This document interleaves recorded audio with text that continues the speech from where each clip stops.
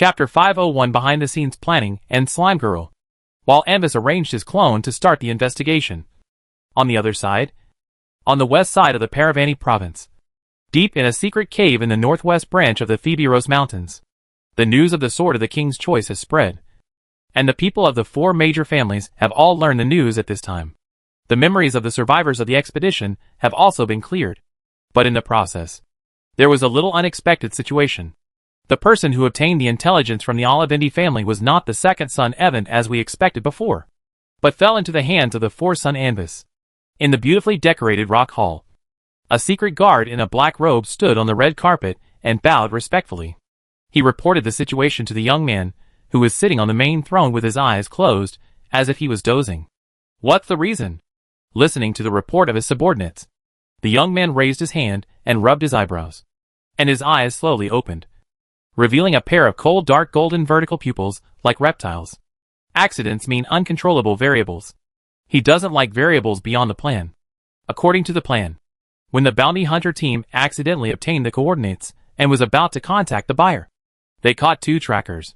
Coincidentally, the 2 trackers were from Anvis and were all foreigners. So, they contacted each other directly and completed the transaction smoothly. Reporting the situation, the black-robed secret guard's tone was a little nervous. "Mr. Marquis, do we still need to continue to leak the information to Evan Olivendi according to the original plan?" "I understand.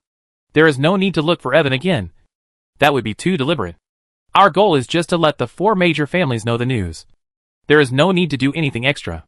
Rubbing his brows again, the young man raised his right hand, and a golden magic light suddenly appeared above his palm. In the perception of the secret guards below, the breath of the light was like a sun, condensing extremely strong and unstable terrifying magic. If it exploded, he would definitely have no hope of survival.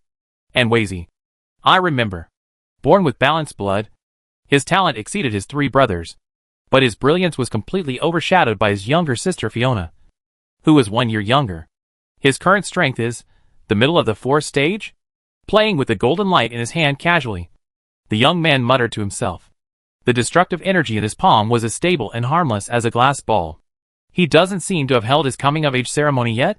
Haha. What a good cultivation speed. But since he was involved, it can only be regarded as his destined fate. This decadent empire has been peaceful for too long.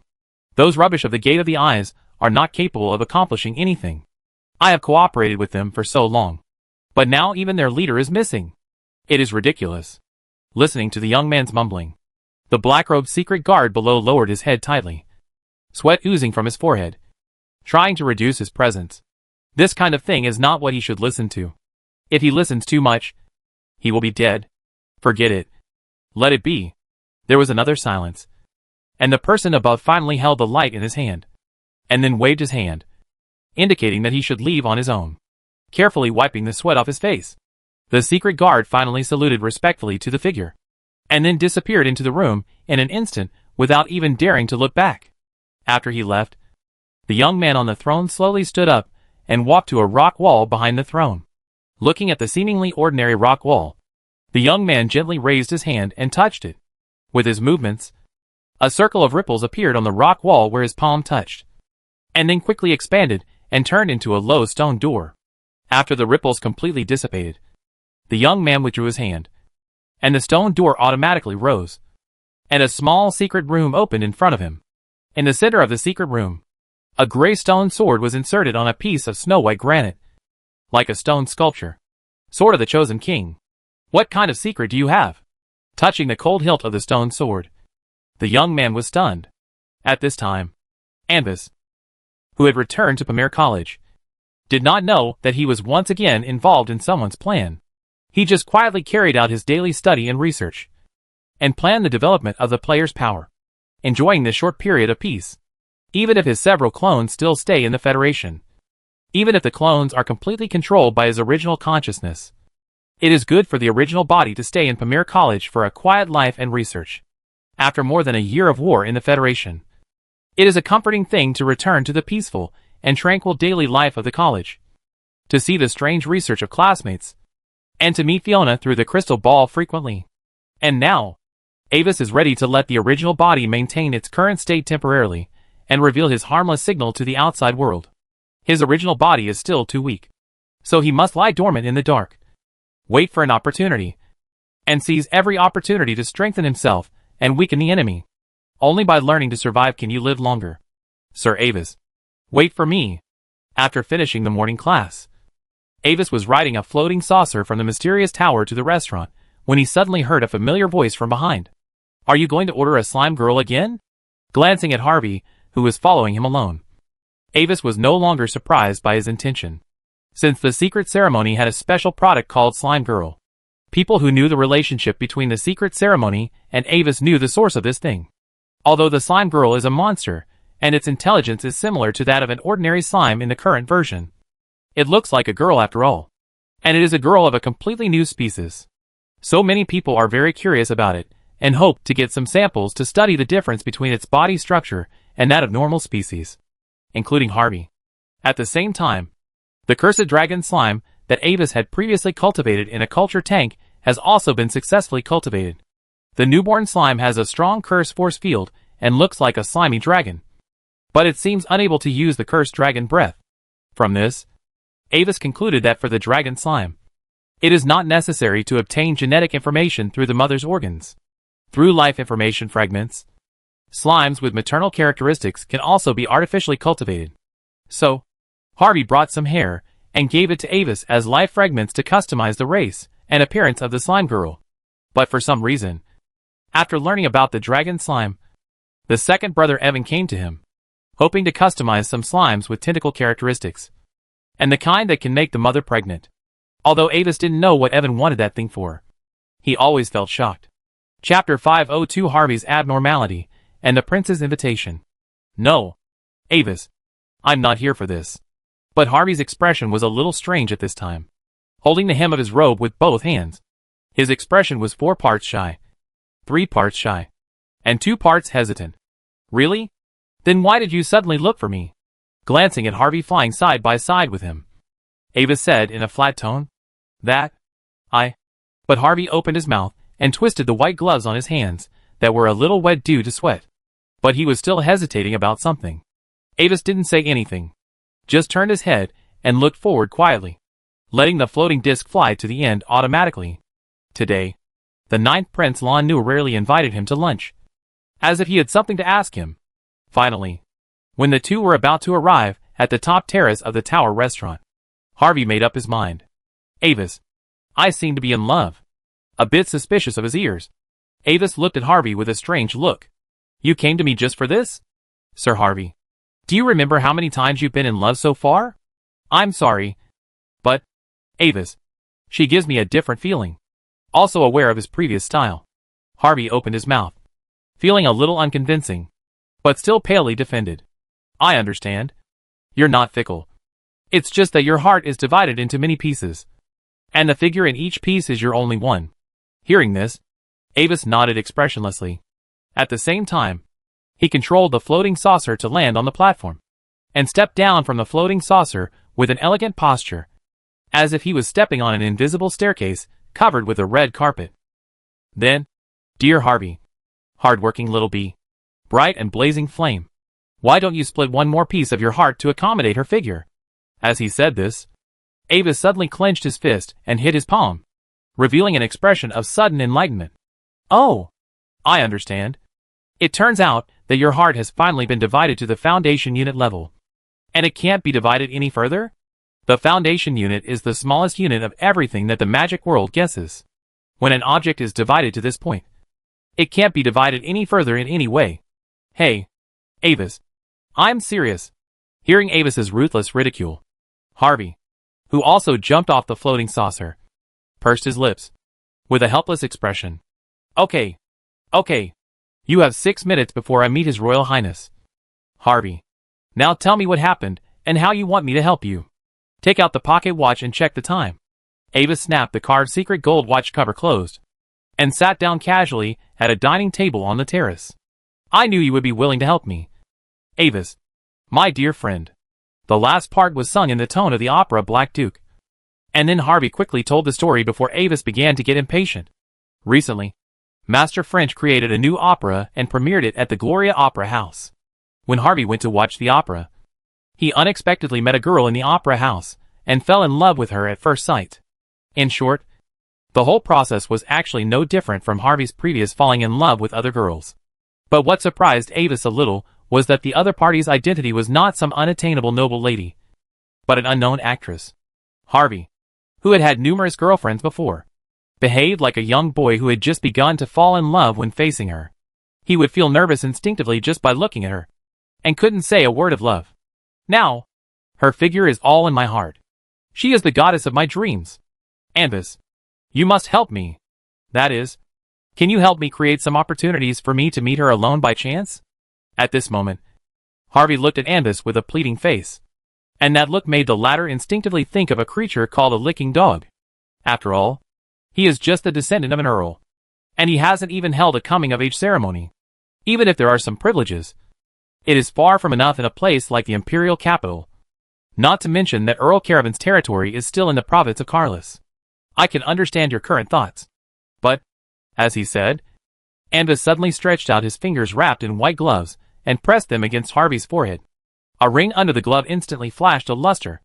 With the cover of the flashing ring, Avis secretly extended his 8th level mental power and quickly scanned Harvey. There was no malicious magic reaction, and the mental fluctuations were slightly delayed and divergent, but still within the normal range. I'm really sorry, Avis. I have tested myself before coming here. I am not under any charm magic, nor have I been confused by the potion. Looking at Avis's actions, Harvey couldn't help but twitch his eyes.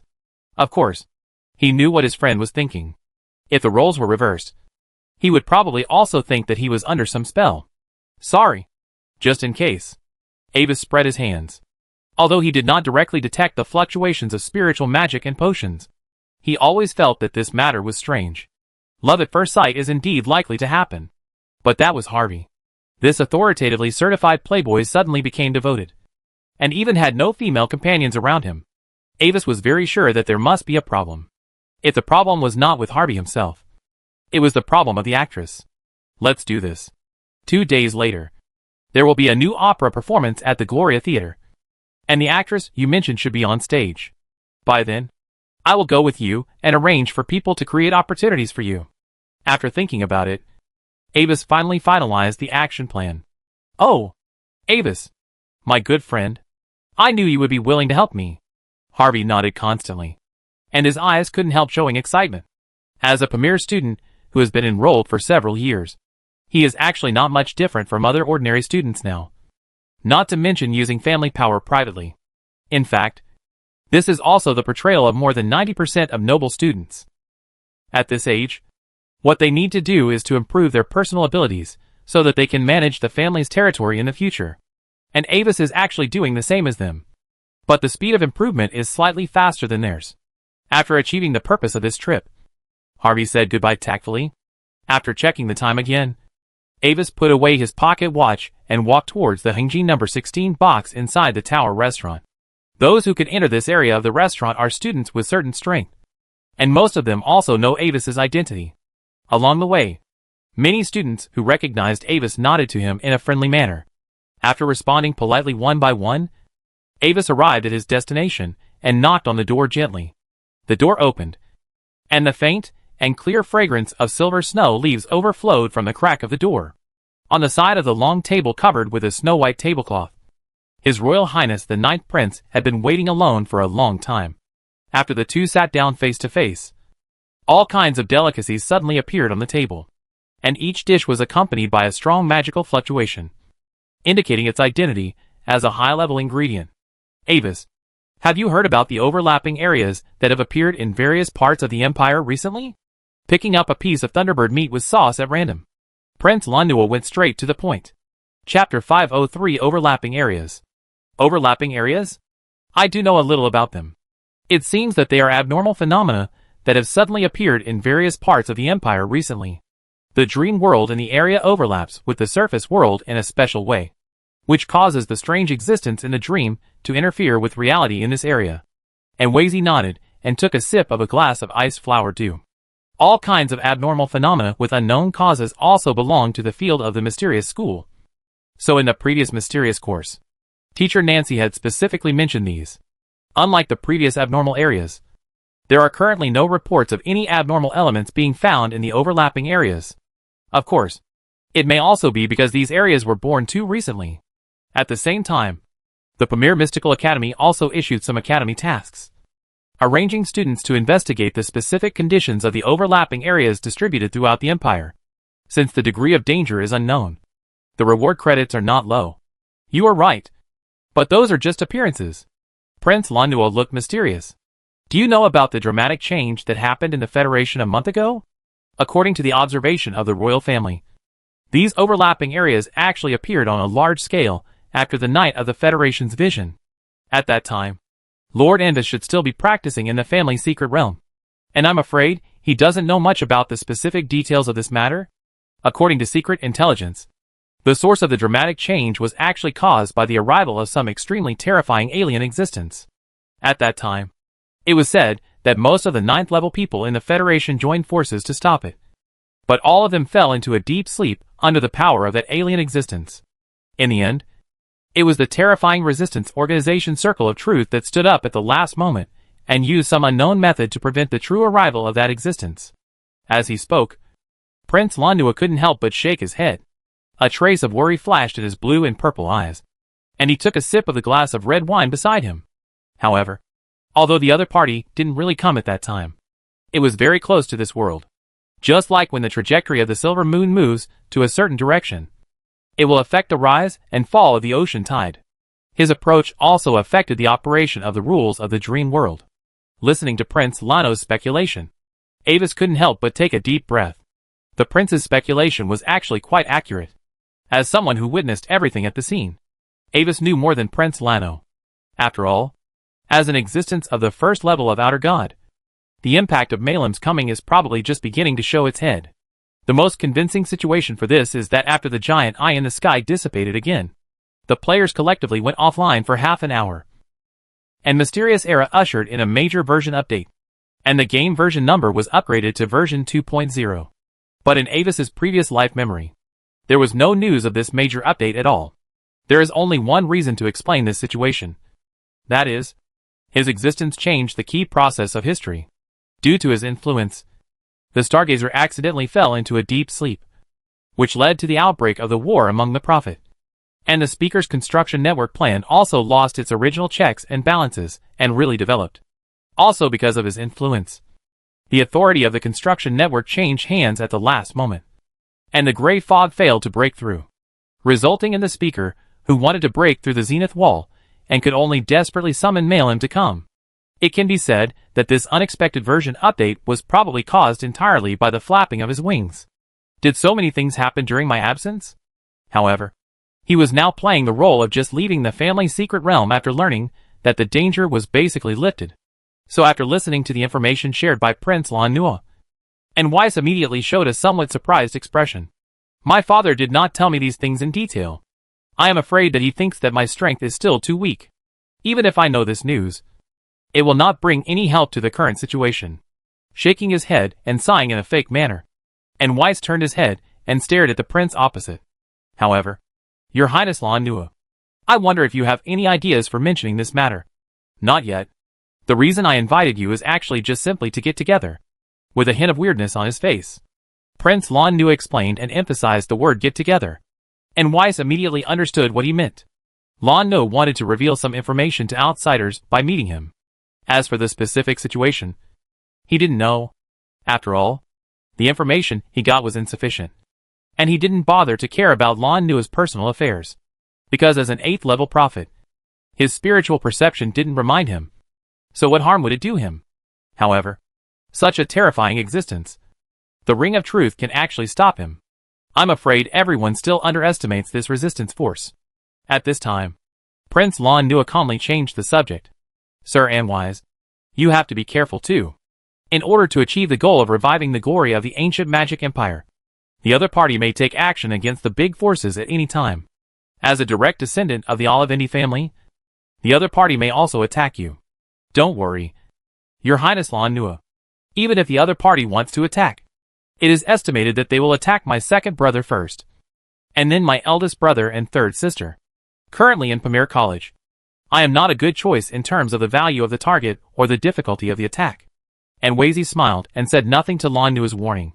Although his reputation has improved due to the establishment of the Secret Ceremonies Society. But before that, the outside world's evaluation of Enwazy was actually quite average. Unlike the descendants of the other three major families, Enwazy did not actively build any connections. But like a scholar with a strange temper, he studied obscure mysticism alone, neglected to improve his personal strength, and even had few friends. And most of his few friends are from civilians and small nobles. And everyone knows that the famous Playboy Harvey is his best friend. Being able to become good friends with such a person. How good can he be? Many people doubted that the success of the secret ceremony was probably just a lucky chance for Avis, who happened to discover some of the behavior patterns of the strangers in advance. After a simple lunch, Avis took the initiative to say goodbye and leave. The blue and purple eyes reflected his departing figure. And Lan Nua's eyes were deep. And no one knew what he was thinking. On the west side of the Carless province, the Dusk Song Forest. For thousands of years, this place has always maintained its original appearance, with few people and monsters rampant. But today, on the wasteland on one side of this vast forest, a brand new rock city has been built. The meltwater from the snow-capped mountains converges into a clear river, which flows gently on one side of the city, bringing precious water. Although the city does not cover a large area and the architectural style is very simple, these cannot conceal that it is a very special city. And its special feature is that this is a city whose main structure is completely built by players. I have to work in the factory during the day. I finally get off work. And I still go to work in the factory when I enter the game. What's this? At this moment, in the assembly factory outside the city, fish, deer, horse, and cow processed a piece of assembly parts in his hand, put it on the assembly line in front of him, and sighed. Think about it on the bright side. At least you have 12.5 times more time to work. Next to him, his friend Butter Toast Cat ruthlessly complained. Chapter 504, Cattle and Quests. Don't say it so sadly. I'm just trying to see what it feels like to process these things. Listening to his friend's words, fish, deer, horse, and cow's eyelids twitched. And he suddenly felt that this quest that he had fought so hard for was not so good. He and the half-elf player next to him were friends in real life. They entered the game together 2 months after the public beta of Mystic Era. Of course, he was just talking. If he was really asked to leave here now, he would never do it. Although he seemed to be doing hard labor here. In fact, the quota for this hard labor quest here needs to be grabbed. It may seem a bit boring, but you can get a lot of experience and a lot of secret contribution points by brushing here for a night, which is very cost-effective. Since the time ratio between reality and game is 12.5 to 1. He can only brush 3 or 4 days in the game in one night in reality. When he goes offline, his quest qualification ends. If he wants to come here again, he needs to watch the time when the quest is released and grab another one. This task may not be as rewarding as the experience gained from high-intensity monster hunting. But Mystic Era is different from other games in that its mechanism clearly does not encourage players to take the initiative to fight. After all, there are only 5 free lives, and the 888 resurrection stones can only be bought once. To be honest, if it's just a few parts, it might be interesting. But if you repeat it like this for a few days, it's too boring. Fortunately, you can hang up. Half-elf player Butter Toast Cat also processed the parts in his hand and threw them on the assembly line. He watched them gradually flow into another house, and also complained, and then picked up the next part and continued processing. After this system update, the system has an additional AFK function. When there are tasks like this with a lot of repetitive actions, players can choose to AFK to complete them. If it weren't for this function, most players probably wouldn't be able to stand this boring task that's like going to work. In this process, the player's consciousness will return to the initial space. That is, the character creation interface, where players can order various movie programs or play some other computer games to kill time. Of course, these are all paid to unlock. I heard that when the update was just launched, the planner had tried to insert various commercials in a loop during the AFK time, but it was quickly sprayed out in the overwhelming scolding on the forum. No more. Nyoma. I'm going to AFK to watch around the Arctic Ocean. See you the day after tomorrow. After saying the last sentence, Butter Toast Cat didn't wait for Yulu Manyo to say anything, and suddenly became expressionless. His hands kept grabbing a new part that needed to be processed. And silently processed it. You are the cow and horse. Your whole family is cow and horse. Giving the middle finger to the unresponsive body of the butter toast cat. Fish deer horse cow looked at his movements and found that they seemed a little slow and dull. Is it the normal hang-up mode? After a moment, he came to a conclusion and then fell into deep thought. Currently, the game's hang-up mode is divided into 3 types: normal hang-up mode, advanced hang-up mode, and high-level hang-up mode. The higher the hang-up efficiency, the higher the efficiency. The normal mode is free, and the latter two are charged at 2 yuan per hour and 5 yuan per hour respectively, according to the actual time. After looking at his friends beside him and thinking over and over again, Eulemania finally decided to grit his teeth and start the advanced AFK mode.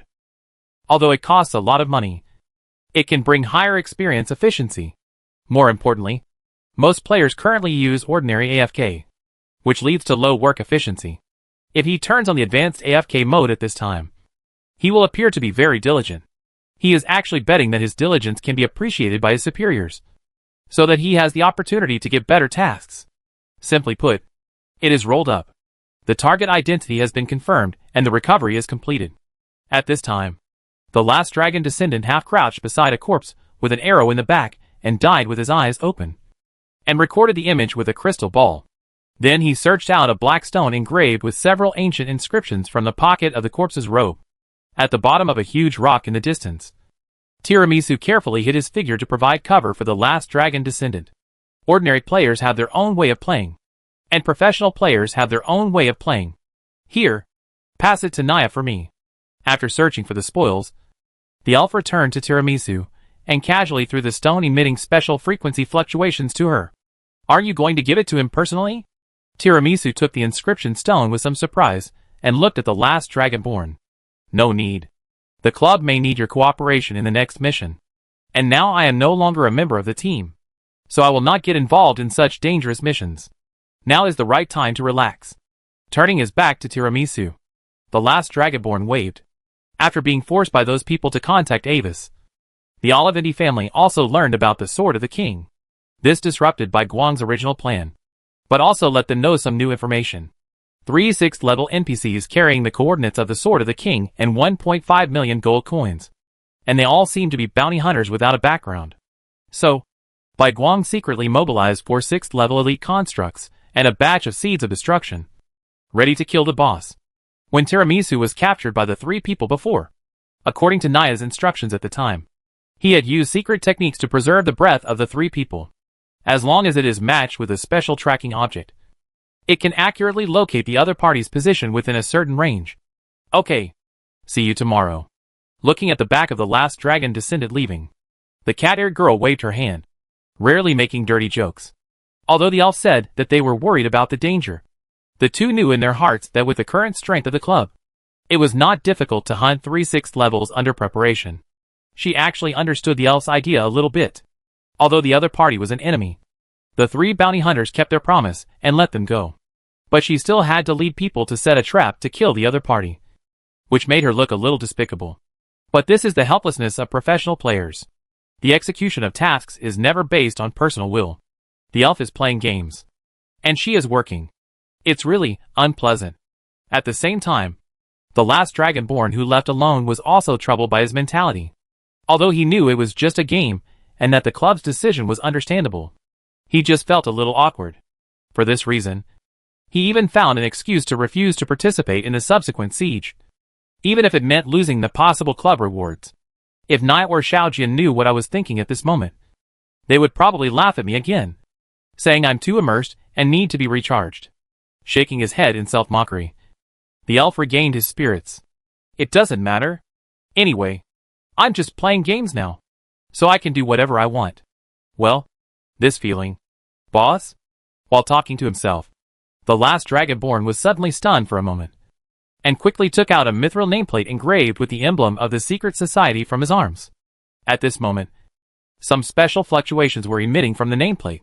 Investigate the information of an actress within 3 days?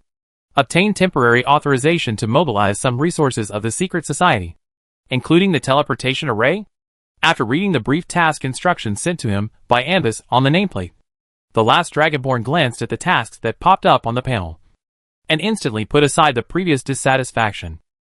Okay, boss. Your loyal subordinate Rivers is at your service. Chapter 505 Anonymous Letter. After putting away the nameplate again, the last Dragonborn was about to set off for the mission location. But at this moment, a carrier pigeon suddenly appeared out of thin air and landed on his shoulder. The elf glanced at the panel and saw a new unread message lying in the mailbox. The content seemed to be trying to bribe him to become an undercover agent to help pass on confidential information about the secret ceremony and the White Light Club. What was special was that the sender's position was covered by a black mass, and the specific nickname could not be seen. It's probably someone from Silver Blue or Stardust again. Do I look like someone who would be an undercover agent? Even if I take a step back, I don't even dare to bring the price. And I don't have any sincerity at all. After muttering, the last Dragonborn closed the panel. This is a new feature launched after this system update. Anonymous letter. Yes, it is exactly the same as the letter he received before the system update, which recorded Ling Chong's real address and family relationship. Previously, due to his phone call, the story-based player Ling Chong, who was discovered by Silver Blue Esports, had to temporarily quit the game due to family problems. It has been regarded as a joke and spread in the esports circle. The number of the person who contacted Ling Chong's father at that time was also dug out, which seemed to be from the former captain of the professional team of the competitor White Light Esports. At this time, everything seemed to be clear. The White Light Club believed that Ling Chong was a threat, so it secretly used an outside trick to trick Silver Blue, making it unable to log into the game for several months. The real time and game time are 12.5 to 1. By the time Ling Chong enters the game, the first echelon may have developed in the game for several more years. Even though Mysterious Era is different from other games that can be resurrected infinitely, entering a few months later will not be too much of a disadvantage. But lagging behind in development progress by a few years will make the opportunity cold. The last Dragonborn was called by the inexplicable White Light Club and asked about the whole thing in detail. He was afraid at the time and didn't dare to tell the truth. Instead, he made an excuse that he got the news from a friend and called with a try-and-see attitude. After such a long time, he gradually came to his senses. The one who instructed him to make that call was probably not a supernatural being. It was the opponent of Silver Blue Esports or Zero himself who investigated his family situation. But for some reason, it was inconvenient for him to come in person. So he gave him a hint through an anonymous letter. As for the anonymous letter at the time, it was probably some kind of disposable prop. The other party didn't want to expose himself, and it was very likely that he was an acquaintance of Zero. After thinking it through, the last Dragonborn couldn't help but laugh at himself, feeling that he might be a little too immersed, which resulted in the speculation that there was a supernatural power in the game. Of course, this can't be blamed entirely on him. After all, this world is too real. Whether it is the behavior logic of the Aborigines or the interaction of the world background, there is no falsehood in everything. On the other hand, after contacting the last Dragonborn, Ambus no longer paid attention to this matter. There was no need to use the family's power to collect the basic information of an actress. It was enough to let the players investigate. Maybe there might be problems with the other party, but this just happened to test the ability of the last Dragonborn. His focus now was still on the operation of the secret society. As an indigenous camp with more than 90% players, but still able to develop steadily, the existence of the secret society has attracted much attention, and even the Olivendi family was alarmed by his experimental force. At present, the common headache for the top leaders of the empire is how to manage these hundreds of millions of strangers who suddenly appeared. In their eyes, the player group can be said to be a huge destabilizing factor. Not only is their thinking mode very difficult to understand, but they also have a headache-inducing rebirth ability. This makes the threat of death unable to have the desired deterrent effect, and thus makes it impossible for them to restrain the players in the way they use to manage civilians and low-level professionals. Moreover, the behavior of strangers is also notoriously weird. Whether it is stealing goods from stores and reselling them to the store owners, or breaking into houses in the middle of the night to wake up the homeowners just to ask if they need help. They can do it. Some people even suspect that when these people from the sunken continent were reincarnated by the last miracle magic, they were also affected by the powerful magic fluctuations. But in the secret ceremony established by Ambus, these problems seem to have been improved. The emotions of the strangers are unexpectedly stable, and they can even work normally. This is an important point to attract the attention of others. Many people are eager to know how to manage the order of the players. The several pilot areas that Anvis had previously allocated to players to build cities were the result of a decision made by the family's top management. Otherwise, even though he was the son of the current head of the family, he had no right to appropriate the family's territory, even if those places were once uninhabited areas. The current experimental results show that allowing players to build cities on their own has an unexpectedly good effect. The most important point is that this allows a large number of players to find a stable channel to gain experience, without having to find tasks on their own. Individual players do not have to risk death to kill monsters and level up, while large guilds are working hard to compete for Avis's rewards. In order to stimulate the players' activity, Avis announced in the secret ceremony when he first arranged for players to build cities. When these cities are completely completed, the top 3 people in the construction contribution of the guild can obtain 15%, 10%, and 5% of the commercial land in the core area of the city for 100 years as the top reward. Moreover, this qualification can be transferred. This is the first of all the indigenous forces that is willing to give the right to operate the territory as a task reward and give it to foreigners for free. Even if it is just a new city, the reward is still very attractive, because the location of the city chosen by Avis is not chosen randomly. Almost every city is close to some dangerous areas with few people, which is very convenient for players to explore treasures and kill wild monsters to gain experience. At the same time, because the existence of these cities is just near the dangerous area, when it is fully completed, the beast tides that used to run out of these dangerous places in winter will have an additional natural defense line instead of directly attacking other indigenous towns. As the first few cities built by players themselves, the big guilds that receive rewards will also spontaneously promote this place, and it is likely to develop into several real player main cities in the future. And Wazy knew that many people were probably secretly paying attention to his current behavior of arranging players to build cities, and they might even imitate his actions. But it didn't matter, because he just needed to get ahead of everyone else and let the secret ceremony absorb enough high-end players.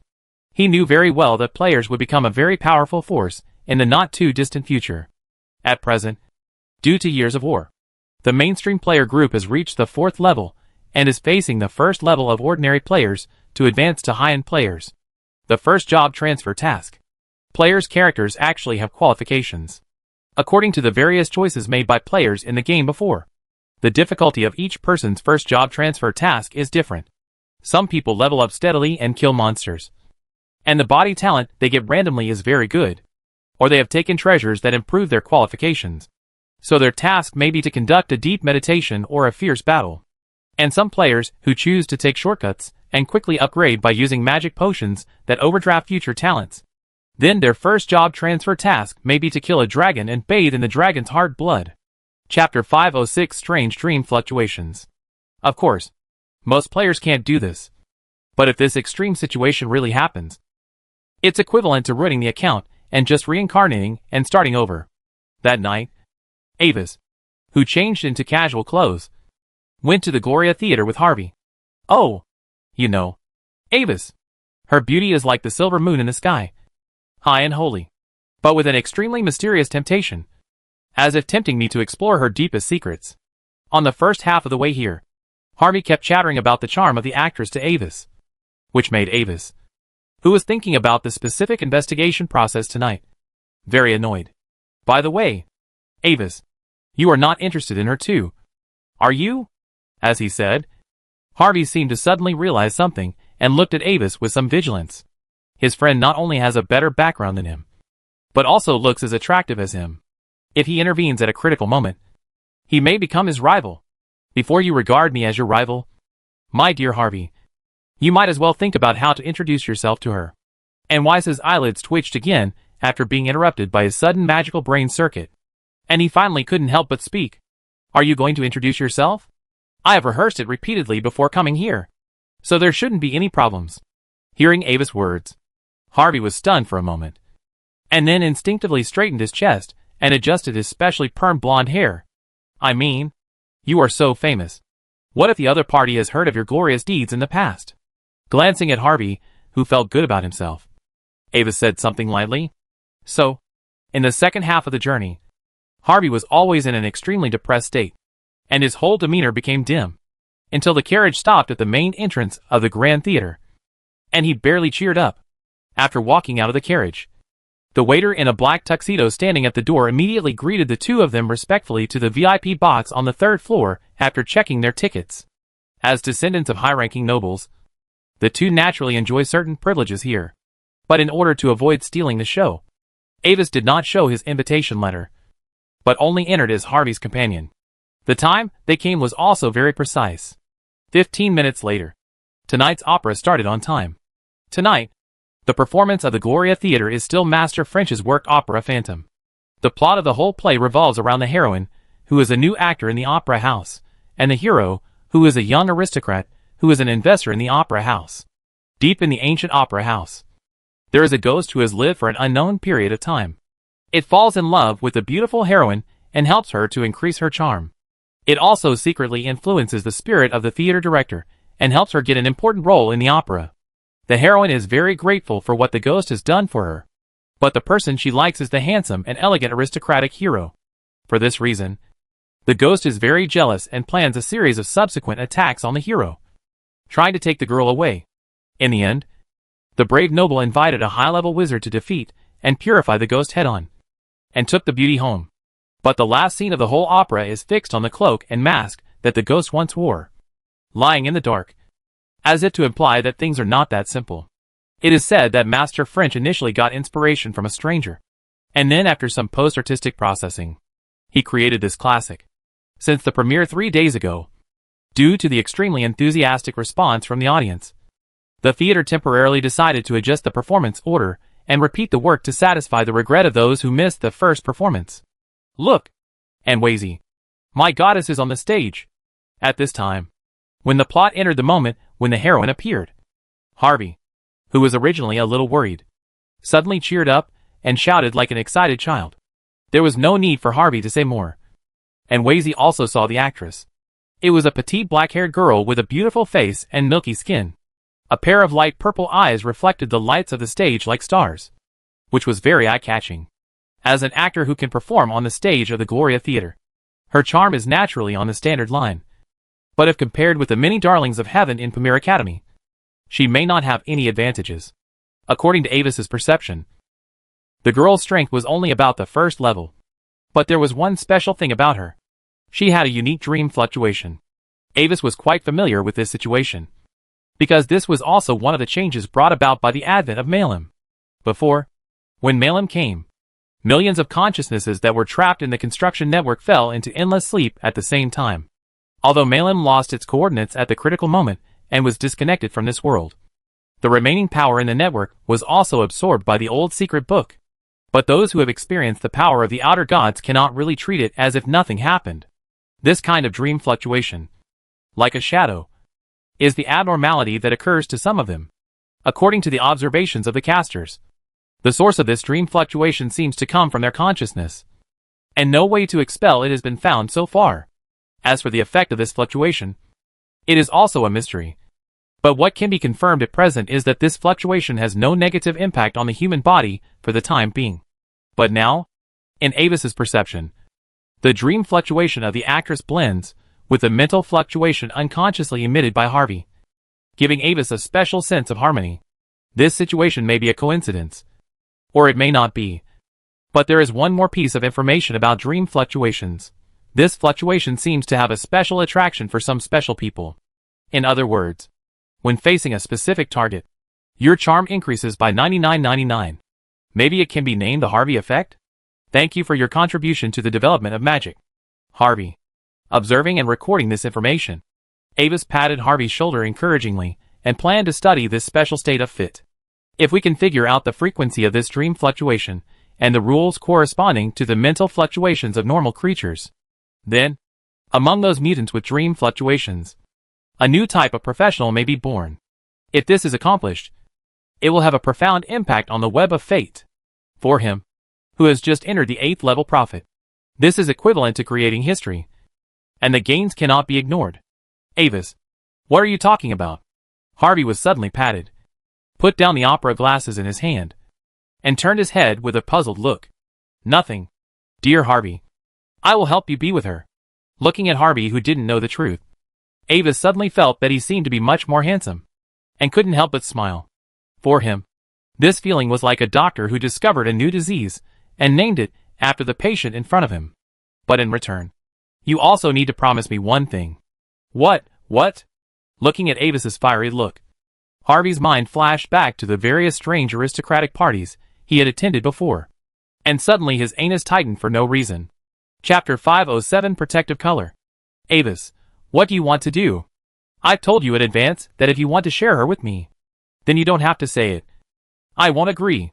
Glancing at Avis with caution, Harvey immediately spoke up, intending to block Avis's idea of sharing his girlfriend with him in advance. I'm not you. Harvey, shaking his head speechlessly, Avis directly stated his purpose. I found a little problem. The reason why you suddenly fell in love with her is indeed not the charm spell, but some other factors. So, I need you and her to cooperate with me and do some physical examinations. Of course, the process will not harm you in any way. Other factors? Are you saying that she used some secret methods to try to get my heart? Listening to Avis' words, Harvey's expression changed slightly. No, it's impossible. Avis, I'm sure that my mind has not been affected by any magic. I didn't say you were affected by the charm spell either. Seeing Harvey's instinctive defense of the actress, Avis shook his head speechlessly. Her dream fluctuations have reached a strange state of harmony with your spiritual frequency. You are probably obsessed with her because of this. And my purpose is to study the mystery of this harmonious state. After listening to Avis's words, Harvey breathed a sigh of relief. I knew it. How could my goddess be that kind of person? Oh, she is so pure and moving. Like a holy angel who fell from the divine world to the human world. Okay, now you just keep quiet. Looking at Harvey, who had entered the dog-licking state again with a headache, Avis turned around and picked up the viewing glasses again, and ignored this guy. At this time, the stage play on the stage happened to enter the climax. When the performance of the actress reached the climax, the lights on the stage suddenly went out, and at the same time, the opera house suffered a series of indiscriminate attacks. The noble young male protagonist, who came to rescue the heroine, was given special care. He was hit by a large chandelier burning with the flames of the dead, and his life and death were unknown. In the chaos, a ghost wearing a cloak and a pale mask suddenly appeared and quickly took away the unprepared heroine. Oh! Damn guy. Let go of my goddess. Seeing this scene, Harvey shouted excitedly. Don't shout. Harvey. This is the opera house. Glancing at Harvey from the corner of his eye, Avis made a gesture of silence. He had already known the content of the opera in advance. Next, on the way to escape from the underground maze led by the ghost, the girl did not make any resistance, but seriously confessed her feelings to the ghost. She was very grateful for what the ghost did for her, but her real lover was the noble young man who was an investor in the theater, and she begged the ghost to let her go. Finally, due to the girl's plea, the ghost hesitated and was caught up by the male protagonist with the wizard. After a gorgeous battle, the ghost pushed the girl in his arms away, was hit by the purification magic, and disappeared with a creepy scream, leaving only the cloak and mask. During the chase, the style of the stage music changed again and again, from the tension of the coming rain, to the soothing of the girl confessing her heart, and then to the excitement of the final battle. At the last moment of the opera, the hero and heroine who finally reunited kissed each other excitedly and left together. The last dim light was fixed on the cloak and pale mask lying quietly on the ground. Then, the curtain slowly fell. When the two kissed, Avis glanced at Harvey and found that his current complexion was very similar to the ghost who was being purified on the stage before. Avis, you must help me. At least let her stop playing this kind of plot. Finally, the opera ended, and Harvey gestured to Avis excitedly. But as he spoke, he suddenly froze. Wait. No. Can I play the male lead in this opera? It's up to you. Come with me now. I'll take you to see her. Ignoring Harvey's dog-licking state, Avis slowly stood up. He had arranged for someone to greet the person in charge of the opera house in advance. With his status, arranging for Harvey to meet a little-known actress alone was not a big deal at all. At this moment, many actors who had just finished their performance were resting in the lounge backstage. Like the male protagonist, the great magician, the ghost, and others who had just appeared on stage. After the performance, everyone took off their special magic costumes and sat in the lounge to chat. However, The purple-eyed girl who had just taken off her makeup suddenly received a notice from the person in charge that a mysterious guest wanted to see her. Her companions looked at her curiously, and the girl herself was a little surprised. But she immediately followed the instructions of the theater manager and came to a small garden behind the opera house alone, at the edge of the bushes covered by the two-color moonlight. The first thing that caught the girl's eyes was a young man standing in the hazy moonlight with his back to her, wearing a gorgeous aristocratic dress. As if hearing her footsteps, the young man turned around gently, and in his hand, a large bunch of moon roses were blooming beautifully. Under the guidance of the noble destiny, I have the honor to meet you here tonight. Hello, my beautiful lady. Madam, my name is Harvey. Can I meet you? As he said, Harvey half knelt in front of her and handed over the bouquet in his hand. Ah, okay. I'm Rosina. May I ask what your purpose is? Looking at Harvey, who was courting her, the girl was a little overwhelmed. And this scene also fell into the eyes of Avis, who was secretly observing. The influence of dream fluctuation seems to be one way. When the girl faced Harvey, she showed nervous and curious emotional fluctuations, which was completely the subconscious reaction of an ordinary girl facing a strange noble. It is a very interesting result. Perhaps, this is some kind of ability similar to protective color, so that potential enemies can be transformed into allies? There are still too few samples at present. It would be better if there were more groups of controls. Somewhat absent-mindedly sensing the frequency fusion of the two, Avis carefully recorded the frequency information of the girl's dream fluctuations, and planned to use Harvey to do an experiment later. There is nothing to say next. Although he fell into the dog-licking mode, Harvey is Harvey after all. He quickly let the girl put down her guard against him, and started a pleasant conversation. Half an hour later, under Avis's secret reminder, Harvey reluctantly said goodbye to the girl, and said that he would come back to watch her performance next time. The girl also thanked him, and said implicitly that she should have another performance next week and looked forward to his presence. Oh, Avis. She is such a kind girl. She told me her next performance time and invited me to watch it. She is so considerate. On the way back, Harvey began to praise his goddess again. Harvey, take a look at these first. With a fake smile, Avis took out 3 things. A toy doll, a photo of a boy, and a dog. What was special was that these 3 things all exuded dream fluctuations very similar to that of the actress. Oh, Avis. These things. As if he felt something, Harvey's expression suddenly changed. Chapter 508 Harvey and the Dog. The dog in front of him seemed to be emitting an indescribable mysterious temperament, which made him want to explore it in depth. Oh, Avis. Where did you find this charming dog? Harvey swallowed hard and stared at the dog, but ignored the other 2 objects. Woof woof. The dog looked at him innocently, not knowing what the human in front of him was going to do. Keep calm. Harvey. You have to see clearly. This is just an ordinary dog. Avis looked at Harvey with sympathy. He had previously used a special secret method to intercept the fluctuations on the actress and attach them to these 3 objects. This was to test the effective range of this fluctuation and whether it could be transferred to external objects to take effect. By the way, what do you think of this girl doll and the person in the photo? It's a very ordinary doll. And do I know this person? Harvey reluctantly glanced at the other 2 items, shook his head, and stared at the dog again. The heat in his eyes made the dog couldn't help but tuck its tail between its legs, and both hind legs trembled a little. But after a moment, the duration of Avis's spell ended, and as the dream fluctuations on the dog suddenly dissipated naturally, Harvey's eyes regained clarity. Strange. Why did I have that thought about it just now? Do I have any special hobbies that I haven't discovered before? Harvey looked at the shivering dog with some surprise, scratched his head, secretly memorized the breed of the dog, and prepared to find some other dogs to try later. Looking at Harvey, who was unaware, Avis recorded the data silently again. Dream fluctuations can be attached to external objects, but dead objects are suspected to be unable to exert their effectiveness, and more samples are needed for comparison. Do you like it? Here you go. Putting the 2 items back into the ring again, Avis threw the dog to Harvey. The 2 looked at each other, and the dog trembled even more. Forget it. I always feel that something is wrong. Harvey looked at Avis with a little suspicion and put the dog aside. By the way, Avis, I agree to the physical examination you mentioned before, as long as you can help me win her heart. then I am also willing to cooperate with you to the fullest. As he said, Harvey looked at Avis with a serious look. Don't think too much, Harvey.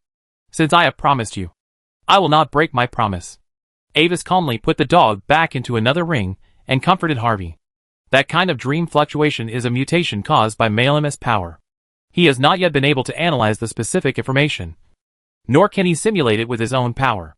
Therefore, if he wants to obtain more research data, it is better to let Harvey spend more time with the actress, so that he can also take the opportunity to make more attempts before finding other similar samples. Harvey, the little white mouse, is still irreplaceable. After returning to the academy, Harvey said goodbye and left with satisfaction because he had received Avis's promise. After watching Harvey leave, Avis returned to his laboratory and checked the analysis progress of the light blue fragment. At present, the analysis progress of the fragment has reached about 70%.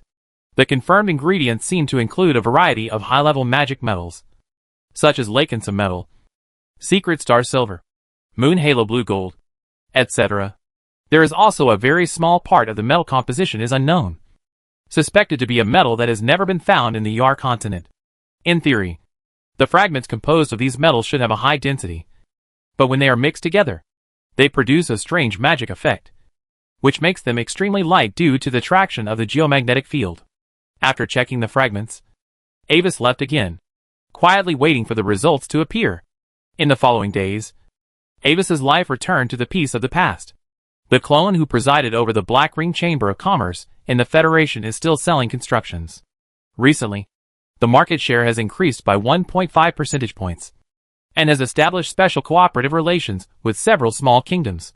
The Black Ring Chamber of Commerce has obtained the mining rights of some magic minerals in the kingdom, and as a price, the Chamber of Commerce needs to provide a large number of finished constructions to the royal family every year for its use in battles with other kingdoms.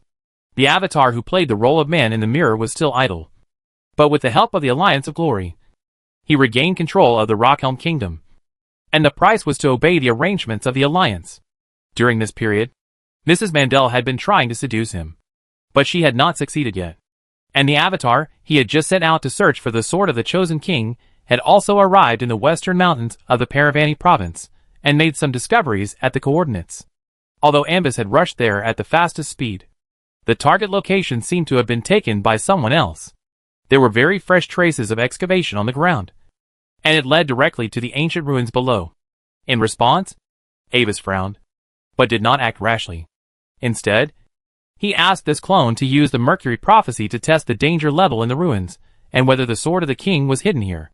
The result surprised him a little. The moonlight mercury in the basin gave a positive feedback, which showed that the threat level of the ruins itself was not high, and the sword of the king was really in the ruins. Maybe the other side has just entered the ruins, and has not yet found the location of the sword of the king, let alone take it away. With his thoughts turning in his mind, Avis also quickly entered the entrance of the ruins. He knew very well that if the sword of the king really reappeared, there would probably be a lot of waves in the empire in secret, not to mention other things. Since he could receive the news, there was no reason why the people of the other three families could not receive it. And even as time went on, some other nobles such as the Marquis might also get the news. The imperial family would definitely recycle it at all costs. Even if no one could use it, it was an epic and unique wonder after all, and it was passed down by Emperor Gloria himself. And its symbolic significance was also not small. After Avis's figure disappeared into the ruins, as time went by, several figures with different auras appeared again nearby. Moreover, among the later figures, none of them had a strength lower than the 7th level. Back to the academy, Avis's body was the most idle one. Even though the scale of the secret ceremony had grown larger and larger recently, he needed to manage it personally, but it still did not cause him much trouble. In fact, due to Avis's low-key style, the outside world knew very little about him. It was only known that he was good at mysticism, and his strength had broken through the 4th level. This speed could not be said to be slow, but as a descendant of the 4 major families, outsiders would always instinctively compare him with the descendants of the other 3 major families. Chapter 509, Weak Anbus. As a professional academy, Pamir Academy also has a personal ranking list for students, and it is divided into 2 lists, below level 4 and above level 4, to show the current strength of many students. However, the descendants of the four major families are special. None of them participate in the calculation of the list, but the outside world has a special ranking for them. As we all know, it is extremely difficult for high-level professionals to reproduce offspring, except for the special situation of the Olivindi family, which has two direct descendants of the head of the family entering Pamir Academy at the same time. Other families have only one person enrolled. At present, the most privately recognized student in the academy is the seventh son of the head of the Aslade family, Aslade. Although there are not many people in the family, the real strength of the Aslade family is actually at the top of the four major families. As the seventh blood descendant of the head of the Aslade family, has the strength of up to level 6. He inherited the high-purity Golden Dragon bloodline, and even after the bloodline is completely liberated, he has the strength to fight against some ordinary level 7. Of course, age is also a factor. Kaluan is the oldest among the students in Pamir Academy. He is about to graduate, and will officially take over the family territory. The second and third are the seventh daughter of the head of the Enoch family, Sheilene Enoch, and the ninth son of the head of the Alfred family, Rasul Alfred. Due to his special style of doing things, and the fact that he is nearly 10 years younger than the youngest of the other three, Ambus has been ranked last among the descendants of the four major families in the outside world's evaluation. It is generally believed that compared with other noble descendants, who are working hard to develop their future teams, study magic, and improve their personal strength, Ambus is actually more like a scholar obsessed with mystical research. It is said that Duke Carrot looked strange after learning the news, but did not express any opinion. So, you also learned about that news. In the secret club of the Lakeside Manor, a girl with black hair and silver eyes, dressed in a star blue magic dress, sat gracefully on the soft snow bearskin sofa, smiling at the brown-haired young man in front of her, who closed his eyes and rested. The whereabouts of the Sword of King selection appeared in the mysterious ruins of the Paravani province. By now, I think this matter is probably not a secret. Sheilene. Hearing her words, the young man opened his eyes, looked at her coldly with dark golden eyes, and spoke in a calm tone. Yes, the two people who met here were the seventh daughter of the head of the Enoch family, Sheilene Enoch, and the first place in the private ranking of the academy, the strongest of the descendants of the four major families, Aslade. Since you have learned this news, what do you think about it? Should we secretly intervene? Nodding gently, Sheilene's silver eyes looked at him without blinking, with a questioning tone, as if she really wanted to get his opinion. Don't use the word we. Sheilene. What you want to do is your own business. Holding a glass of red wine with a gem-like luster, responded indifferently. Also, I received this news 12 magic hours ago, and I learned it through the family's intelligence channel. My fifth brother was the first to get the news. Now, he might have already entered the ruins to explore. For me, everything in the ruins is still unknown. I have arranged people to monitor from a distance. If there is any movement in the ruins, they will notify me immediately. Oh, what if someone takes the Sword of King choice and escapes directly? The black-haired girl gently covered her mouth and laughed softly. She picked up a glass of juice with light pink lighting on the tray and took a sip elegantly. TSK. I'm afraid they can't escape. Also holding a glass of red wine, sneered and shook his head. He is definitely not the only one who got the news. The ruins may have become a battlefield now. Hee. Even we know about this. How could the top leaders of other families not know? And there is only one Sword of King choice, so it must be up to each person to do it. I hope someone can quietly escape with the Sword of King choice, so that I may be able to arrange people to intercept. Although the hope is not great, it is at least a chance. As he spoke, he suddenly raised his head and drank the precious red wine in the glass in one gulp. A trace of wine slowly flowed down the corner of his mouth, staining the collar of his white dress with a hint of enchanting scarlet. Is that so? But with our current strength, do we really have a chance to obtain the Sword of the King of Choice? After listening to Cullen's words, Sheilene nodded without comment, blinking her big silver eyes. Don't test me anymore. Sheilene. The family told us this. Isn't it just to get us to intervene? Looking at the girl in front of him with some impatience, Cullen's tone was like the ice of the new moon, with a chill that kept people away from him. This guy has been so familiar with me since we met that people who don't know him would think that the two families have a good relationship. You are right. So do I need to talk to the descendants of the other two families about this matter? After hitting a snag, Zyrlin was not annoyed. but just smiled and changed the subject. It's up to you. If there is nothing else, you can leave now. Closing his eyes again, Colin simply ignored her. For him, only Zyrlin in front of him is qualified to be his opponent. Although the descendants of the other two families are also very strong, they are still a little worse than them. Rasul of the Alfred family has just broken through the 5th level for less than a year, and Ambus of the Olivindi family is only the 4th level. Even if we talk about the private forces of his subordinates, they are far from being his opponents, who control the Iron Blood Knights. Especially Ambus. Not only did he not do his job and studied mysticism all day long, but he also whimsically created a foreign force and even invested all his resources in it. Yes, in his opinion, the secret society could develop to its current scale, absolutely inseparable from the strong support of Avis personally.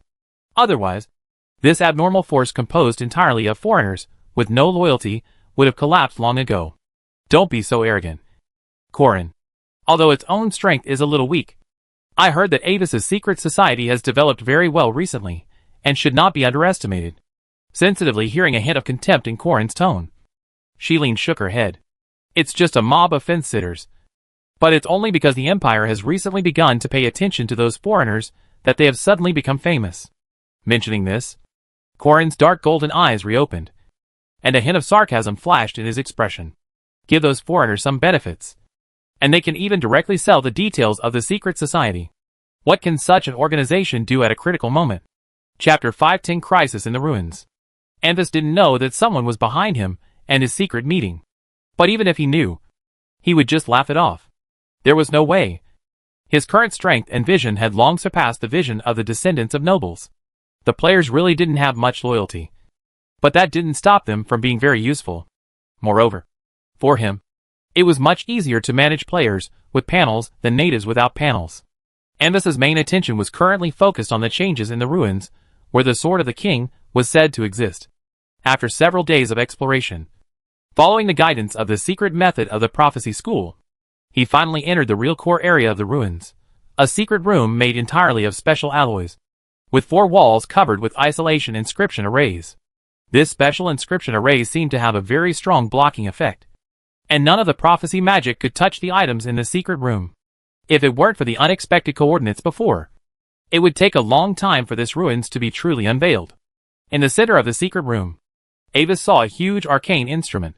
The spiral crystal structure of the magic energy transmission device protruded from the periphery, and the tip was pointed at the altar in the center, which was densely covered with magic circuits. The spherical barrier exuding a breath, and a stone sword at the core of the barrier, were located on the top of the altar, with 4 black and gold inscription rings.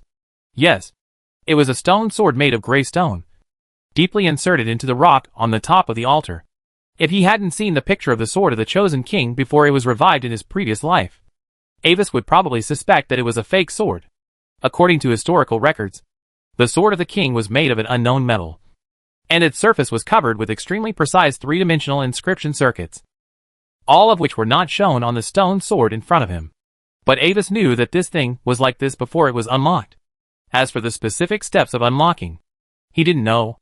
In the previous life, several large player guilds obtained a super large camp confrontation task, which was to try every means to obtain it and then hand it over to a top indigenous force, or the 4 major family camps, or the Imperial Royal Camp, and there may be hidden tasks secretly handed over to the other 2 empires. In the previous life, this task was finally completed by the Silver Blue Club. The Sword of the King was handed over to the Imperial Royal Family, and the terrifying rewards and imperial policy support obtained directly established Silver Blue's position as the top of the 3 major clubs. In this life, this legendary sword is in front of him. Is this the Sword of the King recorded in the epic? However, Avis was not the first person to find this place. At this moment in the secret room, another figure wearing a full set of magic pattern armor and exuding a 7th level aura has been guarding here. The figure was somewhat wary of Avis's appearance. Although he found this place earlier than Avis, he could not break through the barrier in front of him, so he could only search here unwillingly, trying to find a way to remove the barrier. His name is Dawes, and he is the deputy leader of a nearby explorer team. He is not a member of the nobles, but because of an accidental eavesdropping, he accidentally learned about the unknown ruins here. At this time, Dawes did not associate the stone sword in the barrier with the legendary sword of the king, but it can be protected so well, and after countless years, it can still maintain the operation of the barrier. The sword must be some kind of powerful treasure, and the appearance of Avis disrupted his plan. In this kind of ruins, everyone is a potential enemy. If he insists on continuing to crack it, he may be picked up for nothing. With a flash of his eyes, Dawes suddenly flashed away from the secret room, and at the same time hid his figure and breath through a strange object. Really alert, looking calmly at the direction where Dawes disappeared, Avis did not stop him. For an ordinary 7th level, whether he really left or waited for him to break the barrier and then kill people for treasures, he didn't care. As for the barrier in front of him, without the influence of the rule power, no barrier could stop him. Under the gaze of Dawes, who was hiding nearby, Avis walked into the barrier as if nothing happened, and was about to pull the stone sword from the altar. But the moment he grasped the hilt of the sword, a sense of death crisis suddenly enveloped Avis's mind, making him even have an illusion as if he was drowning. Don't pull it out. Don't pull it out. Don't pull it out. I will die. Die.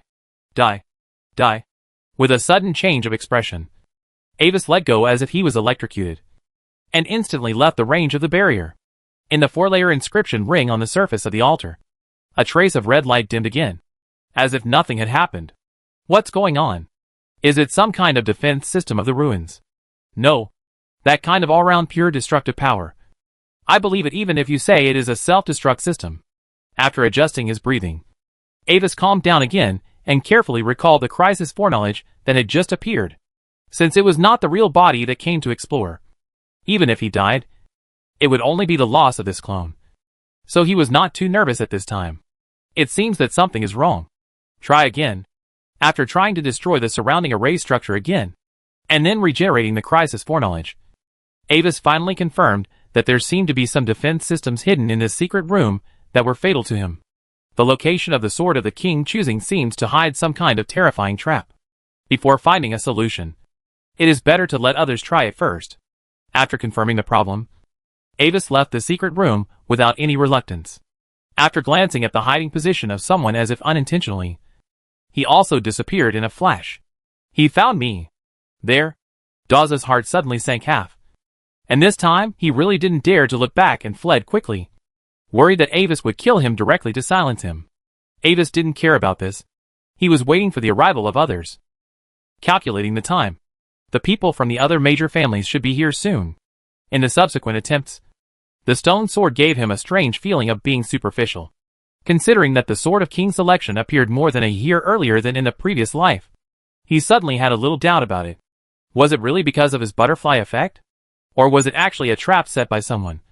And the real sword of King Selection had not yet appeared in the world, and Wise's wait did not last too long. And soon, a group of 3 explorers arrived here. The visitor did not hide his identity. Based on his conspicuous brown hair and dark golden eyes, Avis easily recognized that the visitor was from the Aslade family.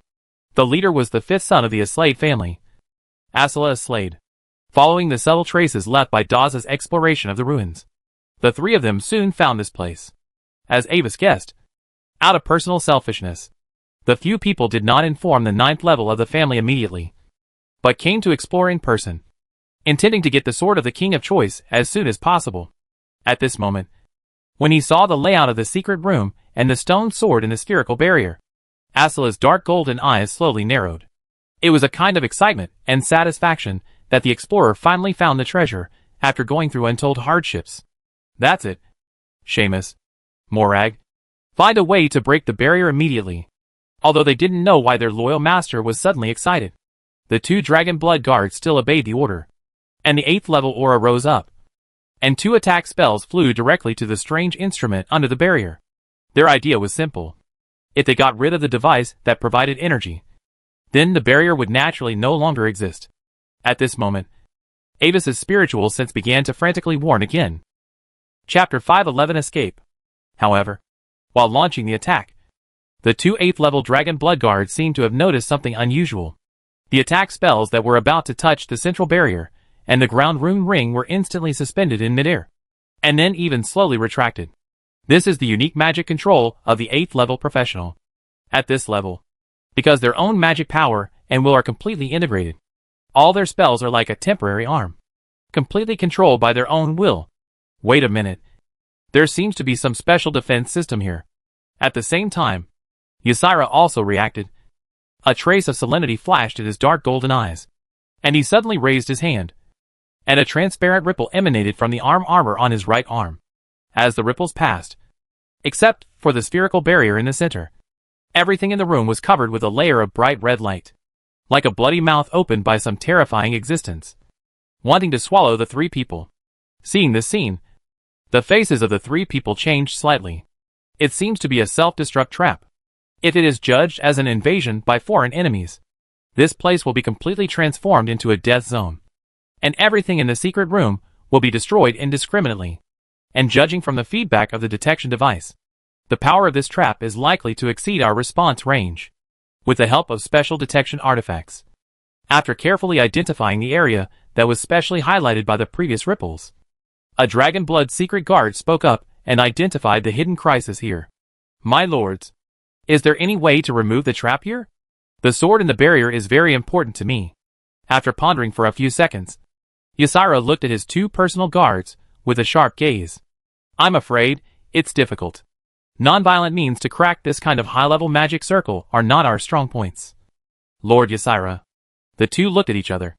And finally, the slightly stronger Seamus spoke tactfully, breaking Ysira's expectations. As everyone knows, the strongest thing about the Aslade family is actually the inheritance of the Dragon Knight, not the profound magical attainments. Perhaps we can set up a delayed detonation spell here? After triggering the self-destruction system here, we can find a way to take away the sword? Morag provided another solution. If the bomb cannot be dismantled, wouldn't it be better to detonate it directly? But if we do that, what if the things in the barrier are destroyed together? After listening to his colleague's advice, Seamus couldn't help but pour cold water on him. No. Wait. Lord Morag's suggestion seems to be the best way now. But Ysira suddenly thought of something, and suddenly raised his hand to stop Seamus from speaking. As for whether the sword will be destroyed by the self-destruct system, you two don't have to worry about it. If it is really the sword I imagined, then this self-destruct system without rule power is definitely not enough to destroy it. And if it is really destroyed, it can only prove that the sword is fake. The discussion has been finalized, because they are worried that others will find this place in advance. The three of them began to set up delayed magic traps in a swift and decisive manner, and then quickly evacuated. Avis, who was hiding in the dark and watching, also quickly moved away. In his perception, the intense sense of death crisis became stronger and stronger, and even though he had left the secret room far away, it still shrouded his heart. Damn it. Could that be the self-destruction device of the entire ruins? While quickly fleeing towards the entrance of the ruins, Avis couldn't help but complain in his heart.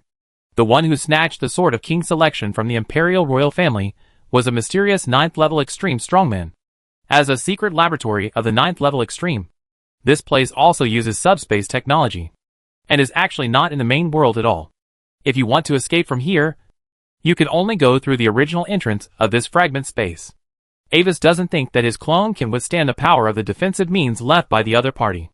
On the other side, the three people who were also quickly away from the secret room accidentally met a familiar guy on the road. Hey, isn't this Lord Ysira? Where are you in a hurry to go? As a somewhat frivolous voice sounded, a huge magic barrier suddenly rose in front of the three people, and the strong and destructive black current flowing on it made the three frown. You're stopping us here. Are you trying to start a war with me? Scarsa Enoch? A trace of gloom flashed in his dark golden eyes, and Ysira's hand was already on the hilt of the sword at his waist, staring fiercely at the young man in front of him with black hair and silver eyes, holding a long-handled staff with exaggerated proportions, as if he was going to fight directly if he disagreed with him. Oh my! I'm so scared. I was actually threatened by the powerful 7th level strongman, Lord Ysira Aslade. But the young man who blocked his way showed an exaggerated look of fear in response to his threat. But with the 8th level aura he exuded, it gave people a strong sense of yin and yang. The next moment, his expression suddenly returned to normal, as if he had changed his personality in an instant. But the direction you appeared from is the core area of the ruins, right? Do you want to leave now? Then, can you share your gains? Or do you want me to search it myself? As he spoke, 3 silver-white arcane golems slowly emerged from the shadows behind him, each of which exuded an 8th level magic aura. And according to the faint resonance of their fluctuations, the 3 golems seemed to be able to carry out special joint attacks. Among the high-ranking officials of the Empire, Enoch and the Aslade family are notoriously at odds. Even though Aslade's relationship with the other 2 of the 4 major families is also very bad, it is far from the level of hostility with the Enoch family. The Enoch family believes that the people of Aslade are a group of uncivilized bloodthirsty beasts, who only rely on their brains full of muscles, instincts and claws to tear their prey apart. And their style of doing things is completely a blasphemy against the word aristocracy. The Aslade family believed that the people of Enoch were a group of arrogant nerds, and they would only dodge and cast spells from a distance when fighting. Their faces, as if everything was under control, were simply disgusting. Get out of here, Scarsa. I don't have time to tangle with you now. Being blocked by the guy who usually didn't deal with him, Ysira was a little anxious. A fierce light flashed in his eyes, and he instantly launched a long-accumulated slash. Although he couldn't even see vague fragments of the future like Avis, a sense of crisis, like a sharp blade hanging over his head, also lingered in his heart. For this reason, he didn't continue to talk nonsense, and directly launched his full-strength attack, trying to forcibly break through the black thunder barrier that blocked them, while Scarsa was not paying attention. But Scarsa just waved his staff, and a series of negative states directly entangled Ysira. Weakness, slowness, freezing, curse, perception distortion, gravity change, space folding. Even though these controls were blocked by the armor and amulet on Ysira, Scarsa's hard power was better than Ysira after all. When the fierce sword slashed on the black thunder barrier, the power was only 2 or 3/10 of the previous one. The barrier easily blocked his attack, and the black thunder that spread in the opposite direction along the sword even injured Ysira a little. What are you anxious about? There was a faint light flashing in his silver-white eyes, and Scarsa keenly noticed that Ysira was different from usual urgency. This is his combat state. In this state, all meaningless emotions will subside, and perception, calculation and mental power will be specialized and strengthened. At this time, his golem has entangled the 2 8th level on the opposite side. In no more than 10 minutes, he can completely subdue Ysira. After estimating the current strength of both sides, he found that he could not break through the opponent's blockade in a short time. Without time to explain, Ysira immediately lifted the delay spell he had cast before, not wanting to be buried here with this annoying guy on the opposite side. But after lifting the magic, Ysira was extremely shocked to find that the terrifying sense of crisis had not disappeared at all. Chapter 512, Tampering with Destiny. You lifted a time delay spell? On the other side, Scarsa, who also recognized Ysira's gesture, frowned slightly. That is to say, there is something I don't know about here. You wanted to attack it with a time delay spell, but you had to lift it temporarily because I stopped you. Because if you don't lift it, you will be involved with me. But now looking at your instinctive reaction, there should be some changes that made you lose control of the situation.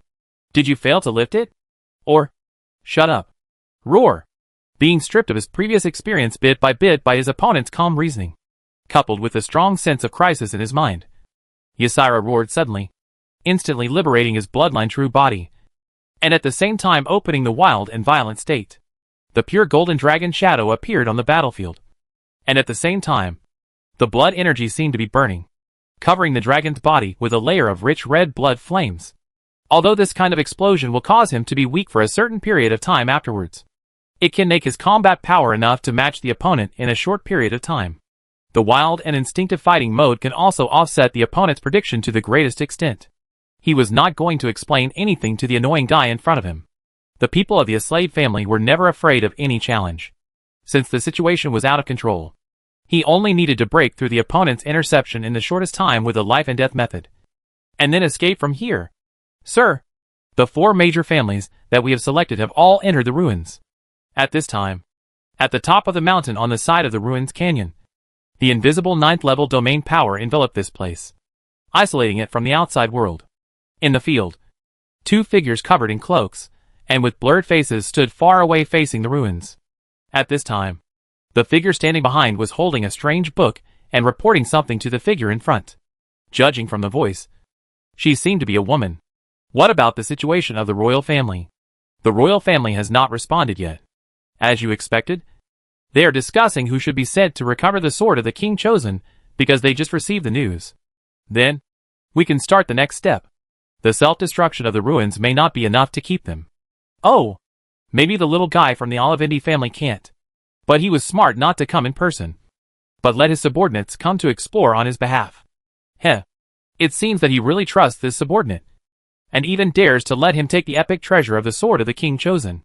After listening to the report, the figure in front nodded. But as soon as the voice fell, his eyes suddenly turned and noticed some changes.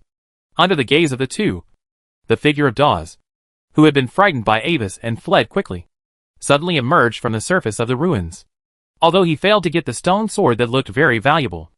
As the first explorer, Dawes also found a lot of valuable things in other areas of the ruins. At this time, Dawes, who was satisfied, just wanted to leave here as soon as possible, so as not to be remembered by the powerful professional before.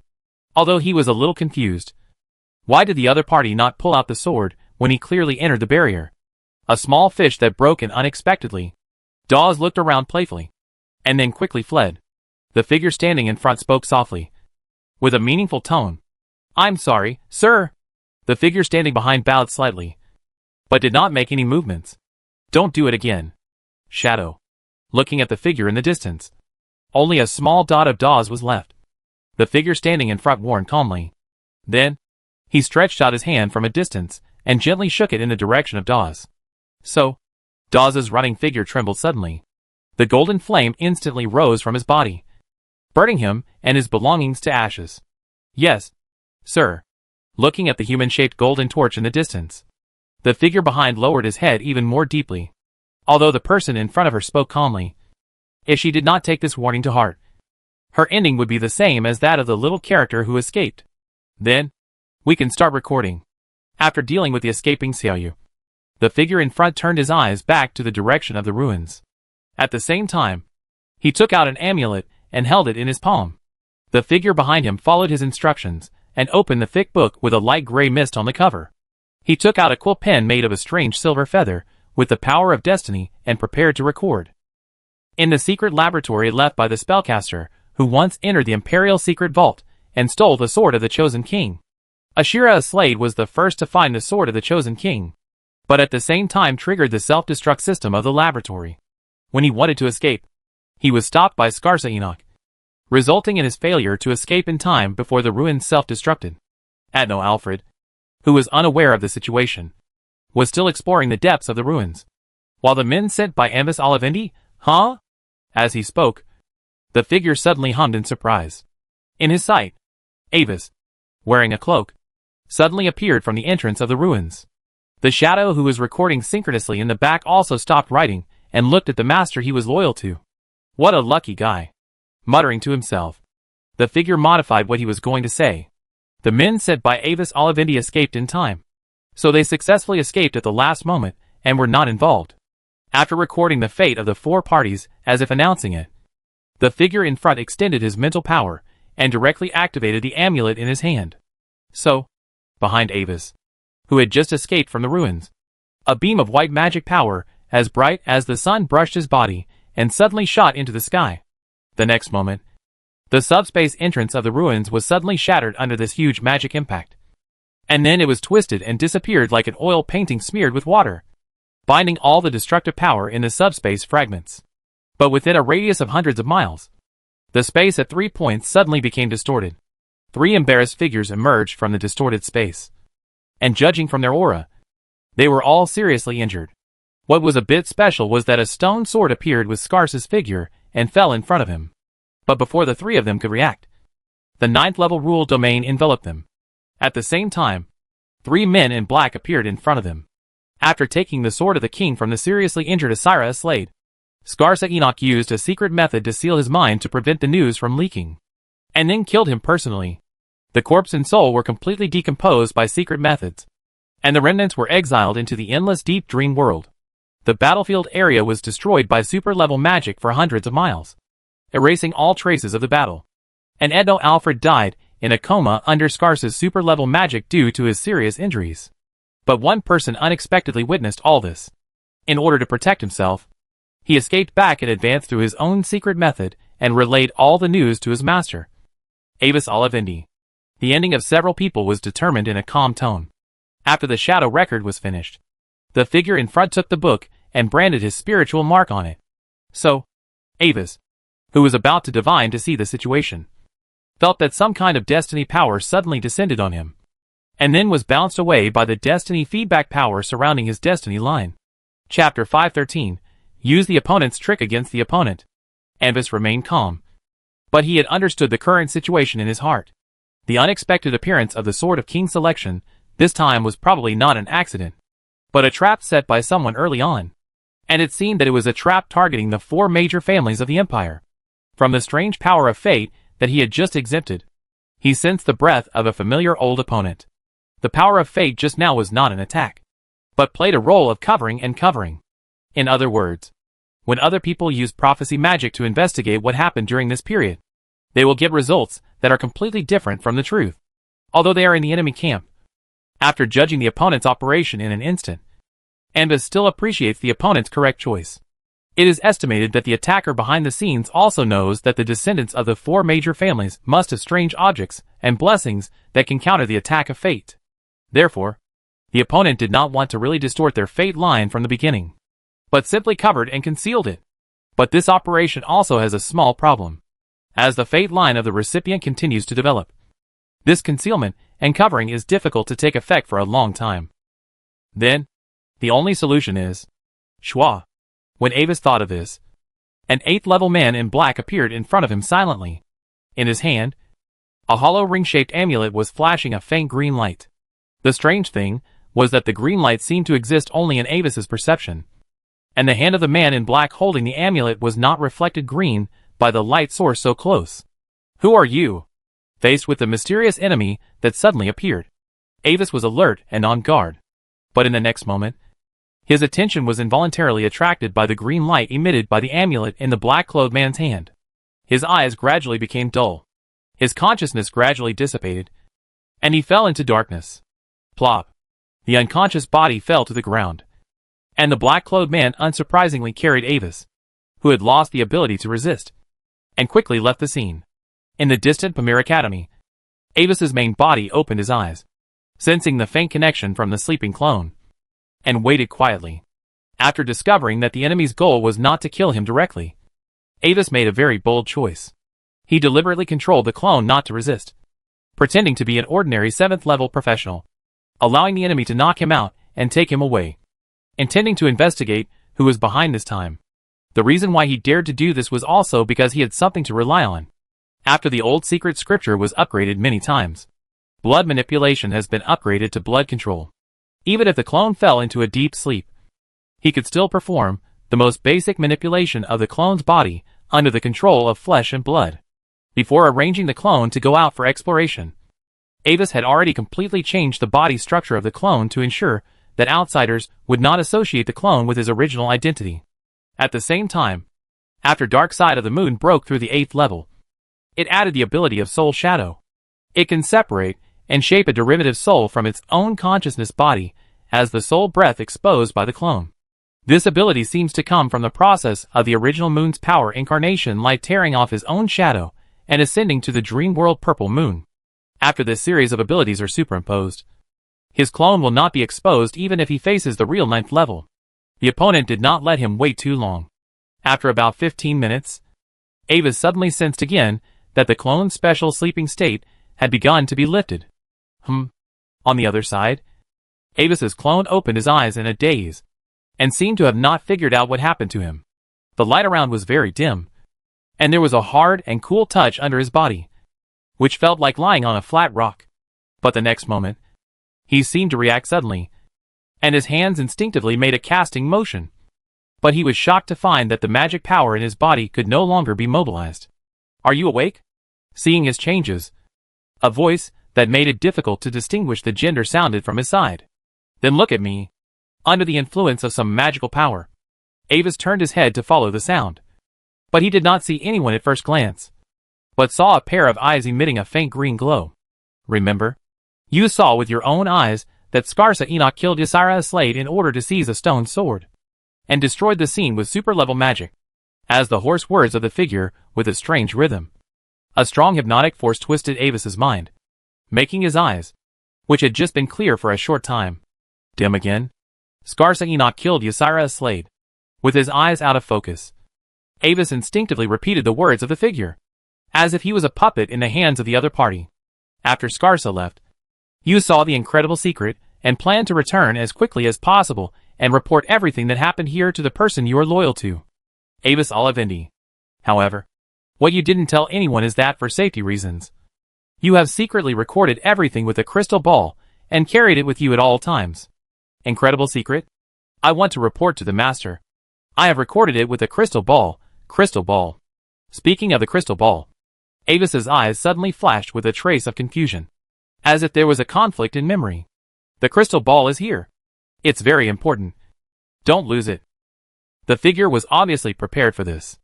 Along with the words, a black magic crystal ball appeared in the figure's hand, and slowly handed it to Avis. And Avis also slowly reached out to take it, and cherished it in a separate ring, and then slowly raised his hand and hung the ring on his chest. All the movements seemed to be in slow motion, flashing before the figure's eyes. Now, you should leave through the teleportation array over there. When you leave here, you will forget all the memories related to me and this place. Finally, the last order was issued, and the figure raised his hand to indicate a teleportation array with a faint glow on one side of the room, holding the edge of the stone platform. Avis slowly stood up. His eyes seemed to unconsciously look around, and then turned to the direction of the teleportation array and walked over step by step. During this process, the figure kept staring at his movements without saying a word. Finally, Avis slowly stood on the teleportation array and teleported away in a ray of light. When Avis's figure disappeared, the figure in the room looked at the teleportation array quietly, silent, but in a place where no one noticed.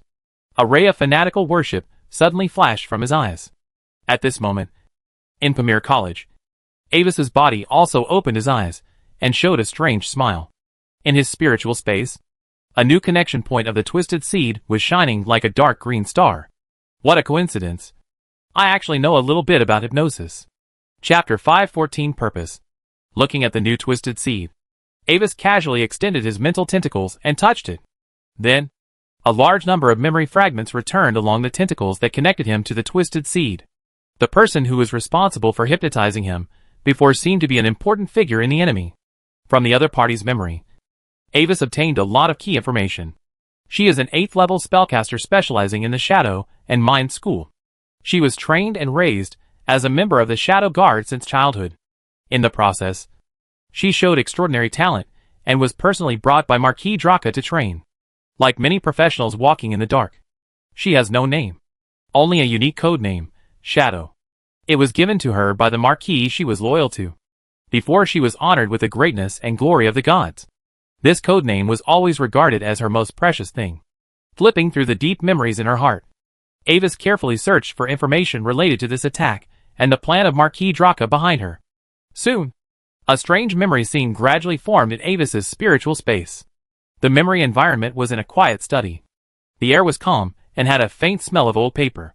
The light in the environment seemed extremely dim, especially the deep behind the desk in the study, where the owner sat, which was completely shrouded in darkness. Strangely enough, the dome of the study was shrouded in endless dark space. The walls of the study were composed of countless magic books that were quietly suspended in the dark space, exuding an ancient and mysterious atmosphere. Surrounded by countless magic books, the owner of the perspective stood in the center of the study, respectfully bowing in the direction of the main seat of the study. In the deep darkness, Mr. Marquis, in accordance with your instructions, the clues related to the ruins of the Sword of King Selection have been sent, and the other party has not doubted it. The voice of Shadows seemed to touch something, and the thick darkness in front gradually faded, revealing the vague outline of a figure sitting on the throne. Although he could not see Shadow's expression at the moment, Avis could feel that when the outline of the figure appeared, the woman codenamed Shadow suddenly had a strong sense of respect and admiration in her heart. At present, the expedition team has set out to explore the ruins. According to its comprehensive strength, it is expected to complete the exploration and return with harvest within 7 to 10 days. I have arranged for people to forge identities and mix in, and monitor their actions at all times. The corner of his eye quietly paid attention to the figure sitting in the dark. Shadow kept reporting the achievements he had made during this period of time by leading the Shadow Guard. Very good. A male voice that was plain but seemed to carry some kind of magic came from the deep darkness ahead. Wherever the voice reached, the pages of countless magic books turned automatically without wind, as if catering to the will of the owner of the voice. After they'd bring out the clues. Do we need to secretly deal with them? A trace of admiration also flashed in the Shadow's eyes. But she suppressed it immediately and respectfully asked the figure's opinion on the next step. Deal with it. Do it cleanly. After a moment of silence, the figure in the dark spoke calmly. If the people of the 4 major families find them and use them as a medium to predict, it may cause us some trouble. Your will, sir. Nodding clearly, Shadow stood up, but seemed to hesitate a little before leaving. Anything else?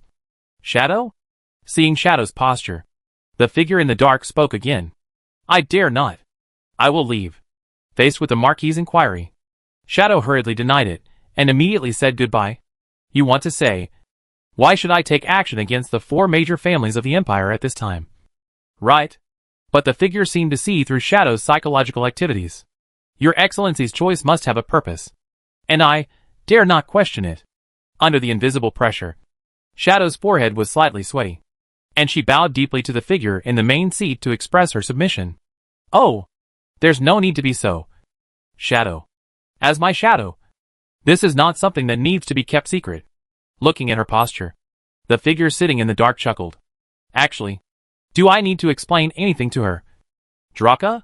But when he was about to say something, another voice suddenly came out of the darkness. Avis, who was listening, immediately recognized that it was Grey Mist's voice. She is the executor. Only if she understands all this can she make the right decision immediately when facing some emergencies, instead of reporting to me first and then making a choice. After explaining to Grey Mist casually, Marquis Draka continued his words without caring. In fact, now is a very good time for us. Since the founding of the Gloria Empire, the 4 major families have obtained 4 provinces as permanent fiefdoms because of their meritorious service in assisting the Emperor. But after the departure of Emperor Gloria, the 4 major families that have been able to develop smoothly for more than 2,000 years have also bred huge ambitions due to this deep foundation. In the original forecast, under the previous attack of the Dark Beast Tide and the Resistance Organization Spark, the situation in the 4 provinces of the Empire should be somewhat chaotic. Then, we can unite with small and medium nobles to further erode them. And the royal family will definitely be happy to see it happen. However, due to the accidental exposure of the bases of some organizations, the True Knowledge Society has mastered a lot of clues and directly carried out a large purge within the Empire, which made the whole operation fail. While speaking, Marquis Draka did not forget to satirize a certain force, and the sudden appearance of the Circle of Truth caused the Imperial family to become extremely vigilant against the Resistance Organization, and directly destroyed the spark that was still developing in secret at that time. I'm afraid that the injury that Lord Draka suffered in the Sky City has not yet fully healed. The grey misty voice came, and replied unceremoniously.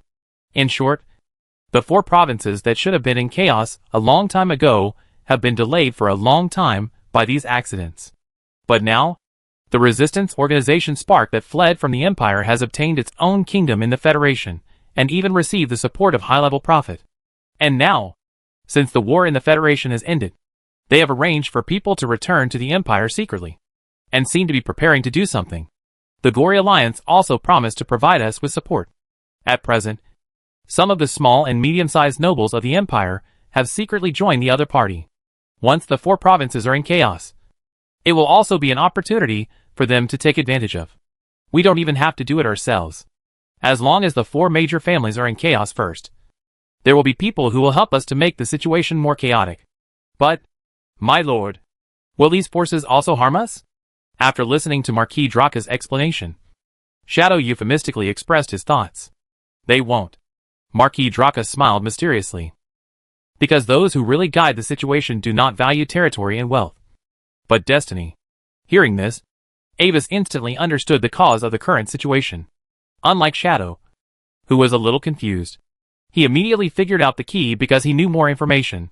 Since the situation in the Federation has been in a stalemate, are these prophets ready to look for opportunities to break through from other aspects?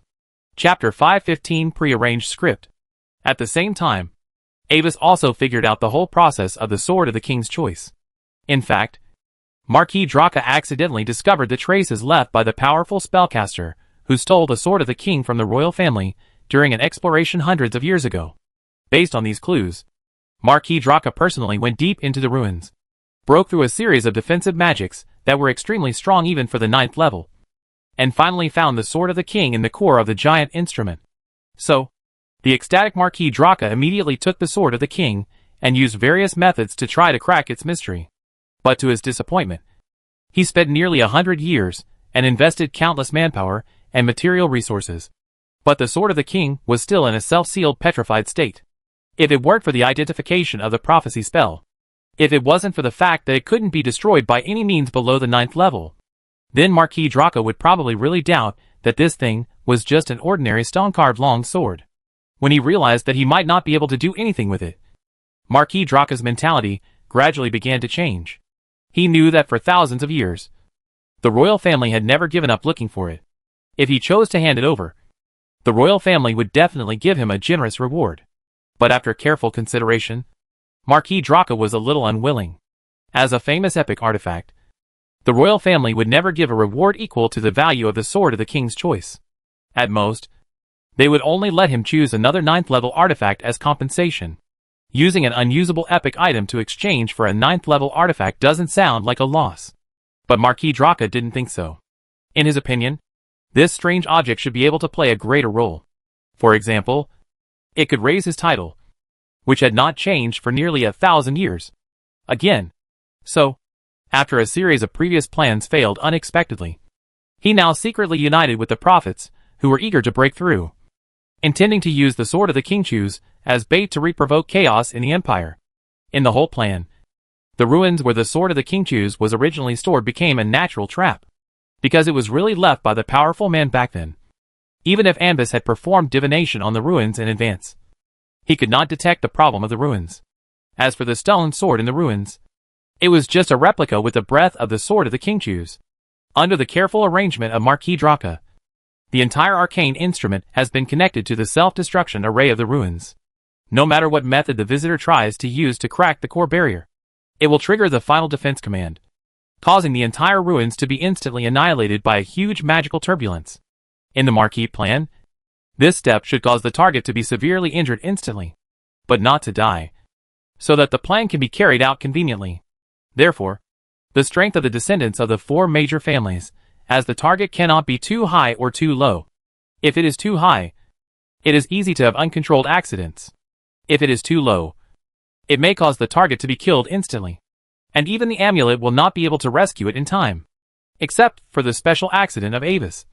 The other 3 were guided in advance. Ysira Slade and Adno Alfred, who are at the peak of the 7th level, and Skasa Enoch, who has recently broken through the 8th level. The target of the Olivendi family was supposed to be Evan, who had just broken through the 7th level recently. The reason why Anbis was able to learn about this unexpectedly was that, first of all, he was a high-level prophet and a forerunner of the last dragon, which naturally restrained prophecy spells.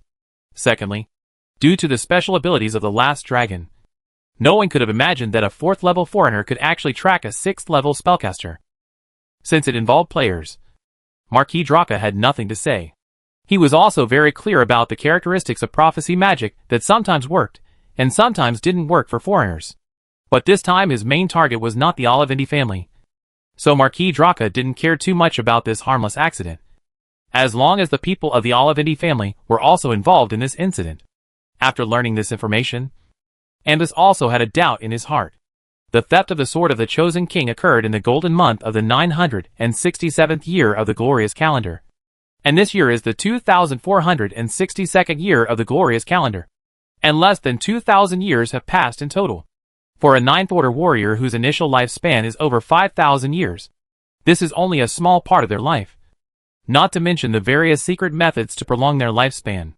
But now, Marquis Draka actually found the relics left by the other party? Either the 9th Order warrior encountered some kind of accident, or there is some key information that Shadow does not know. In fact, it is normal to think about it. Even if Shadow is very loyal, he is only a subordinate responsible for executing the mission. And not everything is suitable for him to know. So what can I do in this with Shadow's identity? After learning the true identity of the enemy behind the scenes, Avis immediately had some ideas in his mind. Marquis Draka must have his reasons for choosing this time to act. And now his biggest advantage is that he has turned an important figure of the enemy. And the enemy does not know it yet. Then, this hidden chess piece must not be exposed in advance. Otherwise it would be a waste. Considering this, Avis decided to stay put for the time being, and arranged his clone to perform a play for the other party, according to the content of the other party's hypnosis before.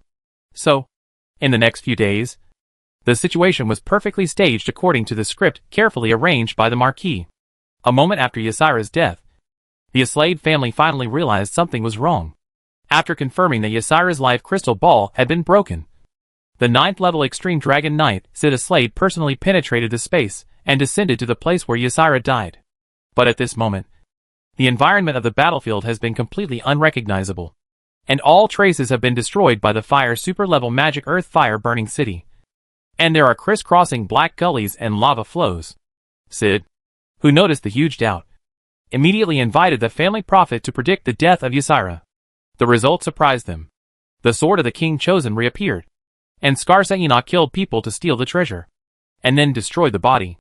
After seeing all this, the furious Sid went directly to the Enoch family's territory, and on the grounds that the other party violated the agreement between the 4 families, he strongly demanded that the other party hand over the sword of the king chosen and the murderer Skarsa Enoch. Facing the aggressive Sid, Talina Enoch, the 9th level Silver Moon Traveler of the Enoch family, who is currently in the tribe, came forward and confronted Sid. He claimed that he was deceived and that what the Enoch family got was just a fake. The Enoch family was also confused about the whole story. Before that, after the severely injured Skarsa returned to the Enoch family with the stone sword, he could not hold on and fell into a special mental sleep state. He is currently recovering slowly. Before the family leaders could figure out the specific cause of his injury, Sid came directly to him, and the stone sword, in the hands of the 9th level of the Enoch family, has been verified to be a complete imitation with only the appearance and part of the aura. Perhaps using it as a medium, it is possible to use secret methods to find the whereabouts of the real sword of the chosen king. But there is no need to tell this kind of thing to Aslade, who knows nothing about advanced magic. Chapter 516, Concealment and Suspicion. Do you think that you can completely absolve yourself of responsibility by saying you are also victims? However, Sid did not buy Talina's explanation. Hand over the murderer and the sword of the king, or start the war immediately. I will not repeat it for the 3rd time. Sid laughed in anger and stared at Talina fiercely. Under him, the golden dragon, which was as big as a hill, also roared and was ready for battle. First, Skarsa is currently in a state of mental sleep. I cannot give you any answer until he wakes up and finds out the situation. Second, are you sure that what your prophet foresaw is the truth? As the magic world has developed to this day, there have been more than one secret technique that can interfere with the results of the prophecy. At our level, I think you should also know these. Finally, the sword that Skarsa brought back was just a counterfeit. And I will not repeat it for the 3rd time. Standing on the top of the arcane tower, Talina clenched her silver moon heart staff, her silver eyes staring at the golden knight standing on the back of the pure golden dragon in front of her, and spoke in a cold tone, not afraid of the opponent's threat. Although her strength has only reached the old 9th level, for high-level spellcasters, the combat effectiveness will be far different with, and without the blessing of the Mage Tower. As one of the 4 major families, the Enoch family is famous in the Empire for its profound magical attainments. No one can act wildly against the people of the Enoch family in the forest of 1,000 towers of Magnum. Not even the 9th level Dragon Knight. I often hear people say that if the Enoch family's 1,000 Towers city is fully operational, its power is even comparable to the floating city of the mainland Magic Council. Holding the hilt of the sword behind him with both hands, Sid pulled out the dark golden giant sword with mysterious patterns from his back inch by inch. During this process, the invisible momentum exuded by his whole body gradually began to rise. When the giant sword was close to being completely pulled out, the huge pressure almost became a substance, causing the air to become stagnant and stop flowing. It seems that I, Sid, will have the honor to experience the power of the world-famous 1,000 Towers forest of the Enoch family today. The cold words fell, and under the momentum that had been raised to the limit, Sid's arm muscles bulged, as if holding a mountain, and he slashed at Talina very slowly. Where the sword passed, The air showed a strange distortion. It was as if a drop of detergent suddenly dripped on the surface of an oil painting, melting all the paint into one piece. This was the result of an attack purely based on the power of rules. When the rules of the surface world were distorted, things that depended on the world itself would also be inevitably distorted and destroyed. Facing this terrifying attack, Talina's eyes were extremely calm, with the staff emitting silver moonlight raised high in her hand. A huge hexagonal translucent magic barrier instantly blocked the front of the slash. At the same time, the 1,000 towers behind her glowed at the same time, and an incredible power was bestowed on her, which suddenly greatly increased her ability to control the rules. The next moment, the slash collided with the barrier. There was no earth-shattering momentum or blazing light. At the place where the collision occurred, everything turned into a strange black mass. Even the concepts of sound and light were distorted and obliterated. After a very short stalemate, the concept of blocking of the barrier was also distorted, breaking a chaotic hole. But the second and third layers of defense barriers continued to block the front of the slash. When this slash penetrated the 12 layers of barriers in succession, and was less than 50 meters away from the main body of the magic tower, it was finally blocked by the 13th layer of barrier due to lack of strength, and disintegrated with it invisibly. It's a good tortoise shell. Seeing this scene, Sid's eyebrows were slightly raised. Although the previous sword seemed to be not very powerful, he had really used all his strength. In his estimation, this slash could at least cause minor rule injuries to Silver Moon Traveler himself. But things were a little different from what he thought. Although it seemed difficult, the other party used the help of those magic towers to really block his attack. Humph. Not bad. Fontes. Please. Finding that his normal form seemed to be useless against Talina, Sid snorted coldly, closed his eyes, and then opened them again, as his pupils completely turned into vertical pupils like a giant dragon. His entire aura instantly merged with the giant dragon under him. Roar! The violent magic storm burst out from Sid's body, and the huge momentum even affected the celestial phenomena, causing heavy lead clouds like the eye of a storm to gather in the sky, covering the entire forest of thousands of towers. Don't let someone use you as a pawn for nothing, Sir Sid, looking at the arrogant golden dragon in the sky with cold eyes. Talina poked the ground with her staff, and countless silver-white lines spread out from the end of the staff, flowing and climbing along the lines on the surface of the entire Mage Tower, and even made the 1,000 towers behind it emit a faint silver light at the same time. A creepy sense of crisis instantly enveloped Sid's body. Even though he moved multiple times in an instant, this sense of danger always locked him like a thorn in the flesh. Silence. After both sides revealed their trump cards, they fell into a special state of confrontation. Both sides could feel that in this state, the next attack collision would likely cause unpredictable serious consequences. In this situation, both sides had deep concerns in their hearts. Even the warlike Aslade had to consider whether it was worthwhile to engage in a death battle that might lead to a subsequent recuperation of hundreds of years under the premise that the authenticity of the target was in doubt. Sir Sid, before you arrived, we had also performed the prophecy, and we can understand your current mood. But the injuries suffered by Scarsa are very strange, and it is not simply explained by the aftermath of the ruined self-destruction. I hope we can temporarily stop and thoroughly investigate the matter before deciding how to act, maintaining this state of deterrence. Talina suddenly spoke. Since both sides have serious concerns, it means that it is possible to solve the problem by means other than fighting. Give me the sword, and I'll leave. Looking gloomily at the forest of thousands of towers below, Sid suddenly spoke for a while. I can only give you half. After thinking about it, Talina also spoke and took a step back. After a while, watching the figure of the golden dragon disappear from the clouds, Talina turned and entered the tower with the other half of the broken sword. According to the fragments of faith, people from the other two families are also involved in this matter? Arrange people. I need to find out their situation. Chapter 517 Interlocking. Although the battle was temporarily suspended, the huge abnormal celestial phenomenon had already caught the attention of those who were interested. The result of this brief confrontation between the two families soon spread in a small area. Silver Moon Traveler Talina, as a veteran 9th level, relied on the 1,000 Towers Forest to compete with the 9th level Limit Golden Dragon Knight Sid, and even forced the other party to not dare to attack easily in the state of liberation. You know, the Dragon Knights of the Aslade family are different from ordinary 9th level professionals. As one of the natural legendary creatures, The combat power of its partner dragon is even greater than that of the knight himself. After learning the exact news of the battle, many forces outside who were spying on the four major families immediately began to reevaluate and correct the true power of the Thousand Towers forest. At the same time, the two major families that took half of the broken sword also began to conduct further in-depth investigations on this matter. Aslade and Enoch are both one of the four major families in the Empire. In fact, both sides can also see the doubts about this matter. Since it was a murder to silence the witness, why not cover up the traces of the web of fate? As a descendant of the Enoch family, which is famous for all kinds of profound secrets, don't they even have this ability? In addition, the Fate book used by Marquis Draka can't actually achieve the effect of perfectly covering up the web of fate, and its development will appear a bit rigid.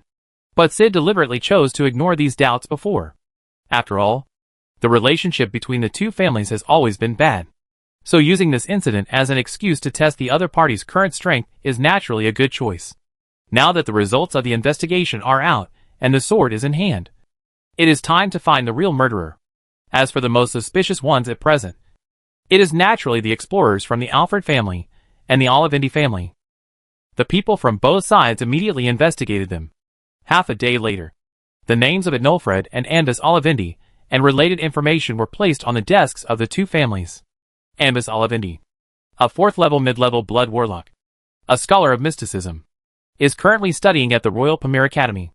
Due to his low strength, he did not go to explore the ruins in person this time, but arranged a subordinate to go on his behalf. This person has not appeared in the Olivindi family in the past. It is suspected that he was recruited from other channels. His true origin is unknown and his strength is suspected to be hidden. Etnolfred, a 7th-level peak shining bird of paradise blood warlock, a magician of the School of Change, and the Lord of Dongnan territory. He had gone to explore the ruins area, and was seriously injured by the aftermath of the explosion. After escaping with difficulty, he fell into a deep sleep and later died from the super-level magic earth fire burning the city of Skarsa Esmin. But according to the report of my secret informant, the life crystal ball representing Eterno was not broken. After listening to the report of her men, Talina suddenly felt a little overwhelmed. According to her judgment, there seemed to be some problems on both sides. Not to mention how Avis S men were recruited. Just to say that Eterno was clearly blown to pieces by the super-level magic in the prophecy. But his life crystal ball was still intact. There was only one possibility, that the other party was not dead, but used some secret techniques to maintain the effect and overrode faith, hoping to get away with it. Then the question is, if there is nothing to hide, why would he do such a thing? Both sides seem to have doubts.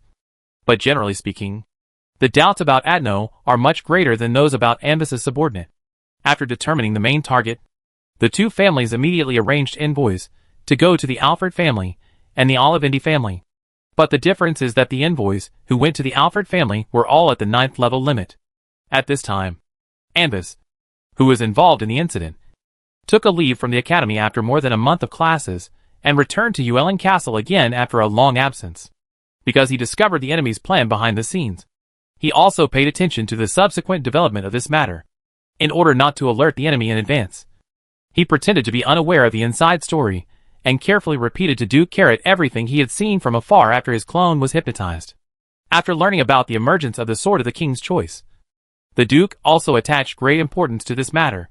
When the Duke heard that Skarsa of the Enoch family killed Asla of the Aslade family and took away the Sword of King's Selection in order to silence him, he was even more surprised and suspicious. The fertility rate of high-level professionals is too low. The four major families usually do not kill each other's offspring. Otherwise, if they attack each other at will, it will only lead to a vicious cycle. And, judging from the other party's situation at the time, this move is meaningless. Not only will it not prevent the leakage of information, but it will directly attract the attention of the Aslade family. There is probably some kind of problem here. This was the Duke's original words at the time. The Duke also called Avis's clone to ask a few questions. But during this process, the Duke did not find any signs of hypnosis in the clone. Avis was not too surprised about this. After all, he was the one who dared to plot against the four major families. If he did not have this ability, he would have been caught and crushed to death.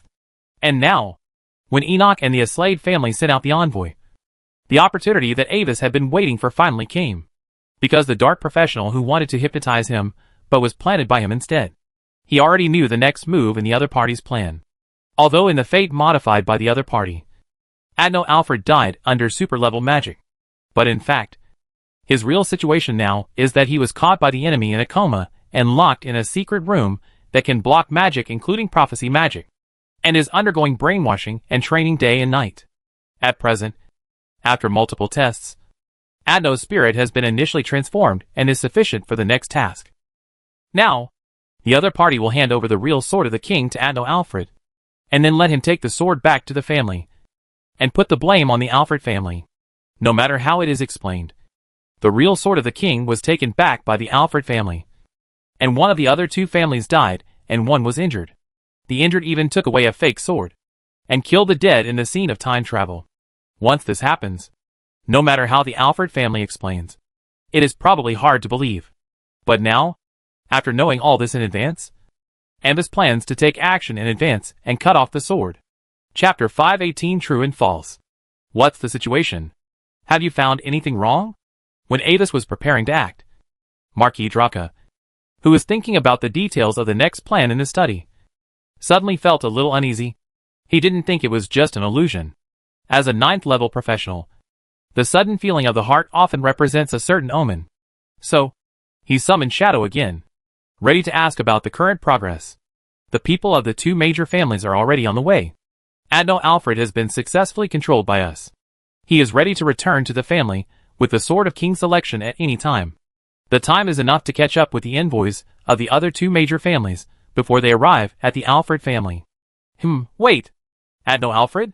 When he heard this name, in the darkness of the study, Marquis Draka suddenly frowned. He suddenly thought of something. Could it be that the other party was just pretending to be hypnotized, but was actually always waiting for the opportunity to escape? Wait, where is he now? I will go and check it myself. Thinking of this, the Marquis could not sit still. Adno played a very important role in his plan, and even handed over the sword of the king to him. If he really just pretended to be hypnotized, then he would have handed over the sword of the king to the Alfred family for nothing. I understand. Lord Marquis, please follow me. Although she was puzzled by the Marquis's sudden inspection, Shadow still carried out the other party's orders meticulously. For her, in addition to the orders of the Lord God, the Marquis's orders were the highest priority. After a while, they passed through a long rock corridor engraved with secret patterns and arrived in front of a secret room made entirely of a special alloy. This secret room had no doors or windows. The only way to enter and exit was through a special ultra-short distance teleportation array. The long-missing Adno Alfred was now locked inside. Shadow took the Marquis to the teleportation array with familiarity. After detecting the mental fluctuations of Marquis Draka, the teleportation array immediately began to operate. The screen flashed, and the surrounding environment turned into a small and dim space. A young man with light blonde hair and purple eyes sat quietly on the bed in the center of the room, without any reaction to the sudden appearance of the two. The walls were engraved with dense and tiny runes, and a huge super magic crystal shone like a star on the top of the secret room, emitting a cold light of blue and white.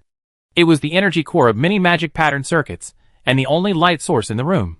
After entering here, Marquis Draka's eyes instantly fell on Adno, and checked him thoroughly and carefully.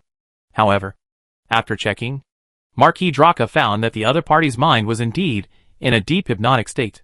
That kind of numbness from the soul cannot be faked. He had seen many people who were hypnotized before. After experiencing enough samples, he had experience in whether a person was obedient through disguise. Okay, prepare to teleport. After eliminating his worries, Marquis Draka glanced at the stone-like king's sword in the other party's hand and sighed secretly in his heart. In fact, the design of this secret room is not only to prevent Alfred from predicting Adno's whereabouts, but more to hide the whereabouts of the king's sword. As an epic artifact, the presence of the sword of the chosen king is much stronger than that of Adno himself. Even if it is placed in a space object, it cannot conceal its aura like a star in the night sky. Even if it is thrown into a micro-demiplane, it cannot be isolated from the detection of prophecy magic, but will directly expose the spatial coordinates of the demiplane, according to the inscription structure of the special instrument found in the ruins. Marquis Draka spent a huge amount of resources to create this special fully enclosed chamber. And then, this sword will be teleported to the area near the Alfred family with Adno Alfred, ensuring that when returning to the family, The envoys of the two families can barely find its trace. By the way, pay more attention to his condition. Don't let anything happen at this time. Before leaving, Marquis Draka thought about it, and still gave a little worried reminder, telling Shadow to be prepared. As you command, Lord Marquis. After nodding respectfully, Shadow moved his mind, and Atno stood up in a daze, walked mechanically to the teleportation array, and then disappeared in a burst of light. Shadow waved his hand in preparation, and an illusory round mirror appeared in front of the two of them. The mirror showed the perspective of Atno's body.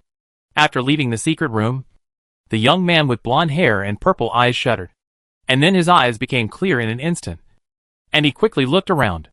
Rugged gray-white rock mountains, lush silver oak forests, and a large lake shaped like a crescent on one side. Twos and threes of gray-white rocks were suspended near the lake, covered with tender green vegetation. Eterno was very familiar with this place. It was a famous wonder in the province of Paravani. The Silver Moon Lake. Those floating rocks were not suspended by themselves, but were affected by the magical force field of the lake itself. But the most important thing was that this place was not far from the residence of the Alfred family, because his mind was distorted by hypnotic magic. Eterno always believed that he had obtained the sword of the king at the last moment, but was caught up in the aftermath of the self-destruction of the ruins. Not only was he seriously injured, but he was also swept into the depths of the endless sea by the chaotic space turbulence. It was not until now that he finally found the direction and returned to the Yar continent. However, when he thought of the sword of the king he had brought out from the ruins after a narrow escape, he felt that it was all worth it. Touching a space ring hanging on his chest with a fiery heart, Eterno was about to send a message to contact the family to pick him up. But at this moment, a figure suddenly appeared beside him. Uncle Willer. Seeing the person coming, Eterno was stunned for a moment, and then hurriedly saluted him. The other party was a veteran 9th level of the Alfred family. In addition to the head of the Alfred family, he usually came forward to deal with some problems faced by the family. Humph. However, after Willer nodded, his eyes suddenly turned, as if he was looking in a direction where there was nothing. But the two people who were observing through the magic mirror were slightly startled. The other party's eyes seemed to penetrate the mirror, and saw the two people behind the mirror. With the other party's cold snort, the mirror was instantly shattered, and the breath of the shadow suddenly became a little disordered. Sorry, Lord Marquis.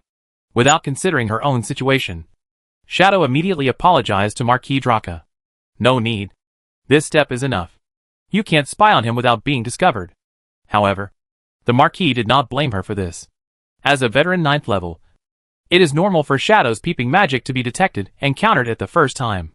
Then, the sword of the king chosen and the 9th level of the Alfred family appeared in Silver Moon Lake together. I guess the people of the other two major families, who will pass by there soon, should also find out about it. Thinking of this, the Marquis's mouth curled slightly, and he couldn't help but have a reverie in his heart. I really want to see with my own eyes what kind of expression the other three major families will have when they learn that the real body of the sword of the king chosen is in the Alfred family.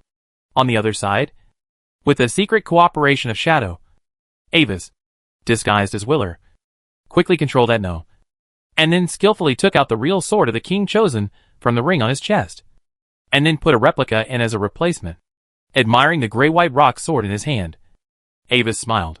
I wonder what expression Marquis Draka would have when he found out that the sword of the chosen king had been swapped. It must be very interesting. I'll let Shadow simulate it later. Chapter 519 Take Away and Run Away. In fact, the clone that Avis used to disguise Will Alfred only barely reached the 8th level in real strength, and was not able to instantly detect and counter Shadow's peeping magic. But Shadow was his man now. The scene where Shadow's spell was countered was actually her cooperating with Avis to play Marquis Draka. The subsequent mental aura disorder was caused by Avis exerting a little influence on her mind through the seed of distortion. Under Avis' personal charm, Marquis Draka suffered NTR. After casually giving Eterno an order to count how many leaves there were in the forest, Avis ignored him and prepared to deal with the Sword of King selection in his hand. Previously, in order to prevent Eterno from being discovered by the people of the other two families, as soon as he left the secret room, Shadow deliberately teleported him to a more remote jungle when he released Eterno, without noticing the existence of Atno. At the speed of 2 9th level alchemical flying vehicles, it would take at least 10 minutes to pass by here. And now, This time has become the last bit of time for Avis to deal with the Sword of the Chosen King. As for the existence of the Sword of the Chosen King in the web of fate, it is like a star in the night sky. It is extremely difficult to conceal this problem. He has already learned it from Shadow's memory. But for him, this problem is not unsolvable. Before coming here, he had already made more than one preparation. Holding the hilt of the Sword of the Chosen King with one hand, Avis released the true posture of the old secret book, turned it to the last blank page, and used a spell-like seal that he rarely used. In his estimation, the secret book of the old days, as a rare object that can seal even super ninth order beings, should be high enough to seal an unliberated epic rare object. The result was not beyond his expectations. When the pale light of the pages shone on the Sword of the Chosen King, the rock-like sword body also began to gradually become transparent, and its presence slowly faded. However, the speed at which the pages sealed the Sword of the Chosen King was obviously slower than the previous sealing of the Cup of Blood of the old gods, but closer to the speed of sealing those super ninth order beings. According to the current progress, it would probably take at least 6 or 7 minutes to completely seal it. Avis frowned slightly. At this speed, he was afraid that he would probably encounter some trouble. For something like the Sword of the Chosen King, the danger would increase every second it was exposed to the outside world. Considering the current time constraints, he immediately called back Etno, who was counting leaves. Fly in that direction at full speed. When you see an alchemical shuttle that looks like this in the distance, immediately contact the 9th level of the Alfred family and forget my existence. He casually simulated the appearance of the alchemical shuttles of the other 2 families transmitted by the Shadow and asked Etno to remember it. Avis directly sent him over as a suicide soldier, and he would block it as long as he could. A moment later, in Avis's mental perception, a very eye-catching magic fluctuation with a strong aura of brilliance suddenly broke out in the direction of the sky in the far distance. And the source of this aura gave him a very familiar feeling. There is no doubt that a 9th level of the Alfred family has appeared there. After looking at the seal that was about to be completed, Avis leisurely poured himself a glass of Xingfu juice. This is very comfortable. However, as time went by, the 3 9th level, who were temporarily delayed, seemed to have discovered something wrong here. But when they arrived at the scene, Avis had already teleported the body of the old secret scripture back and disbanded the clone. At this time, the 3 9th levels only saw a strange pale gray matter left by the lakeside clone. The one just now is the leader of the Circle of Truth? The 9th level who came from the Enoch family this time was another old 9th level, Night Veil Kulea. In addition to the current head of the family and Silver Moon Traveler, like other high-level female spellcasters, she has a beautiful face that makes people unable to tell her real age. Black hair and silver eyes, and the robe on her body is like a tights, which is stretched out by her S-shaped attractive curves. At this time, she leaned over, touched the gray matter lightly with her fingertips, and frowned slightly. That was one of the perception spells that she had solidified on her body. Through simple contact, she could determine the specific composition of the substance. For the famous Circle of Truth, the 4 major families of the Empire were all trying their best to collect all kinds of information related to the other party. Therefore, they also knew that the mysterious man, who was suspected to be the leader of the Circle of Truth, seemed to have never shown his true body, and he was always walking outside with his clone. After the other party's clone disappeared, it would leave a pool of strange gray matter like this. All tracking spells, including prophecy magic, were ineffective against it, and even strange backlash would occur. In order to confirm her judgment, Kulea took out an inscription array plate, placed a small handful of gray matter on it, and then injected a trace of mental power into it. Pop! The array plate lit up. But in the next moment, part of the magic circuit exploded instantly, emitting a puff of green smoke. Oh! It seems that the result is already quite obvious. Putting away the scrapped array plate, Kulea threw away the ash and nodded to the other 3. Why is the leader of the Ring of Truth here? The 9th level of the Alfred family. Aurora Ari also frowned slightly, somewhat puzzled by the other party's intention. The Sword of the Chosen King. There was the breath of the Sword of the Chosen King here just now. But at this moment, the 9th level of the Aslade family, Golden Knight Sid, who had been closing his eyes to sense something before, suddenly opened his eyes and said with a twitching nose. Then, his sharp eyes suddenly turned to Adno. And, little guy, do you know anything about the Sword of the Chosen King? He noticed a detail. When he just mentioned the Sword of the Chosen King, Adno's face suddenly turned unnaturally pale. Please don't embarrass the younger generation of our family, Sir Sid. Being stared at by the oppressive gaze of a true 9th-level strongman, Adno was immediately panicked. Fortunately, his own 9th level reacted immediately and blocked Sid's breath for him. Hee. Seeing Ari's reaction, Sid sneered and said nothing more, since Avis took the sword of the Chosen King away in advance. According to the detection of the temporary detection accessories in his hand, the main body of the sword of the Chosen King was indeed not nearby, which was also the core reason why he did not embarrass Adno too much. Let's jointly launch a search warrant for the Ring of Truth. And by the way, pass on a copy of the news that the sword of the Chosen King was suspected to have been taken away by the Ring of Truth to the royal family. After a moment of silence, Night Vale Calais expressed the thoughts of several people. Chapter 520, The Unexpected Discovery of the Sword of the Chosen King. Attracting the attention of the outside world to the head of the Circle of Truth is a consequence that Avis has carefully considered. After all, too many lice do not itch. And for an organization that has always been making trouble and taking the blame, even if it takes one more blame, it will not change the situation. Not only Avis himself, but also when the Circle of Truth just became famous, there were even bold gray forces that used its name to commit crimes. Something happened somewhere. And if you don't know who did it, it must be the Circle of Truth. This phenomenon became less common until Avis dealt with several daring imposters. At this time, Avis was in the main body of Moon Castle, looking at the end of the old secret book, the page depicting a lifelike stone sword, and felt a little fresh. It was the first time for him to seal an epic wonder. Unlike sealing other ordinary items, the feeling of the sword of the Chosen King being sealed by the old secret book was very special. In Avis's mind, he could clearly feel that a weak but very unique power was flowing out from the old secret book. To be precise, it was flowing out from the page that sealed the sword of the king.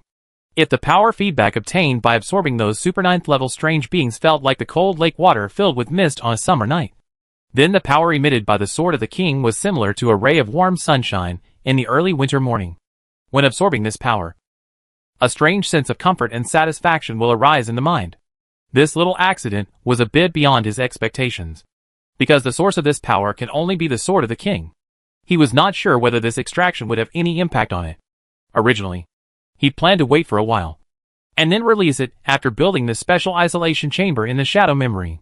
But now, he felt that he could wait patiently for a while, and study what this power actually does. So, after temporarily solving the problem of the Sword of King selection, Anvis returned to Pamir Academy in a low-key manner, as if he really just went home to rest for 7 days. But many other people affected by this incident were not as calm as him. Asshole. It's them again. Marquis Draka was very angry at the moment, and he wanted to find all the people in the Circle of Truth and cut them into pieces immediately. In his expectation, after discovering the breadth of the Sword of King selection, the 9th level of the other two families followed the traces and tracked directly to the Alfred family, and then clashed with them. The Olivendi family and the Alfred family have a close relationship. If the Alfred family is attacked by the other two families, it is naturally impossible to stay out of it. But now, the Ring of Truth intervened at this most critical moment and messed up everything. Without the Sword of the King, the 9 levels of the 3 major families did not fight on the spot as Marquis Draka had imagined, but became extremely vigilant. There were too many suspicious points in the whole incident. And afterwards, a fake Sword of the King was found from Edno's ring. A total of 2 fake swords. The 3 major families have begun to suspect whether someone deliberately spread the news of the Sword of the King, and then secretly made trouble to achieve some ulterior purpose. In this situation, the subsequent series of measures that Marquis Draka had arranged to make the situation in the Empire more chaotic were stuck here. Since there was no real conflict, no matter which of the 4 provinces he arranged the rebels to launch a war against, the other 3 families would provide support. He originally wanted Shadow to use the previously hypnotized subordinates of Anvis to let him use some accidents to let the people of the Aslade family seize the crystal ball on him. Then, through the truth recorded in the crystal ball that Adno killed Aslade and put the blame on Scarsa Enoch, the Aslade family and the Alfred family clashed. But Shadow's news surprised him. The controllable mental connection has disappeared and the suspected target has died. We haven't taken action yet. And the target is gone in advance? In desperation, Marquis Draka, who lost the Sword of the King in vain, could only swallow this bad breath temporarily. But this series of coincidences also made Marquis Draka feel something was wrong. He suspected that the Circle of Truth had already planted an undercover agent under his command, so that he could accurately take away the sword of the king at such a critical moment. Therefore, the Marquis, who was temporarily unable to act personally, arranged for Shadow to investigate the matter on his behalf, and must find out whether his subordinates had undercover agents planted by other forces. So far, Ambus's life has finally returned to a peaceful study routine. Although there are still undercurrents in the Empire, these have nothing to do with him for the time being. Before, after obtaining the Sword of the King, he had asked Duke Carrot indirectly what the real way to unlock the Sword of the King was. The Duke's answer disappointed Avis a little. He didn't know the specific way to unlock it. But according to speculation, the most likely possibility was that it needed the blood of the royal family of the ancient magic empire to unlock it. And Avis had already tried to use the artificial blood that had previously unlocked the Ring of Fight Years to unlock the Sword of the King. But unfortunately it didn't work, since it couldn't be unlocked for the time being. Avis simply sealed it in the pages of a book temporarily, and used it as a source of magic power. According to his subsequent research, absorbing the energy emitted by the Sword of the King seemed to make his mental power more compatible with nature. This was quite amazing, because the process of an 8th level professional breaking through to the 9th level was to gradually make his spirit compatible with the operating rules between heaven and earth. Even if the magnitude of this improvement was very small, it was growing all the time. And as time went by, it would eventually become a huge improvement. Hey, Avis. Long time no see. After a day of mysticism classes, on the way to the Tower restaurant, Harvey found him again with a familiar way. Avis' daily routine at the academy was very regular. Unless there were special circumstances, he would usually attend a class in the morning, then go to the Tower restaurant, and then go to the mysterious library in the afternoon to read the books recorded on various carriers. It's really hard to get used to seeing you alone. Harvey. Glancing at Harvey, who looked a little lonely, Avis slowed down the flying speed of the floating saucer, due to his good looks and strong background. With the help of Avis, Harvey and the actress soon got together, and Harvey actually restrained himself and did not continue to flirt with other girls. However, since the actress girl could not enter Premier College, Harvey has always appeared alone in the college recently. In this regard, many people are wondering if Harvey has been cursed, and there are even rumors that the real Harvey has been replaced. There is no way, for the goddess smile. I can only reluctantly give up warming their hearts in countless long nights. I hope that without my shining, they can also find their own light. Mentioning this, Harvey sighed, gently covered his heart, and showed a sad look. Okay, I'm sure you haven't been replaced. Hearing the familiar Harvey-style speech, Avis moved his fingers, but still resisted the urge to really curse him. There is no need. Is there any more terrible curse than becoming a licking dog? Chapter 521. Everything is purely voluntary. Hey, Avis. Are you still using those foreigners to work? What's the result? Harvey didn't know Avis's idea. The main reason he came to Avis this time was because he was curious about the results of Avis's previous foreigner pilot program. Recently, it has been spread that Avis has divided a piece of territory of a province and given it to those foreigners to build it, when many foreigner scholars have not figured out how to stop foreigners from eating their own backs. Avis has already come up with new tricks. Those foreigners. Speaking of this, Avis showed a bit of a strange look. How to say it? It's quite generous. Recently, more and more people have spent money to open the advanced idle mode. Especially when he showed up in person and generously rewarded dozens of players with the highest construction contributions with orange legendary equipment, arcane golem design drawings, master quality moonlight spring potions, and other treasures. The enthusiasm of many players has risen unprecedentedly. Gradually, simply hanging up the machine can no longer satisfy some hard-working players. Some even buy secondary energy potions every day and take drugs to recover when their energy is overconsumed. Of course, this is not just for the sake of getting rewards, but also because the experience points gained by players when performing various construction and production tasks are directly linked to their diligence. For hard-working players, this is nothing more than turning hanging up and killing monsters to gain experience into hanging up and working to gain experience. And taking drugs is a very normal thing. However, although the player's purpose is clear, from Avis's perspective, this behavior is still quite difficult to describe. Not only do you have to work during the day, you still work when you fall asleep at night. And this job not only doesn't make money, but you have to pay to work. Even the money you pay is not just from this world, but also from Blue Star. The working hours are 12.5 times longer. The most important thing is that all this is voluntary for the players. And there are even people, clubs, guilds, who pay them to work here. A real capitalist would cry after seeing this. In fact, their work attitude is okay. They are relatively hardworking. After thinking for a moment, Avis said indifferently, as if he was talking about a trivial matter that was not worth mentioning. Please, Avis, you don't have to hold on any longer. I understand. However, Harvey seemed to have misunderstood what Avis meant. In Avis's somewhat confused eyes, Harvey spoke mysteriously. Actually, when I learned that you arranged for those foreigners to work in the wild and build cities, I also tried to get them involved in production work. But you also know that I have no territory to control. So I just set up an alchemy workshop and ordered those foreigners under my command to work as apprentices. You let those foreigners be alchemy apprentices? Hearing Harvey's words, Avis looked at him strangely. Alchemy apprentices are not like assembly factory workers. An ordinary hosting mode is simply not competent, because they are facing living natives, not the cold assembly line of the assembly factory. Unlike the stability on the assembly line, helping out with real people often leads to many unexpected situations. And the reaction of players in the ordinary hosting mode to these unexpected situations is just like that of a tree man cursed by slowness. So slow that it is unbearable. There is a characteristic of the tasks in the mysterious era. In the evaluation criteria of task completion, the subjective judgment of the natives also accounts for a large part of the score. And low task completion will lead to pitiful little experience. The alchemists are naturally not happy with these stupid strangers.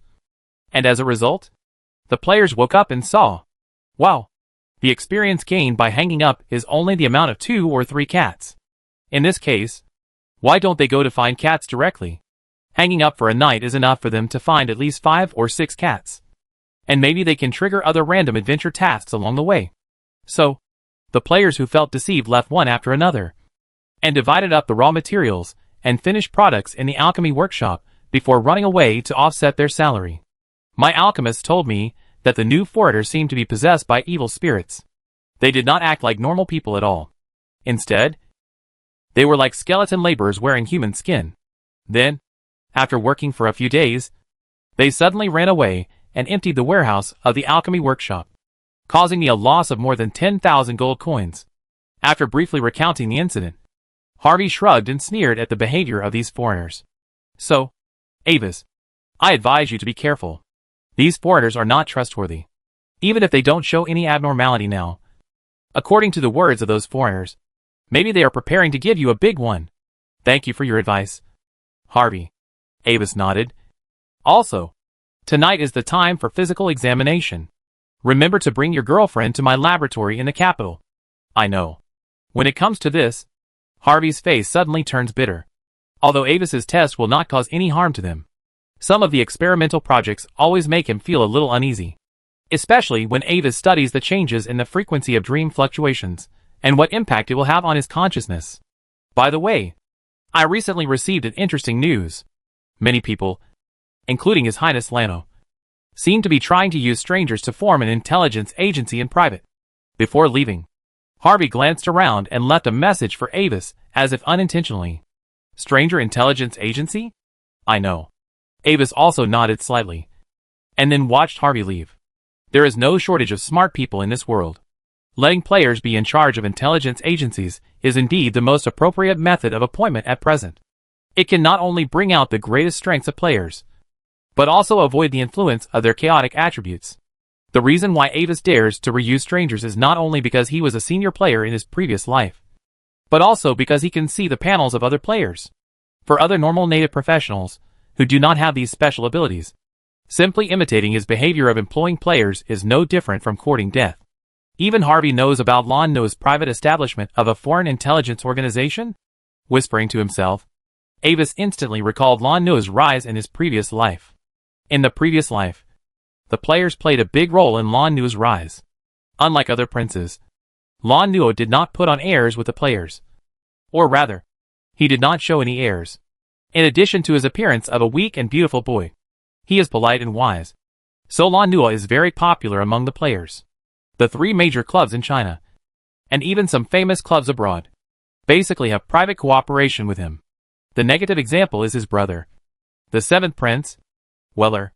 This prince, who has the same name as a 9th-level prince in the Alfred family, is a well-known conservative, and his attitude towards foreigners and civilian professionals is quite arrogant. This made him gain the support of the conservative forces in the royal family, but also led to the loss of the support of the reformists and players in the subsequent battle for the throne. Most of the forces under this prince were trapped by the players and left the stage with hatred. With his character, if Harvey's intelligence ability can get this news, it can only be that he took the initiative to instruct the news to be leaked secretly in order to confuse his real purpose. In other words, has he started to contact the 3 major clubs now? Chapter 522: The Dual Meaning of the Saint Plan. Estimating Lon Nua's current movements, Avis also felt a little impressed by his foresight. After all, the other party was not reborn, but he was able to happen to choose the right option in all important decisions. With Lon Nua's personality, if he were placed in the heroic biographies of those little Federation authors, he would definitely be a protagonist. Such a person can be completely drawn to his own camp when there is no fundamental conflict between the goals of both parties. However, at this moment, Avis's face suddenly changed slightly. A special feeling suddenly emerged in his spiritual space. He rarely had this feeling, but he knew very well where it came from. The twisted seed planted deep in Bishop Yanel's heart, which he set as a special concern, was activated from the other end, and someone was trying to contact him through the twisted seed. There is no doubt that the only one who can make such a move is Yanel himself, who has now broken through the 9th level. Sensing the dark green star that was floating alone on the side of his spiritual space and was continuously flashing, Avis hesitated for a moment and finally made up his mind. He quickly returned to his residence and activated the old secret scripture, spreading it beside him, ready to forcibly cut off the connection at any time. After making preparations, he carefully extended his spiritual tentacles and touched the star. The first thing Avis felt was a large number of scattered memory fragments. Endless white light. Blurred figures rustling in the distance. They looked at the unknown visitors indifferently in this sea of light, chanting dizzying whispers. And the cold and shining voice was completely unhuman. The moment he saw them, an idea emerged from the bottom of his heart uncontrollably. Angels. They were not those angels that were deliberately personified for the purpose of preaching, but the real angels that existed in the sea of origin. They were life in the information state, using sound and light as carriers, and projecting their existence into the world level that three-dimensional life could perceive through a series of extremely complex methods. Therefore, for the few people who were lucky enough to see angels, the angels they saw had different appearances and postures. It was just because it was not real, but the angel form in people's narrow three-dimensional cognition. But here, because it was just a memory, the angels did not transform into the form that Avis knew, but just looked at him quietly, waiting for his awakening and departure. Then, when Avis felt that he was almost lost in his memory, the ocean of light gradually dimmed, and the surprised faces of the bishops came into view. One by one, the archbishops of the 9th level, who were usually elusive, came to visit him at this time, as if they were looking at a rare work of art. From the following part of the secrets, Avis also figured out everything that happened. The purpose of that ritual was to quickly reach the 9th level limit. But due to an unknown mistake, 6 of the 7 bishops who participated in the ritual completely turned into light and disintegrated at that time, and the aftermath formed the light column of the Holy Night. Originally, Yanel should have also turned into light and disappeared, but due to the existence of Avis's distortion seed, his consciousness did not dissipate directly like the other 6 bishops. Instead, it was as if there was an anchor point in the dark, firmly anchoring the position of consciousness and reality, and did not collapse and dissipate directly. Avis was quite surprised by this. It was the first time he knew that the distortion seed had such ability. The surviving Yanel immediately attracted the attention of many 9th level members of the church. After discovering that he had really survived the sequelae of the ceremony, the Pope immediately met him in person. At present, with his 9th level strength, he has become one of the 4 new bishops of the church. As for the question that Avis had previously worried about whether the distortion seed would become ineffective after breaking through the 9th level, his mental state also answered it. In fact, breaking through the 9th level did give Yanel more freedom. But for him, the priority of Avis's orders was still the same as the oracle of the church. In other words, if Avis's request seriously conflicted with the church's doctrine, such as asking him to massacre the people on a large scale. Then Yanel had the right to choose not to perform the task. Similarly, if the church's arrangement would be unfavorable to Avis, then Yanel would not execute it either, and would even secretly inform Avis. And this time Yanel contacted him for the task of collecting information about the saint plan arranged by Avis before. After successfully breaking through the 9th level, he became a student of the Pope and truly came into contact with the core secrets of the church. The saint plan actually has two meanings. The first is that the current Pope, Saint Messiah III, used the huge power of faith collected by the church for thousands of years to try to create the human body of the gods. A secret experiment of the powerful weapon saint that surpassed the limit of the 9th level. The ceremony that Yanel had performed before was the key step in the saint plan to transform the body of the gods. Saint Messiah III had already done experiments, and a body that had not been specially adjusted could not withstand that kind of power, even if it was at the 9th level. Therefore, Saint Messiah III, who had amazing magical attainments, created a special secret ritual on his own. Through this ritual, the body of the professional will be transformed by the power of faith, making the body strong enough to bear more powerful power. The second meaning is much more secretive than the first. In other words, the first plan on the surface also has the intention of covering up the second plan. According to Yanel's news, the real purpose of the Pope himself seems to be to use the help of the power of faith to completely break through the 9th level and truly break through the legendary priest. The process of studying the saint is also an in-depth analysis of the nature of the power of faith. The nature of the power of faith is actually somewhat similar to the power of wish. Although it can achieve miraculous effects, it has a very strong spiritual influence. Once too much power of faith is absorbed, the spirit will change irreversibly and gradually overlap with the image of the God in the hearts of believers. If you want to control it, you must find a way to separate this influence. After reporting these top-secret information to Avis, Yanel also transmitted the specific information of the saint transformation ceremony. This is the biggest surprise that Avis has gained this time. A specific transformation ritual for super 9th level units.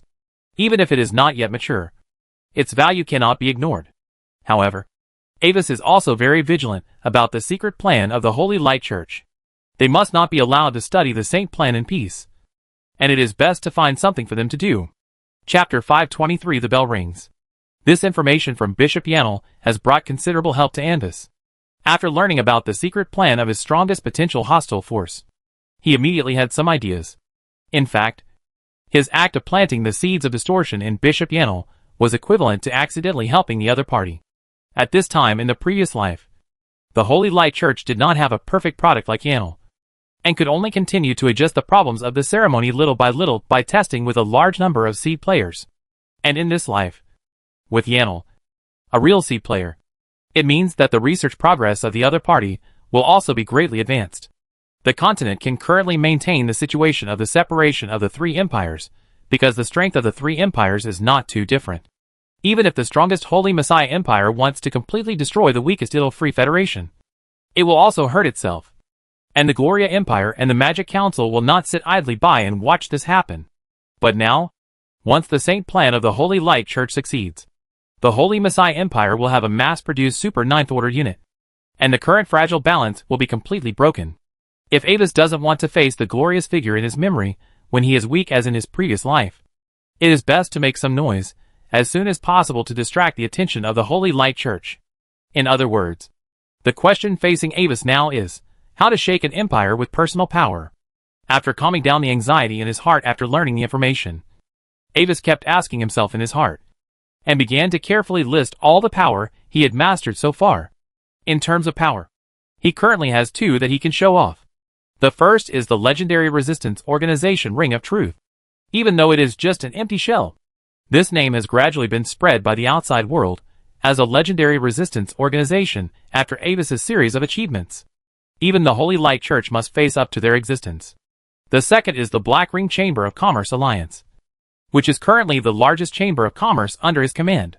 This kind of force has an advantage, which is that it can enter the Holy Messiah Empire in a peaceful manner without causing much vigilance from the church. And most importantly, the Black Ring Chamber of Commerce Alliance has a very clean foundation. Avis paid special attention to this when he created this force, and specially forged a full set of identity origins to ensure that it could not be linked to the identity of the son of Duke Carlos. in the years of war in the Idle-Free Federation. The Black Ring Chamber of Commerce Alliance has truly become a continental behemoth relying on the war dividends and Avis's secret support behind the scenes. Many truly powerful forces know that behind the Black Ring Chamber of Commerce, there is an 8th level prophet, and a 9th level strongman has personally taken action to solve some problems for it. In addition, the Black Ring Chamber of Commerce Alliance focuses on the business of magic construction, and there is not much competition with the original business of the Chambers of Commerce under other top forces. So other giant chambers of commerce also tacitly recognize the status of the Black Ring Chamber of Commerce in the construction field. In terms of armed resources, he is also not lacking. First of all, there is the secret treasure of Emperor Phidias, which was left by the Emperor to help his descendants make a comeback after the decline of the ancient magic empire. The total value of various materials is almost equal to half of the Olivindi family. Secondly, he obtained many ancient golems and weapons that were enough to threaten the 9th level in the ruins of the Sky City. These things are currently without the eternal core magic source, and the power they can exert is much weaker. But his people are already modifying their energy systems after installing a high-power external magic source.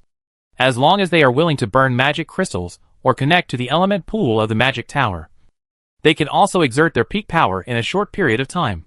In addition to these, he has some other scattered income, such as the small treasury of Grey Mist, the profits brought by the construction business, etc. After counting the power currently controlled by his subordinates, Avis suddenly realized that among the power he currently controls, it seems that only the 9th level combat power is still a little lacking, and other aspects have unknowingly approached the level of the 4 major families. Although this kind of power cannot directly shake the Holy Light Church, it is entirely possible to do something in secret and delay the other party's research progress. In addition, the Archbishop who was in the upper echelons of the Holy Light Church and was planted with the seeds of distortion by him, the newly promoted 9th level priest, Divine Grace Yao, he is now secretly attacking the Holy Light Church. And it seems that there is still hope. What no one knows is that when Avis learned the top secret information of the Saint's plan through the distortion seed, an indescribable secret fluctuation suddenly occurred in the real core area of the continent's destiny network. This change has not been noticed by the prophet for the time being, because in order to reach this place, the prophet's rank must reach the 9th level. But the only 9th level prophet Stargazer is currently in a deep sleep. Even if a prophet with insufficient strength wants to force contact, he will only be drowned by the countless sea of fate lines outside the core, resulting in being lost in the vast fate of the continent and finally returning empty-handed. As time goes by, this wave gradually begins to spread with the changes in the web of fate. So, the Destiny Stone Tower located on the extreme northern ice field of the Holy Messiah Empire suddenly rang a bell without any warning. The bell echoed in the ancient mountains, passed through the cold wasteland under the night, and finally arrived at the small church on the side of the ice field. It has only been 10 years, and the Destiny Stone Tower has sounded several times. This is ominous. Slowly ending today's prayer, Archbishop Gormore put his hands on his chest, stared at the brilliant light on the altar, and whispered in a low voice, with compassion and piety on his face, "Lord, may you be merciful to protect your devout shepherds and your gentle lambs." Whenever the Destiny Stone Tower rings, it means that something big will happen that will affect the entire continent. All he could do was to pass on the news of the sound of the Tower of Destiny to His Holiness the Pope as soon as possible. So, the news was quickly known to the top leaders of the Holy See, and it took another half a day to pass it on to the desks of many top forces on the continent. And it was a day later that Avis learned the news. What was a bit special was that this time, although the prophets performed a prophecy on this matter, they did not come up with any valuable results. Avis had no opinion on the simple information that the Tower of Destiny sounded.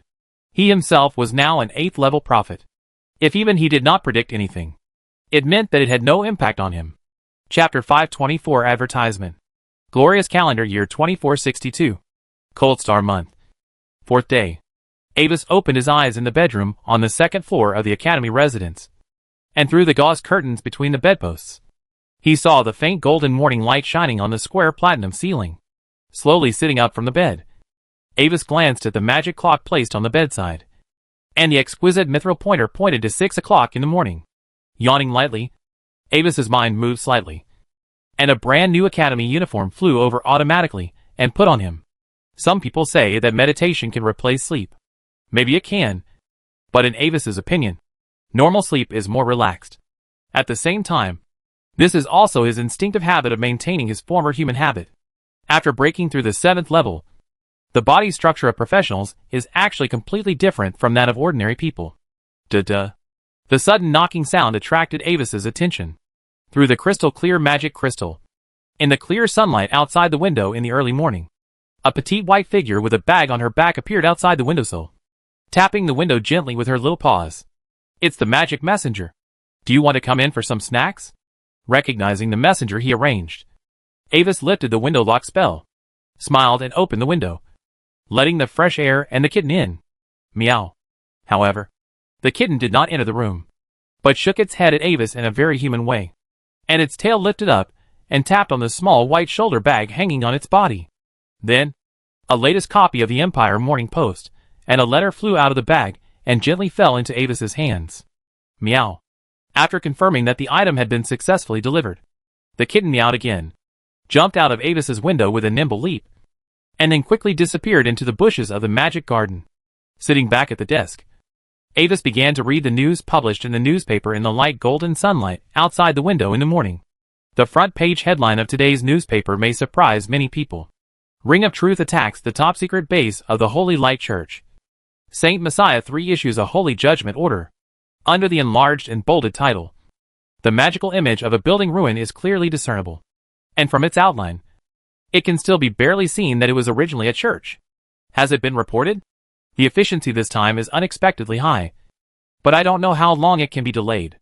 After reading the news carefully, Avis put down the newspaper, looked calmly at the beautiful morning outside the window, and muttered to himself in his heart, "Forget it.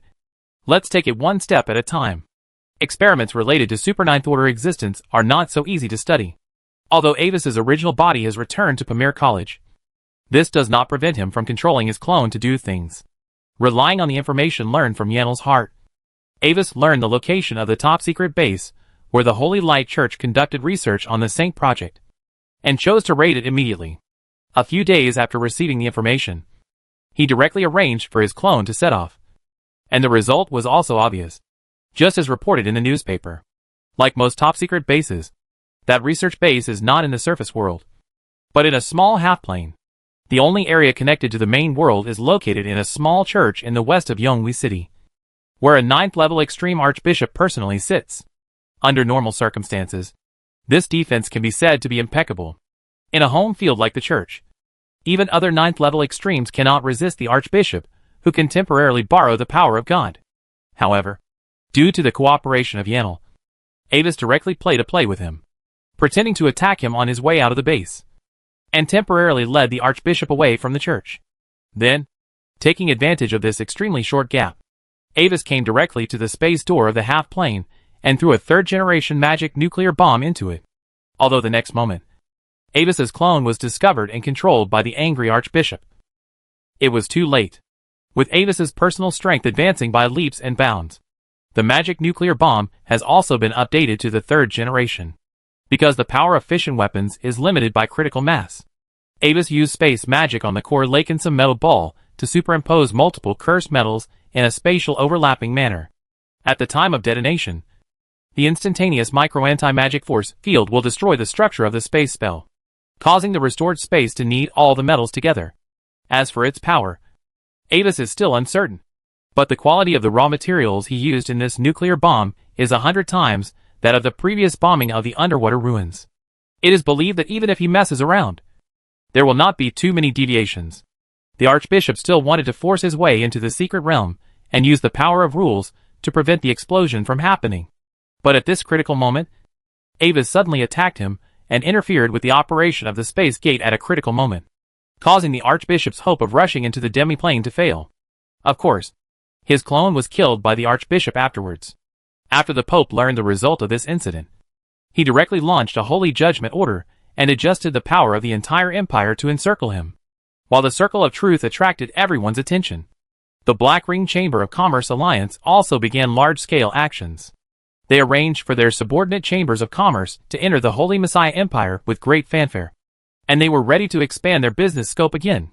Of course, due to the strict control of combat-type structures in the Holy Messiah Empire, The Black Ring Chamber of Commerce mainly promoted various production-type structures used in construction, transportation, and other fields. After all, the majority of people in this world are low-level professionals. When they are not strong enough, magic constructs can help solve many troublesome things. In this regard, many major forces did not react much. Even if an external Chamber of Commerce alliance force is large in size, it is still not worth mentioning if placed at the level of the Empire. But they could not remain calm when they heard about the reappearance of the Ring of Truth. The Circle of Truth suddenly attacked a secret research institute? Why did they do this? What exactly is in that research base? Many people are paying close attention and waiting for the follow-up progress of this matter. After searching for a long time, Avis finally found a report about the recent market expansion of the Black Ring Chamber of Commerce from a small page in the corner of the newspaper. Overall, he was quite satisfied because the effect was really good. Putting down the newspaper he had read once, Avis picked up the letter next to him. The envelope was a light purple color, and a small secret seal was imprinted on the seal of the letter to confirm the identity of the recipient. And at the center of the envelope, the silver-white ink outlined a beautiful name. Claire Liddell. Chapter 525, The City of Origin. A letter from Claire?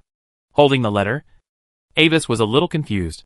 Until receiving this letter, his intelligence organizations, including the intelligence agencies of the Olivendi family, had not sent him any news about Claire. There was only one possibility, that this letter was prepared by Claire before she set out and would be sent to him at a specific time. And this kind of letter is usually taken in advance by the owner of the letter because he is worried about an accident. With a bad feeling in his heart, Avis quickly extended his mental tentacles and tapped the center of the secret seal. It seemed that the correct key was inserted, and the whole letter stretched out like a flower, turning into a piece of letter paper full of words. And the seal turned into lines that spread out by themselves, turning into a circle of decorative patterns on the edge of the letter paper. Avis, are you okay? If you receive this letter, it means that I encountered some kind of accident on the way and cannot return normally. Just reading the first two sentences made Avis frown slightly. Although the half-elf girl seemed to be not very powerful, Avis never saw through Claire. The curse that even the 9th level could not avoid. The ancient memories from the High Elf era of 6.3 million years. And the various halos superimposed on Claire, like an information black hole, shrouded her in an extremely mysterious veil. What level of ruins could cause her to encounter difficulties?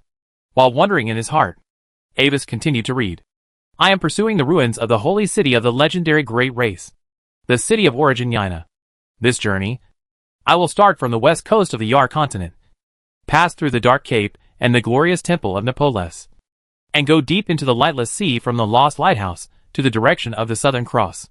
From the depths of the Forgotten Sea, a place where joy has never been, ride the Ghost Current, pass through the huge archway interwoven by those basalt columns, and finally set foot on that forgotten land.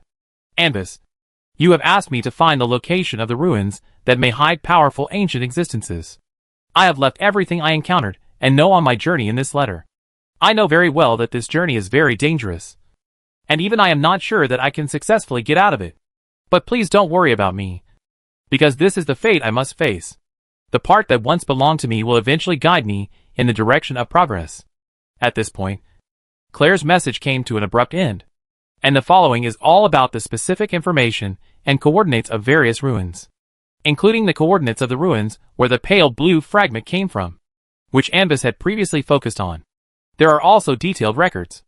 After reading the whole letter, Avis was not surprised by the news of a large number of secret relics. Instead, he paid more attention to the information revealed by Claire in the first half of the letter. The city of Origin Yaina. His azure eyes closed slightly, and Avis crossed his index fingers and gently rested them on his forehead. He was familiar with this name. At the end of the ancient Golden Age, a mysterious event called the Great Rip occurred on the surface of Unival. No one knew what the so-called the Great Rip was, because all historical documents and relic records stopped abruptly at that moment. Even the concept of Great Rip was derived by the magic world through the complete map of the ancient continent on the ancient High Elf celestial globe. But what is certain is that it tore the ancient continent apart, created the Far East Islands, the Elf continent, and the life-forbidden zone on Unival, leading to the disappearance of the High Elf civilization and the second mass extinction of species. And it is unknown how long after the Great Rip ended. The fire of civilization was finally born again on the broken Yar continent. Some huge and strange life, with a cone-shaped body and tentacled eyes, appeared on the land, and relied on its own special power to build magnificent cities. Yaina is the name of the capital of the great race, and was honored as the capital of origin by the magic world in later generations. However, few people know that Yaina is a term from the post-Golden Age, which means the place where the stars gather.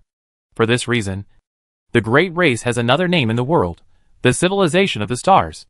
But as time went by, the traces of the civilization of the stars suddenly disappeared in history without any signs. Some ancient scholars speculated that they were originally an underwater civilization, and they came to the land for a short period of time to take refuge after the Great Rip. But the land environment gradually became unsuitable for their survival for some reason, so they returned to the seabed to live. This seems to make sense at first, but it cannot explain why the ruins of the legendary origin city Yaina have not been found until today. And now, after receiving Claire's letter, Avis finally learned Yaina may not be accessible by conventional means at all. The Star Civilization, after the end of the ancient Final War, was the first civilization to leave traces of existence on the newly born Yar continent. It was famous for being able to borrow the mysterious power of the stars in the sky. It is said that it had fought wars with many powerful ancient beings. Thinking of the description of the Star Civilization in the data, Avis suddenly thought of something. Will it be there? One of Claire's famous adventures in her previous life was that she accidentally caused the collapse of an ancient temple during an adventure. The ancient existence suppressed under it regained its freedom, causing the Saint Messia Empire to be directly destroyed by half. In the end, Saint Messia III paid a huge price to reluctantly expel it. An ancient temple that can suppress an old god is not something that ordinary civilizations can build. For the three major civilizations of the Golden Age, there is no need to suppress them. They can just kill them directly or use them as experimental subjects, even if the way to enter is very special. As the first city of the Star Civilization, Yaina is undoubtedly located on the Yar continent. However, due to his interference in history, the impact of Malin's advent may cause many changes that did not occur in the previous life. After thinking for a moment, Avis gave instructions to his subordinate forces. Conduct a comprehensive investigation of the location of the ruins recorded in Claire's letter, and report the investigation process and evaluation results. Among these subordinate forces, there is also the secret ceremony composed of players. So, 15 minutes after Avis's order was issued, many people, including the descendants of the other three major families, Prince Lano, and some marquises, knew about his actions. However, most people simply glanced at it and put it together with Avis's other information. Avis originally chose the mystery department, and exploring some ancient ruins is also understandable. A few people who were more concerned about this also arranged some people to investigate these locations, hoping to analyze the real intention of Avis's move. This is not entirely because they don't pay enough attention to Avis, but also because the recent momentum of the Truth Ring is too big. Previously, the whole process of the Truth Ring attacking the secret base of the Holy Light Church has been thoroughly investigated, and the extreme destructive power that Avis showed in an instant has become a dark cloud covering the hearts of all major forces. Chapter 526: The Power of the Ring of Truth. In this world dominated by magic, mass energy conversion weapons have a huge advantage when the intelligence is unclear. First, before the actual detonation, with a special anti-magic alloy shell, it can achieve no magic fluctuations at all, thereby deceiving all defensive arrays triggered by magic fluctuations. Second, it can be effective in an anti-magic force field. Ambus previously used the third-generation mushroom to blow up the demi-plane of the Holy Light Church, taking advantage of these two key advantages. As a secret base, the entrance to the demi-plane of the Holy Light Church must have many defenses, such as anti-magic force fields, magic imprisonment arrays, etc., to prevent the enemy from lurking in. But the designer probably never thought that there would be such a strange weapon with no magic fluctuations before the explosion, but almost unlimited destructive power. As unstable subspace fragments, the demiplane is usually around hundreds of square kilometers in area, and the explosion radius of the mushroom bomb is enough to cover it. As a result, the Holy Light Church was in trouble, and other forces who knew the inside story also felt sympathetic. In this situation, almost no one noticed that the proportion of foreigners in the Black Ring Chamber of Commerce Alliance team seemed to be a bit too high. This seemed to be no problem on the surface. After all, many foreigners have already broken through the 4th level and have reached the level of true core professionals. So the number is reasonable. But in fact, this was also deliberately arranged by Anthus. For the players, following the Black Ring Chamber of Commerce into the St. Messia Empire represents another meaning. The players active in the 3 major empires of the continent are actually different groups. The forces of the Idle-Free Federation are relatively complex, with players from all countries, and they are in a state of chaos all year round. The plot analysis teams of many clubs at home and abroad unanimously believe that before the indigenous war in the Idle-Free Federation is truly pacified, the Federation area is only suitable for fighting to support the war, and quickly improving the strength of professional teams through various war tasks, but not suitable for large-scale investment and long-term farming development. The players active in the Gloria Empire are mainly domestic players. The base of the 3 major clubs, Silver Blue, White Light, and Stardust, are all in the Gloria Empire. Although Stardust had tried to transfer its main force to the Idle-Free Federation before, the previous all-out war in the Federation destroyed everything. The small country that the Stardust Club spent a lot of money to get involved in was one of the victims. In the continuous war, the royal family was directly destroyed. The ruling class completely changed, and all previous investments were wasted. Fortunately, their previous foundation in the Gloria Empire is still there, and they have not fallen into a slump. But they are also seriously injured, and have not fully recovered until now. In contrast, the St. Messia Empire is the main activity area of foreign clubs. In the past, the 2 sides did not interfere with each other, because the power of the indigenous people is too strong. The side with home advantage can almost be said to beat the side without home advantage. But now the situation is different. Although it is only a chamber of commerce, the Black Ring Chamber of Commerce is still a real high-level camp. If they do not take the initiative to provoke trouble, the other party cannot find trouble with them for no reason. Therefore, many players in the team are now extremely excited. This is the prelude to the future national war. At this time, some professional player teams that arrived in the territory of the St. Messia Empire have begun to act in an orderly manner. With the help of the Black Ring Chamber of Commerce Alliance, many players have begun to explore everywhere and try to trigger hidden tasks. Professional players began to investigate various types of information, such as local history and humanities, trying to find clues in history and discover the real super large task chain. For the players' enthusiasm, and Wazy expressed great appreciation. Work hard. It is best to trigger several continental main tasks there. The larger the scale of the tasks triggered by the players, the more things St. Messia 3 needs to worry about every day. It is best to tire him to death directly. So, in the planning of all parties, time gradually passed. During this period, the main attention of many high-level forces was focused on how to crack the unknown terrifying weapon of the Ring of Truth.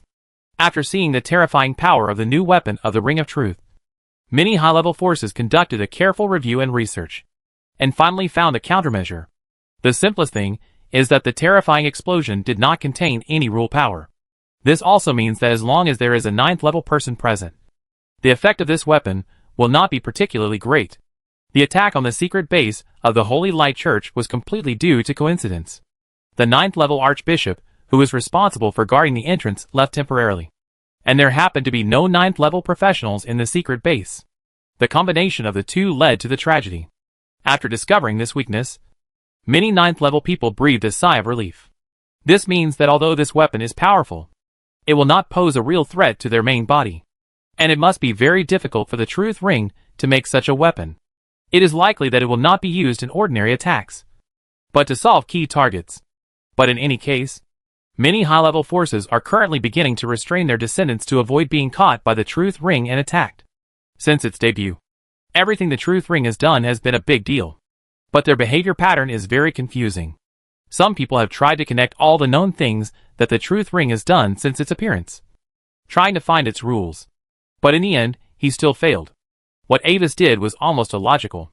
It seems that no matter which side has been attacked directly or indirectly by them, Fiona Olivendi, who had disappeared in Pamir College before, is suspected to have fallen into their hands in the end. Although the top leaders of the Olivendi family are aware of this, it is completely nonsense. The recent activity of the Truth Ring has caused great psychological pressure on many forces in the Empire. Of course, this is not completely without benefits. For example, for the 4 major families, The emergence of the Circle of Truth has added a common enemy to them and the royal family. Due to concerns about its threat, the royal family is not convenient to attack the four major families at will. To avoid that when the other party really attacks, they have already lost most of their strength due to the civil war. However, sometimes, the effect of the name of the Circle of Truth seems to be a bit too good. Anvis, be careful recently, and it is best not to go to places like those ancient ruins, so as not to be captured by the Circle of Truth. When a large amount of ruins information collected by Anvis arrived, the Duke's instructions also arrived, and the content made Anvis laugh and cry.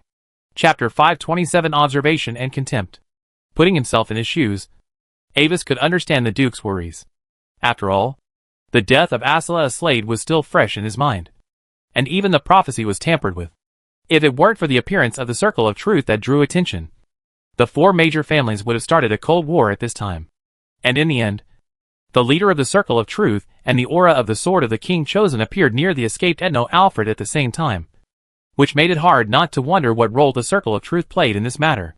There are even rumors within the Empire that the birth of the Sword of the King Chosen and the attack on the descendants of the Aslade family were actually all planned by the Circle of Truth, and they must want to use this incident to divert the attention of the outside world and to provoke the relationship between the four major families, so as to achieve their evil purpose of weakening the national strength of the Empire. The most uncomfortable person for this development of the situation is Marquis Draka. According to Shadow's report, he has been a lot more irritable recently, and many tables have been changed in the study. The intervention of the Ring of Truth not only caused the loss of the Sword of King Selection, but also alerted the four major families.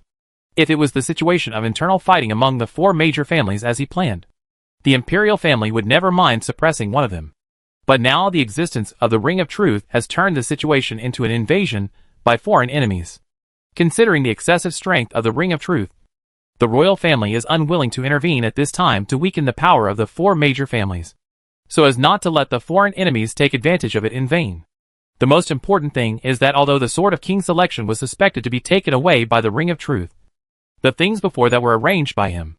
Although they are all investigating the Circle of Truth now, if they continue to investigate like this, they might find him instead.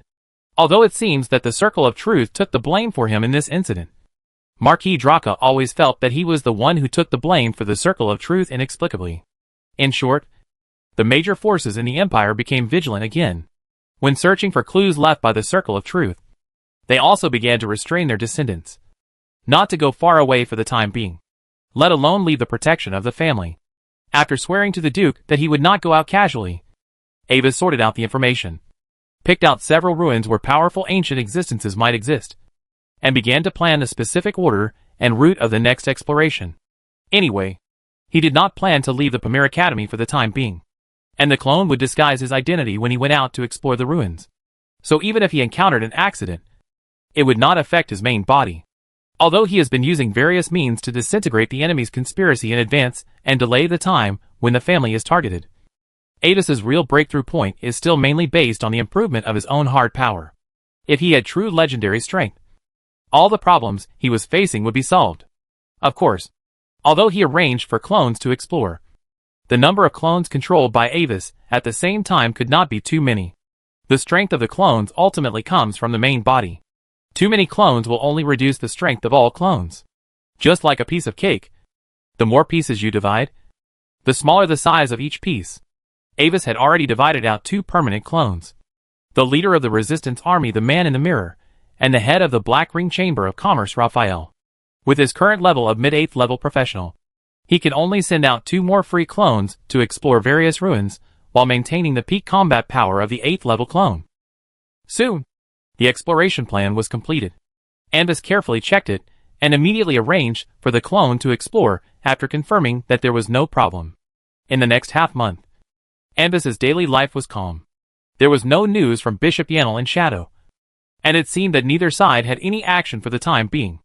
The Black Ring Chamber of Commerce is still conscientiously expanding its business scope, and has begun to have subtle friction with local chambers of commerce in the St. Messia Empire. Players have also begun to fan the flames everywhere, trying to make things bigger. The Man in the Mirror is still slacking off and drinking tea every day, but because Anvis, as an 8th level prophet, is backing him up, he now starts to serve as a receptionist and negotiate long-term cooperation with the Black Ring Chamber of Commerce on behalf of the Glory Alliance. Mrs. Mandel dares not speak out. Harvey still went out to see his girlfriend every now and then. But to Avis's regret, his research had temporarily entered a bottleneck stage, and progress was very slow. Although Avis had been able to replicate the dream fluctuation frequency of Harvey and the actress, due to the small number of samples, he could not analyze why this one-sided attraction effect occurred when these two different fluctuations merged together, and his subordinates were also searching everywhere for samples similar to Harvey and the actress. But so far there was no harvest, which forced Avis to use a stupid method, trying to change the fluctuation frequency little by little, and then observing and summarizing its rules. However, Prince Lanu and the descendants of other major families are still secretly carrying out their plans. For example, they secretly contacted the players' big guilds, secretly developed the strength of their subordinates, privately recruited students of ordinary origin to work for them in the academy, and fought each other openly and secretly. Of course, the process cannot be all peaceful. For example, due to the death of Asla Aslade recently, Colin of the Aslade family and Sheelin of the Enoch family had a private conflict. This conflict was caused by a little friction. At first, it was just a fight between the forces of the two men, but it soon turned into a duel between the two men. Although the duel process was relatively secretive, it could not be hidden from Avis's eyes. He even made more than a dozen crystal balls for this purpose. Enjoying the black tea brewed from the new leaves of the ancient tree of life while watching the full-scale live broadcast, in Avis's enthusiastic peeping, the two finally suffered some minor injuries under the unexpected trump cards of the other party. But overall they were still in a state where they could not do anything to each other. Only by watching the daily struggles of the descendants of these great families, Avis can truly feel that he is still a student of Pamir College, not a supervillain who intends to destroy the three empires and revive the glory of the ancient magic empire. Of course, in the eyes of other nobles, including the descendants of the other three great families, Avis is also an outlier. He was born in the four great families of the empire, but he did not make any progress. Instead, he chose a mysterious school to live a peaceful life. Except for the good fortune of developing a foreign power, there is nothing else to recommend him. Like a scholar all day, he only knows how to study those strange relics. He rarely makes contact with any nobles, and spends most of his time with the common people. His only noble friend is the famous playboy Harvey. He is a real dandy who does not work properly. Many people have thought sourly that if they were given Avis's identity, they would be 100 times better than Avis. In this mentality, except for Harvey, Lon Newell, and a few people who really know Avis. Although others still respect him on the surface because of Avis's family background, they have already despised him in their hearts. Even when talking about the descendants of the four major families in the academy behind their backs, they have intentionally or unintentionally stopped mentioning him. Chapter 528 News about Prince Lon Newell. However, in an environment like Pamir Academy, even though Ambus' daily life is very low-key, and even in the eyes of outsiders, he still cannot escape the whirlpool of the nobles. At night, after finishing a day's work, Ambus returned to his residence and suddenly welcomed an unexpected guest. Although Pamir Academy is completely shrouded in brilliant mazes, its interior still simulates the outside sky at all times. Under the reflection of two huge silver and purple crescent moons, Prince Lon Newell stood at the gate of Ambus courtyard, in front of a shrub with pale silver flowers, and raised his hand to touch a fruit in the middle of many small flowers. Accompanied by a wave of invisible but magical power, the evergreen magic bushes separated by themselves, revealing a quiet path leading to the depths of the courtyard in front of the prince, and notifying Ambus that there was a visitor. Following some invisible guidance, Lon Newell walked along the path, passed through clusters of rare and exotic flowers, and finally stepped into Ambus's residence. In the elegant reception room filled with a refreshing fragrance, Lon Newell finally saw the young man with light blonde hair and blue eyes, whose temperament was as shining and gentle as the afternoon sun. As if he had not expected that there would be guests at this time, and Wacy was wearing a simple white casual outfit, which made his temperament more lazy for no reason. "Welcome, dear His Highness Lon Newell. Please forgive my poor hospitality due to the hasty preparation." Seeing Lon Newell walk into the room, and Wacy stood up calmly and saluted him gracefully, with a slight touch of his chest. "I'm sorry, Avis, for not notifying you in advance. But this time I'm not visiting as a prince. So I'm sure your Excellency Avis won't blame a friend for his actions. Hearing Avis's hidden meaning, Lan Nua explained helplessly. Haha. Your Highness Lan Nua is joking again. With a polite smile, Avis waved his hand, and the several glasses of cold water on the tray on the table were immediately replaced with various magic drinks. But, won't it cause you any trouble to meet me in private? There should be a lot of people staring at you now? Looking at Lan Nua holding a glass of light blue starberry juice, Avis asked casually. Yes. But what can I do? Staring at Avis with blue and purple eyes, Lan Nua took a sip of the fragrant and sweet juice in the cup. But the taste was as cold as stars, and smiled as well. I don't have the ability to completely stop their snooping for now. In this case, even if I deliberately do nothing, it is meaningless and will only arouse suspicion.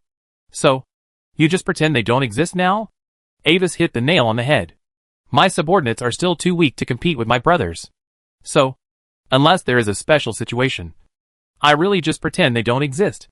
Sitting comfortably opposite Avis, Lan Nua sipped the light blue star juice and shrugged. But they still know the limits. For example, when I meet you now, they know I came to you suddenly, but they can't know the details of my discussion with you, because their observation spells can't penetrate the magic protection of my residence, because your last name is Olivendi. Their mission is just to keep an eye on my whereabouts. There is no need to risk offending you and forcibly spy here. At most, I will report the news that I came here to meet you to my brothers afterwards. But my style of doing things is relatively casual. Even if I suddenly come to chat with you tonight, it is not that special. The purple-black-haired boy smiled slightly and raised his glass to Avis. Most importantly, do you know your reputation in Pamir? My reputation? Avis was slightly startled, and snapped his fingers casually, adding a layer of highlight to himself. A wise man with profound wisdom. Unimaginably handsome? A perfect dream lover? A playboy who doesn't do his job. A lazy person with a family background. An idealist who escapes from reality. The eyelids twitched, and Lan Nua restrained the urge to twitch his cheeks, not wanting to make his expression appear too rude. How on earth could this guy say such boastful words without changing his expression? The most important thing is that due to Ambus's family background and the extraordinary charm brought by his blood, these comments he said really exist. Of course, the comments you said do exist, but that's not the key. Taking a slow breath, Lan Nua forced himself to calm down. I think you are also aware of my situation. I am regarded as the weakest prince by outsiders. Almost no nobles are willing to join me. The talents among my classmates have been snatched away by my brothers. And what's the matter with me looking for you like this? After drinking the remaining juice in the cup, Lan Nua lightly put the cup back on the tray. His eyes seemed to turn around the room unintentionally, taking in the various ancient relics placed in the room. And his tone was pointed. A private meeting between the prince, who doesn't do his job, and the descendants of the 4 major families, who don't do their job. Looking at the weak boy in front of him, who looked like some harmless little animal, and had a very confusing temperament, Avis suddenly laughed. Then, I wonder what is the real purpose of Lord Lan Nua's visit. Lord Avis, I can see that you and I are the same kind of people. Lan Nua waved his hand, and changed his posture on the sofa. Don't rush to deny it. No matter how you try to cover it up. We are all in this environment of endless struggle. No one can be independent of the rules of the game. Now we are just in a gentle college environment. When we graduate from Pamir in the future and enter the real noble game, how can you hide it then? Looking at Avis's expression that did not change at all, the weak boy with heterochromatic eyes sighed, took out a gray-black slate fragment, and placed it on Avis's desk. The fragment had no magic aura, but there was a strange scratch on its surface, which seemed to be a twisted vortex, and like an abstract eye. Forget it. I came here today not just to discuss life with you. 5 days later, the once in 50 years glorious secret realm will be opened. All qualified people can enter to explore. And in this year's exploration, I hope you can join my team. The glorious secret realm is about to open. It's not the frozen moon yet, right? Glancing at the fragment on the table, Avis asked back with some confusion, and quickly recalled the information related to the glorious secret realm in his mind. Chapter 529, The Secret Realm of Glory. The earliest record of the secret realm of glory came from the ancient magic empire. At that time, the first spellcasters discovered its entrance. A strange space-time area. There, all the rules are different from the surface world. Water flows into the sky. Light bends. and unknown glows shine in the void. But as people observe, they find that the changes in this special area actually have some rules. As time goes by, the glow in the void will slowly rotate and gather inward. When all the light points gather to a certain degree, the hole leading to the secret realm of glory will be opened. The interval between the two gatherings of these light points is 50 years. There are many mysteries hidden in the secret realm of glory. When the spellcaster enters it, the scene he will see is a vast, almost borderless world. It contains all kinds of ruins and buildings with completely different styles, and the magic fluctuations in it range from the 1st to the 9th level. If you have enough strength and are lucky enough, you will be able to get beyond your imagination. Even the example of explorers being lucky enough to obtain magic items above level 9 has happened more than once. However, from the ancient magic empire to the present, human exploration of the glorious secret realm is still very limited. The number of people that can be accommodated each time the glorious secret realm is opened is limited.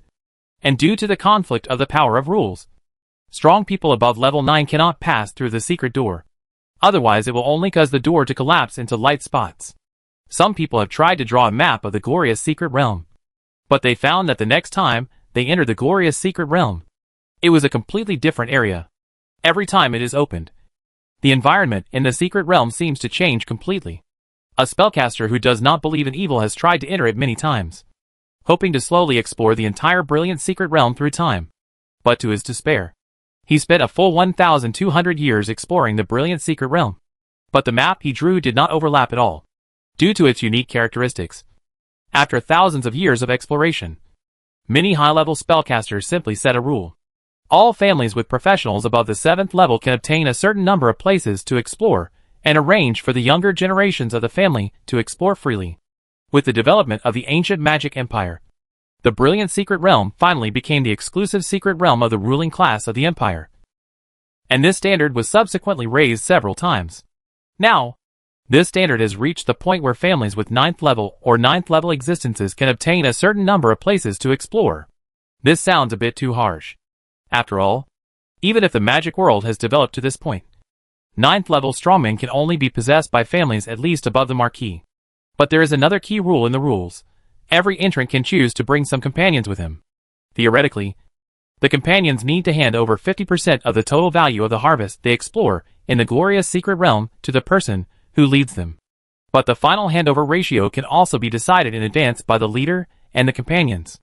In other words, these companions are used to allow those who are not qualified to enter and explore, so that those who are qualified can win people's hearts and win over future subordinates.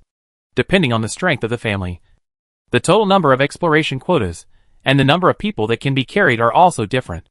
The Imperial Royal Family has 15 quotas, and each quota can carry 5 additional people. Each of the 4 major families has 5 quotas, and each quota can carry 3 additional people.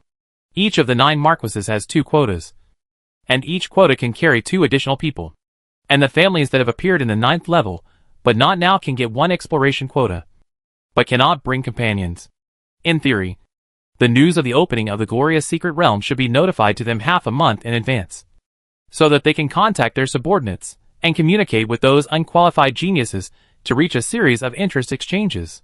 But for some reason this year, the opening time of the glorious secret realm was advanced by about half a month, which made their preparation time stretched. For example, at this moment, Duke Carrot has not yet informed him of the news of the glorious secret realm.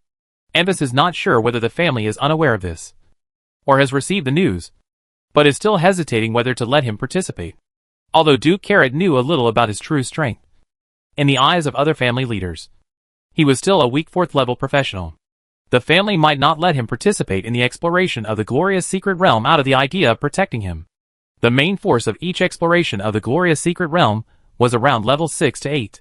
Of course, there were occasionally explorers with lower strength, although in theory, the strength of the explorer was not necessarily linked to the harvest. It was more about the explorer's personal choice and luck. But stronger personal strength means more choices to make, and better assurance that one can leave the glorious secret realm safely with the harvest of exploration.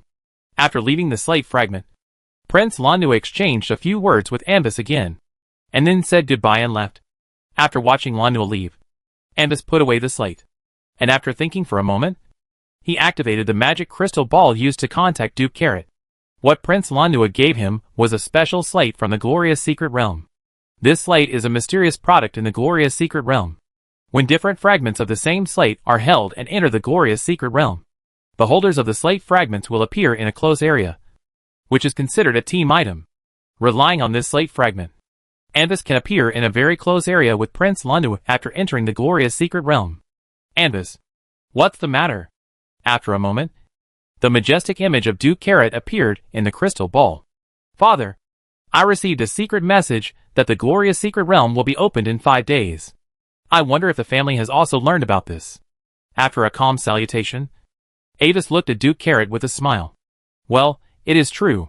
In the study room with the magic crystal chandelier lit, Duke Carrot put down the official document in his hand, rubbed his eyebrows gently, and confirmed Avis's words. Originally, I was going to talk to you about this tomorrow. Why? Do you want to participate? Yes. Father. Avis nodded. I thought that according to your Loki personality, you should not participate in this exploration of the glorious secret realm. A hint of surprise flashed in his pale blue eyes, and Duke Carrot glanced at Anvis. Yes.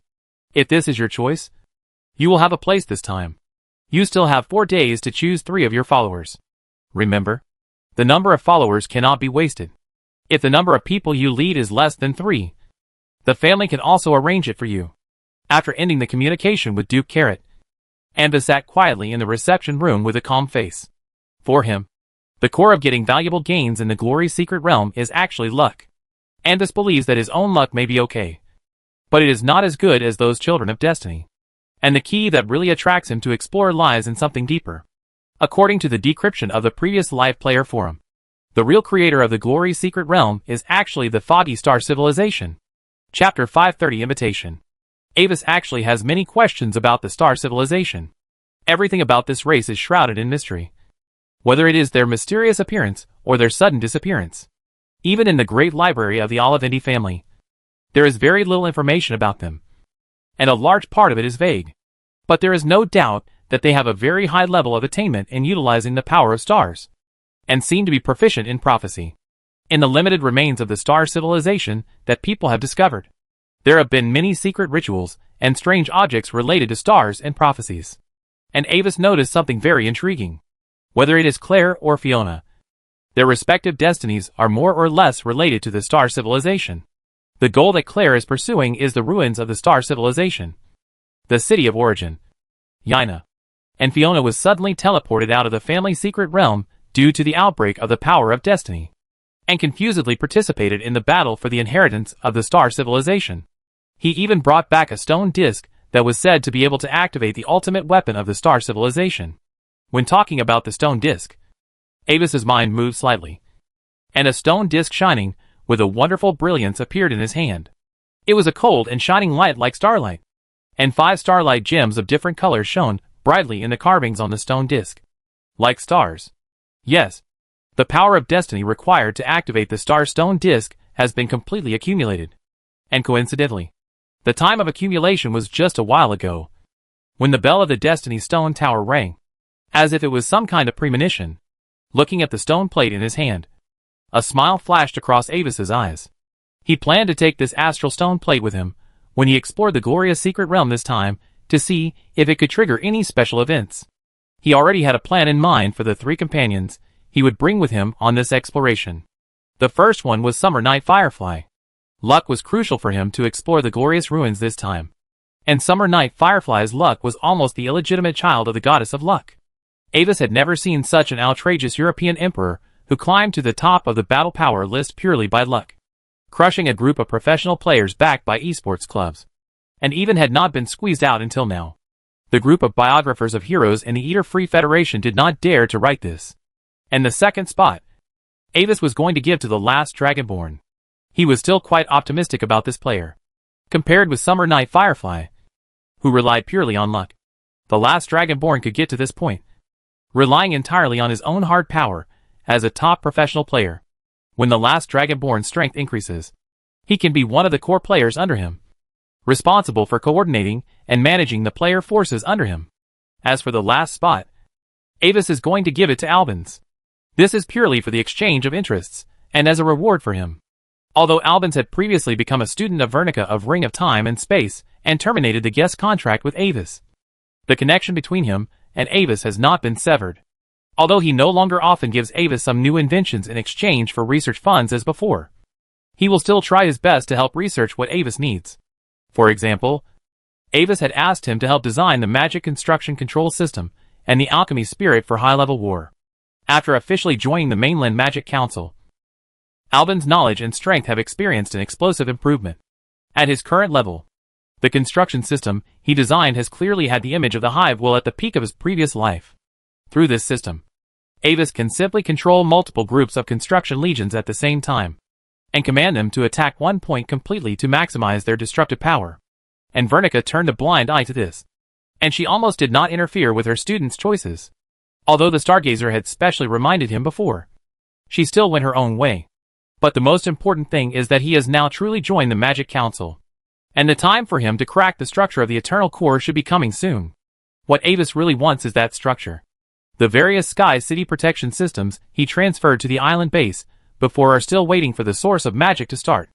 Let me explore the secret realm of glory as an escort. On the other side of the magic crystal ball, Xia Yingwo nimbly chased a little black cat while listening to the words of her own awesome novice guide NPC in the crystal ball. With a surprised expression, "No. It's just that the teacher mentioned this to me before, and said that if I want to participate in the exploration, I can arrange a quota for me, and I only need to hand in 20% of the exploration income." I see. Then, Vivian, do you want to explore the secret realm with me? I will not take your gains. They belong to you completely. Avis's mouth twitched. The illegitimate son of the goddess of luck is indeed not a joke. Secret Star Scholar Sai, as a 9th level extreme, naturally has his own 2 exploration quotas. But his family members also need to compete for these quotas. He is willing to give one of them to Xia Yinghua, which is very telling. Of course. I'm honored. Suddenly invited by her dream man, Xia Yinghua was instantly excited. And for a moment, she didn't even chase the cat. She hadn't decided whether to participate in this so-called secret realm adventure. But now, her man has personally invited her. How can she not go? Then, in 3 days, come to the Jingya Hotel in the capital to wait for me. Nodding, Avis ended the communication. Great. On the other side, looking at the A-level task explore the glory secret realm on the panel, Xia Yinghua excitedly waved her little fist. Hey, wait, where's my cat? But after the excitement passed, Xia Yinghua looked around and finally realized that she seemed to have forgotten something important in her happiness. Vivian. Idiot.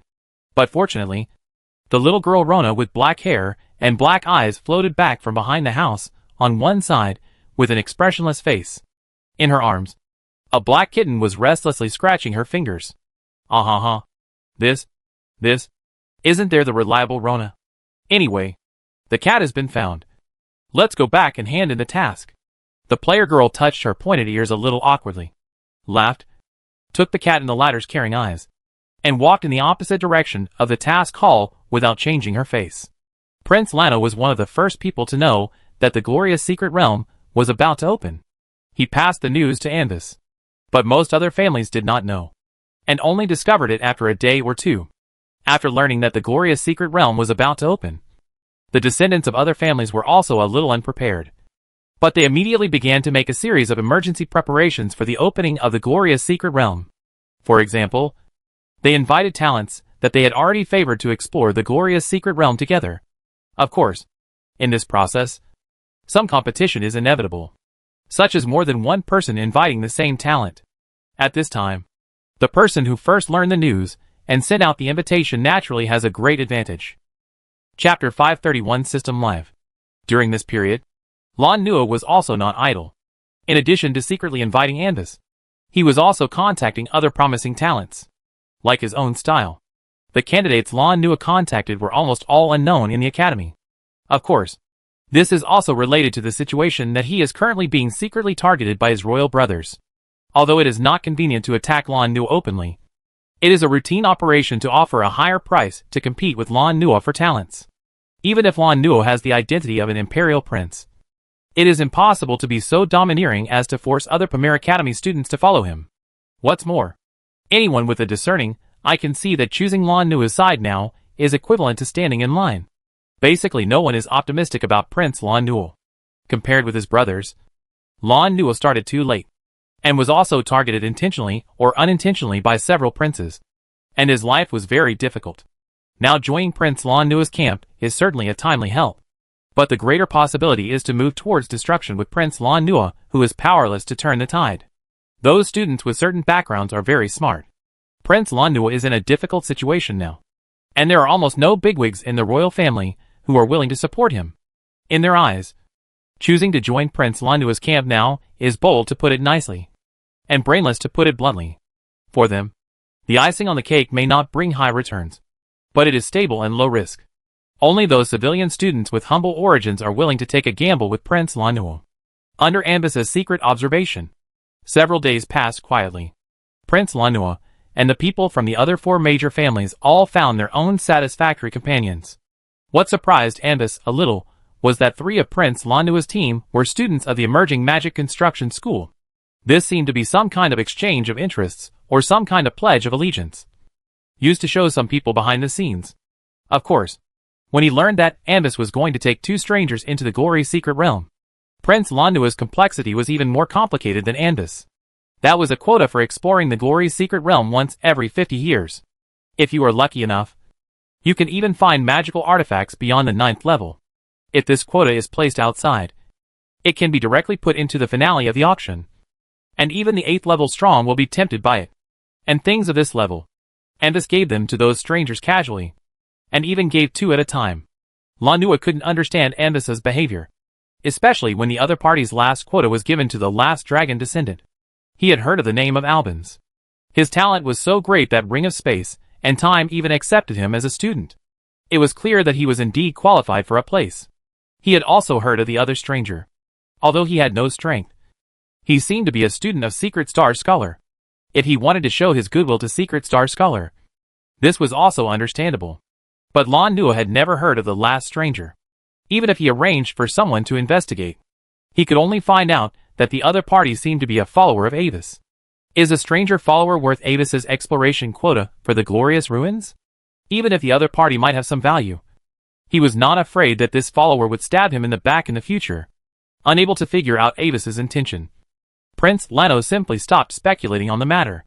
After all, Avis and he were just allies, and it was not his turn to interfere with Avis's choice. The news of the opening of the glorious secret realm was also known to the top management of Pamir Academy. On the day of the opening of the secret realm, the Academy specially arranged a large airship to carry a group of qualified students to the entrance of the secret realm. On the airship, the last dragon descendant and Summer Night Firefly looked at the luxurious and magical furnishings around them and felt very fresh. They were led on board by Avis before the airship took off. The Academy also knew that the entourage brought by many students who were qualified to explore the secret realm were not necessarily all students in the Academy. So the boarding location was specially set at the Silver Rose Airport in the royal capital. After boarding the ship, Avis handed them the slate for the glorious secret realm team and their temporary identity cards, and then let them move freely. After Avis left, they looked at each other and tacitly chose to act separately. Firefly Summer chose to go to the deck for sightseeing, and Rona stayed on her as usual, with the protection and endorsement of Avis and her teacher Secret Star Scholar Sai. Although many people on the ship could see her abnormality, they were just curious. The last Dragonborn found Avis again at this time, intending to discuss something privately. You said, you want to broadcast the exploration process in the glorious ruins through the way of strangers? Hearing the elf's intention, Avis raised his eyebrows slightly. Yes. I wonder if you allow me to do this. The last Dragonborn looked at Avis carefully, feeling a little uneasy. System Live Broadcast is a feature launched after the previous version was updated. It costs 648 yuan to register and authenticate the anchor identity. Of course, although it is a live broadcast, the actual broadcast time is delayed by 3 magic hours relative to the scene. In addition, live broadcast in some special maps requires extra money. Although he knew that Avis, as an NPC, could not know that he was broadcasting live, and there was no need to tell him about it, the last Dragonborn still didn't want to do it. He always experienced Mysterious Era as a real world. During the game, he always treated the natives as real people. Every task is done according to the real choice in his heart. not completely for the maximization of benefits. When asking the question, the elf was already prepared in his heart. If Avis disagrees, he will really stop broadcasting the whole process. In his opinion, this is necessary respect. The last Dragonborn laughed at himself. If he was still the captain of the professional team, the club would never allow him to act so willfully. Yes, as long as your so-called full broadcast can be effective in the Radiant Secret Realm. But when the elf was in a state of confusion, Avis suddenly smiled and nodded to agree to his request. He brought the last Dragonborn here for this purpose. The system live broadcast has just been updated, and it is the most suitable time for development. He plans to use the traffic of the last Dragonborn, the former captain of the White Light Club, to increase his fame among the player community. The live broadcast of the exploration of the hidden map Radiant Secret Realm is definitely unique among the players. And Xia Yinghuo, as a lonely player, does not broadcast live. As long as the White Light Club is not stupid, it will definitely arrange for someone to promote the last Dragonborn in order to take advantage of this large wave of traffic and divert traffic to other live broadcasts of its own team. The most important thing is that Avis wants to try whether he can influence the Continental Destiny Network through the live broadcast of the players. Chapter 532 Illusion. I understand. After getting Avis's permission, the last Dragonborn instantly became excited. Although he was prepared for failure, if he could get permission, it would be the best of both worlds. After leaving Avis's room, as Avis thought, the elf immediately began to contact the people of the White Light Club to discuss cooperation. This is a win-win situation. Both the club and he can get huge traffic. The last Dragonborn directly contacted the current captain Nyarlathotep, told him about the situation on his side, and asked him to help contact the club's top management. At this time, Nia was in a broken magic tower, communicating with the secret inscription found in a hidden mission. According to the mission background, after absorbing and mastering the power contained in this ancient inscription, one can permanently improve his magic affinity. You said? Among the explorers of this secret realm, there is even the Prince of the Empire? After listening to the last Dragonborn's brief introduction to the background of the glorious secret realm and the identity of the participants in this expedition, Nyarlathotep pinched the staff, and the ancient inscription in front of him suddenly became unappealing. In other words, this secret place is not too dangerous, and there is hope of getting a generous reward that even the Prince of the Empire would be tempted. You said that your quota was given to you by the NPC named Anvis? It's like this. A friend of mine wants to ask, is the aboriginal genius named Anvis still in need of followers? After a few casual words, Nia finally mentioned the business. Okay, I will help you contact the club, but you better be mentally prepared. The conditions proposed by those people in the club will probably require you to provide more information related to the high-level plot. Okay, that's it. After contacting people, the last dragon thought for a while, and did not return to his room, but explored the depths of the airship. Since there was still some time before reaching the entrance of the ruins, the elf planned to explore as much as possible here to see if he could trigger some adventure missions. While everyone was dealing with their own affairs, a magic hour passed quietly. Through the soft cotton candy-like clouds below, an abnormal area shining with glow was faintly visible between the distant golden-brown mountains in late autumn. That was the destination of everyone's trip, the entrance to the glorious ruins. Because on the day when the glorious ruins were opened, many descendants and geniuses of the ruling class of the empire would gather here. In order to protect the safety of this place, there are more than one 9th level hidden nearby to guard in secret to prevent any accidents. Wow! It's so beautiful! Twinkling and shining. As the airship landed at a nearby anchorage, Xia Yinghuo walked out of the cabin and was attracted by the entrance in front of him at first sight, which looked like a gorgeous galaxy. After instinctively letting out a low cry, he quickly took a photo using the system's screenshot function. Squeak. Looking at the player girl's inexperienced look, coupled with her outfit that clearly showed that she was not from an aristocratic family, several people nearby looked at her in a strange way. One young man couldn't help but sneer in a low voice, with a look of disdain. Vivian, they seem to have ill will towards you. The Rona attached to her sensitively noticed the emotional changes of the people around her, and quickly reminded her in a low voice in her heart. Why? After being reminded by the strange girl, Xia Yinghuo looked around belatedly and felt a little confused. However, this situation did not last long. As Avis walked out of the cabin and Xia Yinghuo stood behind him, the malicious eyes around him gradually disappeared in the whispers. Instead, They turned into a mixture of awe, curiosity, and hidden jealousy. Some people who did not know her identity before also reacted to the reminders of the people around them after seeing Avis.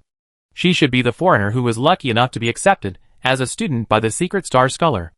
Avis undoubtedly gave her a precious place to show his goodwill to the Secret Star Scholar. Of course, Xia Yingwo saw the changes before and after. But she came up with another interpretation. As soon as her handsome guiding NPC appeared, he stood in front of her like a hero, blocking all the malicious eyes on her. He has me in his heart. Avis glanced at the player girl, who looked at him with a question mark on her face. And his eyes slowly swept across all the people present, and met Prince Lano's eyes, who were also looking at him. Among the candidates invited by the two, except for 2 students who were 9th level extreme strongmen, the others were basically nothing to attract attention. For other ambitious noble descendants, this glorious secret realm adventure is a good opportunity to show their own strength. For example, the other 5 princes and princesses present this time, as well as other descendants of the 4 major families. The glorious secret realm is not a novice copy for school students to explore, but one of the important secret realms exclusive to the Gloria Empire. Except for those who are conducting key magic experiments and have no time to split themselves. No other Imperial professionals below the 9th level will refuse the opportunity to enter and explore. This time, in the Olivetti family, except for Avis's eldest brother Raymond, who was in retreat to prepare for a breakthrough to the 8th level and unfortunately could not participate. The second brother Evan and the third sister Alanis were also present. And the other big families and the royal family were similar. Everyone and their entourage gathered into small circles, intentionally or unintentionally showing their own connections. A famous alchemist. A genius who broke through the 7th level before the age of 50. A rare storm dragon blood warlock. Avis even saw the figure of a 7th level prophet, who was the entourage of the 3rd princess. I don't know what price she invited this person, but this made her receive many envious eyes. High-level prophet usually rarely appear in person, unless the other party has sensed in advance that something good may happen in this action.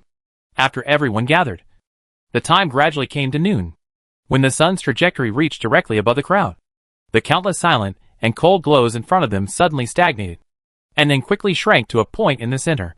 In this process, their brightness began to rise sharply, and brilliant colors that could not be described in human language were born, intertwined, merged, and twisted in the center of the aggregated glow, and finally disappeared in a gray vortex flashing with colorful stars.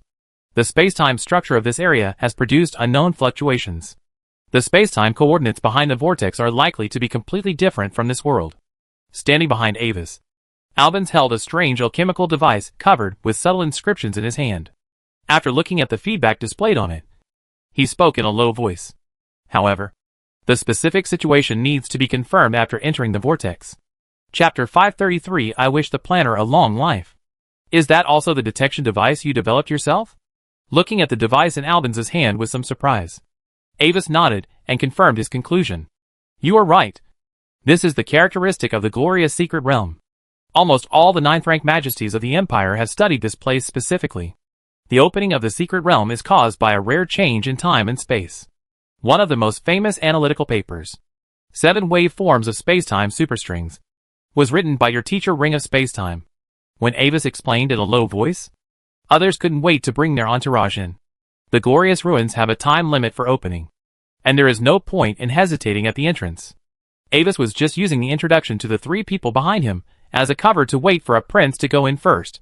Okay, let's go in too. After Prince Lano and his entourage entered, Avis waited for them to enter the entrance of the ruins again, and finally moved, under the protection of Duojiaji, and stepped into the door with his entourage. Inside the entrance was a strange shining tunnel.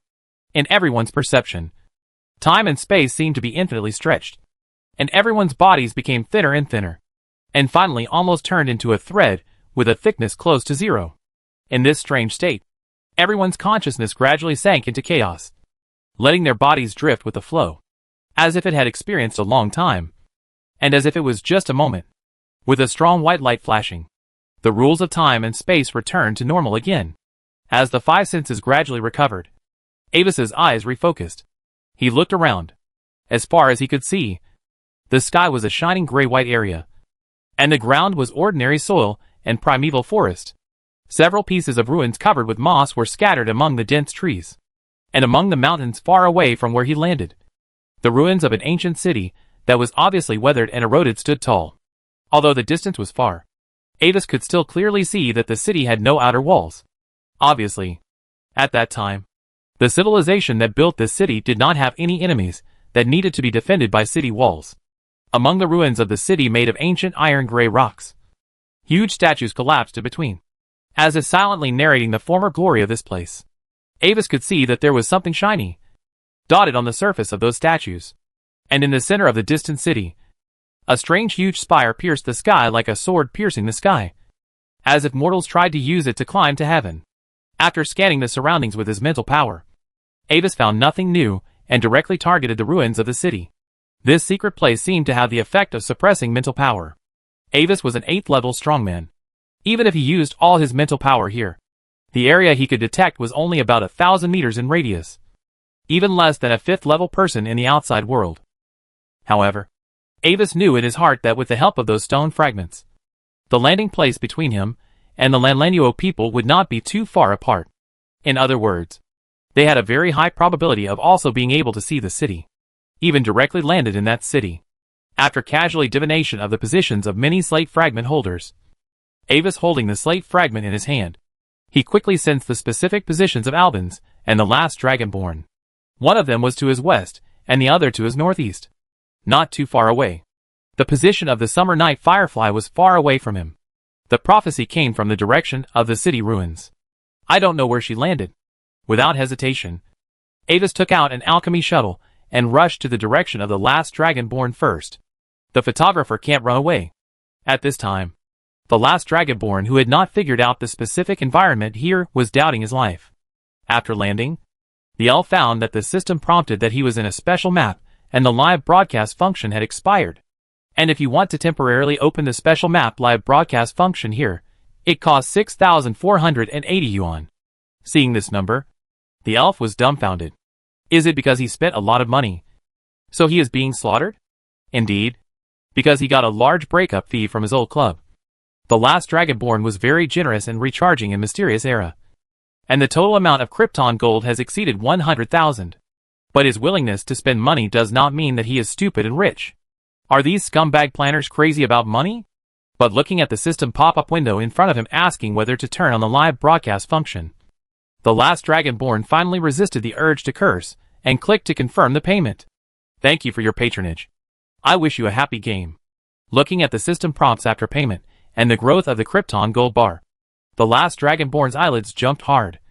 Feeling indescribable irony, he had to comfort himself that even if a chain lightning chain hit the planner's home, it would probably only shock him for a moment, because there was no second unit to conduct it. After adjusting his mentality, the last dragon offspring cheered up and began to look around the environment in the glorious ruins. The gray sky, the dry ancient riverbed, the desolate gravel gobi, and the mountains in the distance, and the ruins of the ancient city between the mountains. Hello everyone. I am the last dragon offspring, the former captain of the White Light team. The location I am in now is the legendary Glorious Ruins. This is one of the exclusive secrets of the Gloria Empire, with a recommended challenge level of 40 to 89. And I paid a very high price to get a place to explore inside this time. Even opening the live broadcast permission here alone cost me 6,480 yuan in cash. Everyone, read with me. I wish the planner good health and a long life. After a few skillful opening remarks, the last dragon offspring cheered up and also headed towards the mountains. As we all know, swearing and cursing game officials will be blocked. So after getting used to it, players began to change to blessings. At this moment, in another world, under the hard work of the White Light Club, tens of thousands of people are waiting for the moment when the last Dragonborn starts live broadcasting. Among these viewers, there are plot analysts and professional players from other major clubs, as well as high-end plot players who know the weight of the term Glorious Secret Realm.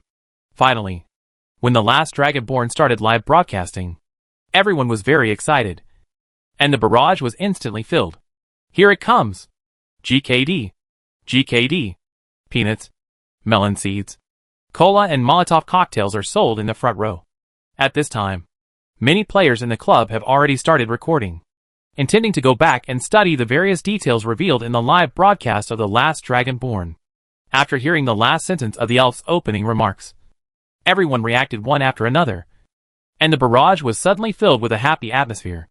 After all, the money for the live broadcast was paid by the elf, and now they can watch the live broadcast for free. Rounding it off, it seems that each person is as happy as a video that has been watched for free for more than a few thousand yuan. I wish the planner a long life. I wish the planner good health. Long life. Poverty. Chapter 534 Ambush and Loot. As you can see, the environment in this secret place is very strange. Two special states have appeared on my panel. One is Glow Eye, which prohibits mental detection. The other is Glow Eye, which prohibits the use of time and space spells.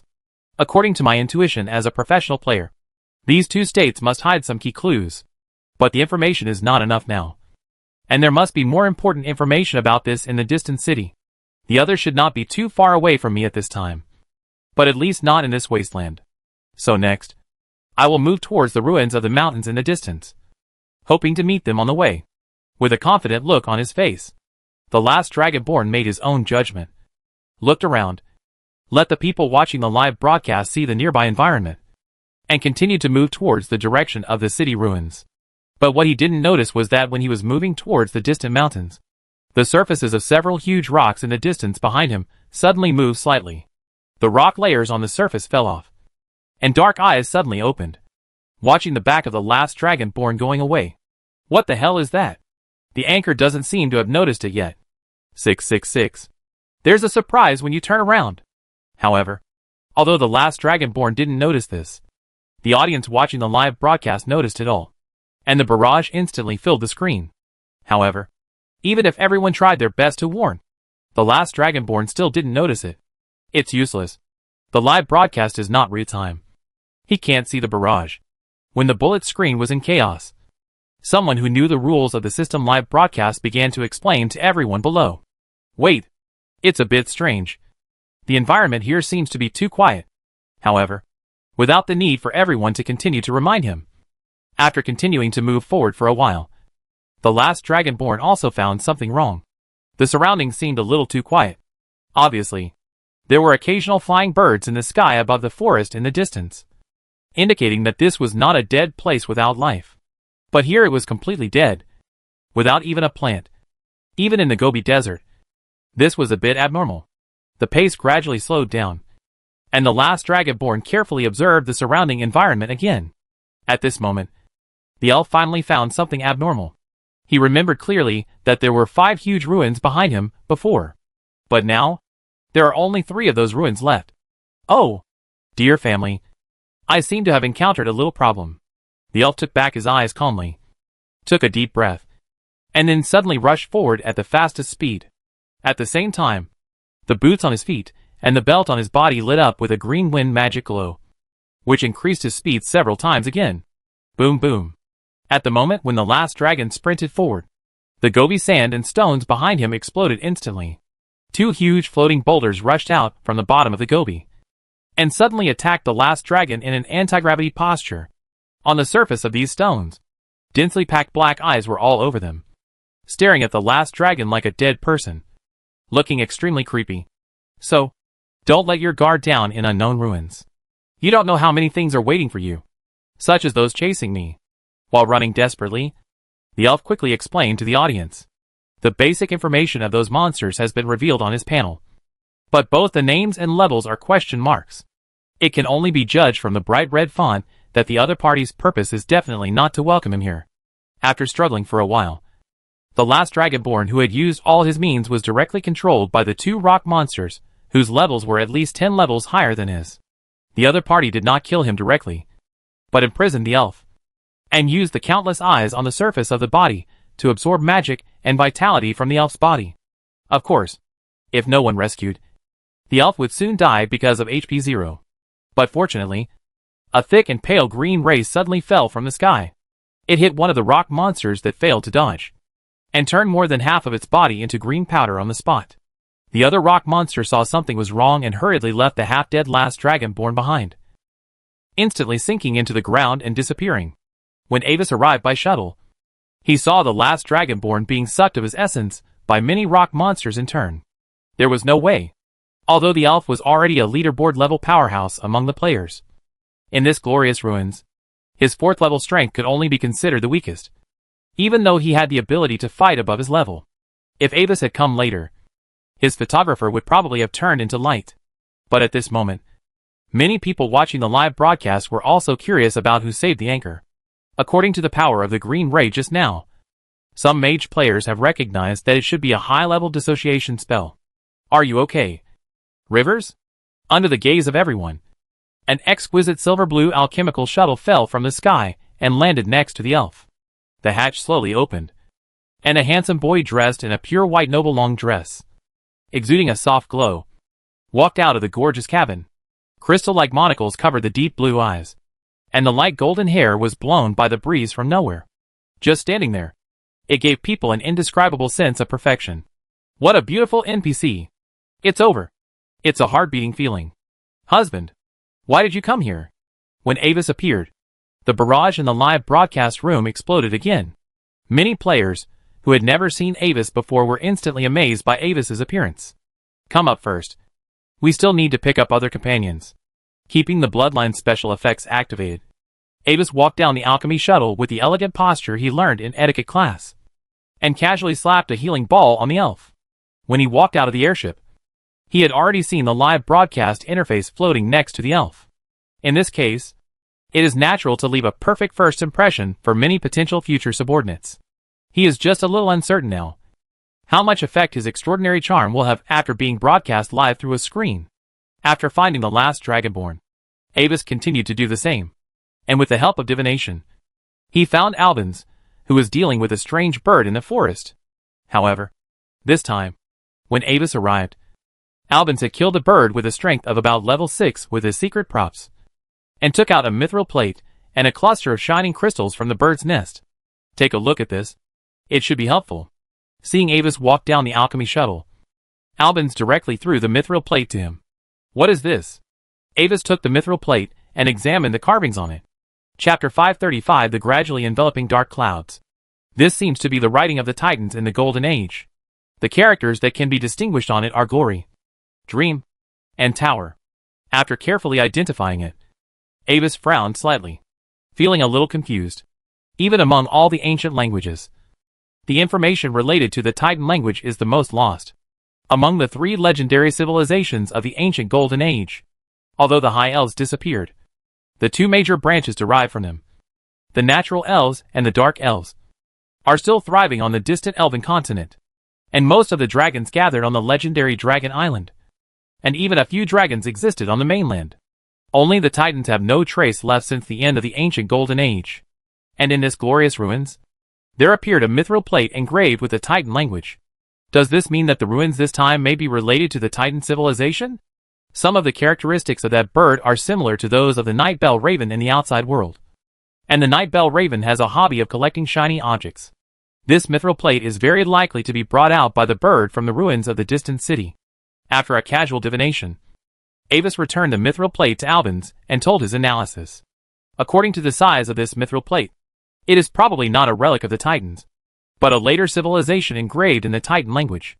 The Titan language has long been lost. I think the ruins that can use the Titan language as a common language are most likely related to the ancient Golden Age. The ruins are likely to come from a civilization of that era. Albans also nodded. I just walked all the way here and encountered more than one magic beast on the way. But they are quite different from the magic beasts in the outside world. I suspect that they are probably also species from the ancient times. Listening to the 2 big guys discussing something he didn't understand, the last dragon shrank back and tried to remain silent. Although he is a plot player, it doesn't mean that he has studied the secret history of the ancient times in depth. Let's end the communication for now. I think everyone else should be heading towards that city now. We'd better go there as soon as possible. Finally, Avis ended the topic. He actually knew that these magic beasts should be species of the same era as the ruins. If he could find a way to take them out, it should have a certain value. But this is not important to him for the time being. The opening time of the glorious ruins is limited, and it is not too late to deal with the ancient magic beasts at the end. The teammates who should be found have been found, and the three of them boarded the alchemy shuttle again and flew quickly towards the city. Along the way, relying on the slate fragments in his hand, Avis could also sense the location of Prince Lano and his men. They seemed to be scattered on the other side of the city ruins. And according to his current speed, he should be able to arrive earlier than the prince and his men. There were no accidents on the way. Or in other words, there were no accidents that could stop Avis and his men. When the alchemy shuttle flew towards the city ruins, there were 2 or 3 level 6 or 7 bird monsters that were offended by the airspace and attacked fearlessly. As a result, Avis didn't make any move at all. He just used the dissociation technique emitted from the surface of the airship to turn all the monsters that dared to attack into ashes. Through the broadcast of the magic viewing window, the 3 people in the shuttle saw the monsters rushing up fiercely, and then being hit by the dissociation technique. Orbans didn't feel anything about this. After all, he had a teacher at the peak of the 9th level, and he had seen more outrageous vehicles than this. But the last generation Longy and the audience who were watching his live broadcast were amazed by this. Fuck. The big black bird was killed in an instant just now. It must be a monster of at least level 40 or above. Right? Read more about the one in front. It's a black terror bird. It is recommended to challenge level 70 plus. I really want to rob this ship. I really want to rob this ship +1. Since this time, the action was under the attention of everyone, considering his own personality. Unless it is absolutely necessary, Avis does not intend to use his true power in front of people. But even so, he has another equally powerful ability, money ability. For example, the alchemy shuttle he is riding now is the work of Gajeel Kalmavasi, the master of alchemy in the ancient magic empire. With sufficient energy, this shuttle can release a disintegration technique with a power close to the 8th level. Avis made some modifications to it, and installed more high-level elf defense modules and attack modules. In addition, in order to cope with this exploration of the glorious secret realm, Avis dismantled the core tower spirit Bo Mia of the Sky City that he had previously placed in the laboratory, and is currently temporarily installed on this ship as a fire control system. Therefore, this ship has now become an aerial fortress that can threaten the 8th level. Ignoring the flying monsters rushing over, Avis stood quietly at the bow, looking at the distant mountain ruins approaching gradually, with a deep gaze. Just now, his spiritual sense suddenly produced some abnormal induction. This abnormality is very hidden.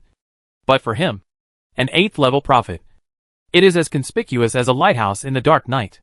Something is happening that is unfavorable to him. It is not directly aimed at him, but it will affect him. Is someone trying to target the 9th prince? Or is there some other conspiracy? He became alert in his heart. In any case, there may be some variables in this trip to the glorious ruins. At this time, in another place in the glorious secret realm, a long-planned attack broke out without warning. A man dressed as a guard stretched out his hand without warning and pierced the chest of the brown-haired young man in front of him. Puff. Trad? You? Gaiman Aslade widened his eyes and looked at the arm that pierced through his chest in disbelief. Although he wondered why the protective treasure left to him by his family was not activated, he knew in his heart that he had reached a life-or-death moment. He wanted to resist and activate the family amulet, but some deep and terrifying power had completely imprisoned his body, making him unable to mobilize even a trace of mental power. Facing Gaiman's questioning, the man called Crad did not respond. At the same time, some dark oily substance overflowed from his arm that pierced Gaiman's body and quickly wrapped Gaiman's whole body. After a while, the liquid gradually disappeared under Gaiman's skin, and it seemed that there was no change from the outside. How do you feel? Seeing this, the man dressed as a guard withdrew his hand that was inserted into the other's chest. It feels good. But is it okay? Will the prophet find out? After moving his body, Gaiman looked at him and asked uncertainly, Don't worry. He is just a 7th level prophet, under the power of God. Even his perception was confused by us when he came here, and it is impossible for him to find us. Get ready. The great God will watch us, and when he truly returns to this world, we will become his ladder and live forever in his kingdom of God. Praise my Lord. At this moment, a similar scene is happening in many directions of the glorious secret realm. Chapter 536 Conspiracy. At this moment, in a dark rock hall outside, dozens of strange cloaked figures gathered here, and according to their invisible positions in several small groups and the different colors of cloaks, these cloaked figures obviously came from different forces. Is this really okay? Are our actions a bit too big? If the Empire, or the four major families discover us because of the noise, our current strength is not enough to resist. At this time, one of the three figures wearing pure black cloaks and dark golden masks was asking questions to the other side. Several mysterious people covered in dark green hooded robes. The two sides respectively represent some nobles in Gloria and the mysterious cult that came to the door through some profit channels and took the initiative to propose cooperation. And it was the nobles who raised the question at this moment. Since the first step of this plan involves many members of the four major families and the royal family, they are very worried that this mysterious cult will overturn due to playing too big. And as a result, they will also be implicated in the unlucky situation. Unlike arranging a large number of strange beings, the mysterious cult replaced them with the real subordinates of many big figures in advance, and then entered the secret realm with them. The nobles have a large family in the Gloria Empire. If they escape, the losses will be incalculable. What a sad question, because the gods have been gone for too long.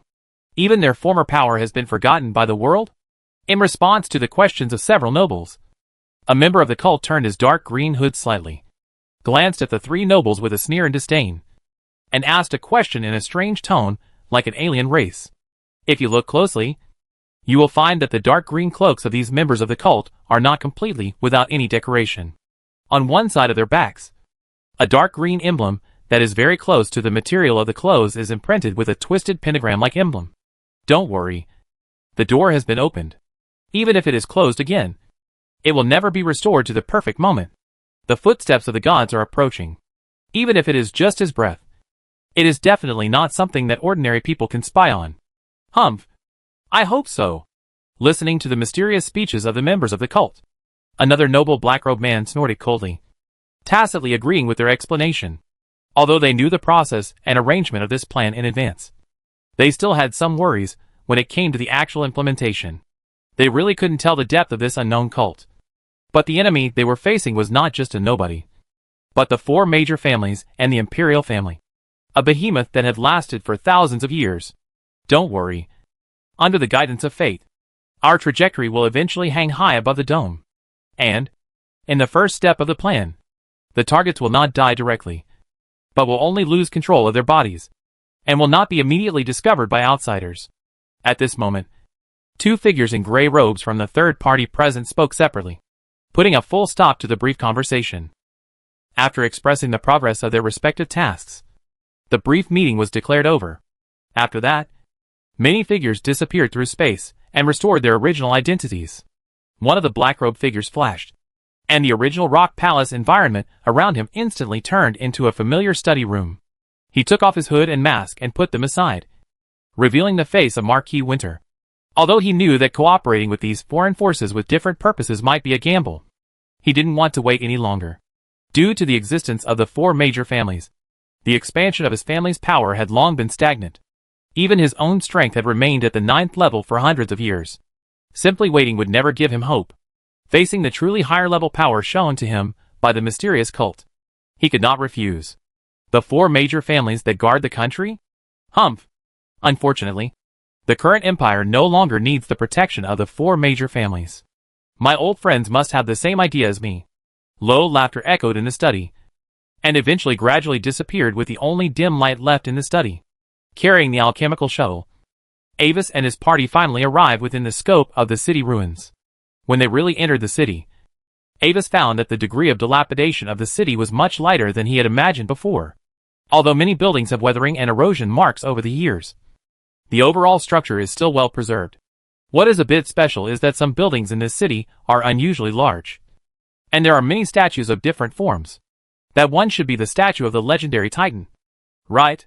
Pointing to a huge moon limestone statue that was tilted and fell to the ground, Alvin suddenly spoke. It should be. Let's land and take a look. Ambus nodded, controlled the alchemy shuttle, and landed on the open space next to the huge Titan statue.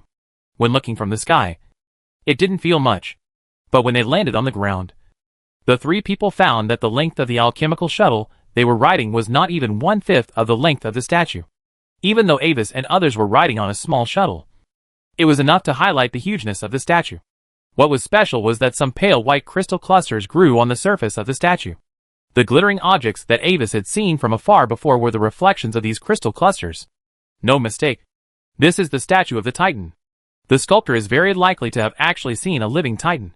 And according to those special giant buildings, it is even possible that a Titan really lived in this city. After observing closely, Avis came to a conclusion. The crystal clusters on the statue are a bit strange and should have some value. I hope to study them. Orbans was very interested in those crystal clusters. In his perception, those crystal clusters had unusual power. Their existence seemed to be interfering with the space-time constants nearby at all times. Then, let's explore this ruins freely for the time being. If you encounter danger that you can't handle, use the amulet I gave you before to contact me. Hearing the hidden meaning of Albans, Avis waved his hand and cut off a part of the crystal cluster on the statue, ready to take it back for research. According to the records, each time the glorious ruins are opened, the exploration time for those entering is fixed at 7 days. After the time is up, no matter where the explorer is, he will be directly teleported out. 1 day later, we will meet under the high tower in the center of the city. Okay.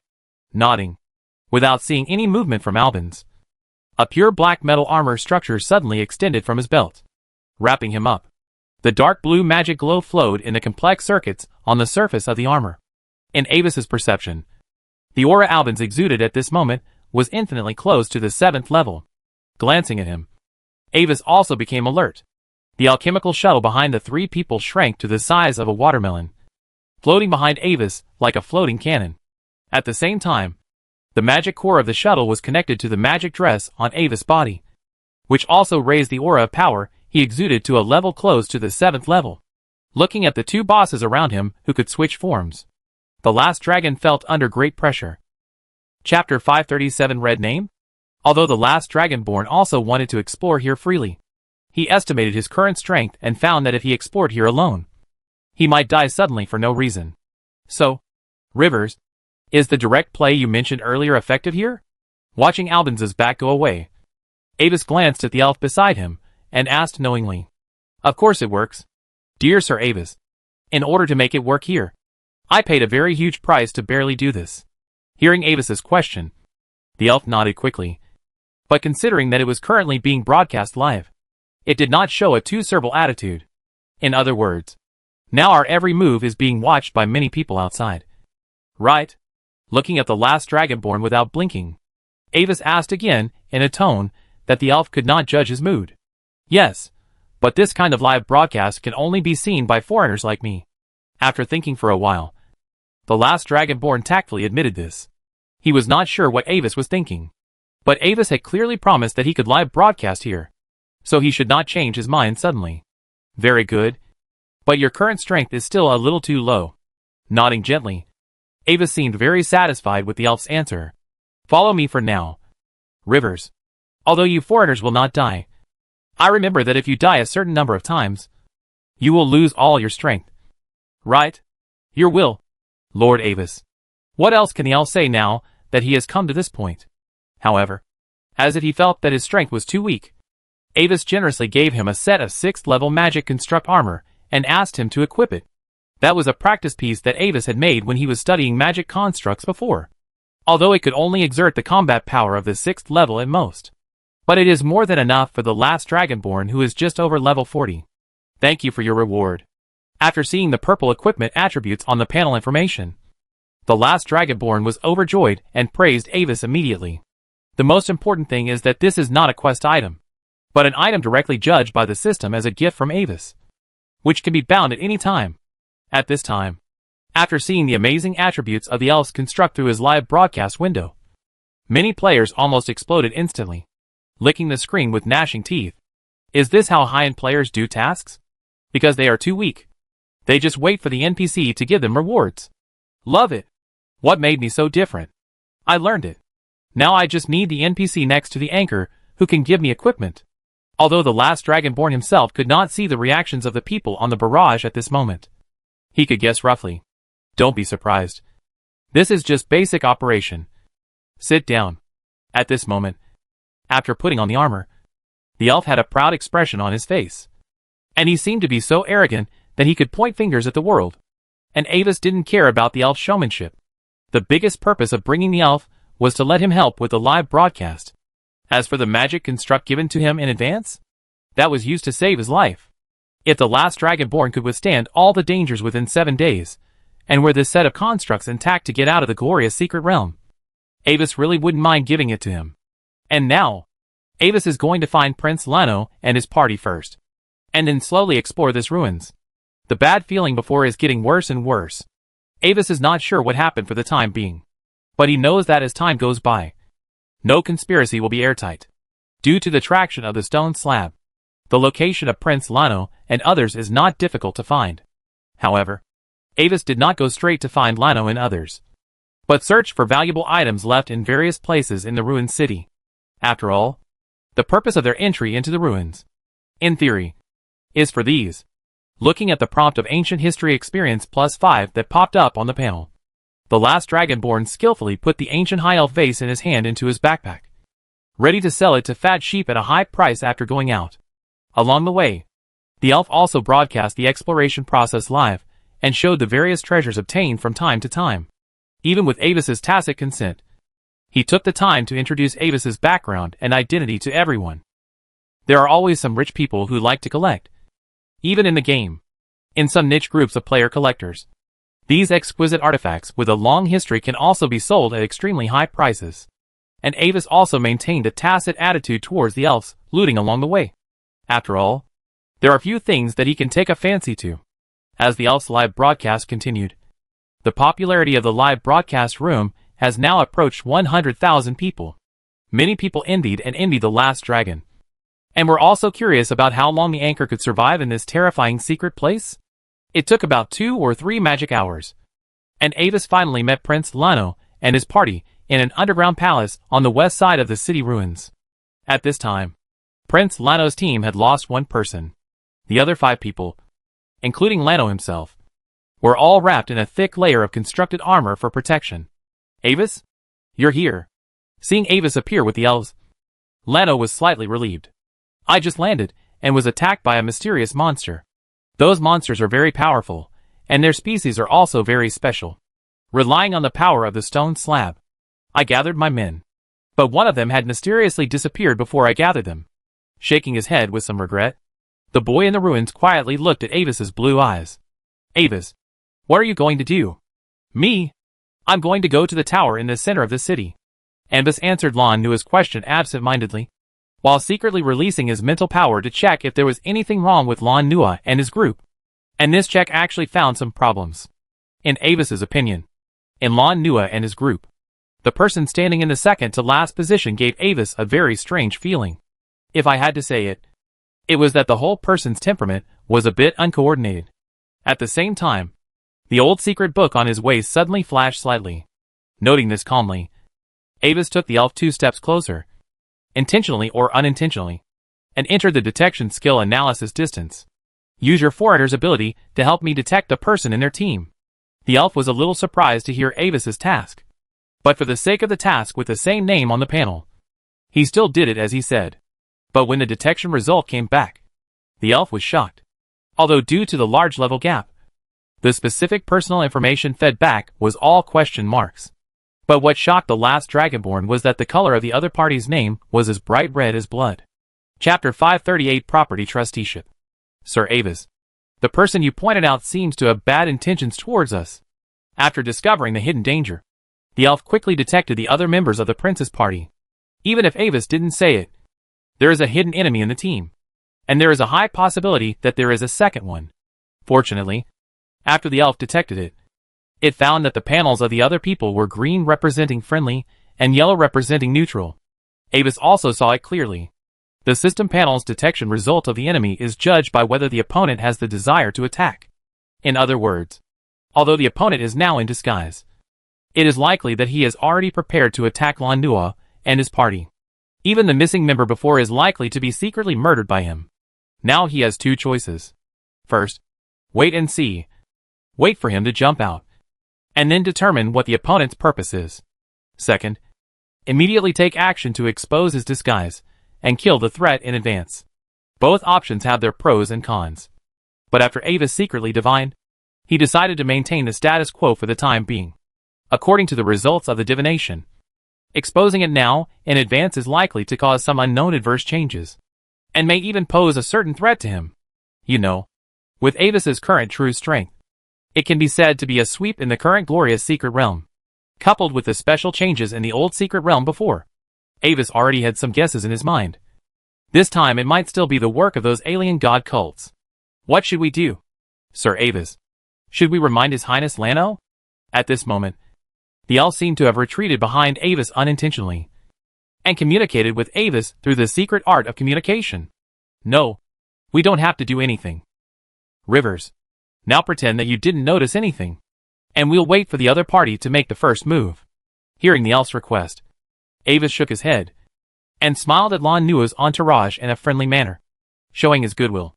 There are many benefits to waiting for the other party to expose themselves, and the most important thing is that Avis doesn't want the enemy to find out too early, and he has a way to see through the other party's hiding.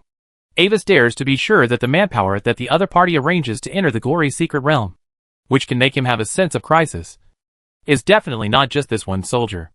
Instead of alerting the enemy in advance, it is better to wait until the other party really gathers together, and then catch them all in one fell swoop. Of course, in this plan, the only one who needs to take a greater risk is Prince Lan Nua himself. But if the purpose of these people is not clear, then all those who enter the glory secret realm will be in danger. For the sake of the overall situation, only a few people can be sacrificed with pain. Anyway, Lan Nua doesn't seem to know this. Avis swore in his heart that if Lan Nua really died, he would avenge him immediately. I understand, Lord Avis. The last dragonborn mourned for Prince Lan Nua, who was looking for something on an ancient stone tablet. Dear Lord Lan Nua, before exploring the tower, I have a question for you. Looking at Lan Nua's actions, Avis suddenly spoke. What's the matter? Lan Nua looked at Avis with some doubt. Do you have any private secret treasury? Or your own secret power and industry? Avis said tactfully. There may be some dangers in that tower. You know, if something happens to you here, then they can only be taken away by your brothers, or lie in a dark corner and rot quietly. And now, you have a chance to entrust them to me in advance. Don't worry, dear Avis. I have already made arrangements for this. After hearing Avis' words, Lan Nua's eyelids jumped, and he declined Avis's good intentions. Well, I have agreed with my entourage to explore the city first and meet in front of the gate of the core tower a day later. I wonder what your plan is. Lan Nua failed to squeeze out Lan Nua's surplus value. Avis could only give up regretfully. I plan to explore the western area of the city ruins first, and then go to the tower to explore. Lan Nua also did not plan to explore the central tower immediately. He seemed to have some clues, and was looking for something with a clear goal. Coincidentally, one of my followers is also in that direction. I can just go and find her. After discovering the hidden enemy, Avis was also not prepared to continue to act alone. So the two sides decided to explore together temporarily. And, after learning about Lan Nua's action plan, Avis was a little surprised to find that Xia Yinghua was also in that direction. After unifying the goal, everyone immediately set off to the west of the city. That was where those huge buildings were located, like giants living near the dwarfs. There is no distinction between day and night in the glorious secret realm, and the time can only be judged by the indication of the pocket watch. Under the shining of the strange gray-white light in the sky, a group of people walked through the wide blue-gray stone steps, and walked through those ancient and attractive streets. These huge stone steps have been walked by the figures of high elves, dragons and titans. Now, with the passage of countless years, the huge rocks have become somewhat loose and are no longer as solid as they used to be. Many strange and beautiful buildings gradually moved back beside the crowd. Those solemn statues of mythical creatures, gorgeous pearl-like colonnades, elf-style buildings with terraces and exquisite stone arch bridges. The entire city ruins are shrouded in an ancient and mysterious atmosphere. In Ambus's perception, those extremely distant fragments that seem to have been forgotten by everyone are still vaguely wandering in this city. Even though they have been weathered and eroded over the years, they still flash a faint glow, as if they are still telling the prosperous scene of the past to the later generations. Soon, under Lan Nua's clear-cut leadership, everyone entered the western part of the city. The buildings around them became larger and larger, and the style changed from the elegant elves to a rough beauty. After taking out a slate from his arms and identifying the direction, Lan Nua led everyone into a huge building that looked like a temple. and then entered the underground maze area from the secret passage behind a Titan statue wearing armor behind the building. When they got here, Avis's expression showed a bit of strangeness again, because in his divination, the distance between him and the fireflies on the summer night was also getting closer and closer. After walking around underground for half a day and breaking through multiple protective magics and ancient golems, Lan Nua finally led everyone to a stone door with difficulty. He observed the structure of the stone door, and then used magic to draw a special symbol like the moon on the round mithril plate inlaid on the surface of the stone door. After confirming that the secret key was correct, the mithril plate emitted a silvery white glow, and the heavy stone door slowly rose up. Ah! Avis, you come to save me! In the secret room, hearing the sound of the door opening, Xia Yinghuo, who was bored squatting in the corner to browse the forum, suddenly stood up excitedly and looked at Avis, who was smiling and waving at her at the door, and Prince Lan Nua, who was stunned. Chapter 539 Attack and Key. Why are you here? Lan Nua was not the only one who was shocked by the existence of Xia Yinghua.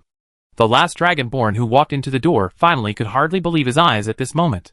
The difficulties and dangers they encountered along the way here made him a little frightened. Those terrifying magic traps. Even if he was wearing a construct battle armor with a defense power comparable to the 6th level, he dared not let any attack touch him. And now, after all the hardships, he finally entered the last treasure house. But this lucky casual player in his impression had been waiting for them to come in. Earlier on the airship, he had chatted with Xia Yinghua for a few words and told her that she was going to live broadcast. And during the chat, he also found that the girl was actually just a casual player.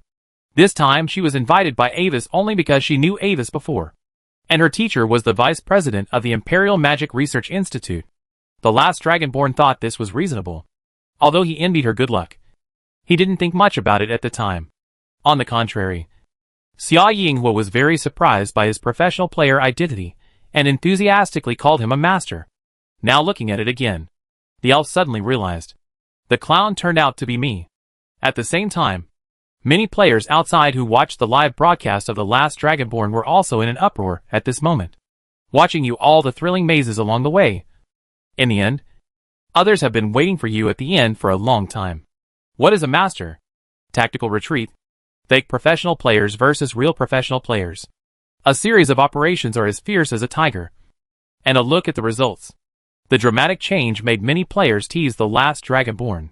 Is this also part of your plan, Lord Anvis? However, Prince Lan Nua did not think that this was the ability of Summer Night Firefly itself. After the initial surprise, the young man calmed down and just sighed and spoke with admiration. Anvis was also a little speechless at this time, but he had no way to explain it. He could only maintain an unfathomable smile and nodded to the prince. I said it was just her good luck. Do you believe it? But at this moment, Anvis's eyes suddenly condensed. The red-named team member, who had been secretly locked by him with his mental power, took advantage of the moment when everyone's attention was attracted by the player girl, and suddenly attacked without warning. And the target was Prince Lan Nua. He walked behind Lan Nua without knowing when, and suddenly raised his arm and pressed it on Lan Nua's back. In this process, his originally normal human arm suddenly turned into a vacuole-like substance mixed with dark green in the black. The alchemical armor that Lan Nua was wearing was pierced by the arm, as if nothing was inside. In the blink of an eye, Lan Nua showed a look of horror on his face, and 2 layers of protective auras of different colors lit up on his body, and then went out almost at the same time. But when the arm was about to penetrate Lan Nua's body without any hindrance, it was suddenly stopped by a pale white crystal barrier that appeared out of thin air.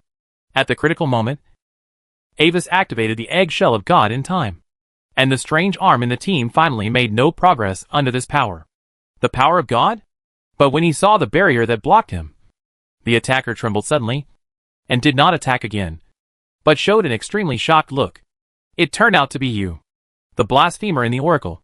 At this moment, everyone realized the current situation. Lan Nua rushed forward a few steps without looking back, and after pulling away from the attacker, he turned back to check the situation. You are dead. The side of the gods has come here. We will sacrifice you and your companions to the gods. Your soul will be extracted, and you will suffer eternal torture in the kingdom of God. However, in the vigilant eyes of everyone, the unidentified attacker did not continue to attack, but looked at Lan Nua in a gloomy tone and spoke. After speaking, his whole body suddenly disintegrated, and his body completely changed into a large mass of dark green vacuole material. Then it quickly dried up, turned into pieces of dark green ash, and dissipated into the air. During this process, Avis tried to secretly block it, but found that the power that caused the other party to disappear was extremely high. After a moment of hesitation, the opponent's ash-turning process could no longer be reversed. Looking at the ashes floating in the air, Lan Nua's face was terribly gloomy at the moment. It was only the first day of entering the glorious ruins, and they had lost 2 people, and even he himself was attacked.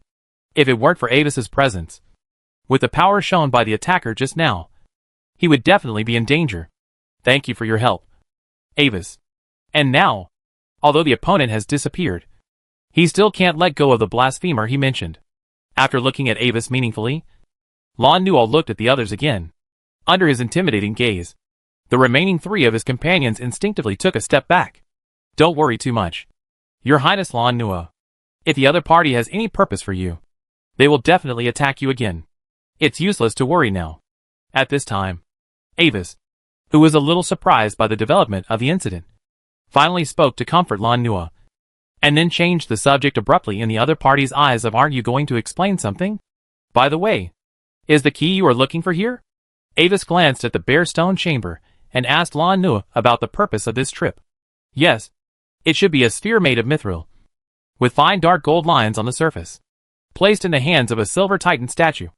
Knowing that he could not get any news from Avis for the time being, Lan Nua had to let it go and stopped mentioning the attack. After all, they are now a whole, and when the enemy attacks again next time, Avis will not be able to stay out of it.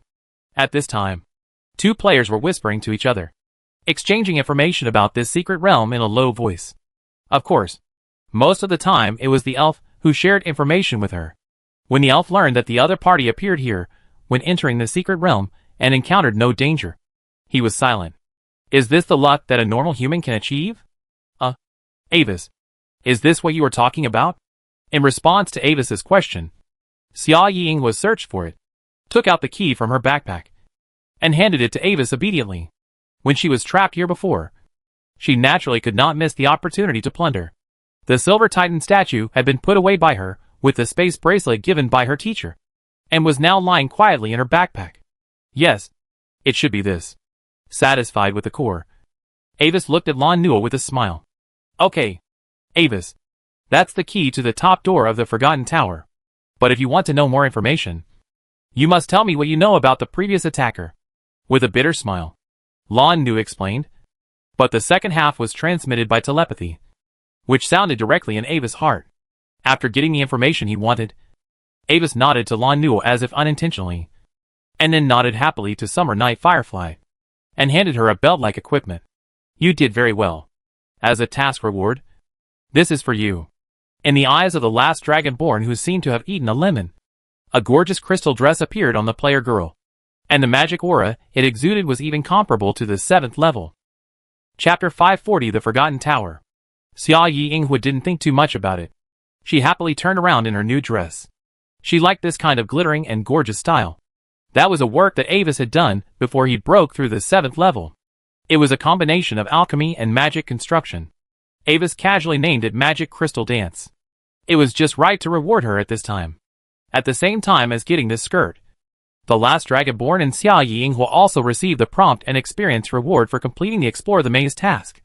Through the live broadcast of the last dragonborn, many players who saw some of the attributes of the skirt were shocked again. At the same time, they were also quite curious about the identity of this lucky female player. At this time, they all urged the last dragonborn to quietly reveal her identity. Landing at the end? Even movies don't dare to play it like this. Right? The sparkling crystal skirt is indeed gorgeous, but the funny duck mask on the face of the player girl somewhat destroys the beauty. Xia Ying knew that the elf was live streaming, but she didn't want to expose her identity as she was used to being alone. So she wore a duck mask as a cover, since she inexplicably topped the battle power list before. Xia Ying felt bad. What if one of those big guys was unhappy with her and asked someone to take turns to rape her? She is now Rona's companion, and she is very worried about losing the lovely Rona, and she dare not die even once. In this regard, The last Dragonborn also expressed helplessness. When the player girl communicated with him before, she used her own character name instead of the player nickname. The most important thing is that even if the other party knew that he was a famous former professional team captain, he was very cautious and did not intend to add him as a friend. Because she hid her nickname, the elves could only see her character name through the team panel. And the true identity of Summer Night Firefly was still unclear. Let's go up first. It's meaningless to stay here any longer. On the other side, Lan Nua looked at the last Dragonborn with some suspicion, and finally spoke. Having encountered too many stimulations in a short period of time, and the key goal of this trip has been obtained. His Royal Highness has no intention of staying here any longer. And Wazy also has nothing to do with Lan Nua's decision. He is following Lan Nua all the way now. Just worried that the other party will die inexplicably. And by the way, he will get some royal wool.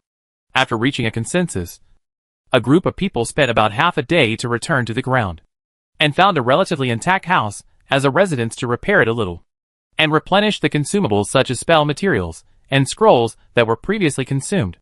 You still have about 2 magic hours before you meet up with your entourage. Now I will introduce the information about the key, and I hope you can explain what happened to those attackers later. Sitting on a perlite stone chair, Lan Nua rubbed his brows tiredly, and looked deeply at Avis, who seemed to be playing with the key casually with his blue and purple eyes, and took the initiative to speak. Avis, I wonder if you have heard of the legendary city of hundreds of races in the ancient Golden Age Bohemies? It was built by the High Elves, the only super-large city that is not a floating city.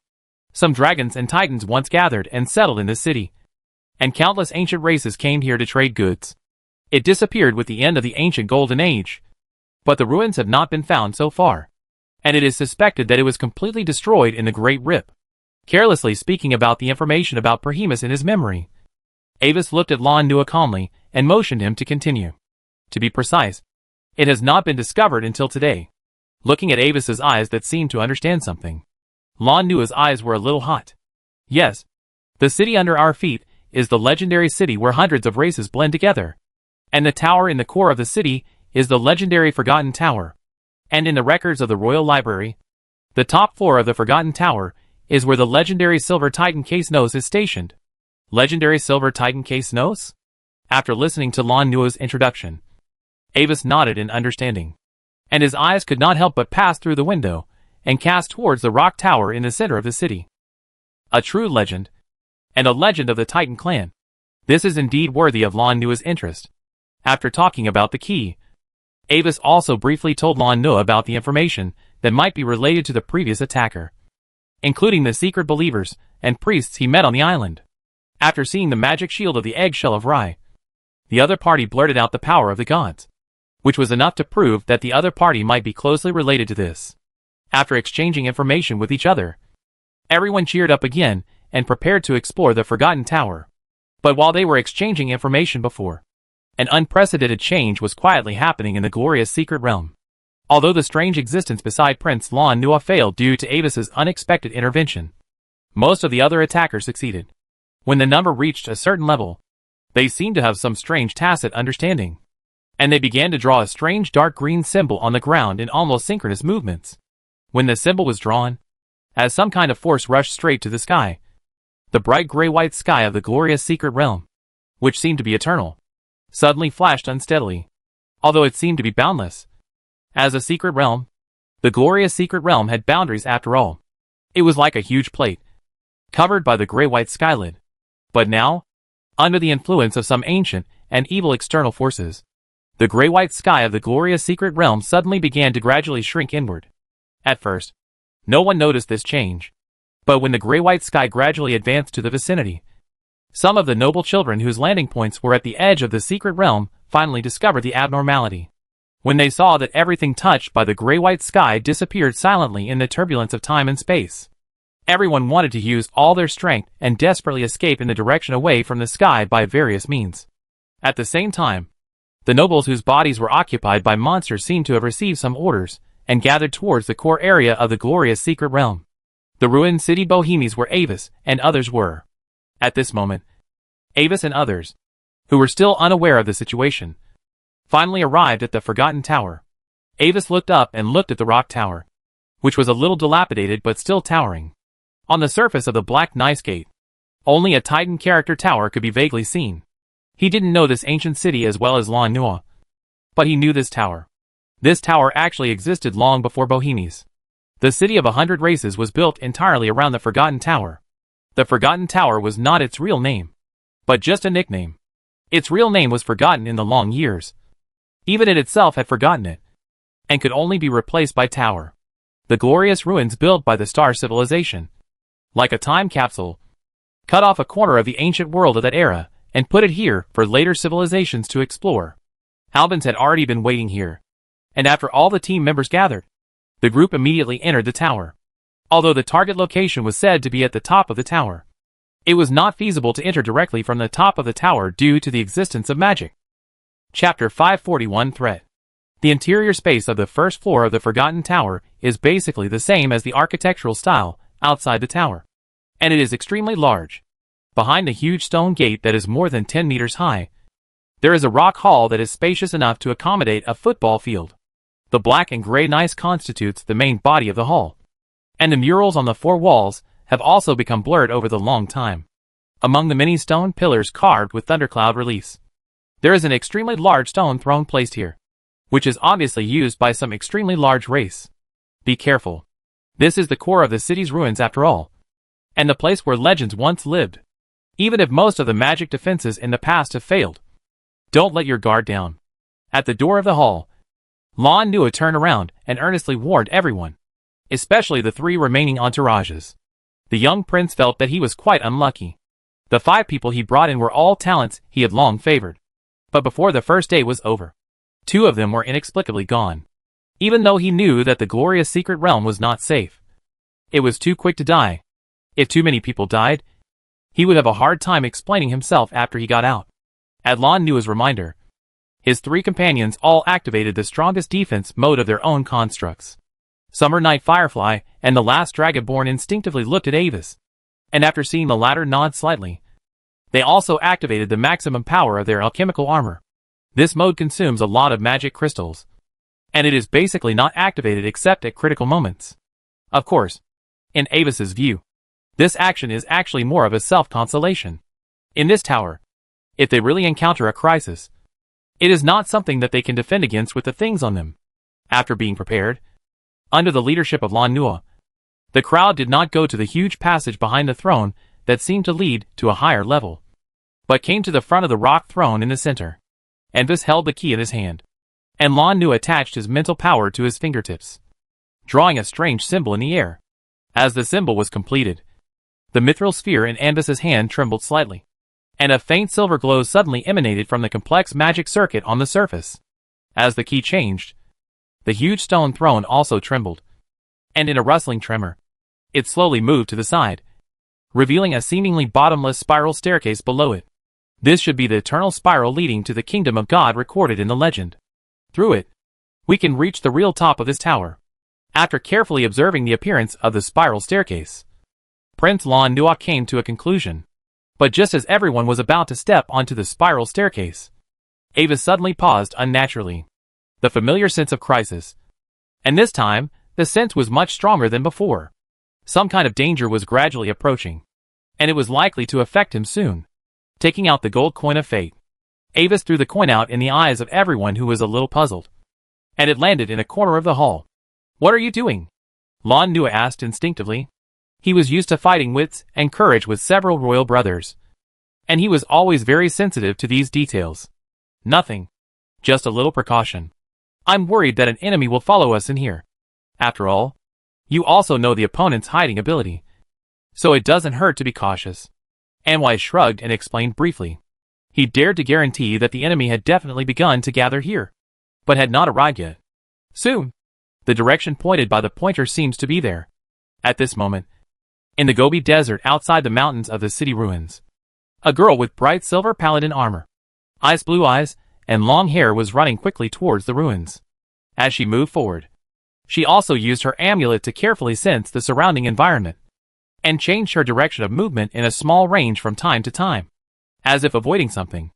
The girl was Anwise's 3rd sister, the leader of the Cold Wind Knights, the 7th level Cold Wind Knight, Alanis Olivendi. As a descendant of the Olivendi family, She also had, wearing a positioning artifact similar to a slate. She had always acted with Evan before, but she also encountered an unidentified sneak attack. At that time, the 8th level spellcaster arranged by the family to protect their safety suddenly jumped up and pierced Evan, who was unprepared, with his arm. In shock, Alanis wanted to save him, but found that the enemy's strength was completely beyond her ability to contend with. Relying on the little time that Evan desperately delayed for her, Alanis used the secret sword technique she mastered and the high-level secret props she carried to forcibly kill a way out. After escaping far away, the girl quickly sorted out the current situation. Then she immediately decided to find Avis, inform him of the invasion of unknown enemies in the Glory's secret realm, and protect him to leave the secret realm safely. After Evan's disaster, she is now the strongest person in the Olivindi family in the secret realm. Although her 4th brother is very talented, he is still too young, and she must protect his safety. In her mind, Evan has already been disaster, so Avis must not be in trouble again. On the way to meet Avis, Alanis also noticed some other anomalies. The number of other people she met on the road seemed to be a bit too frequent. With the hugeness and complexity of the glorious secret realm, hundreds of professionals were thrown in, without the premise of locating strange objects. It is normal not to meet a person for several days. And now, on her way to the city ruins, she has met no less than 3 teams. There is only one situation that can explain this, and most people are gathering in the same direction, because she was worried that there would be hidden enemies in these teams. She basically avoided them when she saw them, which allowed her to avoid danger. But she also knew nothing about the shrinking sky of the secret realm. At this moment, hundreds of miles away from the girl who was rushing to the ruins, dozens of professionals gathered together as never before, including princes and princesses, as well as members of the other 3 major families. Those who have the quota to enter are all descendants of real nobles. Some of them always have special adventures, which makes them have the power to fight back even when facing those terrifying foreign beings. After escaping from danger, these people also found that there was a problem with the secret realm itself, and they could only hide in the direction away from the sky. Along the way, they also met other people who were attacked. After exchanging information, everyone roughly determined the specific identity of the enemy. The existence of those ancient alien god cults is not a secret to them. At present, led by the 3rd princess, who is the strongest and has repelled the enemy's attack head-on, everyone has temporarily gathered into an alliance to prepare to jointly resist those enemies who are suspected to be evil creatures. But at this moment, what everyone does not know is that those companions who have been poisoned in their eyes have now secretly gathered again in the city ruins, and have begun to arrange a huge ritual array in various places in the ruins.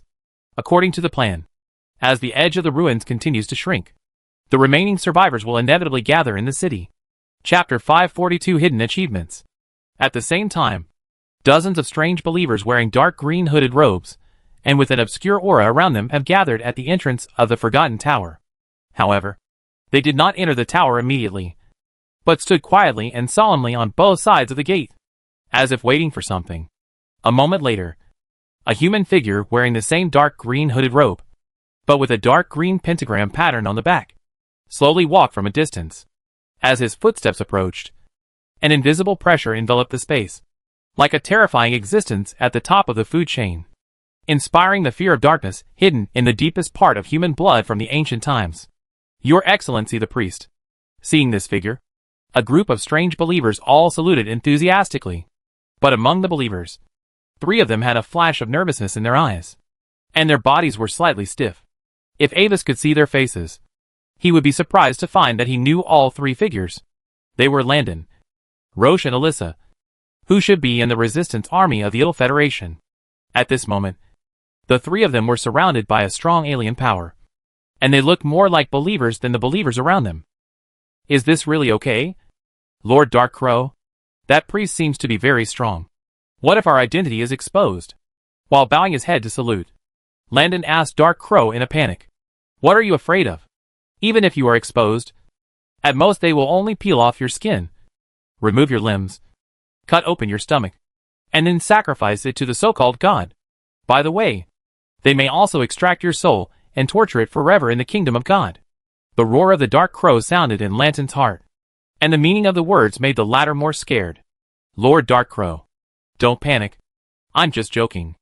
Now I'm basically recovered. If it really comes to that, I will change a host before your soul is extracted. No, Lord Dark Crow. Let's go back before we are exposed. Listening to the irresponsible speech of the Dark Crow, Lenton almost cried. Since that night, the relationship between the Dark Crow and him has changed. Although he was hit by the sleeping power of Malem, after waking up, the Dark Crow finally found his true self. In fact, what he remembered before was completely a false memory pieced together by the most superficial information fragments. He was the Archon of the ancient magic empire and the powerful spellcaster heroes of the 9th level. He was also the main consciousness of the unidentified extraterritorial existence. The two fought in life, and after death, the residual consciousness somehow merged together, which formed the Dark Crow. What do you know? There are really good things in the glorious secret realm. It will be very beneficial for you to experience it. The roar of the Dark Crow continued to sound.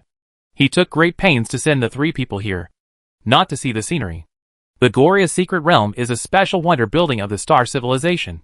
There are many treasures that have disappeared in the long river of time. I think it's okay. I don't think the enemy has discovered us. Everything can go according to the original plan. The night girl Alyssa expressed calmness about the existence of the Dark Crow. When they were attacked by the enemy, it was also this powerful existence named Dark Crow who took action and covered them with alien magic protection, so that they could successfully break into this strange cult. Enduring the fear in their hearts, the 3 of them prepared to follow the priest into the huge tower. But at this moment, a shocking change suddenly occurred. Just inside the gate, a ball of wonderful light instantly jumped up from the ground and pounced on the green-robed priest, who walked into the gate first. He instinctively stretched out his hand to the light ball, intending to block it, but failed to stop it. So, in the eyes of many believers who couldn't believe it, the figure of the priest was instantly submerged in the explosion of the light ball. And when he appeared again, the whole person's breath had become very chaotic. Humph, meaningless tricks. The priest looked at the direction of his head with a gloomy look, and spoke in a cold tone. Then, he led everyone to the stairs at the back of the hall. He didn't have the key, and he didn't know the specific information of the tower. But he also had his own special method. Someone triggered my magic circle. At this moment, Avis, who was on a higher floor, suddenly sensed that the backhand he had left before was activated. He set a special secret technique in the Coin of Fate. He had previously set the trigger condition to be the first non-human being to enter the tower, and have a real combat power of more than level 7. And the effect of this secret technique is to read the specific information of the enemy through the perspective of the web of fate. At this moment, after it hit the unprepared priest, Avis also had some understanding of the enemy he was facing. Songqing's secret cult? That was an ancient foreign god church called Songqing's secret cult. There were some very rough records of their information in the family history books. The moon-calling secret cult on the overseas island was once one of their branches, although it seems to lead underground on the surface. In fact, the stairs under the feet of Enwazi and others actually reached the destination by distorting space. So, after walking out of the stairs, everyone found that they had arrived at the area of the waist of the high tower. Here is the place where ordinary races once met legends, also known as the transit room. We need to rely on our own strength to find the way to a higher level. Looking at the prompt knowledge, Ancient History +5 rising on the panel. The Last Dragon and the Summer Night Firefly both nodded in a puzzled way. The knowledge that can be certified by the system panel shows that the other party is really talented. So, under Lan Nua's arrangement, everyone separated and searched for higher level passages. Do you know that exploring new maps is also one of the ways to unlock hidden achievements? It is said that searching 100,000 houses can trigger a hidden achievement. Explorer. It can increase 10 points of HP in the process of searching for the passage. The Last Dragon was live broadcasting while chatting with the Summer Night Firefly. This is also a benefit for the audience watching his live broadcast. As a professional player, he knows much more game information than ordinary players. Hidden achievements usually have some special attribute rewards, but the triggering methods are difficult to achieve. By the way, Vivian, have you triggered any hidden achievements? I have triggered some. The player girl nodded. I'll look for it. In the first 10 consecutive draws of each period, if you draw all 6 legendary sets in the turntable, you can get a hidden achievement Blessing of the Goddess of Luck. Flipping through his own panel, Xia Yinghua quickly found one. By the way, This achievement has a follow-up. If you trigger it 3 times in a row, it seems that you can also get the epic hidden achievement Incarnation of the Goddess. After hearing her words, the last Dragonborn was obviously stunned. Something is wrong with you. Chapter 543 Forgotten Space. After reacting, the last Dragonborn was completely numb. The fashion wheel in the system mall is updated once a month, which includes a complete set of legendary fashion, legendary fragments, legendary fusion stones, legendary fusion stone fragments, and lucky points. These costumes have cool appearance effects, but they have no attributes. They are usually used to cover up their real equipment and to show off on the street. The complete legendary set includes 6 components: helmet, necklace, top, pants, boots, and bracelet. According to the official announcement of the game, the explosion rate of a single legendary component is 1.4%. After calculation, the probability of getting all 6 items in a row is less than 1 in a million, let alone 3 times in a row. Then the question is, how did the other party know about these 2 achievements? At the same time, in the live broadcast room outside, the barrage has already filled the screen? For some reason, I always feel shocked. Why are you playing games with your lifespan? According to zoologists, the lifespan of European sturgeons is extremely short. Caught off guard by being shown off, the elf raised his hand to rub his slightly stiff expression, trying to make his tone less stiff. Thanks to Vivian for providing the hidden achievement information. I hope I can trigger one of them in the future. Well, luck is not stable after all. In my personal opinion, after being lucky for a while, you will be unlucky for a while. As he spoke, the elf gradually regained his confidence. He turned to his system live broadcast camera again and began to introduce the situation. Although Miss Vivian was very lucky to arrive at the end of the maze before, I think such good luck may be difficult to replicate a second time in a short period of time. The challenge level of this tower is still unknown, but judging from the 60+ recommended level of the previous key search mission, the challenge level of this tower is likely to be no lower than this difficulty. So next, the task of finding the entrance to the next level of the passage will probably fall on the strongest natives in our team. Exhibiting his professional player qualities, the last Dragonborn turned the system camera to give a close-up of Avis and Lanua, who were looking around. And after a lot of analysis and reasoning, he seemed to be pointing out the world. This floor of the tower has also been expanded, and the interior decoration is similar to some ancient temple.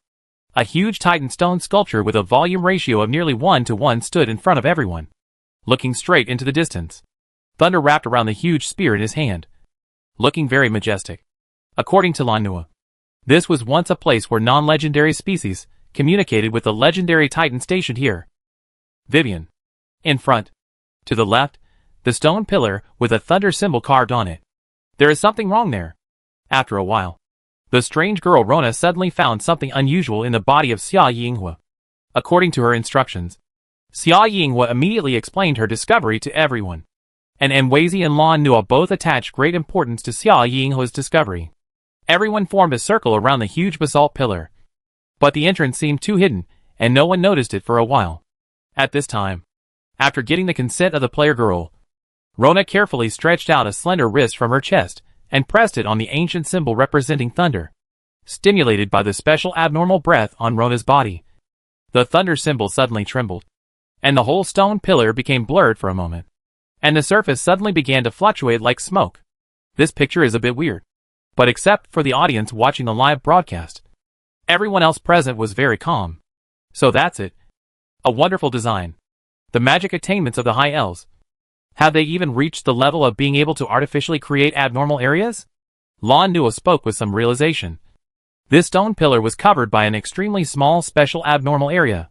When the entrance is not activated normally, there is no magic at all, and it will only appear under special conditions. But this arrangement cannot deceive Rona, who is a strange person, and Nwezi knew about this entrance a long time ago. But he did not show it at the first time. He brought the 2 players and Albans here with the purpose of training them.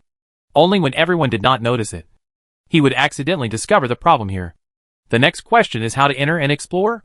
Endus is very clear about the situation here. Behind this stone pillar is a field where even name does not exist, if there is no legendary power to protect it. All professionals below the legendary level will gradually forget everything about themselves after entering. This is the real reason why this tower is called the Forgotten Tower. In history, no records about this door have been circulated, because all those who have met the legend and returned do not remember such a road. Anvis learned the relevant information not from the records of the Olivendi family, but from the player forum in the previous life. At this moment, after the entrance was opened, everyone did not enter immediately, but carefully explored the area behind the stone pillar in their own way to see if there was any danger. Avis also sent out a clone of himself. He was also curious about the famous Forgotten Area. Facts have proved that the reputation of the Forgotten Area is not without reason. After his clone entered, the connection with the original body began to weaken rapidly. In the end, Avis had to take the initiative to retract the clone. In my perception, the road behind this door seems to be hidden by some unknown power. Looking at Lan Nua, who also looked solemn, Avis spoke slowly. So, what do you think? Thinking about Avis's words, Lan Nua answered cautiously. He heard the implication of Avis's words. The other party spoke at this time, obviously making a decision. Me? Facing the prince's gaze, Avis's lips curled up a smile. I need to ask for the opinions of my companions to decide whether to continue the exploration. Ask for the opinions of my companions? A trace of surprise flashed in the blue and purple eyes. Lan Nua looked at Avis seriously, and instinctively felt that something was wrong. But no matter what he thought in his heart, Avis notified him, and asked his two-player companions seriously. I need you to explore the passage area behind this stone pillar, and reach the top floor of this tower. As a reward, I can give you this mysterious gold coin. After asking, Avis looked at the exploration task prompt that popped up on the two people's panels. The recommended challenge level is level 40, which is completely acceptable. Avis is very interested in the place where the legendary Silver Titan Casenos once stationed. When the two players accepted the task, Avis handed the key to Xia Yinghua, and at the same time made a gesture to plant the seeds of distortion for the two players. This is to determine the coordinates of the two. When either of them reaches the end of the passage, Avis can travel through the mirror world and reach the end directly. Due to the particularity of the player's consciousness, all spells that permanently modify there will have no effect on the players. The seeds of distortion planted on the players can prevent the players from directly attacking Avis. But that's all. As long as they are not in front of Avis, they will not hesitate to sell out the information of the Avis camp or betray directly. It is also this characteristic of the players that the forgetfulness effect that can take effect on professionals below the legendary level in the Forgotten Tower can only be reflected in the temporary disappearance of their own random skills. Chapter 544 Incoming Enemies. So, the Forgotten Tower, which is almost unsolvable for the magic world, was easily attacked by players in the past as a hidden dungeon. And there are even more than one strategy on the forum. The reason why there is a challenge level of 40 is that players below level 40 will permanently forget their skills after entering. If you want to recover, you can only do a series of rather troublesome task chains.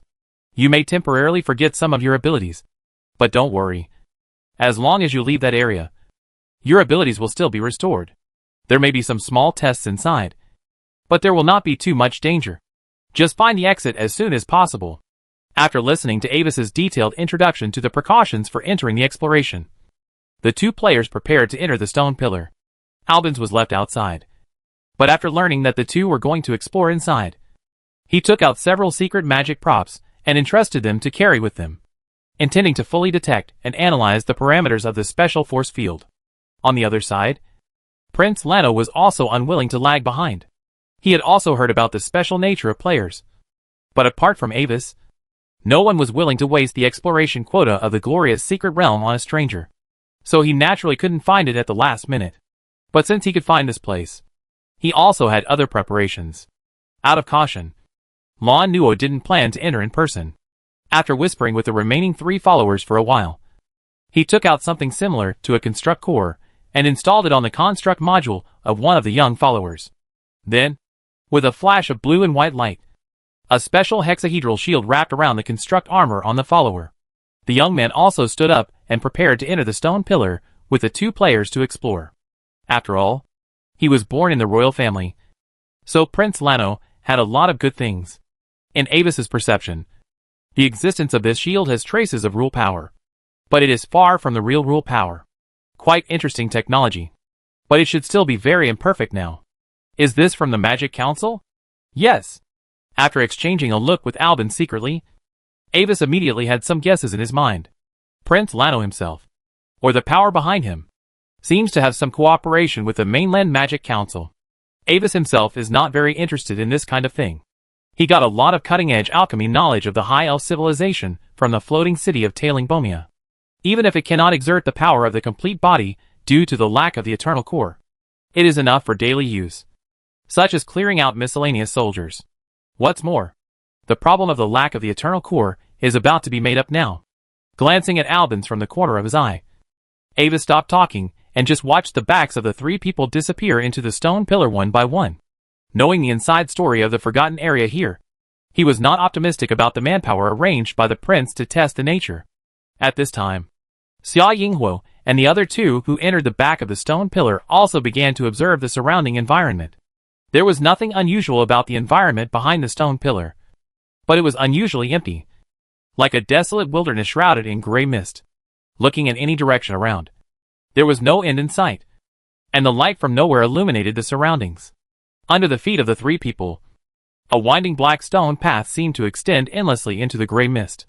Wow! My panel does show that I have a special negative status now. Looking at the new status called Forget on his panel, Xia Ying was shouted in surprise. It's not a big problem. Avis has told us the task prompt before. The last Dragonborn also saw his own abnormality, but he didn't care and stuck a silver gray stick in his hand into the ground, letting the metal stick collect environmental information here. Before entering here, Avis specifically mentioned the forgetfulness force field here. The elves still trust Avis's words. According to his analysis, he and Avis should still be in the same camp, and the content of the Radiant Secret Realm is different every time it is opened, so there is no possibility of deliberately bringing them into die. When the two players whispered, Prince Lano's followers watched them from the side, and they couldn't understand the words of these strangers. However, as a student of Pamir College, he also has his own pride. Seeing the two players dawdling, he didn't say hello and set off alone along the path. In his opinion, these foreigners are useless and not strong. His Highness Lano did not ask him to take care of them, so let them fend for themselves here. Let's prepare. The opening time of the glorious secret realm lasts for 7 days, and it has only been a day and a half. The enemy should have entered here now. We need to find a way to save ourselves. In the Forgotten Tower, although Anvis and others did not enter in person, they also began to arrange the venue on this floor to prepare for the enemy's attack. Although Londo personally felt that it would be difficult for the enemy to reach here without the key in their hands, but it would not hurt to arrange it. I remember that you threw a coin in the hall before. Now you have found something, right? While arranging the magic suppression and space confinement array in the corner of the hall, Londo once again remembered Anvis's previous strange behavior. You can see for yourself. Anvis did not hide anything and directly copied the information he had obtained before to Lon Nuo. After reading it, the latter also frowned. Sonqing Secret Sect. I have heard of the name of this sect. They are an ancient organization with records from ancient times, and the former high-ranking officials were not human. But it is not clear how many people have sneaked into the secret realm. The safest way is to delay them as much as possible, and then we take the opportunity to climb to the top of this tower and defend with the help of the environment there. And, since we can find a way to force the enemy back, the strongest people should also have their own life-saving cards. After being attacked by the enemy, they should also find a way to gather together, which will also help us. After calming down, Lon Nu immediately analyzed the situation. The most important thing now is to find out the enemy's plan and find a way to pass the message to the top of the empire. With our status, they risked angering the entire Gloria Empire to attack us, and there must be some terrible purpose. And Wazy agreed with Lon Nu's analysis. He was also paying attention to the progress of Summer Night Firefly and the last Dragonborn. According to his observation, the two had already walked nearly half of the distance, and the few self-examination mini-games on the remaining road should not be difficult for them. But now there is bad news. The enemy has arrived, faster than Anvis expected. In the air of the rock temple, the space suddenly distorted slightly, and a vague dark green hooded figure suddenly appeared in the air, under the vigilant gaze of everyone in the room. The figure looked around the room and finally focused on Prince Lano. At the same time, the difficult imperial language symbols, like a millstone grinding a millstone, echoed harshly in the room. Do you know? There are two kinds of things in the world, things that gods like, and things that gods hate. Lano Luo Augustine. You participated in the latter. Chapter 545 Disappearance. However, before the figure could continue to say anything, Avis, who had sensed something unusual, raised his right hand. A magic ring on his finger lit up, and twisted space ripples were released from his hand, instantly sweeping across the figure in the air. Seeing this scene, the figure's eyes suddenly turned to Avis, with a tone of surprise and anger, but still unable to resist the bursting like a soap bubble. Space mirage? Seeing this scene, the other people were stunned for a moment, and then Albans instantly showed a look of enlightenment. It was a special space phenomenon, which usually appeared when the caster cracked the space maze area. Through a series of complex calculations, the caster first projected his own space image into the maze area, and then used it as a beacon to summon his own body in reverse. But in the process of reverse summoning, the space mirage is very fragile. Only a little insignificant space disturbance is needed to directly shatter the mirage. With his 8th level strength, Avis discerned the enemy's true and false.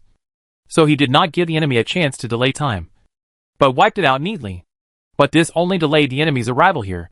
The fact that the other party could project a space mirage here means that he has mastered the approximate coordinates of this place. After a while, the strange projection appeared again. This time, without waiting for the other party to speak, Avis directly punctured his projection. But not long after the projection was shattered, another projection appeared again. Feeling a little troublesome, Avis simply took off the ring and installed it in the center of a temporary micro-magic circle to keep the space ripples activated at all times. So, the opponent's projection was like a bubble in a soda, just popping up and then bursting directly. This is not a solution. Avis. At this frequency, at most one magic, the opponent will completely crack the absolute coordinates of the space here. Observing the speed of the projection of the sacrifice breaking, as a student of the Ring of Space and Time, Albans quickly came to a conclusion. The opponent is not doing useless work, even if it just appears and disappears. But every time the projection breaks, it will increase a part of the cracking progress. You are right, but it won't be too long before the two strangers reach the destination. And after they pass, I also have a way to take us there. Also, Your Highness Lan Nua, you don't have to look at me like that. Under the circumstances at that time, if I didn't use that thing to protect you, you might have been killed. After saying that, Avis finally turned his eyes to Lan Nua. Ever since the projection of the sacrifice said those words, Lan Nua has always looked at him with a somewhat resentful look, which makes Avis a little embarrassed. Next, they may focus their attack on you. So, I will protect you in advance. Don't worry. They have already identified you, so it won't be a big problem even if they use it a few more times. As he said this, Avis took out the half-eggshell in a hidden way and added a continuous protective shield to Lan Nua. Since you have already taken the blame, you should take it steadily. At the bottom of the tower, on the floor at the end of the surface passage, a group of Songqing believers in dark green robes gathered in a circle with fanatical faces, surrounding a simple black stone altar in the center. The dark green seemed to be flowing with ancient symbols, like blood that had not yet solidified, distributed in the 12 directions of the altar, flashing with evil light. At the top of the altar, the dark green figure, who was previously called the priest, held the twisted pentagram holy emblem in one hand, maintaining a strange prayer posture. In front of him, the space was distorted by some force, showing the environment where Anvis and others were. But the picture was fluctuating unstably like the surface of the water, and the details were a little hazy. But as time went by, the picture gradually became stable and clear, and began to transform into a real channel. So, with Anvis's secret actions, they also saw the pale white light on Prince Lan Nua, the power lost by the gods. He is the great sinner in the oracle, and this sin must be compensated with the soul, burned in green flames, and cannot be redeemed. Because of the space, the priest could not feel the energy flow over there. Therefore, in his preconceived impression, he was more certain that Lan Nua was the one who had gone to the island blessed by the gods and destroyed the opportunity for the gods to return as their loyal subjects and servants. When the Lord descends into the world, those who live and die in the morning will usher in the end, and we will be one with him forever. Ruaya. The believers spoke enthusiastically, and at the same time stared carefully at the picture in the air, as if they wanted to rush in immediately and sacrifice the blasphemer to the gods. As time passed, the picture in the space mirror became more and more solid. But at this moment, A sudden change suddenly appeared in the mirror. In the incomprehensible eyes of the priest, the people in the picture suddenly disappeared into the air. You know, the location of Anbis and others is in the ancient space maze of this tower. Unless they force a hole in the space like him, it is impossible to teleport. In this case, how did these sinners disappear out of thin air? At the same time, the huge ritual array outlined by many pagans in the outside city has been arranged. Under the power of the god, the patterns and breadth of the array gradually disappeared. In the end, only the faint purple moonlight traces remained. Outside the city, a group of explorers temporarily gathered together to form an alliance.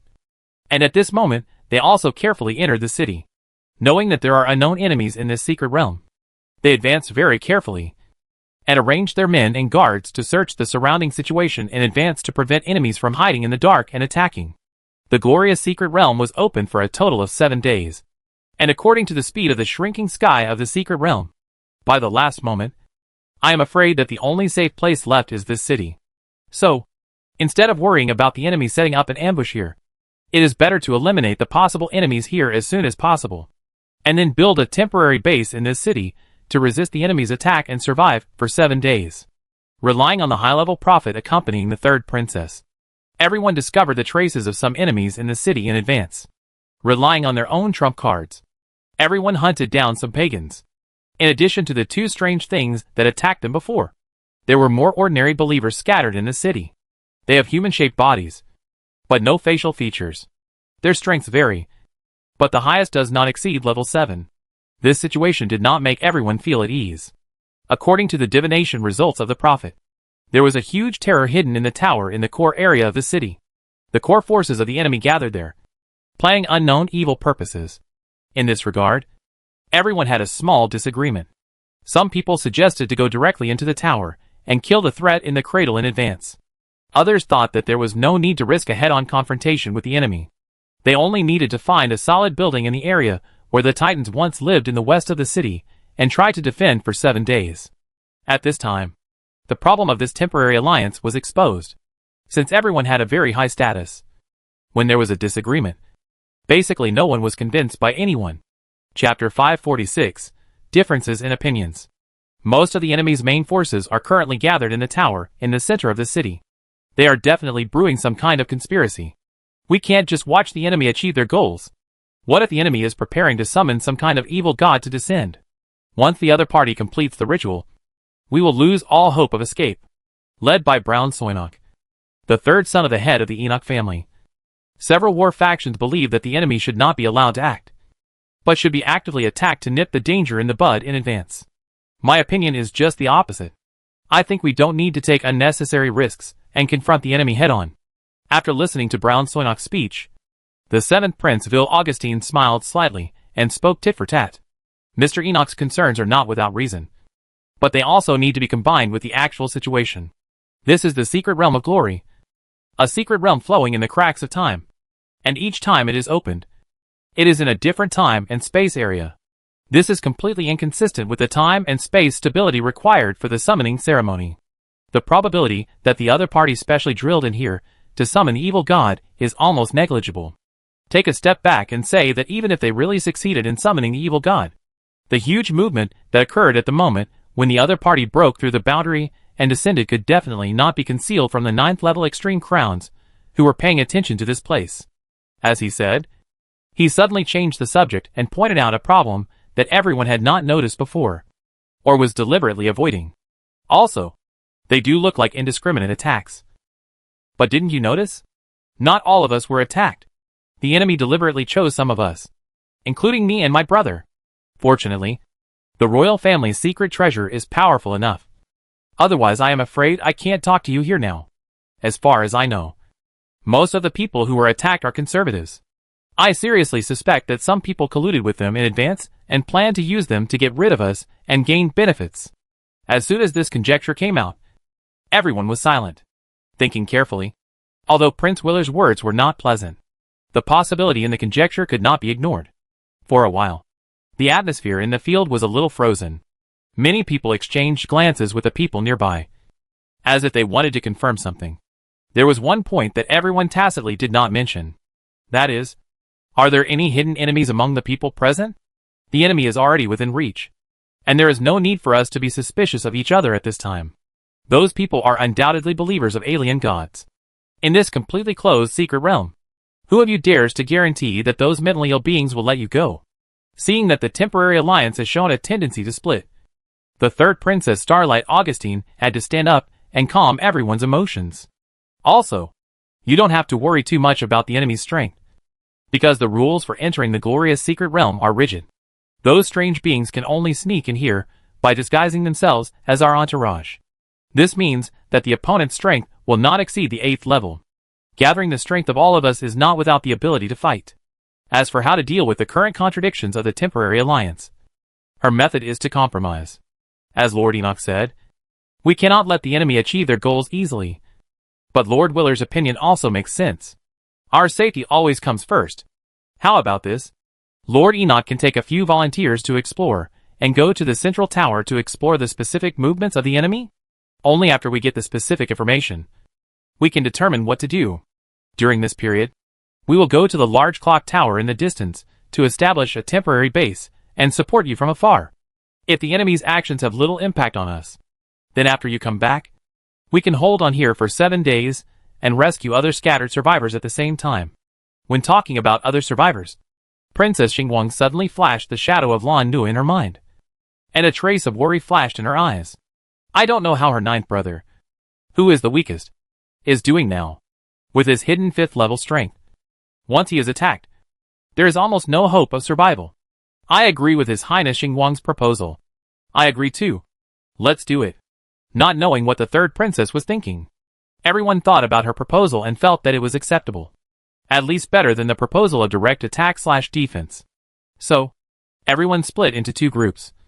One went to explore the central tower of the city, and the other went to the clock tower to set up a defensive array.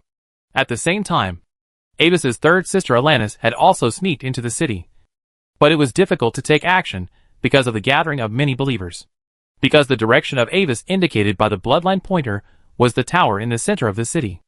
After noticing the actions of Bronzo and his men, Alanis thought about it and decided to sneak in while they were attacking. Soon, the opportunity she was waiting for arrived. As she watched from afar, Bronzo and his men suddenly dispersed, and their figures faded and disappeared, lurking towards the tower in 2 directions. If she had not marked one of the weakest with a magic item in advance, she would probably have lost the other party's trace by now. A moment later, a riot suddenly broke out in the area of the tower, and the team of believers suddenly encountered a large-scale spell attack, and several believers died. But this seemed to anger the other party. Surrounded by a dozen low-level faceless believers on the ground, a huge black-winged monster with a breath close to the 9th level crawled out of the tower. It had a pterosaur-like head and 3 pairs of membrane wings, and its body exuded a sticky asphalt luster.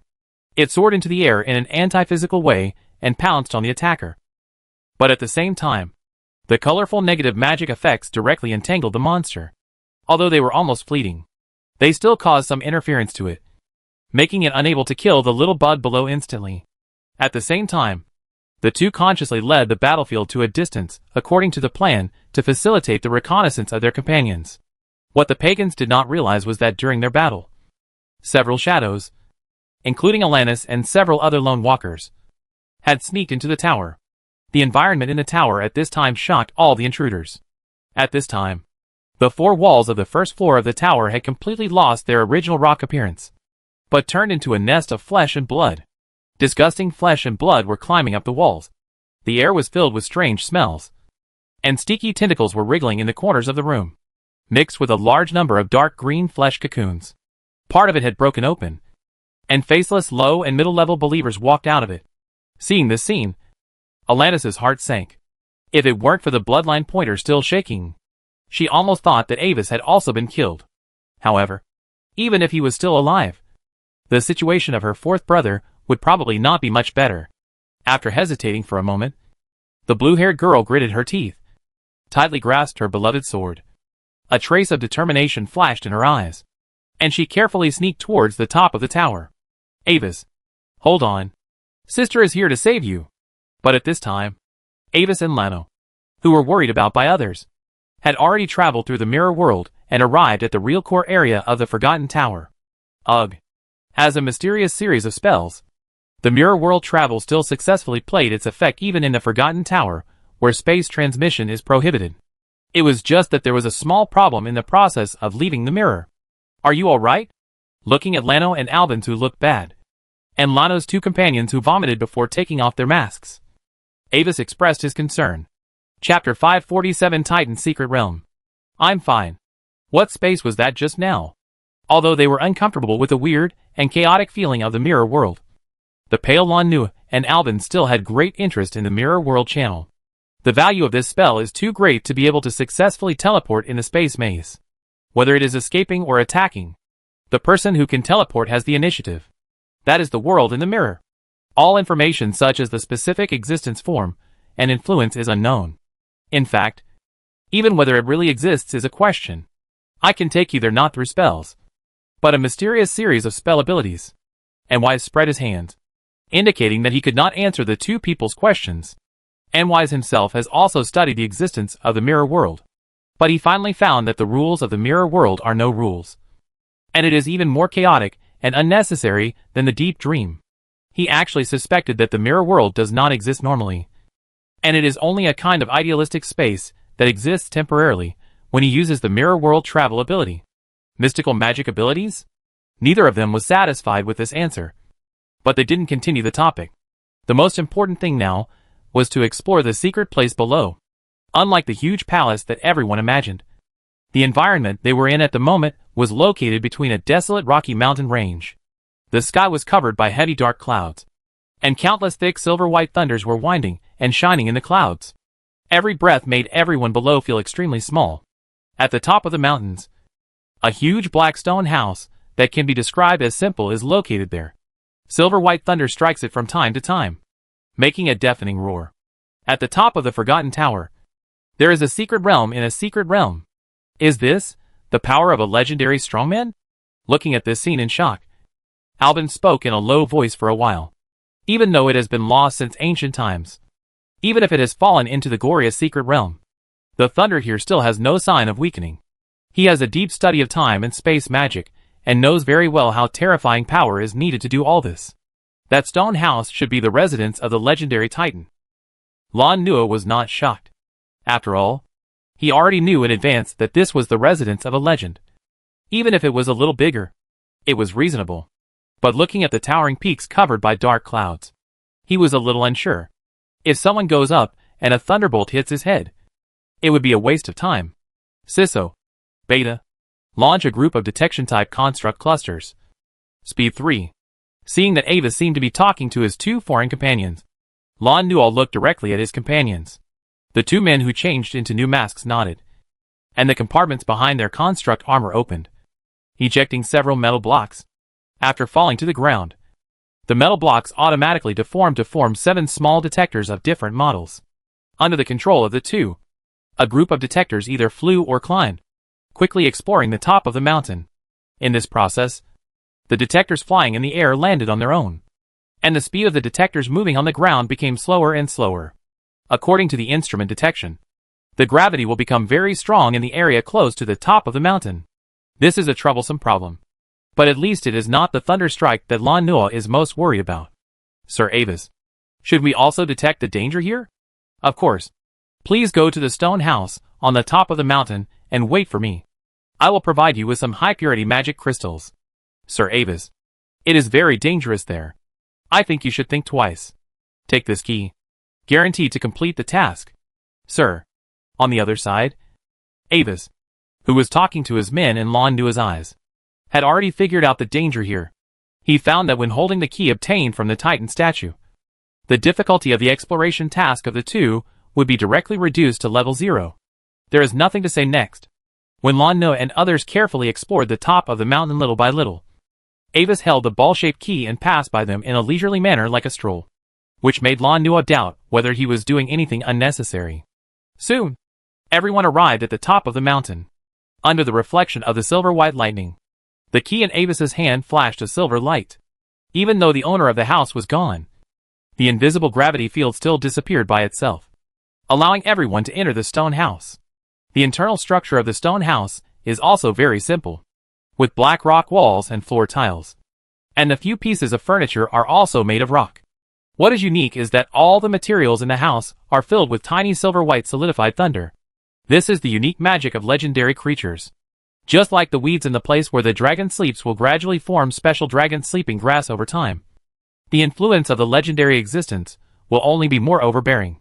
Of course, these materials that can withstand the breath of the legendary strongman will also have considerable value. In this room, what attracts everyone's attention the most is the closed rock cabinet and a 3-meter-high silver metal obelisk standing in the corner of the stone house. Only on this obelisk, there is no trace of lightning. But when he saw the silver obelisk, Avis immediately felt that something was wrong. The movements of everyone around him suddenly froze, like a bug sealed in amber. And on the obelisk standing in the corner, a translucent spirit-like existence suddenly condensed from it. The race of this spirit is a high elf with silver hair and silver eyes. And the first sentence he said made Avis frown a little. Good day. At this time point. It's our first meeting. Sir Avis. Who are you? Looking at this projection, Avis asked with some vigilance, and secretly activated a ring at the same time. He suspected that he was trapped in some kind of illusion. The ring sent feedback that it was successfully activated. But he did not feel any changes. Me? The projection maintained a calm smile and ignored Avis's small movements. You can call me Hill. Hill? Avis was stunned for a moment, and instinctively felt that the name was a little familiar. But in this state, his thinking speed suddenly became a little slow, and he did not continue to ask questions for a while. Next, you still have many questions to ask me. How do I know your name? What am I? How long have I been waiting here? What is my relationship with the Silver Titan who once lived here? However, although Avis fell silent, the spirit continued to speak on its own. I can answer all your questions, but that's not the core. As you can see, I am just a projection. For my body, the linear time of a single world has no meaning. I saw you in the distant past, so I left the obelisk here, waiting for my first meeting with you. During the waiting process, the dream butterfly flapped its wings twice. 11 new worlds were born in the astral world, and 3 worlds entered the final destruction. The Silver Titan casinos discovered this obelisk. He was interested in the power of the obelisk and built his residence here. Chapter 548 Dazzling Brilliance. Listening to the projection's narration, Avis' heart gradually lifted. In his perception, this projection had almost no magical aura, and he also did not feel any magical fluctuations when the other party spoke, although it was unclear how this strange high elf who called himself Hill knew his thoughts. There was no doubt that this was definitely a super strong man. Don't be nervous. This is not mind reading, nor is it fate line observation. This is just an ordinary magical projection with preset content. Seemingly sensing Avis's vigilance, Hill's projection stopped talking and simply explained his existence. Do you understand the concept of time? The time of a single world is like a river flowing straight forward, and we who are in it are fish living in the river. The fish cannot see the existence of the river, because the river is its entire world. If it wants to see the whole picture of the world, it must try its best to jump out of the water. Fortunately, at the last moment of my life, I was able to jump out of the water and take a look at the distance of the long river of time. Then, I saw you. Your Majesty, do you mean that you need me to do something for you? If it is something that I can do with my power, I will never refuse. After listening to Hill's explanation, Avis spoke cautiously. No, I don't need you to do anything. The existence of this projection is just to say hello to you. Hill showed a strange smile, and his silver-white eyes, like mercury, narrowed slightly. In the distant past, I saw you bring my poetry collection to this obelisk and see my projection. This is a time-space anchor point. The future is changing all the time, and the role of the time-space anchor point is to make the future change in a specific direction. Looking at Avis, who wanted to ask something, Hill gently raised his hand and signaled him to stop asking questions. No need to ask more. I can't reveal any information that will directly affect the future. And here, I don't have much time. And I believe you are the same. This obelisk is what I left when I was in the state of jumping out of the water. It contains a trace of the transcendent essence unique to that state. The Silver Titan Casinos was attracted by this. But unfortunately, it didn't take that step after all. Now, I will give it to you. But you have to be careful, because their goal seems to be this too. As Hill's last words fell, the silver-white obelisk, which seemed to be made of some kind of metal, suddenly trembled, and then instantly turned into a piece of silver-white particles and merged into Avis's body. At the same time, in Avis's perception, the time of the surrounding environment began to flow again. What is that? From the perspective of the last Dragonborn and other onlookers, a silver light flashed in the room, and Lan Nua and others even turned on their defense and dodged to the side. However, the imagined attack did not come, as if it was just an ordinary light. Was there something in the room just now? I didn't see it clearly. It seemed that there was a silver thing. Not only the people who were exploring, but also the audience watching the live broadcast could not see the specific situation. After carefully exploring the surroundings and finding nothing, Lan Nua and the others could only let it go for the time being. Even if it was really a trap, it was not something they could solve. They could only wait until they returned and asked the 9th level strongman behind them to do a comprehensive physical examination for themselves. What they had to do now was to search for the spoils as soon as possible. At the same time, they had to find a way to use the geographical advantages of this secret place to defend against the enemy's attack. After all, this stone house was the residence of the legend, not a place of inheritance left specially. So there were not many items in the room. But similarly, the things that could be favored by the legend, even furniture, were not ordinary things. The Titans were the darlings of the earth and thunder. They lived in the mountains with rich earth elemental power and used the terrifying thunder in the sky to train their bodies. Compared with the dwarves, who were called the sons of the mountains, the Titans had a higher affinity with the earth.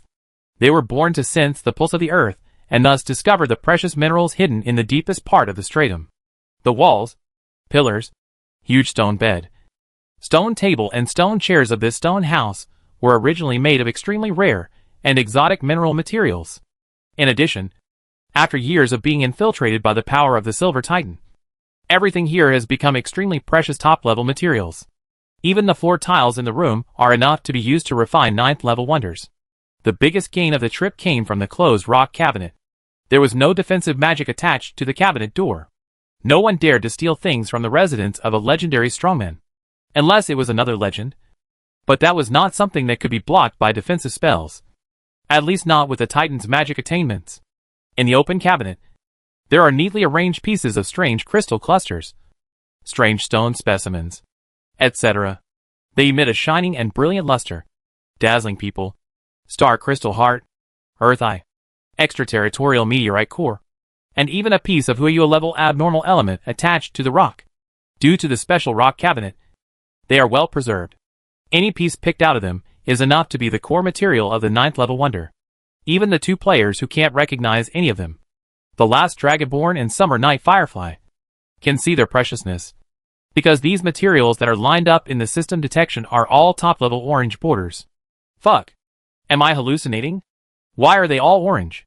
You read it right. The host definitely sent it this time.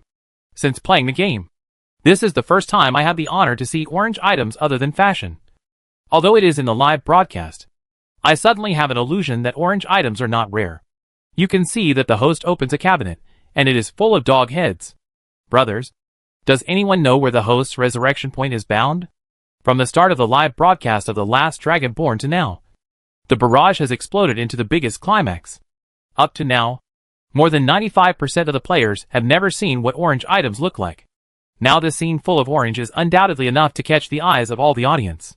Some people were already planning how to rush to his doorstep as soon as the last Dragonborn left. The last Dragonborn was also very clear about this. Even though he couldn't see the comments, he could guess the audience's reactions. Not all players are as accustomed to orange items as the lucky lady next to him. If it weren't for the delay in live broadcast, the pigeon from his old club, the White Light Club, would have arrived by now. Well, there might also be letters of poaching from the other two clubs. Let me explain. These things are plot props, and they are not included in my mission rewards. If you must get them, you must defeat all the mission NPCs. But that is simply impossible. The life-saving constructs thrown to me by the other party are all at level 60. Regardless of the current situation, the elf hurriedly explained in a low voice, and at the same time showed his mission panel, which made Lan Nua and others look at him with a little confusion. Here, this is your reward. But before the last Dragonborn finished speaking, his hand suddenly sank, and a star-like gem shone brightly in his palm. Looking at the smiling Avis, The elf's expression was extremely wonderful. Chapter 549 Mission Beyond Time and Space. These are all plot props. It's a reversal. Host. Do you have anything else to say? Host. Everyone. Listen to my argument. Many ordinary players suddenly started to make noise, and the live broadcast room was filled with a joyful atmosphere. But at the same time, all the real high-end players who were watching the live broadcast were all upset at this moment. Fuck. This mission really rewards legendary props? What on earth does the Dragonborn do in the live broadcast? Thinking of the stingy look of his own NPC when he mentioned the reward, and then comparing it with the situation of the last Dragonborn, his heart was instantly sour. Dragonborn, are you still short of people? Just help out. Really? He can't see the barrage. Isn't he always saying it? I understand the truth, but I still hope the host can answer my question. When everyone was envious of the good luck of the last Dragonborn, the elf looked at a temporary task cooperation that had just appeared on his panel and sighed resignedly. Okay, you are the boss. Just be happy. Thinking about it, the elf raised the gem in his hand and pointed it at the live camera. Forget it. Just ignore what happened before. Now everyone, watch carefully. I will show you a magic trick. As long as I click this option, it will become bound. Although it was a bit embarrassing to just explain that those were plot props and then take one of them. But how could he take out the legendary material he had obtained? Not to mention that this was obviously not an ordinary legendary material. Could it be that he didn't dare to take it because the live broadcast was on? Not possible. There is no such thing as a free lunch. Since he dared to take the risk of broadcasting live throughout the whole process, he naturally had his own confidence. His personal strength is already the top player, and as a specially hired foreign player by Guang, the club is also his backing. If someone wants to blow him up, they must take the risk of being blown up by him. As for assassination through indigenous forces, don't make a fuss. He is now a member of the Olivendi family. After dealing with this hot potato in public, in a barrage of if you are a man, don't be bound. The last dragon descendant calmly turned the camera towards Avis. Everyone, let me introduce this to you. This is my boss, the great and generous Lord Avis. As he said, the elf gestured to Avis, who looked at the position of the camera as if he had sensed something. The live broadcast you mentioned can also be effective in the independent secret realm of the legendary strongmen? In other words, many foreigners in the outside world can now see the situation here? Pretending to be unclear about the situation, Avis looked suspicious and seemed to question the words of the last dragon descendant. How can a fish-lipped NPC understand the power of the system? The person in front. You are not allowed to say that about my husband. The anchor actually formally explained to the natives that he was broadcasting live. Is this an attempt to break the fourth wall? Forget about breaking the fourth wall. I once explained to the NPC that they live in a game world. Do you want to know how well I cooked it that time? Seeing Avis seriously questioning the existence of the system live broadcast, everyone in the live broadcast room suddenly felt a sense of superiority. No matter how strong you are. Can you jump out of the screen and hit me? Yes, Lord Avis. The live broadcast function is currently working normally. If you don't want our exploration process to be leaked, I can turn it off at any time. The last Dragonborn didn't think too much about it. After all, Avis is not a player. It is understandable that he would doubt the reliability of the system live broadcast without being able to see the live broadcast panel. No, there is no need to keep the information here confidential now. Avis nodded and his face became serious. According to what my subordinate River said, you should be able to hear me now. Let me introduce myself. I am Avis. Avis Luo Olivendi. Now, I have an urgent commission to ask you. I am currently in the secret realm of glory, but unknown enemies have sneaked in here in disguise. They have extremely strong concealment and anti-detection capabilities. A small number of explorers have already encountered the enemy's murderous hands. According to my investigation, they come from the mysterious alien god church Songqing secret cult. And currently, these enemies are performing some unknown evil rituals. And the specific effects are unknown. I implore you to report this to the Imperial high-level officials immediately. Our situation is very dangerous, and we need urgent support. No matter who you are. As long as you can inform the Imperial royal family and any subordinate forces of the 4 major families of the news. You can go to the Olivendi family with my name to receive an additional reward of 100 gold coins. And for the top few people who have made the greatest contributions, I will also personally provide several high-level magic equipment and 3 9th-level materials as rewards. As Abe's somewhat hasty words fell, many viewers watching the live broadcast suddenly realized that a new task prompt popped up on the system panel. You trigger the A-level temporary task Inform the enemy. Task Introduction, an ordinary secret exploration, but unexpectedly encountered an unknown enemy attack. The native Ambus hopes that you can help pass the message to the high-level forces of the Empire. Task Target, notify the high-level forces of the Gloria Empire.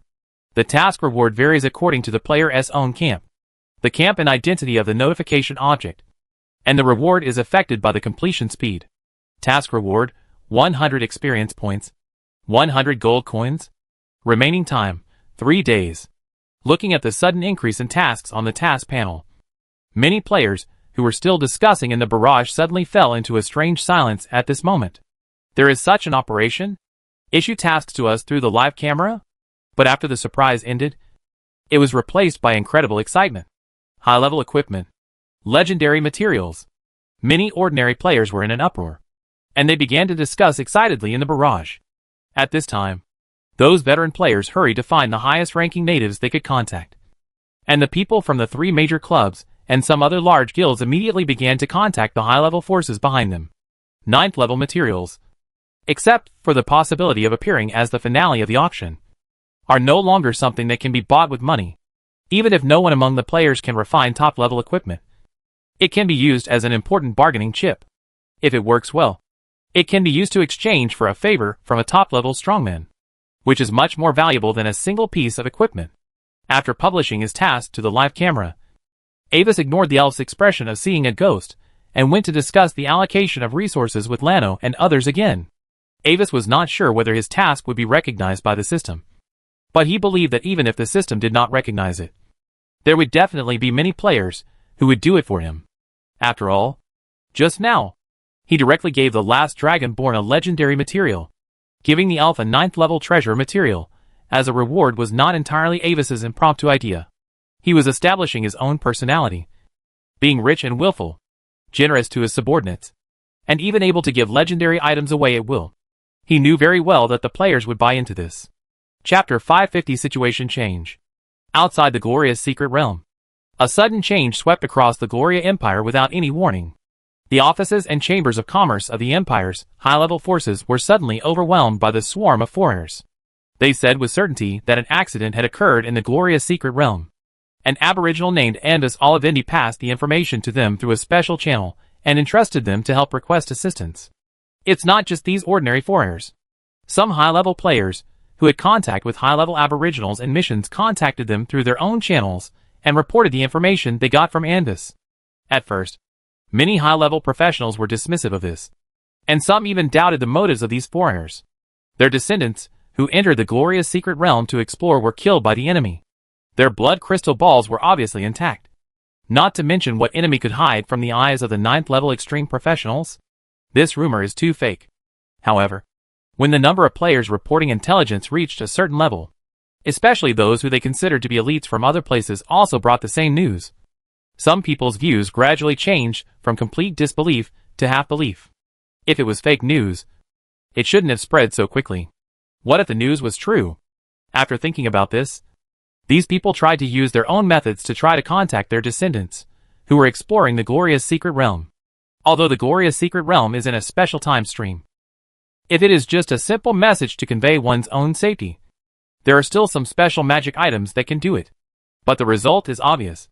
Many people's contacts are like sinking into the sea, with no response. At this time, everyone can't sit still. If the information said by those strangers is true, then even if their family's descendants have not been in trouble yet, they are probably in great danger. Then the question is, how to determine the true situation in the Gloria's secret realm? If the information is completely confirmed, how to rescue? When everyone enters the Gloria's secret realm, the entrance to the secret realm will close automatically. It will not open again until 7 days later. The people who enter the exploration will be transmitted to the outside world.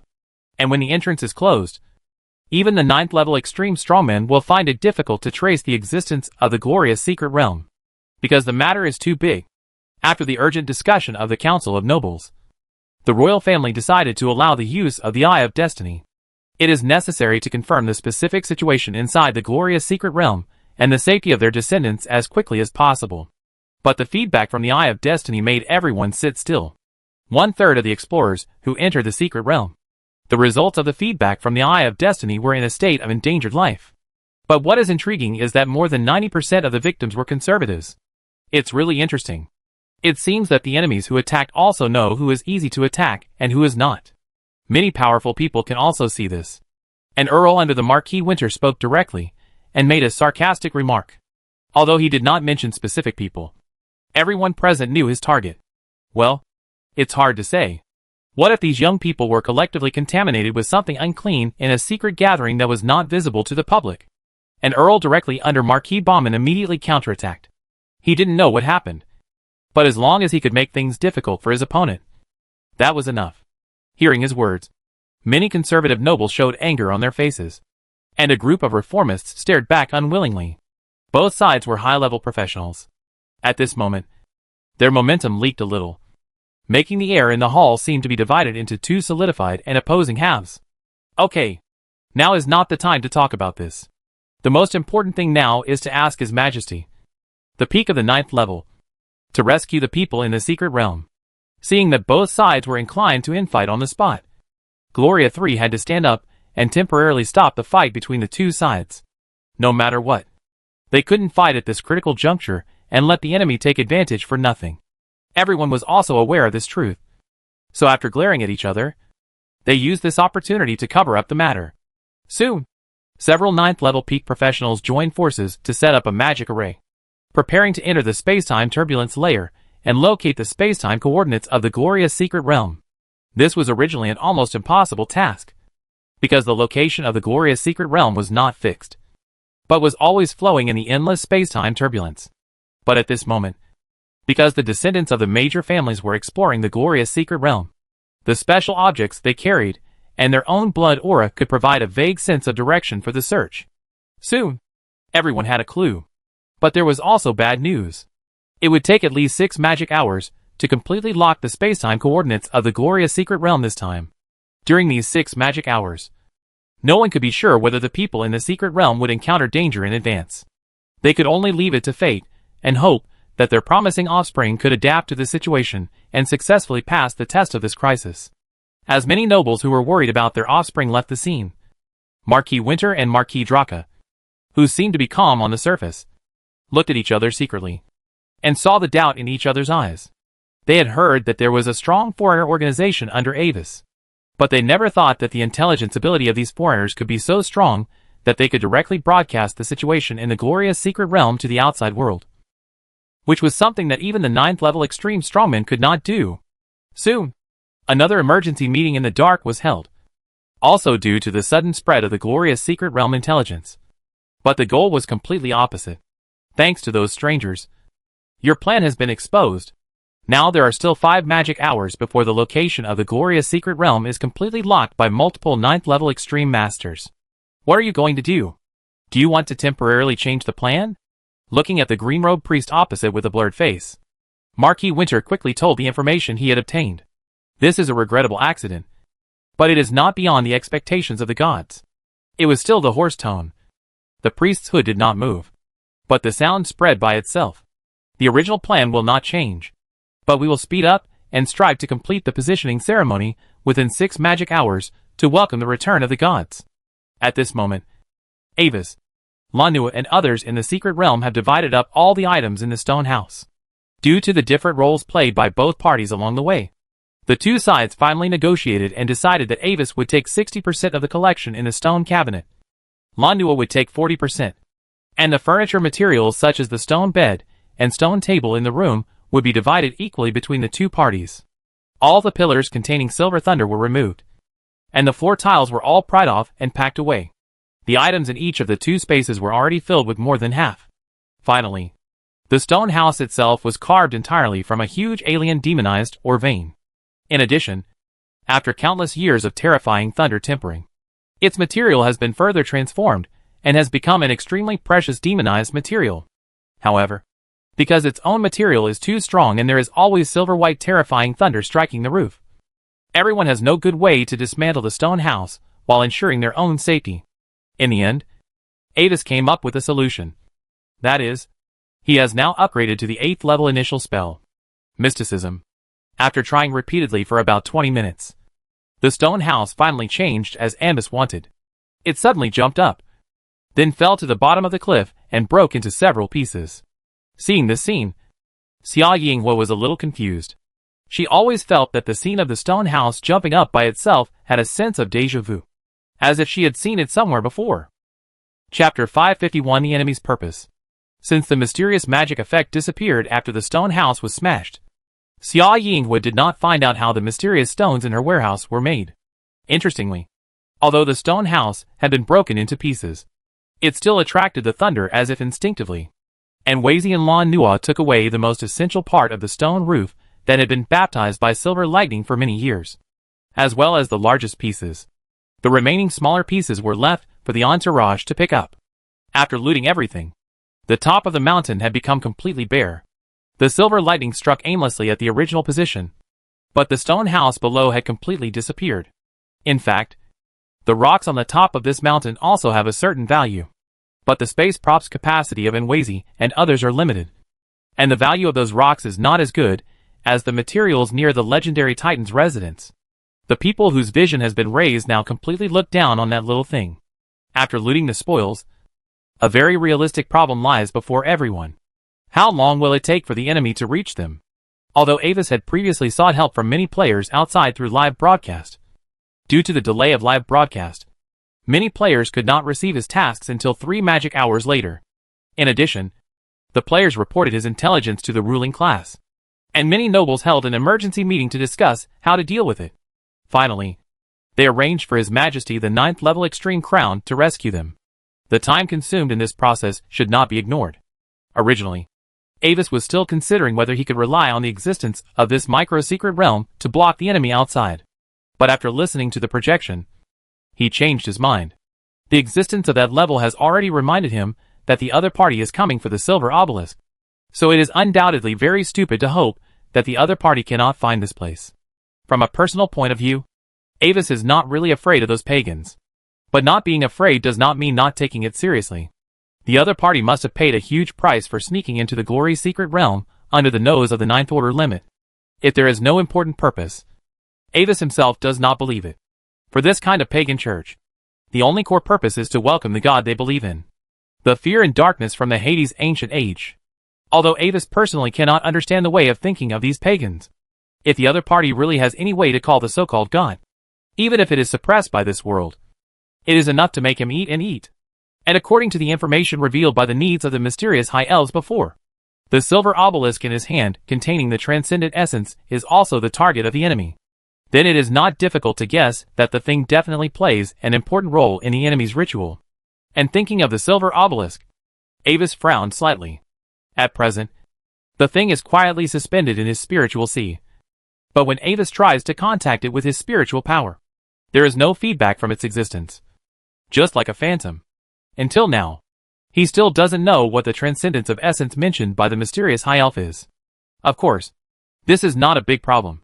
He can also consult some special existences for information. Pigeon, are you there? So, Avis called the pigeon in his heart. Coo, are you calling Coo? The next moment, a white pigeon's head popped out from his chest, and its round red and black eyes looked at him. Yes, just now. Glancing at the last dragonborn and summer night firefly, who were unaware of the appearance of the pigeon, Avis quickly recounted the situation he had just encountered in his heart. Although pigeons can also play the role of carrier pigeons, the two players are also unable to see the existence of pigeons. So, the obelisk is currently in my spiritual sea. I wonder if you know what it is used for. After describing the situation, Avis asked in his heart, Coo? Coo can feel that there is an extra existence on your body like a star in the night sky. Coo. A large round white pigeon flapped its wings and flew up, landing on Avis's shoulder and turning its head. According to what you can understand, the star is a base point independent of time and space. With it, you can use it as a medium and cause to make the time of the linear world truly flow backwards. The length of the reverse flow is related to the effective range and the target of the action. I understand. Thank you. And Weizi nodded and immediately understood the existence mode of this thing. The time of the entire three-dimensional world is like a river suspended in the void. This river will always move in the same direction. The existence living in it can only flow downstream at the same speed as time. If you want to stop yourself in the flowing water, you have to bear the pressure from the flow of time. And the slower the speed, the greater the pressure of the flow of time. When infinity tends to be still, the pressure of the flow of time will gradually approach infinity. This is the second law of time and space in the magic world. Time is irreversible. If you want to go against the current, you first need to find a way to get yourself out of the time flow. At this time, a fulcrum is needed. The other party wants this thing, and it is likely that they intend to use it as a medium to break through certain restrictions and summon the old gods to come. Avis can't just sit back and watch the enemy do all this. No matter from which angle, he needs to destroy the enemy's plan. I think the best way at present is to use the almost unlimited silver thunder here. According to the response of the detector, the power of each of those thunders is enough to match the full force of an ordinary 9th level attack. For the others present, the communication between Avis and the pigeon's thoughts was just a momentary process. Everyone is still discussing how to deal with the arrival of the enemy. Albans' views coincide with Avis's. If the power of those silver-white thunders can be used, it will be the best choice. There is a special force field on this ore. If we can find a way to amplify it through the magic array and instruments, we should be able to attract the silver thunder. As long as the enemy appears, we can immediately attract the thunder to attack. At this time, holding a piece of strange black stone that made up the stone house, Albans explained his plan to everyone. The enemy may arrive here at any time. How long will it take to complete the magic array? Lonnu and others were a little pessimistic about this. Interfering with a force field that had never been seen before was a very complicated matter. Just like doing a math problem that had never been learned. Not to mention doing it in a very short time. I will do it as soon as possible. Can you please help me? After Avis nodded his affirmation, Albans immediately began to try to set up a magic circle halfway up the mountain. Others had no other good ideas, so they could only trust his ability and be on guard for him as he wished.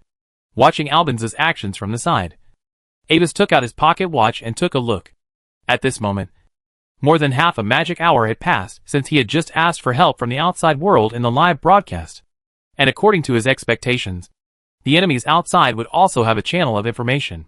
The news that he asked for help from the players could not be hidden from anyone who was interested. Counting the time it takes for the news to spread, the enemies outside should also know the news after about 3 magic hours. Chapter 552 Meteor Explosion. While Ambus and others were preparing for defense, there was a small disturbance among the followers of the Songqing esoteric cult inside the Forgotten Tower. Hurry! They are coming!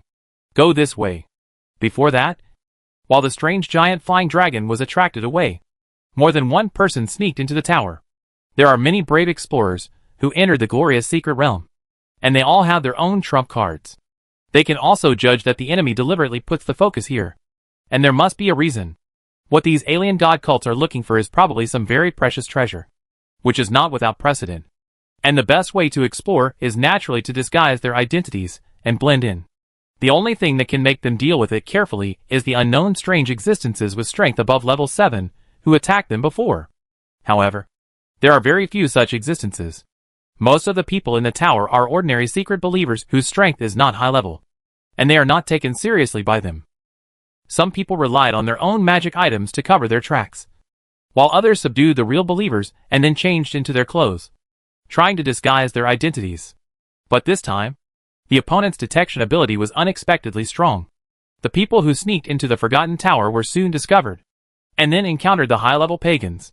If you don't count the 8th floor that can only be entered through the key, and the core secret behind the Forgotten Road, the surface of the Forgotten Tower has 7 floors. In the corridor area of the 5th floor, many pagans are besieging a girl with long ice blue hair in front, because she didn't know the information inside the Forgotten Tower. When Alanis, who is concerned about the safety of Avis, sneaked into the 7th floor of the tower along the surface stairs, she was still discovered by the enemy, even though there were magical artifacts to cover up its existence. The top floor of the tower had been arranged into a special area almost like a domain by the secret cultists, with the help of the blood of the old gods. Alanis was discovered the moment she entered. If she hadn't reacted quickly enough and escaped with a substitute doll in the first place, she would probably have been left inside. But even so, Her current situation was very dangerous. Several high-level pagans had locked her position and were forcing her into the encirclement. Hurry. They are going to find you. Go this way. However, when the girl was almost caught, she suddenly heard a hidden mental transmission, pointing her to a seemingly dead end. Is it a trap? Or is someone really going to save me? After hesitating for a moment, the girl made up her mind and finally chose to believe the transmission. The mental fluctuations of these pagans were in an extremely chaotic state, and it really didn't seem like they could transmit voices. Moreover, even if she didn't believe it, after a while, those high-level pagans would still be able to catch her. What surprised Alanis was that when she reached the end of the road indicated in the voice transmission, the steps of the high-level pagans suddenly stopped, as if they had lost their direction. Don't be afraid. Wait there and don't move. There is a special protective secret here, and they can't see you. The spiritual voice transmission sounded again, and then a strange figure, wearing a dark green hooded robe, appeared at the entrance of the corridor. Be careful. Don't stare at them. Hearing the prompt, the girl hurriedly looked away. As the voice transmission said, the pagan just stood there silently, and did not make any move towards the girl standing in front of it. After a moment, it seemed that nothing was discovered, and the dark green figure turned away silently, watching the pagan leave with her peripheral vision. The girl continued to wait cautiously for half a magic hour until she heard the voice transmission again and confirmed that the enemy had really left. Then she walked out. Thank you for your help. Is it convenient for you to come out and see me? I am willing to provide a 7th level magic item as a reward for saving my life. The source of the voice transmission just now was blocked by some unknown force and could not be replied. The girl simply condensed the text in the air with magic power. Since the other party can transmit the voice to him through mental power, he must be able to see the environment around her. What should we do? Lord Dark Crow. She should not be a bad person. Should we meet her? Nearby, Landon, Roche, and Alyssa, who were disguised as Songxing believers, were patrolling the tower as if nothing had happened. Hearing the 7th level magic item mentioned by Alanis, Landon was immediately moved. Stupid. Do you think I don't know what you're thinking? Don't trust a stranger whose name you don't even know just because of a little profit, and because the other person's appearance meets your aesthetic standards.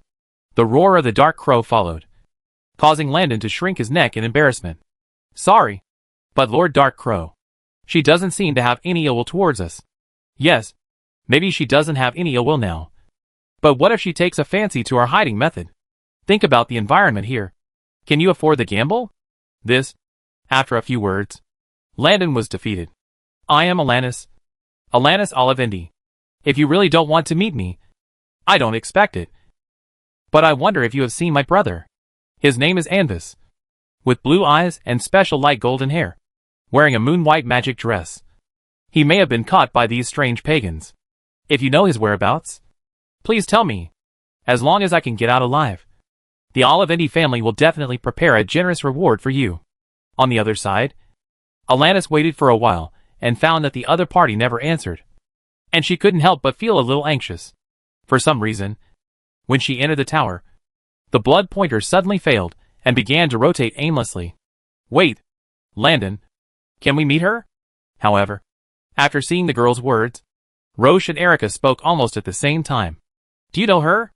Landon looked at the two strangely. She is the sister of a friend of mine. She is also the sister of a friend of mine. After that, the two looked at each other and were a little surprised. Well, let's meet her.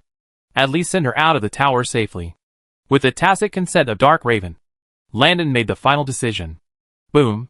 But at this moment, the entire Forgotten Tower suddenly shook noticeably. What's going on?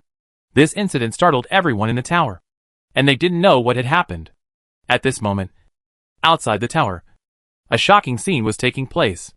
The huge black strange flying dragon, at this moment, hit the outer wall of the tower without any resistance, stirring up large pieces of stone chips and smoke, and several inconspicuous cracks gradually spread on the surface of the tower. Above it, the originally gray-white sky of the secret realm has been covered by clouds emitting a dark red light like charcoal fire. Then, as if the gate of heaven had opened, the blazing clouds rolled up violently.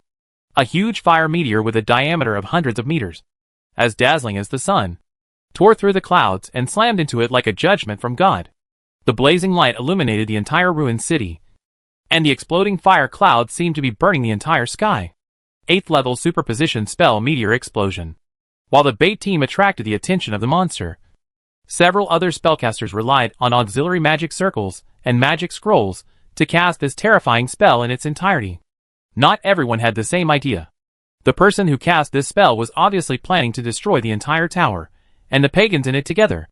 As for accidental injuries, the dead can't talk. Chapter 553, Where Hope Lies. However, to their disappointment, under the bombardment of the meteor explosion, the tower had dense cracks, as if it would collapse at any time. But in the end it still persisted and did not collapse. At the same time, this attack seemed to have angered the Songqing believers in the tower. After the tower body trembled, several Songqing believers exuding a high-level aura quickly rushed out of the tower and began to search for foreign enemies. Then, a mass of foreign objects with a volume of hundreds of meters, like a chaotic and amorphous mass, squeezed out of the gate of the tower. The nightmarish black body surged, with an abominable sound like mud stirring in a sink, and rushed towards the attackers in an anti-gravity posture. Unlike the high speed and destructive power of the previous strange flying dragon, the flying speed of this mass-like strange polymer can only be said to be medium, but it carries an extremely strong mental pollution. Even if several spellcasters just looked at it, they felt a sudden burst of frantic whispers and notes in their spiritual sea. This is extremely fatal to magic professionals. When the spiritual sea is polluted, it is very difficult for them to clean up their abnormal state, not to mention casting spells that require precise guidance. The perceived world began to change drastically. The sky began to quickly turn into night, and the surrounding ground, broken buildings, collapsed statues, everything in sight began to gush out a large amount of dark green sticky mud-like substances, as if to pull them into the depths and completely corrupt them. Even if they knew rationally that all this was false and was some kind of illusion of the enemy, they still couldn't extricate themselves, forcibly suppressing the changes in the spiritual sea, while activating their own life-saving magic items. After barely regaining consciousness, several spellcasters quickly dispersed and fled. The enemy's strength has exceeded their imagination. They now give up the plan to continue the attack and prepare to join other large forces to build a defense line together to drag out these 7 days. While escaping, they activated the magic props they carried with them, intending to cause some trouble to it and delay its speed. But the latter's magic resistance is amazingly high. Several 7th level dissociation spells, Yongyan Explosion, Withering Curse and other various spells hit it, but the damage caused to the black mass is negligible. Soon, the 2 warriors and a spellcaster who fled nearby were inevitably caught up one after another because of their low strength, even if they played all their trump cards. In the last burst of desperate wails, the changes in his own spiritual sea broke out completely, and a large number of swollen bubbles and wriggling pink granulations broke out on the surface of the body, and then were swallowed by the huge mass. But relying on the cover of their teammates, the remaining 2 spellcasters briefly escaped from the enemy's sight, and then quickly performed camouflage, clones, and other operations with the help of arcane props. As veteran spellcasters, their frontal attack capabilities may have their own advantages and disadvantages compared to the combat classes of the same level, but they have a particularly large number of various life-saving magic props. After spending some time, they successfully got rid of the enemy's pursuit and fled back to the base, where the temporary alliance was located. How is the situation? Upon learning that the 2 had returned, the Princess of Stars immediately put down her work and began to ask about the 2's situation. The previous hateful dragon beast was still within the range of resistance, but when we used the super-level spell to solve its sneak attack, we were powerless to stop the chaos fusion monster that appeared afterwards. It has extremely strong mental pollution, and its magic resistance is amazingly high. The effects of all 7th level spells on it are very weak. We can hardly resist it with our strength alone. At this moment, the 2 reported their previous exploration experience, with a strong pessimistic tone. We must find a way to hold on here. Any existence will have its weaknesses, and there can be no truly perfect things. After listening to the 2's reports, the 3rd Princess Xingguang frowned and denied the 2's pessimistic remarks. She had to do this. Otherwise, letting the news that the enemy was completely invincible spread in the base would only lead to instability. Don't be nervous. I will ask Mr. Sims for help later and ask him to help predict the enemy's weaknesses. As she said, she sent the 2 and others to set up a magic defense array, and she quickly returned to her residence. She needed to ask her prophet for help. even though the price of each move was very high. But Xingguang could not care about that at this time. With a respectful look, she knocked on the door of the residence of Reginald Sims, the 7th-level prophet, who followed her into the secret realm of glory. For some reason, no one responded in the room. After knocking on the door again and again, the third princess, who had a sense of foreboding in her heart, did not hesitate and pushed the door open suddenly. As soon as she opened the door, a pungent purple smoke floated out, irritating her so much that she couldn't help but squint her eyes and fan it with her hands. The floor of the room was in a mess, with invalid prophecy arrays, fragments of exploded crystal balls, runes drawn with unknown blood, scattered strange cards, and other debris everywhere. The prophet Sims, with messy hair and robes, sat blankly in the middle of the debris, with a stone basin with a thick light blue glowing mist flowing in front of him.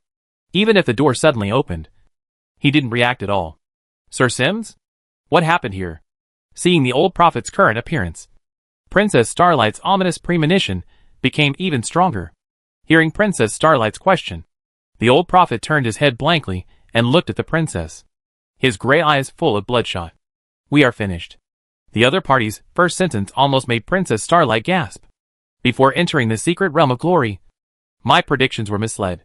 Now all I can see are death. Nothing else. There is no way out. We are all doomed. Seemingly sensing Princess Starlight's disbelief, Sims added numbly, how could this happen? Is there any hope of escape? Forcing herself to calm down, the third princess immediately asked about ways to save her life. After all, she was not a prophet, and she did not completely believe in the so-called death fate of the old prophet. Hope? I want to know too. Since we entered this city, the prediction of death has been coming all the time, and it is getting closer and closer. Even escaping is useless. My ability to predict only allows me to hear the footsteps of the god of death very clearly. It is getting closer and closer, and it will not take more than a day. With a smile that was uglier than crying, the old prophet pointed to the blue glowing mist in the stone basin in front of him, which looked like liquid. Before the countdown reaches the end, if there is a miracle, its color will turn green and tell me what to do. However, before Princess Starlight could say anything else, in the eyes of the two, the mist in the stone basin suddenly lit up a little emerald green light. Seeing this scene, the old prophet no longer cared about the princess, but cut his wrist with a crazy look, letting his blood flow into the basin, fearing that this only ray of life would disappear. With his movements, the smoke in the basin shook violently, and then suddenly rushed into the old wizard's head like an inverted waterfall. During this process, the old wizard trembled violently like epilepsy, but he always endured and did not miss a single piece of information. I see it. It's an attack. We must attack. We must take down that tower at all costs. Any other place will be dead. Only that tower is our only way out. At the end, he roared suddenly. As he spoke these words, he spat out a mouthful of blood again, and his spirit visibly withered, as if he had suffered some invisible heavy blow. At the same time, in the secret realm, watching the silver lightning controlled by Albans, striking towards a seemingly empty place in the distance, Avis once again looked at the secret gold pocket watch in his hand. The hands of the secret silver watch turned another circle, and 3 magic hours of time had passed. Chapter 554 Force Break. Albans deserves the title of a genius across the ages. It took only 2 magic hours from getting the black ore to breaking its special force field, and then amplifying it to attract silver thunder. When Albans barely finished his work, the space of the secret realm fluctuated again. A huge mass-like existence, just like the one that had been tracking the mages before, slowly squeezed out of the void space as if passing through an invisible door. There was a reason why the Songqing cult arranged this kind of existence to explore the way, because Avis and others obviously entered the core secret realm before them. In this way, they were the first to enter the secret realm, and they were likely to encounter the most violent ambush of Avis and others. And the chaos mass with extremely high magic resistance was the most suitable pathfinder. But what the other party did not expect was that it was not greeted by various spell attacks as imagined, but an extremely terrifying rule thunder, due to the entry restrictions of the glorious secret realm. Even if its magic resistance was high, it was still in the 8th level range. When the silver lightning reached the body, the chaotic mass was instantly decomposed by the lightning, and it turned into the finest material particles without any resistance and drifted away. This change shocked the priest, who was controlling the activities of the mass from the outside, and sensing the situation inside the secret realm.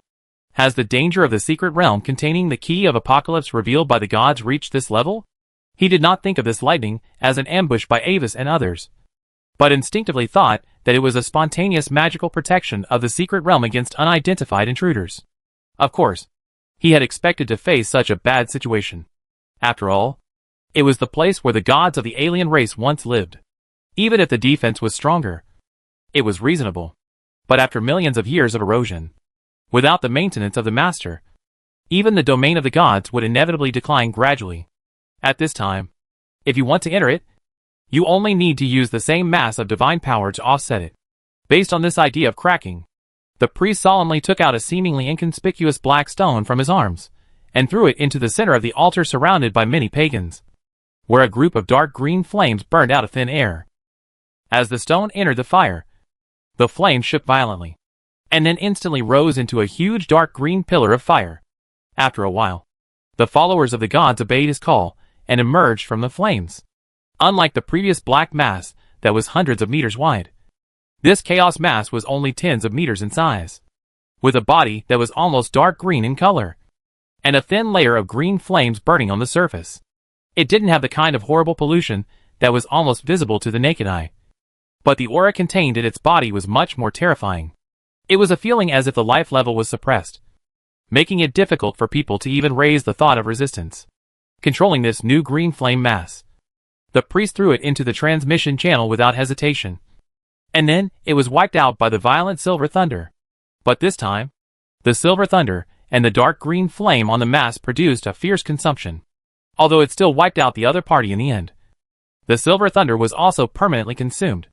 In the next magic hour, the priest kept sending the mass containing a large amount of divine power to die, while at the same time wearing away the silver thunder that formed the foundation of the secret realm. Maybe it's not obvious when there are only one or two, but when the power of the silver thunder was consumed more and more, Avis and others also found that something was wrong. Something is wrong. Those strange things with green fire have consumed a lot of the silver thunder here. The first person to find the problem was Albans, who was always observing the operation of the lightning array. In his perception, the lightning that can be guided in the sky seemed to be much sparse. At the same time, the violent feeling of the thunderstorm clouds in the sky began to gradually weaken. The thunder here is limited, and they cannot be regenerated. The enemy should also know this. At this rate, the power of thunder here can only support about 2 magic hours at most. Looking at the remaining thunderclouds in the sky, Avis also came to the conclusion there was no good way for everyone to deal with this. The enemy took the path of forced consumption. Avis also felt that the newly appeared green flame mass was very difficult. Now they can only continue to attract thunder and fight hard to weaken the enemy as much as possible. This battle lasted for about 1 magic hour, and the thunderstorm clouds in the sky of the core secret realm almost dissipated. The originally dense silver thunder now became sparse. The priest also suffered a bad result. The dark green flame column had almost returned to its original flame. The size of the mass that emerged from it also shrank from dozens of meters to more than 10 meters. He was also a little numb at this time. The loss of divine power in this battle exceeded his previous expectations. He could only grit his teeth and hold on, hoping that the power of the Silver Titan would be exhausted as soon as possible.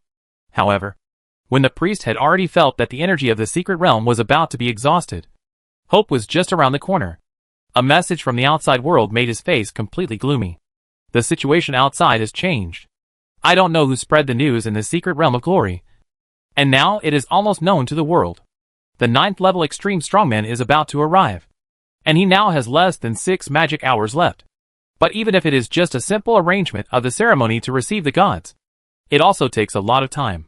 In this case, his time has become extremely tight, and there is no time to continue to grind slowly. Before the priest carefully thinks about the impact of this news, another piece of news that is not good comes again. Those noble children outside who were originally regarded as sacrifices by him suddenly went crazy and began to attack here with all their strength. Although they were temporarily stopped by the god's followers, they were also beginning to suffer damage under the opponent's completely reckless attack. Muttering a curse in an unknown language, the priest's eyes swept all the pagans in the field. He raised the scepter in his hand and waved it suddenly. A faint green flame instantly enveloped all the pagans present. Everyone enter. And get the key of Apocalypse at all costs, huh? Among the pagans who were in an extremely excited and crazy mental state. For obviously abnormal normal mental fluctuations were instantly exposed under the burning of the divine power flame. The hall instantly fell into a strange silence. And the pagans around all paused. And then, their eyes instantly focused on Landon and his group, who were hiding their identities in the venue. Don't stand there stupidly. Run into that space channel. Under the countless strange gazes, Landon and others were also a little confused. When his disguise was just cracked, Dark Crow increased his output to annihilate the alien divine power of the four people. Running outside seems to be less dangerous. But that is just a slow death. Dark Crow and others knew very well before entering that the sky outside was shrinking. Moreover, he helped Landon and others disguise their identities and sneak in here. His purpose was also for the obelisk at the core of the secret realm. The key of Apocalypse in the mouth of the priest of the Songqing secret cult. The scope of the opening of the glorious secret realm this time is centered on the ruins of this city. It is not an accidental event at all, but the result of interference from the divine power from outside the domain. After being reminded, the four people immediately rushed forward with all their strength. And Alanis raised her hand and threw a silver rune stone in the direction of the priest. The stone broke by itself in the air, and an ice bird containing the power of Duke Carrot suddenly rushed in the direction of the priest. The priest did not dare to ignore this 9th level attack, and could only temporarily mobilize divine power for defense.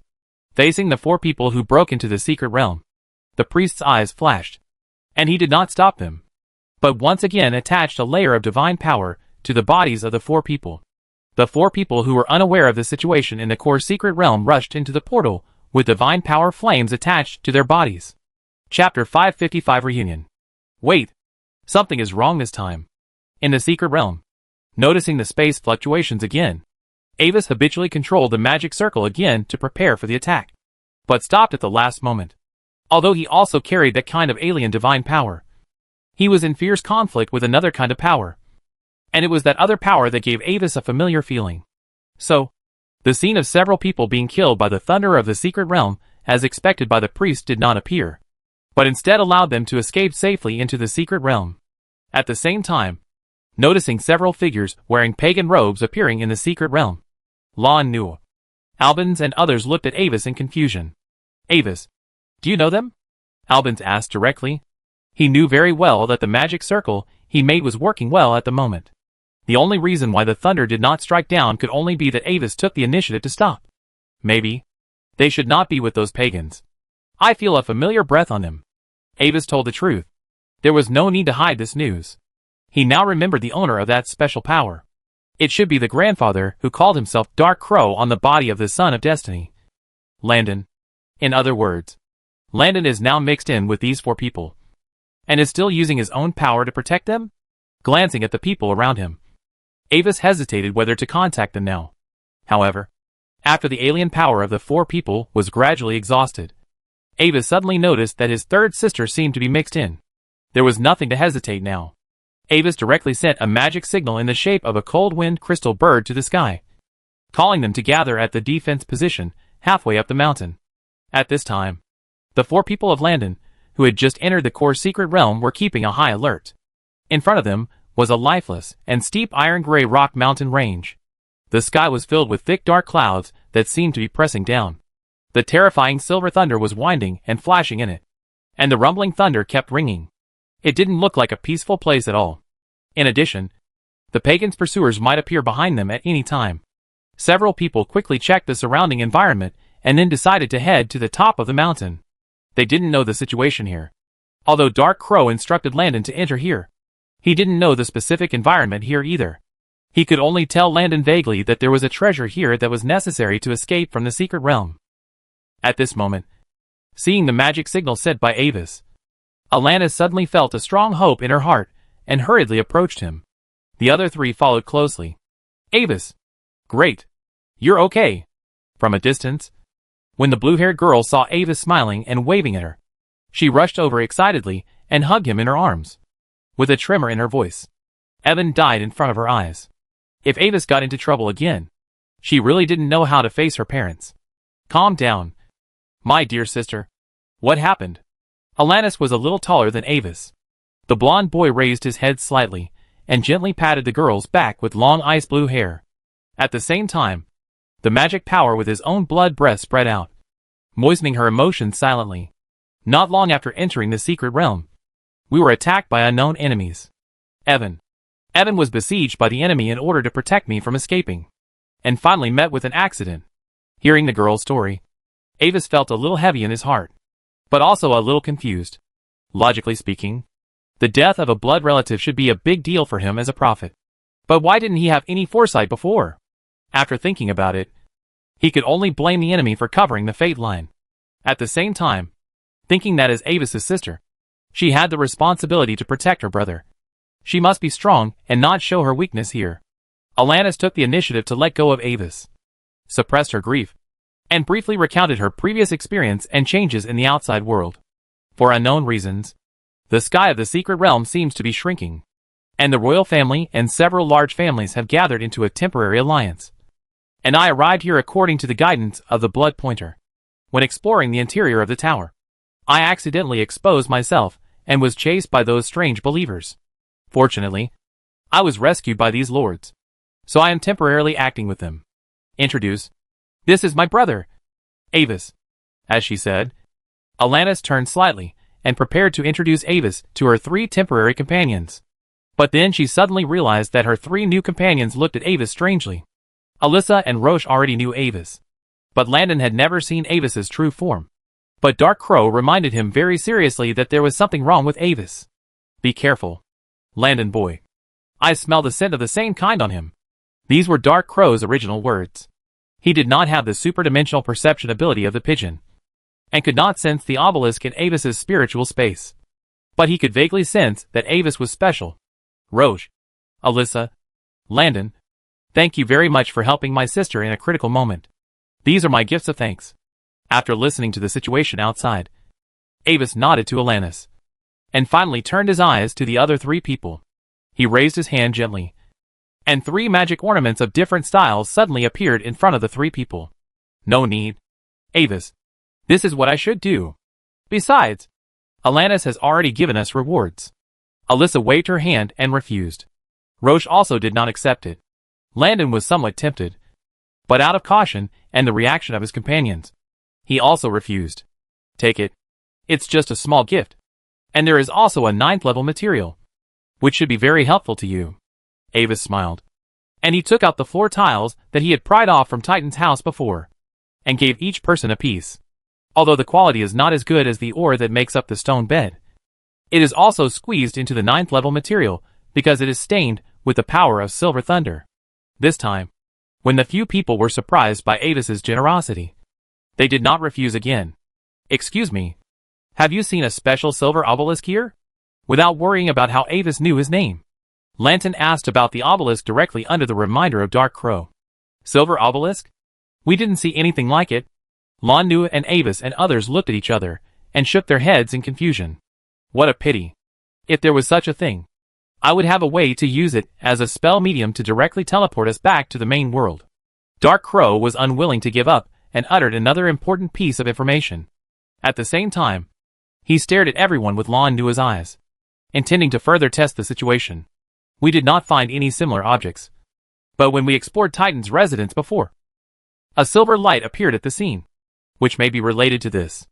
And Wazy explained calmly. Lon Nua and others did not see the main body of the obelisk at all, and now Titan's house has been demolished by them. Even if he stood in front of him, Lanton could not recognize it. At the same time, he also secretly asked the pigeon in his heart. Pigeon. He said that he can use the power of this thing to teleport out.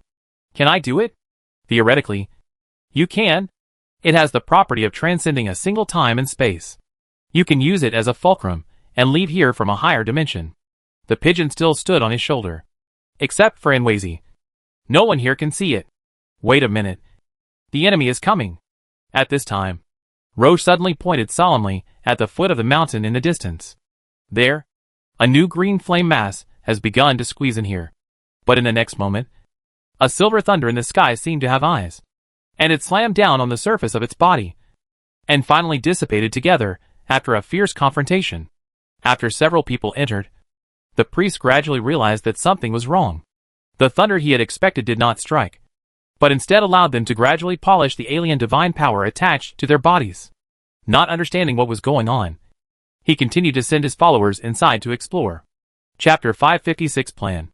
So, the familiar thunder struck again, and everything seemed to be no different from before. But this time, with the help of the sense of the gods' followers before their death, the priest suddenly found that the breath of the four people did not seem to dissipate, but went away all the way. How could the other party hide himself? Even the self-protection system of the secret realm could cover it up. This was absolutely bad news. He felt a disgusting breath on the other party. Letting these little mice run around in the secret realm is likely to bring unpredictable variables. Some regrets about letting a few people in easily. The priest no longer hesitated, and immediately ordered all the pagans present to enter the secret realm and make sure to get rid of the few people who just got in. Although he could vaguely sense that the energy in the secret realm was like a candle in the wind, he was not prepared to wait any longer. Even if it was a huge loss, he had to get the key of Apocalypse as soon as possible. At the same time, he sensed the situation of the many noble descendants attacking at the bottom of the tower, and found that the situation was also not optimistic. Although many people were attacked, there were still many people left, and the participants of the temporary alliance were luxurious, including 2 princes and a princess of the royal family, as well as several descendants of several major families in the empire. These veritable princelings, their combat effectiveness cannot be calculated by simply the level of professionals. Perhaps they are reluctant to use them at ordinary times, but now it is obviously a matter of life and death, and all kinds of high-level disposable magic items in the hands of the people are thrown out like money. Moreover, in the hands of everyone, there are actually disposable protective items given by the elders of the family, similar to the rune stone that Alanis took out to seal the Duke's 9th level attack. If an enemy is too strong, a 9th level attack will soon be launched, and the enemy will be seriously injured if he doesn't die. If it was before, the priest would not care much about it. If one died, he could just pull out 2 more. But now, his divine power reserves have been severely consumed in the battle with the core secret realm, and he can't pull out a large number of followers to catch people as he did before. Staring at the dark green flame in the center of the altar in front of him, the priest hesitated for a moment and finally made a certain decision. He raised his staff and emitted a series of strange and difficult notes from the depths of his body. It was a sound of multiple frequencies superimposed together, like the squeak of sand cutting a blackboard, the rumble of a stone mill running, and the low gurgling sound mixed together. As the sound fell, the stone door on the side of the hall suddenly opened, and a red-haired young man dressed as an aristocrat appeared from the stone door, walked up to the altar with a fanatical look on his face, and knelt in front of the dark green flame. The flame jumped slightly, and a trace of invisible and intangible breath emanated from the young man's body. If Avis or any high-level prophet was present, they would be able to clearly sense that it was the breath of destiny. But the young man seemed to be unaware of it, and just stared at the green flame dancing in front of him with a pious face. However, deep in his eyes, he was already filled with deep fear. After a moment, he made an amazing move. He stretched out his hands and suddenly jumped into the flame, as if getting some powerful fuel. The flame suddenly became brighter. At the same time, in the secret room of the Count Grimmer family outside, a life crystal ball that was originally bright suddenly shattered. Seeing this, the guard was so shocked that he dared not hide it, and immediately reported the situation to Count Grimmo. When the Count was extremely angry after learning the bad news, a humanoid family that was different from the previous one walked out of the fire on the altar deep in the tower. Previously, they sneaked and captured a large number of noble explorers, not just for the purpose of framing each of their own extraordinary destiny is also a precious sacrifice and transformation material. At this moment, facing the unstoppable temporary alliance, the priest had to consume some poor quality sacrifices in advance and transform them into special family members to resist the attack. Chaz, looking at the priest in front of him with awe, or the scepter in the priest's hand. This family member, with a dark clay body and a deformed big mouth on his face, half knelt on the ground and said the name he was born with life. A breath of power close to the 9th level emanated from his body, burning with dark green flames. Nodding slightly, the priest repeated the same method again, pulling in 2 more helpless sacrifices, and following the same process, transformed into 2 more followers with auras close to the 9th level.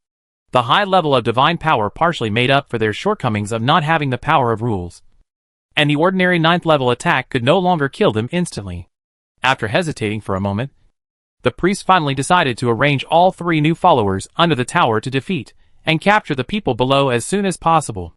Before that, he was still planning to slowly accumulate strength, and then use the sacrifice array covering the entire city to catch all the explorers in one fell swoop. But now, due to the urgent time pressure, this method is no longer practical, and he can only fight quickly. He himself needs to sit at the altar and command the construction of the tower's rituals and defense against enemy invasion. He cannot leave easily and must arrange new followers. As for the few little mice that ran into the secret realm, the priest still didn't care too much. In his opinion, the many pagans he sent to the golden secret realm were enough to eliminate them. At this time, in the core secret realm, Avis and others were also caught in a battle. There was only a little bit of silver-white thunder in the sky, and it must be used to eliminate the weird lumps of old gods who were almost immune to magic. A large number of ordinary pagans need Avis and others to find ways to eliminate them. Everyone is also using all means at this moment. Prince Lano and his several entourage took out their family assets. A combined magic guide structure dozens of meters high.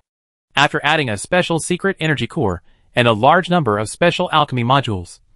Each attack it issued has the destructive power of an 8th level range spell. Even Avis looked up to this technology. Avis took out the 3 cursed plutonium dragons he had raised for a long time, and 2 8th level mithril golems from the ruins of the Sky City. The source is easy to explain. After all, when the Sky City exploded, the treasures on it were almost scattered all over the continent. The cursed plutonium dragons were previously kept by Avis as pets. They either ate or slept every day, and grew faster than unmarketed pigs. At present, the attack power of the largest one has reached the level of 8th level. At this moment, there is finally a chance to play out. The cursed dragon breath as hot as the sun is spewing everywhere, and the pagans in the attack are completely erased like an eraser. The terrifying power also shocked Lan Nua and others, and secretly increased the level of attention to Avis. At the same time, after listening to the specific information about the outside world described by Landon and others, Prince Lan Nua proposed a bold plan. Since the priest intends to use up the magic power of the secret realm, he might as well just play along and pretend that the power of Silver Thunder has been exhausted. And then if the priest enters in person, then use the last bit of Silver Thunder to give the priest a severe blow. This sounds very tempting. Chapter 557 The Secret Realm Collapses. But unfortunately, this plan was rejected by Landon, or Dark Crow. He brought a special message to everyone. This miniature secret realm actually relies on the power of thunder.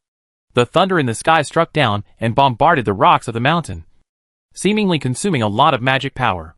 But in fact, these magic powers circulated completely in the secret realm, and the total amount never decreased.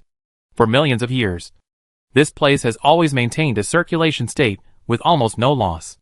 But now, because everyone uses the power of thunder to fight against external divine power, this balance has been seriously broken. Even if it stops now, it is too late. When the balance of the scale is broken, it will only continue to tilt to one end. Once the thunder energy here is completely exhausted, the secret realm itself will collapse. For this point, the priests outside are also clear. After learning this news, everyone no longer has hope for the priests to enter the secret realm. The other party probably had this idea from the beginning, to cause the core secret realm to collapse through the consumption of divine power, and the remnants of the collapse will be completely captured by the glorious secret realm.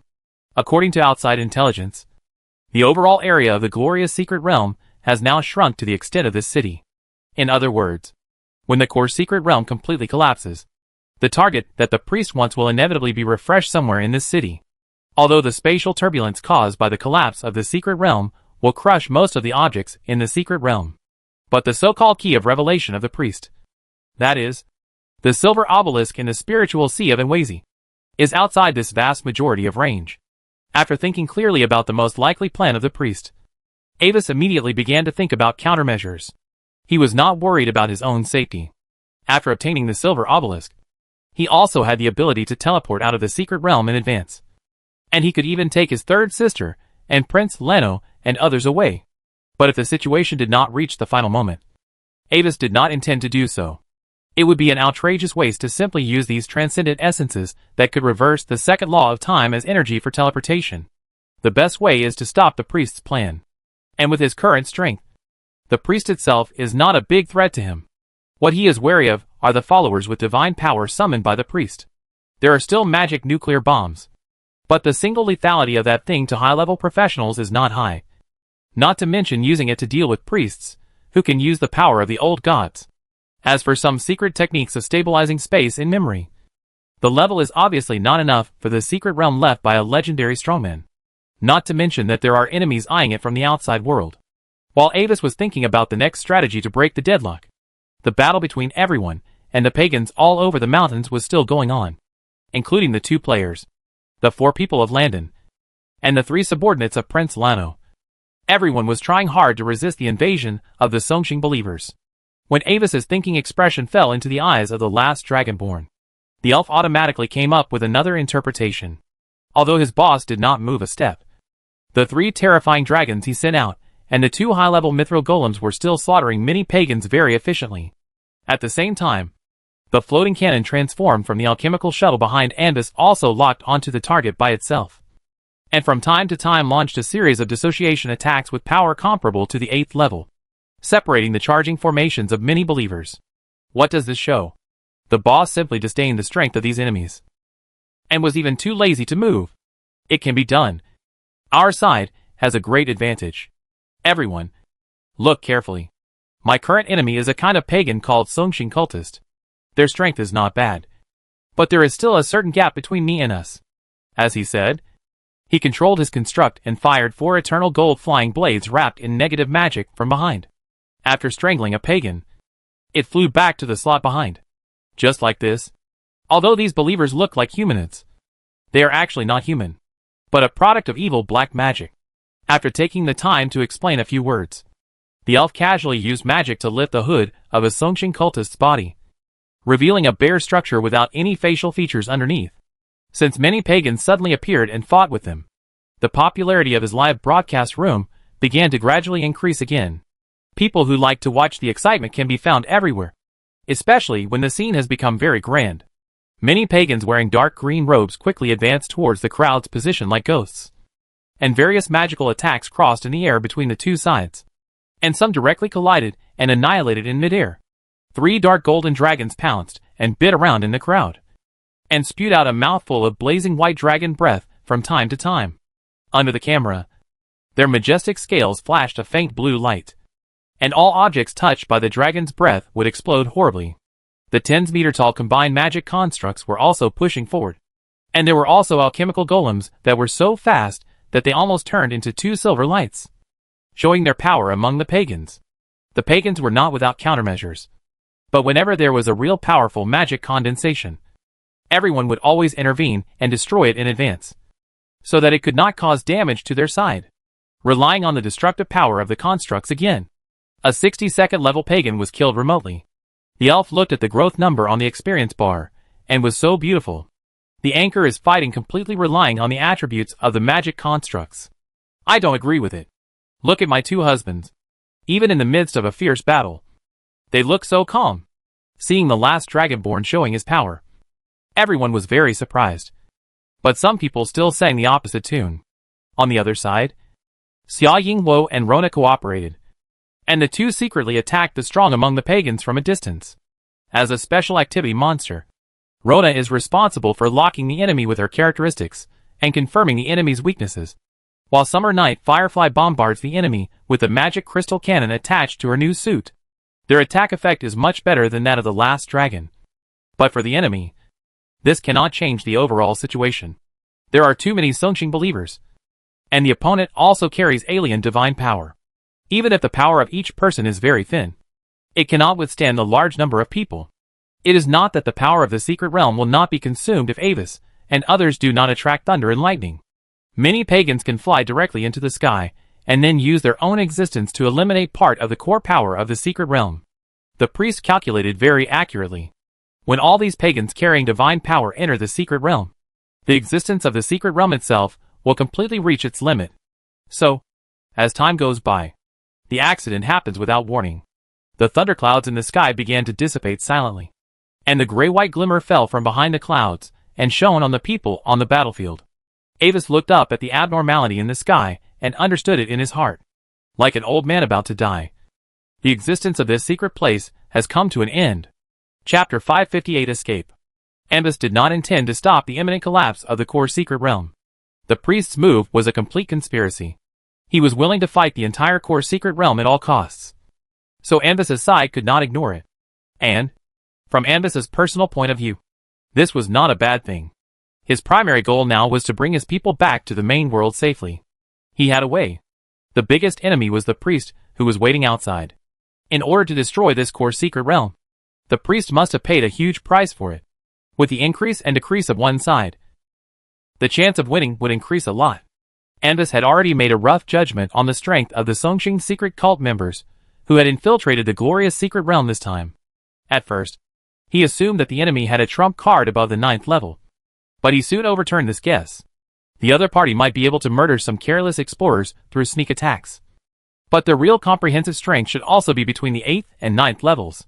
Otherwise, the strange masses that the other party arranged to enter here should also have the strength of the 9th level, rather than the current seemingly SOSO level.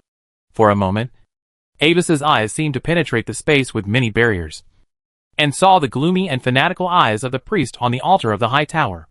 Then, the blue-eyed boy smiled. Since you want to completely destroy this secret realm, I will help you, and make it bloom more brilliantly. In a sober state, witnessing the collapse of a miniature world at close range is also a precious experience for him. At this moment, when the secret realm began to gradually collapse, the last dragon descendant, who was enjoying the experience, finally realized that something was wrong. Not to mention the abnormal celestial phenomena that suddenly appeared in the sky. But the scene of the mountains and the earth in the distance suddenly began to gradually shatter and turn into nothingness, which made him feel a strong sense of foreboding. What happened? Instinctively looking at the people around, but found that all the NPCs looked as if they were facing a great enemy. The elf finally couldn't help asking a question. Attracting thunder to attack the enemy has consumed too much power of this secret realm. The remaining magic power is not enough to support its normal operation. This place has begun to collapse. Prince Lanua looked at the distant sky with a gloomy look, considering that the elf was Ambus's entourage. He still explained, "Is there a way to leave here? For example, open a portal or something?" The last dragon descendant was shocked. He didn't want to die here inexplicably. The spatial parameters here are very chaotic. If you force a teleport, you will easily fall into the turbulence of time and space. The result is no different from being swept into the collapse of the secret realm. Orbans held a silver cube, like a Rubik's Cube, in his hand, fiddled with it for a while, and then came to the conclusion, "I have a way to leave here. But if there is no obelisk, my current ability can only carry 3 more people back to the glorious secret realm." Looking at the expressions of the crowd, Dark Crow instructed Landon to speak in the mental space, and emphasized the word obelisk, as the product of the mixture of the residual will, a source of all law's heroes, and the ancient existence outside the domain. He actually has a way to take everyone away from this miniature secret realm that is about to collapse. He still didn't give up, and wanted to test whether someone had taken the obelisk before him. Hearing this, everyone's expressions changed a little. Erica and Roche, who had been traveling with Landon before, were relieved immediately, while Prince Lano and others were surprised and eager, and directly spoke up, intending to pay some price in exchange for the chance to escape. Ambus and Albans didn't see any special changes in their expressions, and they didn't seem to care about it. Let's not talk about the 2 strangers for now. After all, they can be resurrected after death. But Alanis looked at Ambus hesitantly, thinking about whether to give this opportunity to her brother. But in the end, no one mentioned anything about the obelisk. For this result, Dark Crow frowned secretly, but could only concede that the thing was too deep, and this secret realm must be blown up before it could appear. Don't worry, everyone. Sir Landon can take people away in his own way, and I have a way to take the rest of the people away from here. However, Ambus was not prepared to let Dark Crow continue to shake the hearts of this temporary team. He took on the task of protecting everyone's safe escape, and at the same time signaled to Albans. The latter nodded and placed a strange device that was pitch black and looked like a mine on the ground. This thing was developed by Albans under the guidance of the Ring of Time and Space, a one-time wonder with an effect similar to a space bomb. In the main material world, depending on the different output power of magic power, it can instantly interfere with the space state within a radius of hundreds of kilometers, achieving the effects of group teleportation, prohibition of teleportation, and spatial confusion. In this micro-secret realm that is about to break, because the simulated space rules are almost collapsed, it is less suppressed than the main world. According to Avis's request, Orban set its mode to directional constraint. Originally, the space turbulence caused by the collapse of the secret realm would explode in all directions like an explosion. Now, under the interference of the control device, these space turbulences will be gathered into a beam by magic power, and then washed towards the channel previously established by the priest. As for the way Avis led people to escape, Dark Crow was stunned after seeing it, and then felt a little numb. A safe house with a main body made entirely of Hingjin, covered with magic array patterns, including time delay, space division, force distortion, and other high-level composite protective arrays. Most importantly, the shield with rule power on the surface of the safe house is also a bit familiar, as if it has been seen on the floating city of the High Elves. He can understand Avis's thinking. As long as he can withstand the power of the collapse of the secret realm, the remaining material after the shattering will naturally be captured by the glorious secret realm. After all, this is just a miniature secret realm, and it has exhausted its energy before. This thing can probably really hold up. But you are a 4th level person, and you can easily take out a 9th level alchemical item? And it is a safe house that is usually useless? You know, only 9th level materials can solidify the power of rules. And setting up a 9th level defense array consumes enough materials to make 2 or 3 9th level ornaments. And you use them to make such a thing? Dark Crow was shocked. What kind of super rich 2nd generation is this? Even the prince of the ancient magic empire can't be so rich. Right? Come in, everyone. We have limited time. Don't worry about its safety. I won't joke with my own life. Facing the curious or doubtful eyes of the crowd, Avis smiled and said nothing. The researchers he arranged on the overseas islands have recently made some breakthroughs in the defense array technology of the High Elf Sky City. They successfully activated some complete defense array modules that Avis brought back from the wreckage of the Sky City. Yes, it's just activation, and it's still far from understanding the magic knowledge in it. But it's enough for Avis, at least temporarily. Time is running out. At Avis's signal, everyone entered the safe house. Landon took Roche and Alyssa to go first, but Alanis did not leave with them after all, but chose to go with Avis. Chapter 559, Differences in Concepts. Is it starting to collapse? In the outside world, the priest stared at the space channel that began to tremble violently, with a look of neither joy nor sorrow. This result was not unexpected to him. And next, he needed to find the key of Apocalypse that was about to fall into the city in the shortest possible time, then use it as a guide to welcome the return of the Lord. The search work requires a large number of manpower, but because the core secret realm needed to be destroyed as soon as possible, he filled all the pagans in it. And now, he could only arrange for the production nest below to urgently produce a new batch. After all, the glorious secret realm is different from the outside world, in order to avoid being seen through by the 9th level extreme powerhouses to the greatest extent.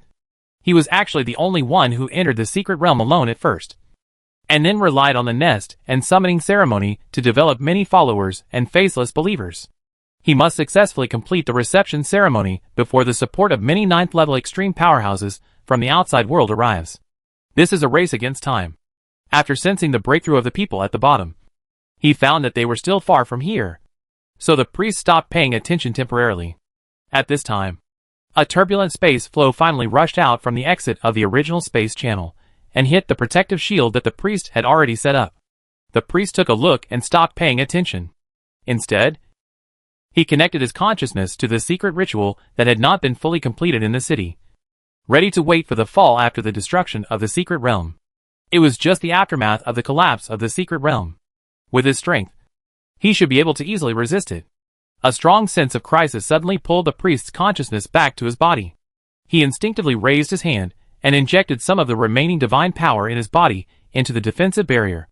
The next moment, the nearly endless terrifying space turbulence directly engulfed the priest and the altar, although it was only necessary to resist the strongest impact of the first wave in the past. Why did this wave never end? The priest no longer considered the problem of falling, but used all his strength to maintain the stability of the defense barrier to prevent himself and the altar from being torn apart by the violent space turbulence. While the priest was trying to protect the altar, Avis, who had tricked the priest, was guiding the last Dragonborn to use the live camera. When the live broadcast function was first updated, The live camera and the anchor could be separated by a distance of about half a meter. And because the camera had no entity, it could pass through the wall. According to the development of the previous life, the game official should repair the effect that the camera can freely pass through the wall in the subsequent updates. But it has not been repaired yet. Under normal circumstances, this distance is actually useless. But now, the thickness of the wall of the safety cabin is far less than half a meter. The elf controls the camera to stick out and directly broadcast the scene when the world collapses. Although only the live footage can be broadcast. This is also extremely valuable information. The relationship between the core secret realm and the glorious secret realm is actually similar to a small ball wrapped in a big ball. When the small ball is punctured, the remnants of the explosion will naturally mix with the big ball, due to the space-time fusion effect after the collapse of the secret realm. In everyone's perception, the collapse of the secret realm is actually just a moment. Then, as the gray-white light lit up around the body, the safety cabin appeared in the air in the city ruins without warning, and with a muffled sound, it smashed into a dilapidated house on the roadside, collapsing half of the entire house. Too exciting. The dragon and the rat fight the gangsters. This is the fantasy world. Did you see the big scene where the whole sky shattered like a mirror over there? I'm so mad. What did the anchor shoot in that small black room at the end? Did you see it clearly? I can't see it clearly. But the system prompts me to gain some experience points? My prompt is plus 50 proficiency in the time and space transformation system. I don't have any prompts here. Are you guys a shill? Some players who watched the live broadcast of The Last Dragon were surprised because they suddenly got some benefits. Other players who didn't know the truth expressed doubts. And some suspected that someone was leading the rhythm. And the live broadcast room was full of bullet comments. The Last Dragon himself couldn't see the audience's reaction, but he could see the prompts on the system panel. System prompt: the origin magic eye is mutated, and you have obtained the special skill space distortion. This was the result of his sudden idea to try to use his magic eye to peek into the outside world. Not only the Last Dragon himself, but everyone gained some benefits after experiencing the process of the secret realm collapse at close range, and had a deeper understanding of the space-time form. Even the firefly in the summer night gained something. Although she could not see outside, Rona instinctively ran through the wall and then condensed on the player girl again, which seemed to be a great harvest. Of course, the biggest gainer was Avis. Due to his previous whim as a prophet, he added a variety of high-level recording devices to the safety cabin in advance. And at this moment, he just recorded a lot of valuable research data. This secret realm built by a legendary strongman himself and able to exist in other secret realms has a very important research value for him. It's safe outside. We should be back in the glorious secret realm. After checking the space-time state of the external environment, Avis opened the door of the safety cabin, walked out, and carefully checked the state of the safety cabin. There was a 2-finger-deep twisted scratch on the surface of the Hingjin cabin, and its fracture was as smooth as a mirror. When Avis looked carefully, he could even see his own reflected hair very clearly. The magic power of the shield module was almost completely exhausted, causing a space fragment to actually touch the cabin. And then it was difficult to offset by the protective magic circle. Afterwards, the cabin can be taken back and handed over to the mages under his command for further testing and research on how to improve it. After receiving Avis's signal, everyone left the cabin one after another. And then Avis put it away again. Alanis deliberately walked a step slower and fell behind. She looked at Avis's figure with a complicated mood. The girl sensitively noticed the specialness of Avis. With the support of the family alone, Avis's equipment would never be so luxurious. Whether it was the alchemical armor on his body or the 3 strange dragons, they didn't look like something provided by the family. She herself was the 3rd daughter of Duke Carrot, and even though she was an adult, she only had one 9th level rare item in her hand, which was a private ornament given by her father at the coming-of-age ceremony. However, Avis could easily release a 9th level safety cabin. The difference was so great that he must have some secrets of his own. She knew that her brother had always been obsessed with mysticism and relics. Maybe he accidentally discovered the relics of a 9th level strongman, or discovered some treasures of the Sky City. This is certainly a good thing, but it also has a bad side. Anbis, with the help of external objects, we can gain powerful strength in a short period of time. But the power that does not belong to us is not stable enough after all. Our own strength is the root of everything. After hesitating for a moment, The blue-haired girl unconsciously stroked the hilt of her beloved sword, and finally spoke carefully. She did not deny the role of high-level equipment, but if she relied too much on external objects, it would be inconsistent with her concept of polishing herself. Alanis did not want Anvis to be too obsessed with the power of these external objects, which would lead to the neglect of the improvement of her own strength. I understand what you mean, sister. Looking at the girl with ice blue eyes looking at him seriously, Anvis nodded sincerely. But the improvement of personal strength is limited and slow, and our current situation is very dangerous. Only by using the power of various external objects can we quickly make ourselves stronger. Chapter 560 The Road Ahead. Well, I don't mean that you shouldn't use equipment now. It's just, don't rely too much on their power. Alanis stamped her feet in distress. She didn't know how to explain to Avis. As the leader of the Cold Wind Knights, she was not good at verbal disputes. Of course, the girl thought that the dangerous situation Avis mentioned referred to the unknown enemies in this secret realm, and Avis also knew this. In short, just understand what I mean. Whether it is a summoned creature or an alchemical golem, they may be controlled by the enemy. Only the sword in your hand will not betray you. I will. Avis nodded again with a smile and ended the topic. If you want to end a topic as soon as possible, what you need to do is not to express your opposite opinion, but to agree with the other party with a sincere expression.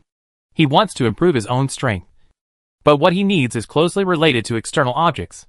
Alanis's path is completely different from his. His third sister is on the path of knights.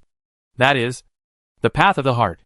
It is similar to those combat classes who use everything to polish themselves, forge themselves into the strongest sword, and reach a state of inner clarity. This is a road full of thorns, but it is also a bright and smooth road that leads directly to the root.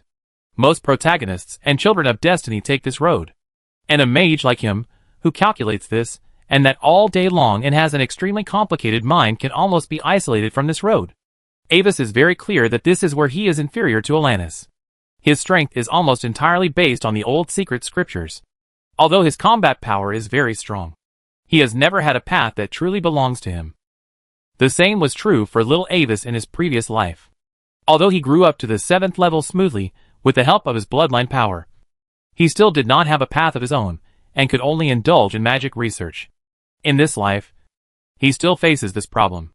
There is a saying widely circulated among high-level professionals: bloodline determines the lower limit, and the path determines the upper limit.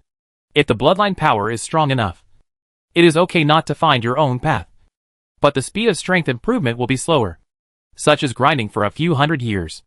Avis relied on the old secret book to forcibly avoid the limitation of hard power improvement. But the problem fell on the improvement of his prophet level. The speed of improvement was too fast, resulting in his entire person's lack of familiarity with the path of the prophet. It was a feeling of confusion, completely different from the 8th level before only needing the power of destiny to meet the standard. As if there was no road ahead. Avis understood the way Grey Mist tried to break through, and he also roughly knew the various conditions required to break through the 9th level prophet. However, he just couldn't find that kind of feeling. The old secret book couldn't help him in this regard. He had to find a way by himself to find the path that belonged to him alone. Let's go find other people first, and find out what the current situation of the glorious secret realm is like. We can also meet up with Lanton and the others on the way. At this time, Prince Lano stepped forward, with a sunny and harmless look in his blue and purple eyes, and put forward his ideas in a negotiating tone. After seeing the hidden strength of Avis's subordinates, he silently raised Avis's threat level by 1 level again. If the two of them fall out in the future, the best way is to control Avis's body as soon as possible. Otherwise they will inevitably suffer huge losses. Sir Anvis. Sir Alanis. What do you think? I have no opinion. Anvis was still thinking about the prophet's path, and he didn't care when he heard the prince trying to gain a dominant position. Alanis considered Lano's identity as an imperial prince, and didn't intend to oppose him for such a small matter. So, Lano temporarily took over the command of the team, and the group began to explore the ruins. Since the scope of the secret realm has been reduced to the size of a city, with the strength of everyone, they quickly investigated the current situation. The temporary alliance's attack on the central tower was very large. Under the guarantee of the high-level prophet, and the example of the third princess Xingguang herself, most people believed in this prophecy, and were ready to take down the core tower according to her proposal to nip the threat in the bud. But not everyone participated in the action. A small number of people stayed in the rear position. In case the main force failed to attack the tower, they could leave a way back for rest. Along the way, Anfis and his group also reunited with Landon and others. Everyone gathered together to discuss the next goal. I know the style of the Prophet next to the third sister very well. If it is not absolutely necessary, he will never go out in person, but stay in the safe rear position. The most likely reason for the current situation is that in his prediction, the rear position is not safe. After obtaining the information, Prince Lon Noa came to a conclusion instantly. All high-level Prophet are similar. No matter how strong they are, they basically only dare to guide the development of things in secret and never go out in person. Alanis also spoke, but her tone was slightly disdainful, as if she did not agree with the style of the Prophet. Then, let's go to that tower too. We can't let Her Royal Highness fight alone. Listening to his third sister's frank evaluation of the Prophet, Avis smiled a little awkwardly. It was for safety reasons. However, there is no problem going to the tower. The priest's actions must be stopped. The other party has invested so much, and their intentions must be great. We agree too. As the temporary leader of the trio, Lanton spoke. Due to the existence of the Dark Raven, his current knowledge is worthy of this position. The only pity is that he doesn't seem to have found what he wants to find. Avis expressed great regret for this. After confirming the target, everyone immediately started to act. There were no obstacles along the way, and everyone soon returned to the door of the tower. The surrounding environment was full of cracks from the bombardment and traces of magical destruction. Some of the remains of the houses originally built near the tower had been completely flattened by the aftermath of the impact. The flow of elements in the air was very chaotic. A pile of black matter whose original form could not be seen was piled on one side of the tower, and it was still unconsciously wriggling. The tower door was now wide open, and the strong magic fluctuations could be faintly sensed. No need to say more. After everyone adjusted to their strongest state, they entered cautiously. The first floor was covered with black and green sticky flesh and blood and broken golem fragments, mixed with a lot of pale green dust and light black ice crystals decomposed by magic. After a simple look, everyone quickly climbed to the second floor. Who is it? When they reached this level, two professionals guarding the passage quickly stopped everyone. After Prince Lanua revealed his identity, the two informed everyone of the latest situation. In the early stage, after relying on everyone's trump cards to quickly take down 2 floors, a large number of enemies poured out from the upper passage. And under the leadership of 3 extremely powerful strange beings, they completely stopped everyone. In theory, if everyone tried their best, they could completely kill these 3 aliens at a certain price. But because the enemy had previously focused on attacking the conservatives, everyone was actually still wary of each other, and did not dare to entrust their safety to others at this time. And the enemy seemed to be afraid or waiting for something, and was more involved, and did not really attack everyone with all their strength. With both sides concerned, the situation was deadlocked for a while. At present, the third princess and others are relying on the 3rd floor of the tower as a position to fight fiercely with the enemies on the top floor. Chapter 561 Dominating the Battle. We can't let the enemy drag on. Otherwise there is a high probability of problems. Avis immediately thought of many things. At present, it has been more than 3 magic hours since he asked for help in the live broadcast. The news from the outside world is estimated to have spread by now. Under the pressure of a group of 9th level extremes who may arrive at the battlefield at any time. If the enemy is not ready to run away directly, he can only fight with his back to the water and complete what he wants to do before the support arrives. The other party's current deliberate delay can only mean that the priest is most likely preparing something and does not want to be disturbed. Saying goodbye to the 2 people guarding the passage, Avis and his party quickly climbed up to the 3rd floor. Whatever the enemy wants to do, we must stop it. Before walking out of the stairs, a blast mixed with magic fluctuations instantly hits the face. The air is filled with a strange smell like burnt rubber, and the glow of various magic systems flashes in the distance. The original internal structure of the 3rd floor of the tower is a unique magic garden. Millions of years ago, countless rare magic flowers and plants may have grown here. However, at this time, the soil in the garden had been seriously polluted by the black-green blood emitting intense magic radiation. A large number of faceless believers and countless terrifying beings that seemed to have walked out of nightmares rushed towards many professionals like a black-green tide. They squirmed their strange, sticky, tar-like bodies, making unpleasant screams and grunts. And tentacles stretched out from their amorphous bodies, trying desperately to pull everyone into their bodies and wrap them up.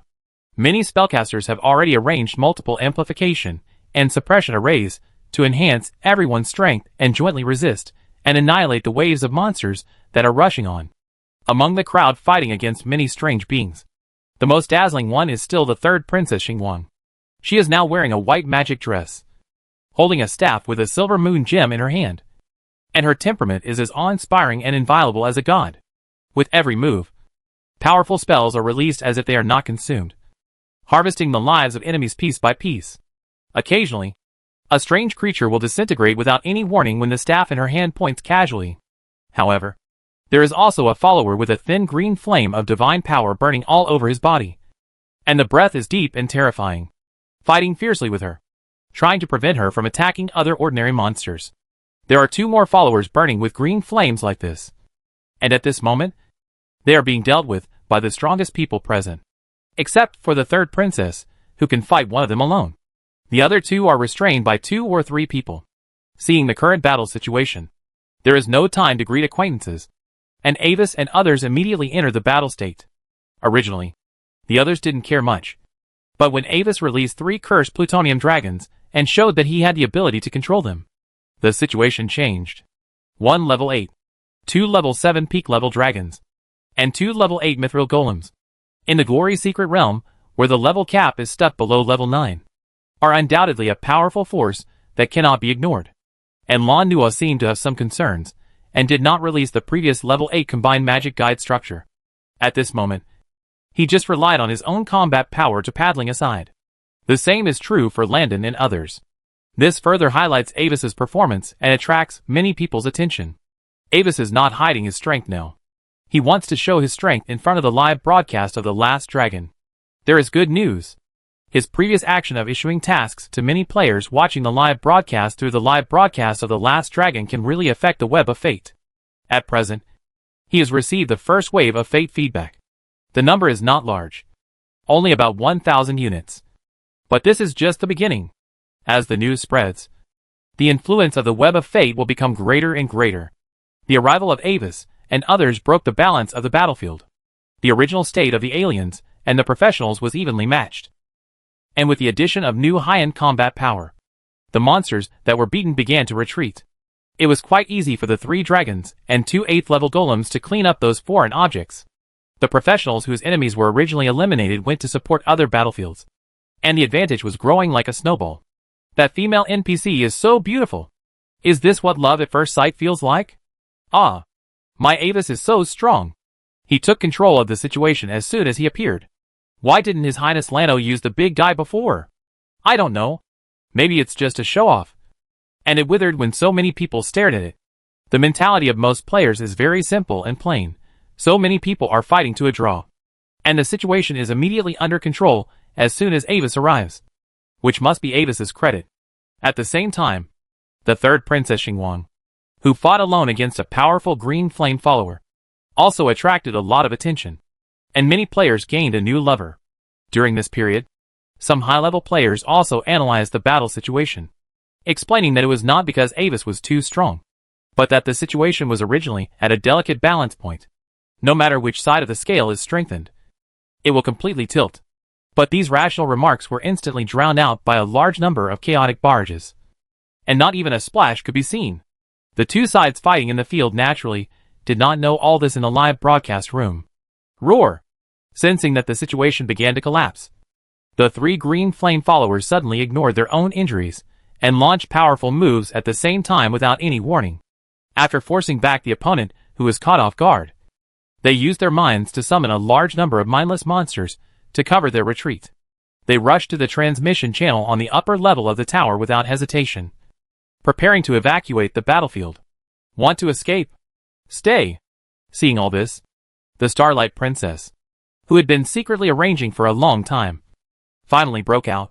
A circle of complex and gorgeous dark blue magic circles lit up under her feet, and the amazing magic fluctuations instantly filled the entire battlefield. With a chuckle, she gently raised the silver moon-colored long-handled magic staff in her hand and pointed at the body of the strongest green flame follower who had fought against her before. There was no earth-shattering sound and light effect. The body of the green flame follower, who was about to escape into the portal, suddenly paused, and then twitched in pain. The dark green divine flame on his body quickly dimmed and disappeared under the erosion of some force, and then collapsed and disintegrated like those ordinary monsters. After launching this terrifying attack, Princess Starlight also felt bad. Her body shook violently, and then she barely stood firm with the staff, resisting the feeling of emptiness brought by the drastic loss of magic power in her body. She tried to maintain her dignified posture and looked at the people who came to support her with full majesty. "Your Highness, all of India is here to support you." Seeing that the battle was over, Avis greeted the princess with noble etiquette, and at the same time put away his summons, leaving only a mithril golem for self-defense, euphemistically indicating that he had no intention of competing for the leadership position. His current goals are the same as the princess's, and there is no need for meaningless infighting. "Okay, now continue to advance to the top." Glancing at Avis, Alanis and Lano, Princess Starlight nodded without saying much, although she wanted to say a few words to her younger brother. It was not the right occasion now, and time did not allow it. Some people in the team privately looked at the people around them, and after their eyes flickered for a while, they seemed to have some ideas. Avis's position has always been somewhat ambiguous, and it is hard to tell his own faction, because he was previously addicted to mysticism. He has always been a scholar, and his own strength is not strong, so people did not pay attention to him. But now that he has shown an unexpectedly strong force under his command, people have to pay attention to him. Chapter 562, Going Around and Stealing the House. Some people in the team have already started planning. When the matter of the glorious secret realm is over, they will try to find a way to test Avis's attitude, and then judge how to treat him. In any case, after integrating the strength of Avis and his team, the strength of the tower attack team has increased again. Princess Starlight also issued an order to continue to take down the entire tower as quickly as possible. It is obvious that the prophet of the third princess has also predicted something unusual. Avis seemed to accidentally glance at Master Sims, who was following the center of the team and looked sick. He could sense the injuries of this so-called 7th level great prophet and the serious deficit of destiny. This situation usually occurs when the prophet uses some forbidden destiny secrets and desperately peeks into future changes. As everyone continued to climb, the 4th and 5th floors were penetrated by everyone one after another. The enemy did not send out any stronger existence, but only used a large number of low-level strange creatures and faceless cultists to slow down the progress of the crowd. Avis and the 3 princesses smelled an unusual breath in it, but faced with the many strange creatures sent by the enemy, they could not break through quickly for a while. The enemy has made up its mind not to fight you head-on, but to send a large number of cannon fodder to delay everyone's time. These monsters with little IQ are also very fierce. No matter how many died, they seem to be invisible. Even if the 3rd Princess Xingguang used a big move again and cleared a lot of creatures at once, these 2 layers also consumed a full magic time of half a magic hour. But on the 6th floor of the tower, the situation became completely different. The 2 green flame followers, who had escaped before, were now gathered on this floor. Behind them, there were 3 more beings whose bodies were also covered with dark green flames. Unlike the 2 followers who still maintained humanoid bodies, these 3 new green flame followers had completely lost their human form. One looked like a huge black nesting spider, another looked like a rotten pterosaur, and the last one was simply a huge amorphous black mass. At the same time, the entire area of the 6th floor was completely transformed into a style that looked like a flesh and blood nest. The ground and walls were all wrapped in creeping dark green flesh and blood, and you could even feel the slight tremor under your feet when you stepped on them. These flesh and blood had extremely high magic resistance and strong chaotic radiation.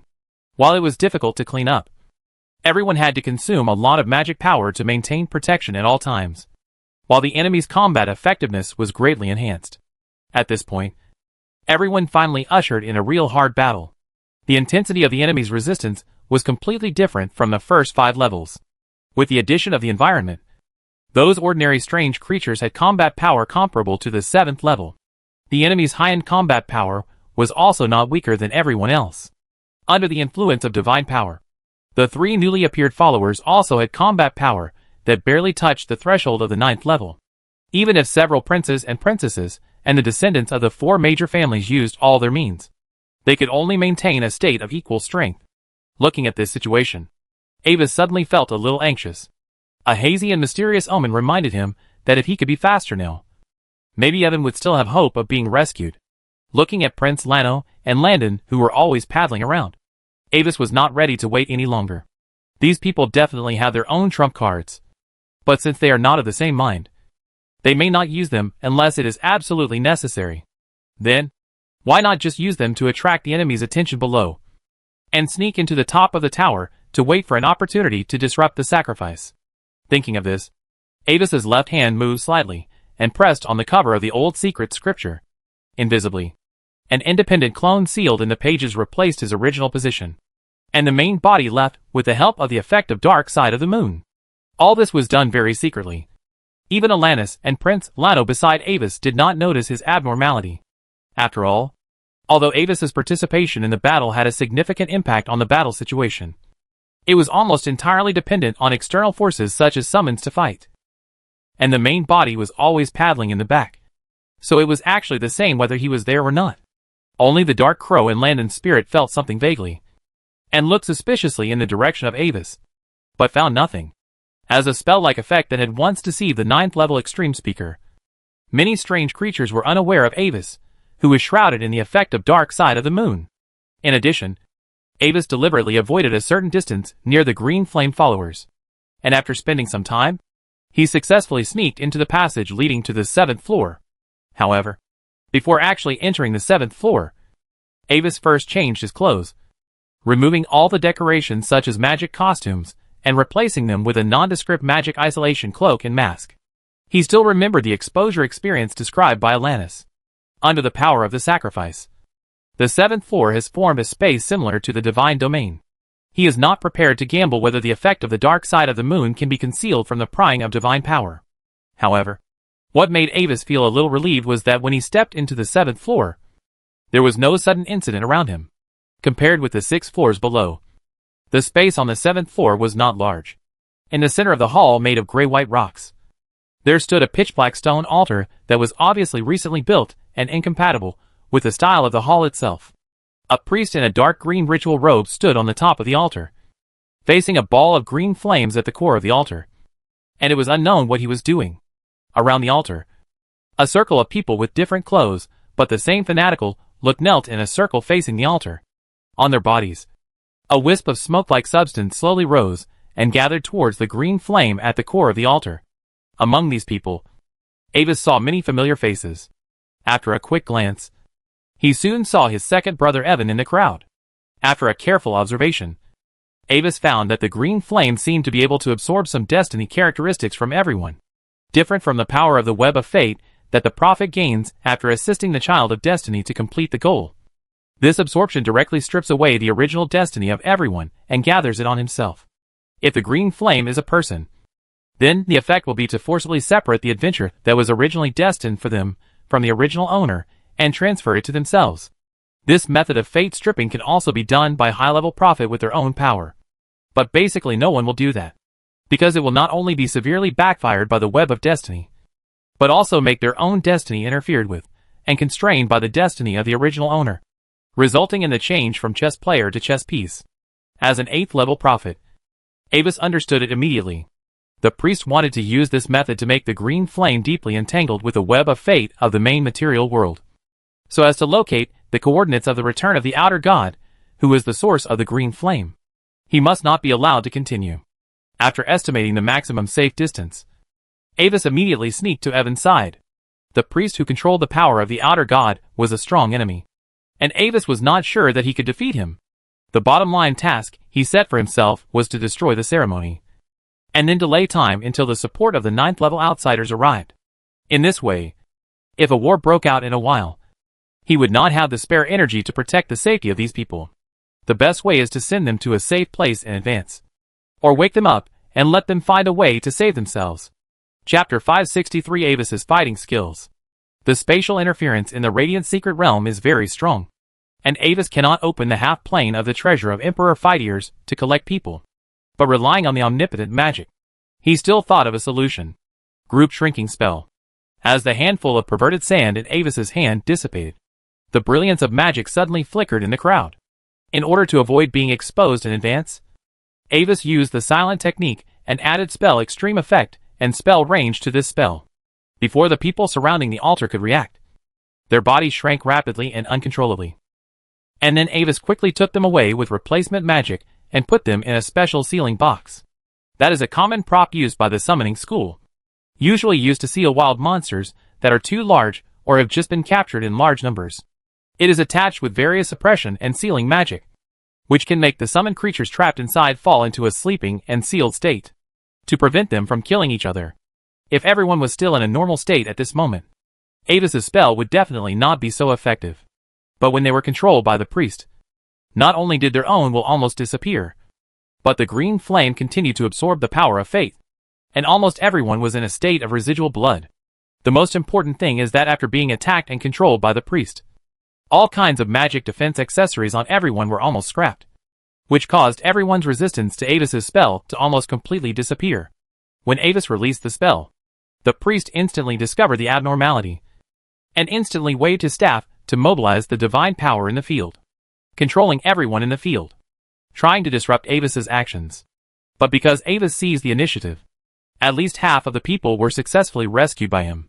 Due to the competition between Avis and the priest, many materials were lost. The green flame at the core of the altar stopped beating, and the progress of the ceremony came to a standstill. Humble blasphemer, your soul must be burned by the divine fire forever. Seeing this, the priest's face was gloomy, and as his words fell, the dark green divine power flame suddenly burned on Avis's body. Unlike ordinary flames, this kind of flame cannot be extinguished, because its essence is still a different kind of divine power in the form of flames, and it must be offset by the same level of power. After all, Avis is not a true 9th level. If he uses his own magic power to resist, the consumption will be very large. But he has other ways to deal with this. A pale white crystal-like materialized shield appeared on his body. The dark green divine fire burned on its surface, but it could not penetrate this layer of crystal shield. The power of the eggshell of Lei has a certain commonality with the power of this green flame, and it is just right for defense at this moment. It's you? How dare you show up here? Seeing the white crystal shield, the green flame at the core of the altar jumped suddenly, and some kind of revelation was transmitted to the spirit of the priest, and the content shocked the priest. After returning to the main material world, the god wanted to see this person in person, regardless of life or death. A strong emotion called jealousy appeared in the heart of the priest. He could sense the amazing strength of this uninvited guest, which made him feel worse. In fact, the priest himself was not good at fighting. He simply relied on the high status of divine power and the powerful followers of the old gods to crush the enemy. Logically speaking, in the 9th level, where one cannot enter the glorious secret realm, the priest's 2 axes are enough to crush everyone. But it happened that a group of followers were involved by many noble descendants at this moment, and the divine power field was broken through by someone unknowingly. And it was a monster like Avis, who was stronger and more equipped. This made the priest embarrassed. Originally, he wanted to rely on many followers to delay time, and after the ceremony was completed and the gods returned, he would sacrifice everyone in the secret realm to the god as a sacrifice, so that the gods could quickly recover their strength. But now, Avis has taken away more than half of the materials needed for the ceremony, and the remaining part is not enough to support the completion of the ceremony, which has caused time to stand on Avis's side. It was too late to transform the followers on the spot, and Avis could not watch his actions indifferently. If he and Avis were to fight alone, the priest had no confidence that he could quickly defeat the opponent. Confess your sins in despair. Seeing the current situation clearly, the priest's face turned fierce. While continuing to attack Avis, he decisively issued a recall order to the 3 strongest followers on the 6th floor, preparing for a do-or-die battle. Although the power of these 3 followers was lost, the situation on the 6th floor would deteriorate rapidly. But the ritual was the core of everything. He would rather sacrifice himself here than accept the consequences of the failure of the ritual. Avis was not in a hurry at this moment. The target he wanted to save had been rescued, and the priest's actions were also destroyed by him. At this time, he opened the protective shield, dodged around, and threw a few spells in the direction of the rest of the people. He made a gesture that if he could not rescue the rest of the people, he would kill them here on the spot, forcing the priest to expend strength on defense. The people he had saved before were carefully selected by him. They were basically descendants of the 4 major families, and those who were close to the 4 major families. looking at the priest's frustrated look. It was estimated that time was running out to complete the ritual. How pitiful. However, Avis did not relax for long. In the passage on the side of the tower, the priest's reinforcements finally arrived. With the 3 followers who were burning with green divine flames, and whose strength was infinitely close to the 9th level joining the battle, Avis finally fell into a hard battle. Unlike those low-level weird creatures, these real followers have intelligence that is no less than that of humans, and a fighting talent that is like instinct. The 3 followers have different exclusive core abilities. The huge mass has a powerful mental assimilation field. The giant nest spider can release mucus nets and a large number of micro spiders that can corrode magic. And the humus dragon has the ability to release divine power spells. Avis once tried to use the force field control ability to forcibly divide the battlefield and quickly kill the big spider that looked the most fragile. But he was desperately blocked by the other 2 followers, and the priest who suddenly attacked from a distance, and finally failed. Slowly, Avis inevitably began to fall into a disadvantage, being attacked by 4 beings between the 8th and 9th levels at the same time. Even he couldn't stand it. The old secret book didn't react much to the power of the priest. Avis had some vague guesses about the specific reasons, but now was not the time to delve into it. Looking at the battle situation in the field, the priest's expression gradually became complicated. Avis seemed to be in danger, as if he could completely lose his combat effectiveness as long as he made another effort. But at every critical moment, he could always take out a one-time defensive item or attack prop with the power of the 9th level, directly blocking the attack, or forcibly forcing the attacking followers to retreat and resolve the crisis. In just half a magic, Avis threw out at least dozens of one-time items of the 9th level. The mentality of the priest also changed from disdain and regret to surprise and anxiety, and finally to numbness. He originally planned to gather the strongest power to crush Avis, take back the ritual materials, and then find a way to deal with the attacks of many noble children. But he never expected that after fighting for a long time, Avis still looked dangerous, and the 3 followers were all injured. If the priest still couldn't figure out that he was fooled by Avis, then he didn't need to hold a reception ceremony anymore, and apologize to the gods directly. At this time, footsteps were heard again in the corridor leading to the 6th floor.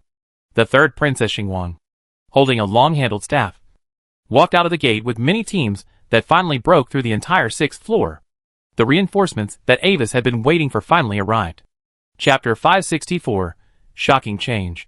Seeing everyone arrive, Avis no longer pretended to be about to collapse, but withstood the spatial interference in the glorious secret realm and temporarily withdrew from the battle through a short-distance teleportation. In the heart of the priest, Avis and the people below were definitely in the same group, so he did not rush to attack at this moment, but retreated temporarily to defend, while keeping an eye on both sides to avoid being attacked by many noble descendants. Who is he? When everyone just entered the 7th floor, they saw such a scene of a black-robed man fighting against the cultists. In general, both sides did not look like good people. However, seeing this scene, Princess Xingguang immediately understood why the 3 followers suddenly evacuated the battlefield. Perhaps it was because the mysterious black-robed man was too powerful that forced the priest to recall 3 followers for defense, which gave them the opportunity to quickly break through the 6th floor. Sir, our only goal is to get rid of that alien god priest. If he is also your enemy, why don't we join forces to get rid of him? Although the identity of the black-robed man is unknown, Princess Starlight immediately invited him based on the idea that the enemy of my enemy is my friend. This is both a test and a pressure on the priest. Okay. Avis glanced at the 3rd princess and nodded, giving his ally a reassurance. Watching the 2's actions, the priest calmed down instead. The current situation is quite disadvantageous, but he is not afraid, because the god is standing behind him. At this moment, nearly 5 magic hours have passed since the outside world received Avis's request for help. The priest knew that he didn't have much time left. The only way now was to capture all these nobles and use them as materials for the ritual. This would give him a glimmer of hope to lead the gods back before the 9th ranks arrived. The ants gathered together spontaneously, just to seek a trace of pathetic security. But the light will eventually go out. Only the darkness will remain forever. After making up his mind, the priest launched the offensive without hesitation. The divine power in the space turned into a thick darkness in his words, which not only obscured the vision, but also quickly eroded the spiritual sea of the crowd. Several professionals were unfortunately hit, and their consciousness instantly sank into the darkness. Under the control of the priest, they attacked their unprepared companions. At the same time, 2 of the 3 green flame followers also attacked the crowd from different directions. And the follower who looked like a humus dragon entangled with Avis, trying his best to stop him from supporting the crowd.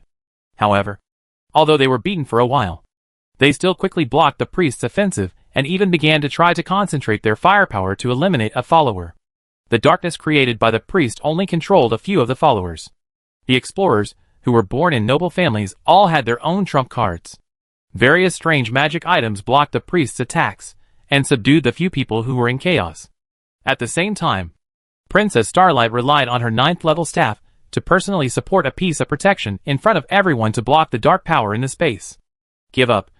You have no hope of winning. On the other side, Andis blocked the magic-like attacks of the humus dragon while paying some attention to the priest to prevent him from making any more conspiracies. At the same time, he spoke in a special rhythm. His tone was calm and confident, as if he was stating an established fact. As his voice fell, some invisible power spread out and echoed in the hall. The people who were in the battle suddenly felt that they seemed to have become much lighter. The speed of magic power circulation increased, and their minds became very clear. The originally complex spells seemed to be at hand at this moment. Even a professional who was originally in a state of mental confusion woke up directly at this moment. This made some people who were paddling in the battle look at Avis in surprise, and felt a little dignified about this power. At this time, under the attack of Avis and everyone, the priest was obviously exhausted.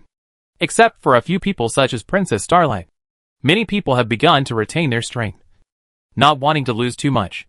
As Avis said, almost no one thought that the priest still had hope of turning the tables. Now there are many princes and princesses of the empire, as well as the descendants of many great nobles gathered in the field. Even if a real 9th level person comes in person, he must face up to the power in their hands. However, looking at the current battle situation, Avis and Princess Starlight and a few others felt a little uneasy. Logically speaking, as time goes by, the success rate of the priest's plan will gradually approach 0. And time is on his side. But he always felt that the priest seemed a little too calm, which was not a good sign. For this reason, Avis once again increased his attack speed, intending to fight quickly and kill any possible variables in advance. However, when the 3 followers were almost wiped out by everyone, the situation suddenly changed. The green flame on the altar suddenly became strangely bright, and at the same time, it grew larger, forming a dark green pillar of fire. At the same time, the divine power that permeated the space suddenly began to fluctuate like a heartbeat, as if it had suddenly gained life. Everyone quickly noticed this change and vigilantly watched the actions of the priest. Avis directly tore open a 9th level annihilation point scroll. A strange black dot-shaped body quickly flew towards the green flame on the altar, and everything it touched on the way was annihilated and decomposed.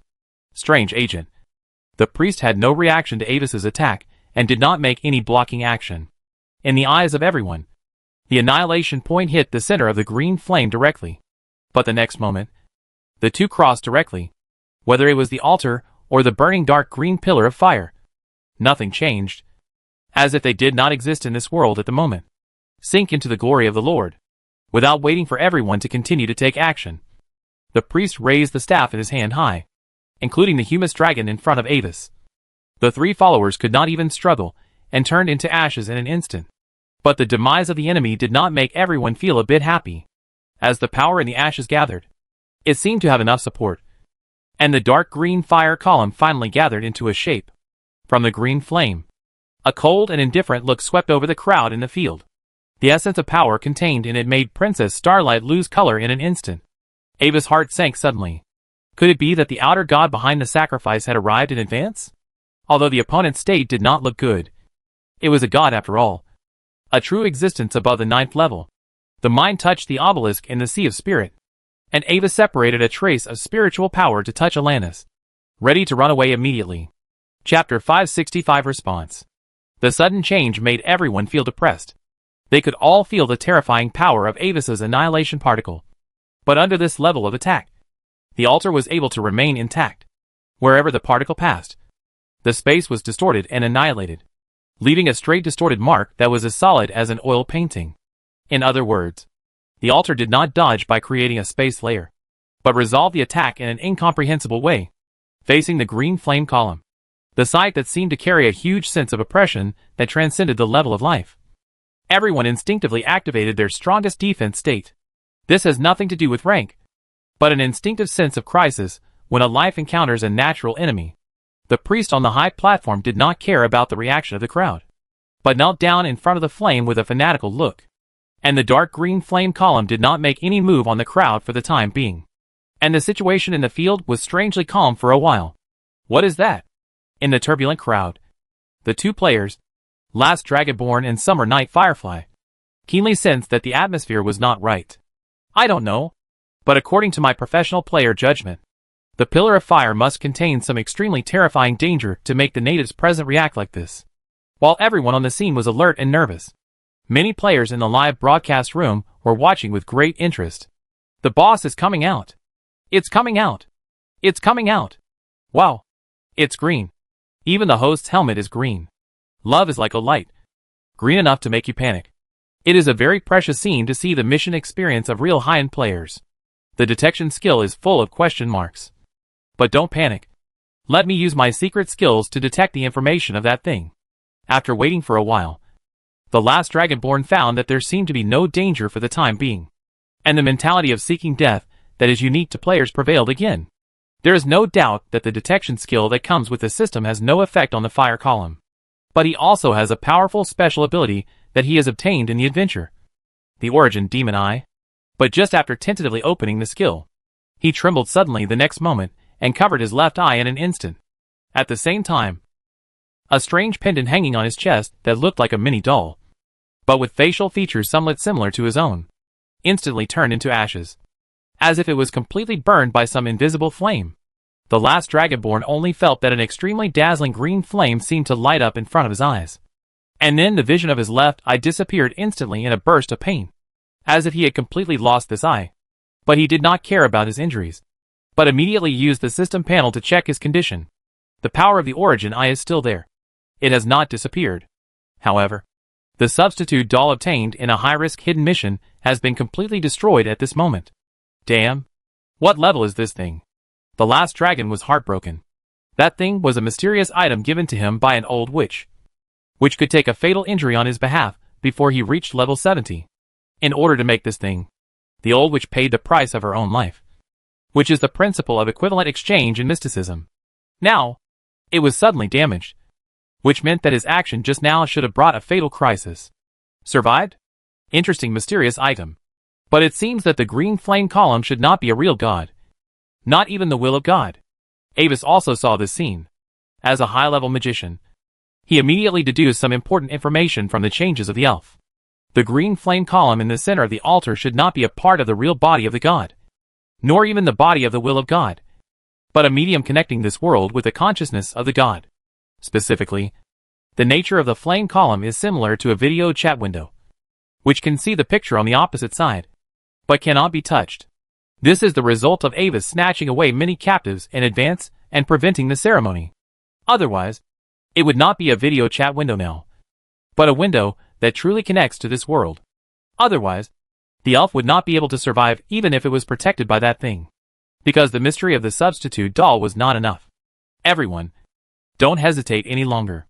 We must do our best to eliminate the unknown existence on the altar.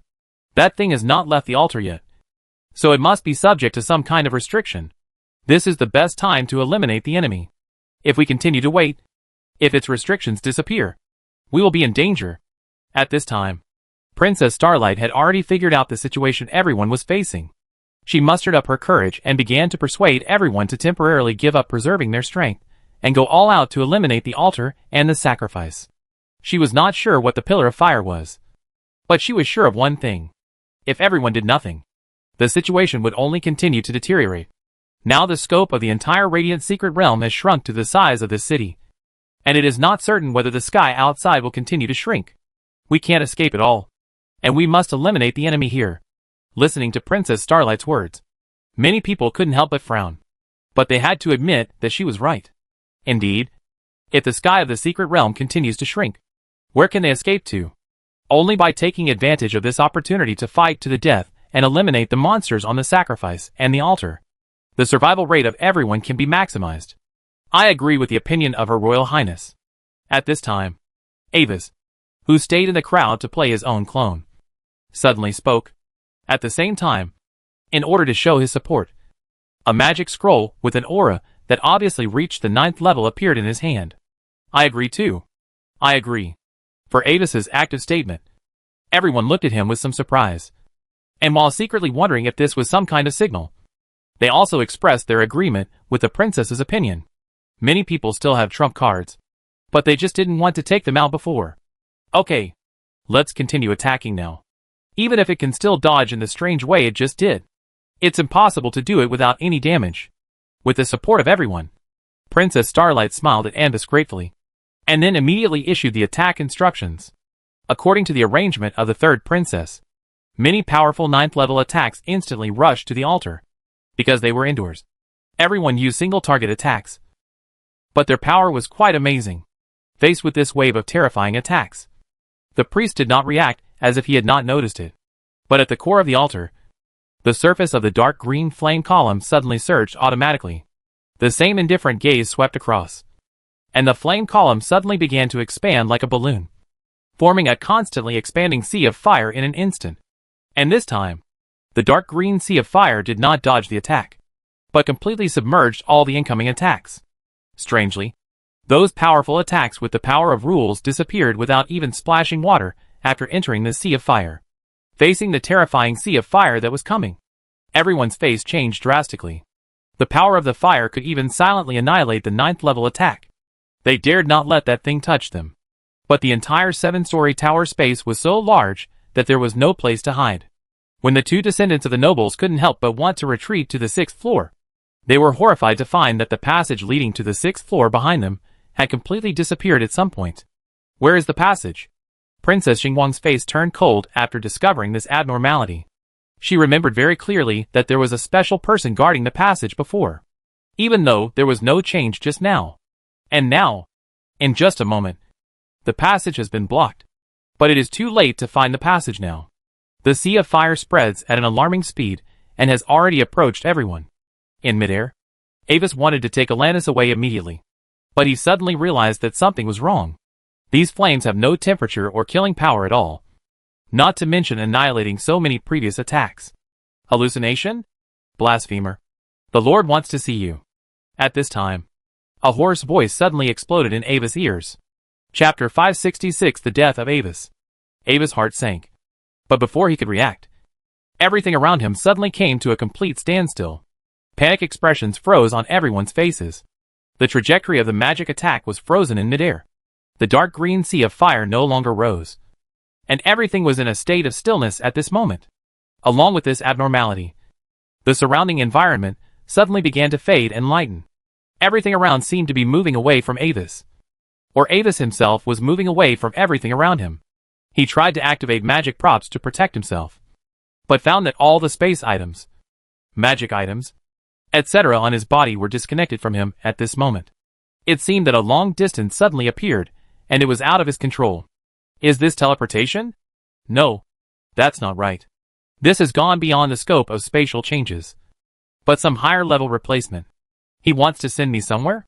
Avis' consciousness remained calm, and the obelisk in his spiritual space remained connected and was not affected. This was his confidence. At the same time, the state of the old secret book was also quite special. This strange thick book could still be sensed by him, but it was silent, as if it was in a hidden mode. During this process, the priest did not make any attacking moves again. He just looked at Avis with a strange look of jealousy and complexity. Then he jumped and merged into the flames. His mission was over. The expansion of the dark green sea of fire was just a side effect of the spread of the consciousness of the outer gods. The real power did not spread to everyone, but was concentrated on Avis. Since the green flame had changed, the real goal of the sacrifice changed from constructing a guide for the gods to return to the main material world to sending Avis to see the gods. Because this is the will of the gods. Although this plan will fail directly, the gods don't care. If this return fails, there will be another time. For the outer gods, time has no meaning. At this time, Avis also encountered a real crisis. The extremely strong crisis foreknowledge repeatedly hit his spirit. as if he would be completely destroyed without any ability to fight back in the next second. No. No. He wants to send me to the front of the god? A strong premonition suddenly appeared in Avis's heart. But even if he knew the answer, he still couldn't break free. The power of the real gods is not something he can resist now, even if it is just a projection of thoughts that penetrated from a distant world. The enemy's intention must not be successful. Without hesitation, he immediately connected the obelisk with his mental power, and gave the idea of taking himself back to the main material world in his heart. Yes, only himself. When the dark green sea of fire swept over, just like the ineffective equipment on his body, his mental power could not reach Alanis, so he could not take her away. But Avis noticed a detail. The other people were in a completely different state from him. They could still use their magic props normally in the Sea of Fire. In other words, the special power of the Sea of Fire did not affect anyone else. Only he was specially targeted. After thinking about it for a while, Avis sadly found that it was normal for him to be targeted. When rescuing Evan before, he accidentally destroyed a long-prepared secret ritual on the cursed island, preventing the arrival of a terrifying existence. If this time is counted, it is the second time. If he were one of those gods whose good deeds were repeatedly ruined by him, he would probably want to strangle himself. At this time, the power of the surrounding dark green sea of fire has reached an extreme. But fortunately, a power that Avis could not understand in the obelisk also enveloped his body at this moment. Avis was surprised to see that his own existence suddenly began to fade and disappear. This is not some kind of obliteration, but with his current form of existence, he cannot appear in the place where he is going next. There is no special feeling. It seems that in just a moment, the surrounding environment has changed drastically. The dim rock hall, the dark green sea of fire, the weird altar, the panicked defense of the people. Everything disappeared abruptly and turned into a strange forest shrouded in the moonlight, as if two videos were forcibly spliced together. But Avis knew that this feeling was entirely due to his current weakness, which was not enough to see the specific process in the middle. Just like an ant cannot get any information from a newspaper even if it crawls on it. Slowly standing up from the mossy rocks under him, Avis looked around. He was now in a small clearing in the forest, surrounded by ancient trees of unrecognizable species. Although the sky was at night, it did not seem dark. A huge and strange purple full moon emitted bright moonlight, illuminating the forest. Light green fireflies were flying in the woods, and the environment was quiet and peaceful. Obviously, he successfully escaped from the hands of the outer god, but the power of the outer god still interfered with the landing point of the teleportation. This is not the indescribable place where the outer god is, but it is not the main material world. In the tower of the glorious secret realm, when Avis's figure completely disappeared, the dark green sea of fire began to shrink gradually, and finally returned to a ball of green flames at the core of the altar. What's going on? The man in black robes is gone, and the man who looks like a pagan on the altar is also gone? As the sea of divine power that blocked the view disappeared, everyone immediately saw the situation on the field. The two mysterious people who had confronted before had disappeared, and the three followers also mysteriously disappeared in the sea of fire.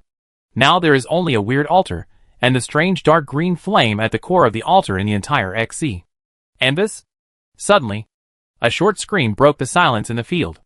Alanis looked around in horror. At some point, the young man who was standing there had quietly turned into a pile of ashes. Only a few pieces of equipment and a special sealed box were scattered in the ashes. Seeing this scene, everyone was also shocked and hurriedly looked at their companions. But in the end they found that it seemed that only Avis had turned into ashes. Alanis' eyes turned red instantly. She looked at the ashes left by Avis woodenly, and her right hand unconsciously grasped the hilt tightly. Silent, Prince Lanua, and the last Dragonborn and others were also shocked. No one expected such a change. Everyone present could see that the previous change must be related to the strange green flame at the core of the altar. At this moment, although the field has returned to calm, everyone dared not act rashly for a while. This altar and the flames give me a bad feeling. While the two unidentified people are away, we should tear it down as soon as possible, Princess Starlight said decisively after glancing at the situation of Alanis and the others and frowning. Chapter 567: The End of the Secret Realm Exploration. Although the enemy seemed to have disappeared, everyone remained highly alert in the face of the green fire on the altar. Although they seemed to have not been hurt just now, no one knew if they continued to wait, there would be other accidents. So, Under the leadership of Princess Starlight, multiple attack spells continued to fly towards the altar. But this time, it was somewhat surprising that the altar attacked by everyone was directly razed to the ground like an ordinary rock building. And the green flames on it were also extinguished instantly. Have we succeeded? The enemy has disappeared? Looking at this scene, everyone looked at each other and hesitated. It took a lot of hard work to pass the first 6 levels. But the final boss of the 7th level disappeared with just a touch? This result is too easy. So easy that it feels a little unreal. Mr. Sims, please predict our safety again. After thinking about it, Princess Starlight decisively asked for help from the high-level prophet she brought with her. If the problem here is not solved, then the previous prediction will not change. Okay, Princess. The old prophet nodded, took out a black crystal ball the size of a human head, and held it in his palm. His eyes slightly closed. Without seeing him do anything, the color of the crystal ball gradually shrank towards the center, and finally turned colorless and transparent, leaving only a point of darkness at the core that seemed to swallow even light. At this moment, the old prophet suddenly opened his eyes, and a silver-white light suddenly lit up from that point of darkness, and then flashed in the old prophet's pupils. The prediction shows that the danger here has been eliminated, and we can leave here soon. Looking at the crystal ball with some surprise, the old prophet said the result? Perhaps it has something to do with the mysterious man in black robes before. What he did here before led to the change of fate.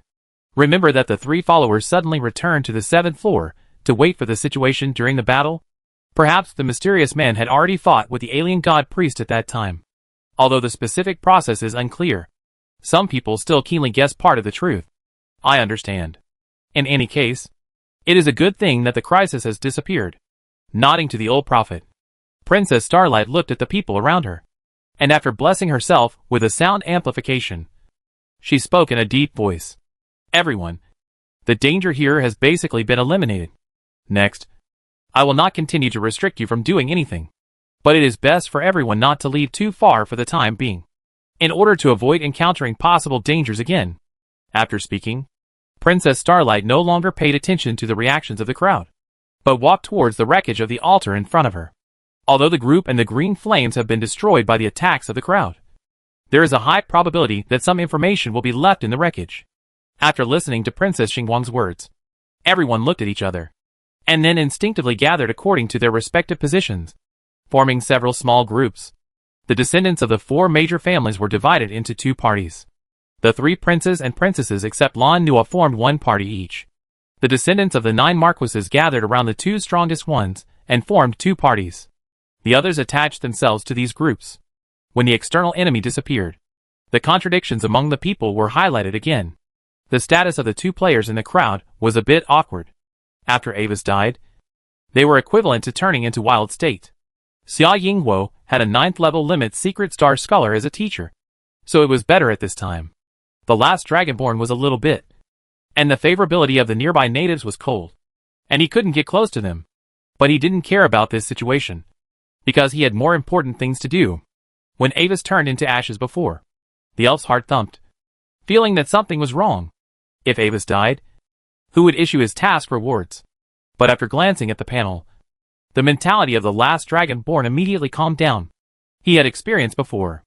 If the natives responsible for issuing task rewards died, his task would be directly declared a failure, or other changes would occur, such as changes in task objectives and rewards. But now, there is no movement in the task on the panel, which means that although Avis looks like he is dead, he should still be alive. Glancing at Alanis, whose expression had basically calmed down, but whose eyes were still cold, the last Dragonborn seemed to be thinking, this might be a prerequisite for some kind of emergency task, so we can try to see if it can be triggered. Please wait a moment. Dear lady, I am Avis's follower. According to my perception, Avis may not be dead yet. Having made a decision, the last Dragonborn suddenly stepped forward a few steps and came to the small group of Alanis and the Alfred family. Facing the girl's cold and indifferent eyes, he spoke boldly. What did you say? Before he finished speaking, the elf suddenly felt that the temperature around him became extremely cold. Alanis appeared in front of him with red eyes, and her voice lingered in the elf's ears like unmelted ice. Ahem. Miss, I said Avis is still alive. Please calm down first. looking at the girl who was only a few feet away. The elf swallowed unconsciously. He had no doubt that this aboriginal girl could easily kill him. I am rude. Please tell me the details, and where he is now. It is very important to me. Alanis also realized that her behavior was inappropriate. Calmed down, expressed her apology to the elf, and restored her previous calm temperament like a snowy orchid. It's like this. I don't know where Lord Avis went, but I can be sure that he is fine. There is a special connection between Lord Avis and me. If he dies, I will also feel it. As he said, the elf's tone changed. If you need help, I can find a way to get Avis back for you. This is a free task. The last Dragonborn had noticed a detail before. The box that fell on Avis's ashes was different from other equipment. The other pieces of equipment were all carried by Avis before. But the box appeared suddenly. According to his guess, Avis probably had other plans. So he deliberately faked his death and escaped. And he will definitely reappear in the future. Okay. Then please, as long as you can bring Avis back, I will give you a generous reward. Success? Looking at the task that appeared on the panel, the elf was happy. Although the task reward is linked to the time he finds the person. As long as Avis appears, his task is considered completed. And this reward is completely free. Alanis didn't know the little thoughts of the last Dragonborn. And she didn't care. As long as she could find Avis back, then any price she paid would be worth it. She also collected all the equipment left by Avis, and prepared to return it to Avis in the future. What was a little strange was that the sealed box seemed to contain something special that could not be put into the space items. She could only take it directly, and prepare to open it, after returning, and there were no outsiders. At this time, in the core of the hall, Princess Starlight and others were still studying the remains of the altar. But no one gained anything. It was a little unusually clean there. And there was no trace of any special power. As if it had been cleaned by something.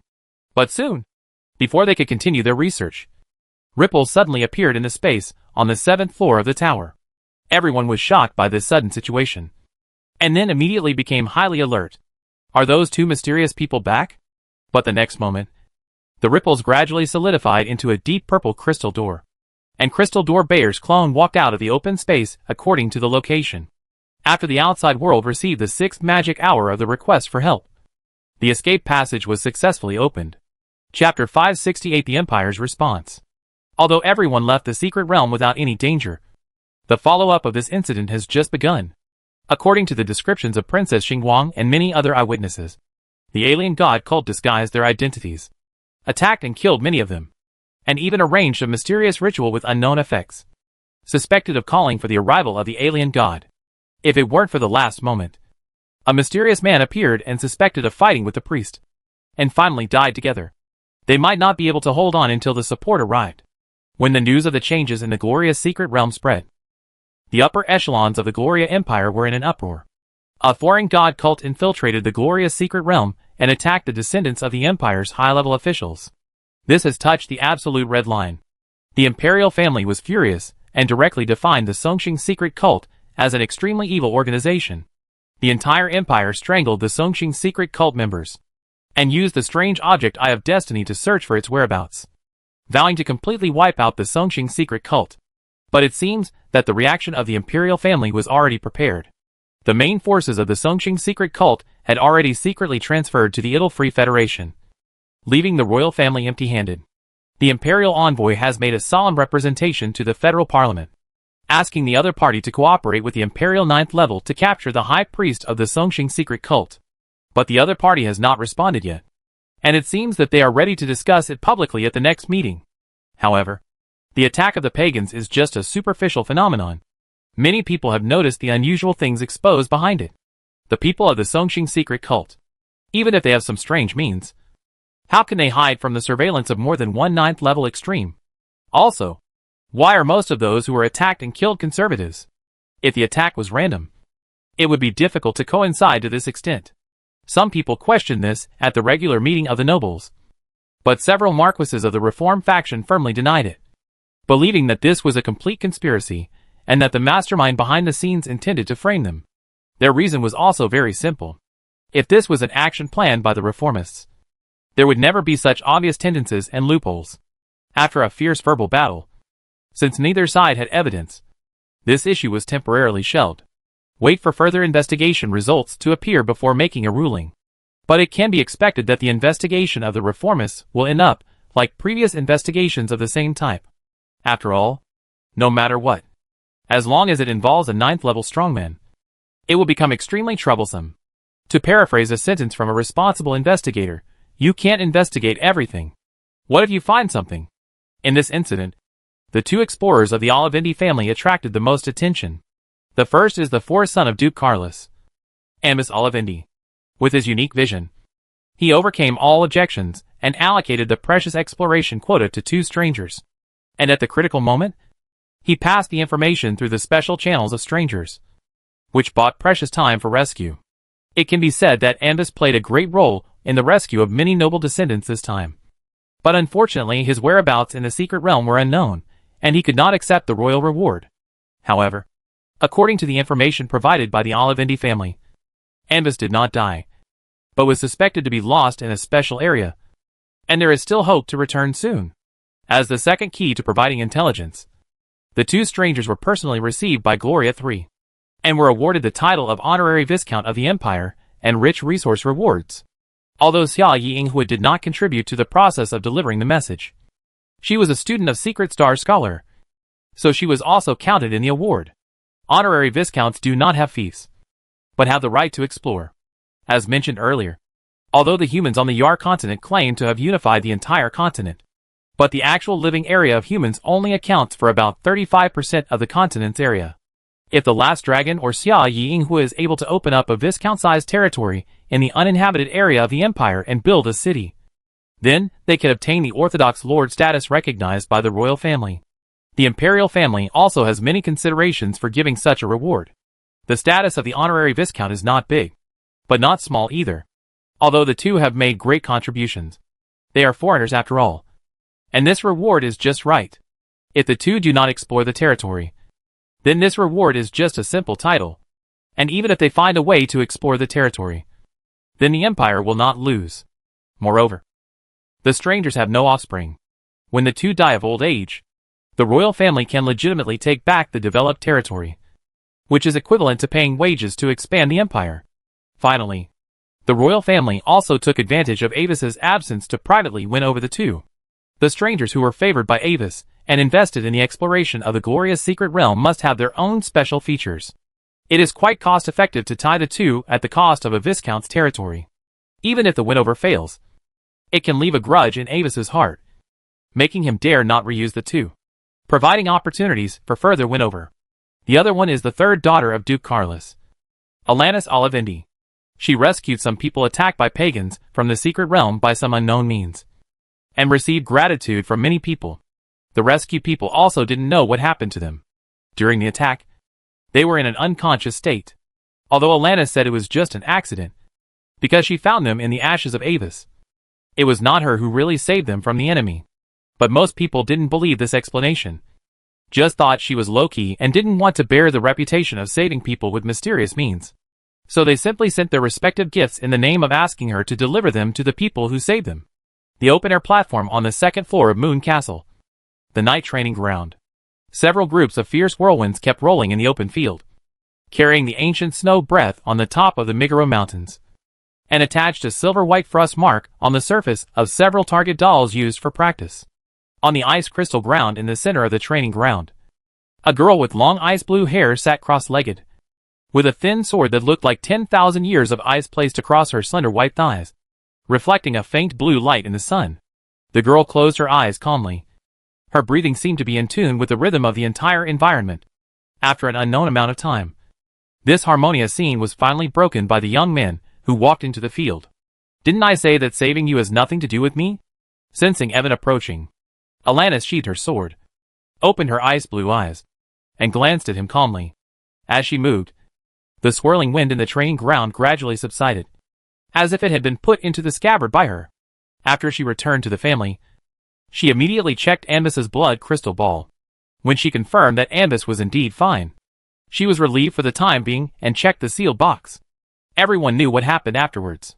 She became a hero who saved her companions from the hands of the pagans, although she personally denied it. Although no one knew what happened, she couldn't get over it. Lies would make her heart dusty. Don't worry. Dear third sister. I came to you to talk about this. At this time, Evan, who changed into a light white casual outfit, walked slowly and sat beside her casually. Seeing the questioning in Alanis's eyes, Evan looked at the ice crystal ground in front of him and spoke calmly. You know, actually when I woke up before, I retained a little information. Unlike them, when I was controlled by those strange things, I was able to sense everything around me. Chapter 569 Speculations about Avis's secret. What did you say? Hearing Evan's words, Alanis was stunned for a moment. I said that when I was controlled by those strange things, I was able to sense everything around me. But I was able to do this for a very special reason, which is probably difficult for others to replicate. After a moment of silence, Evan slowly spoke. You should know that I had been missing for a while before. And then I was rescued by my fourth brother. On that island, I was cast with the secret method of fate parasite by the enemy. After the enemy who disguised me was destroyed, although the spell was automatically lifted, a very special independent personality appeared in my mind. I once thought about getting rid of it, but it had a special fate entanglement with my main consciousness. It is me, and I am it. My father and the 8th level prophet of the family have checked my situation. But there is no way, as long as my main consciousness still exists, it can reappear. According to the family prophet, perhaps the prophet above the 9th level will have a way to solve my problem. As he said, Evan shrugged. But fortunately, the other personality is also completely under my control. And according to my exploration for a period of time, this independent personality seems to be able to help me resist many mind control spells. Then this should be considered a good thing? Listening to Evan's description, Alanis raised her eyebrows and looked at him curiously. This? Maybe? Evan was speechless. And after a moment of silence, he skipped the topic. Anyway, when I was attacked by the enemy before, at the last moment, I let my independent personality take over my body. After being captured by the enemy, my other personality fell into a dormant state. But my own consciousness remained awake. Although I couldn't control my body, I could sense what was happening around me. The priest seemed to be using us to arrange a special ceremony. We were forced to circle around the altar. Something overflowed from our bodies, and was absorbed by the green flames on the top of the altar. I could feel that the thing should be very important to us. But breaking free from control immediately would attract the enemy's attention. I could only secretly prepare spells, and try to teleport and escape. Until that person suddenly appeared. He used group shrinkage on us, and then put us in the sealing box. I am sure that the priest and the mysterious man had a conflict at the last moment when I was put into the box. After saying these words in one breath, Evan seemed to have put down some kind of burden, and his whole expression looked a lot more relaxed. This information is very important. Evan, instead of telling me here, you should report it to your father. This may help us find Avis's whereabouts. Listening to Evan's story, Alanis frowned slightly and expressed her thoughts in a straightforward tone. I can understand your thoughts, dear sister. In fact, on the day I woke up, my father had already thoroughly asked me about the whole story. And I tell you this only because you are also an eyewitness of this exploration and successfully persisted until the rescue arrived. Maybe you will know something about Avis that I don't know. As he said this, Evan sighed lightly and laughed at himself. Since the first time I was rescued by Avis, I felt that our fourth brother was a little mysterious. During the escape from that island, many things happened that I didn't know. You haven't been there, so you may not know how terrible it is. But father should know something. And that island has now become Avis's private territory. I asked him about the situation there. He told me that his people were conducting some magic experiments there. But it was not convenient to disclose the details. I guess, maybe Avis had some special adventures in that expedition. And that mysterious man may also be related to Avis. You mean, that mysterious man is Avis's subordinate? Alanis was stunned for a moment, and recalled the situation at that time with some disbelief. I have seen that person. He has no breath on him. But his combat power is at least level 9. Otherwise it would be impossible to force the priest to call 3 followers for help.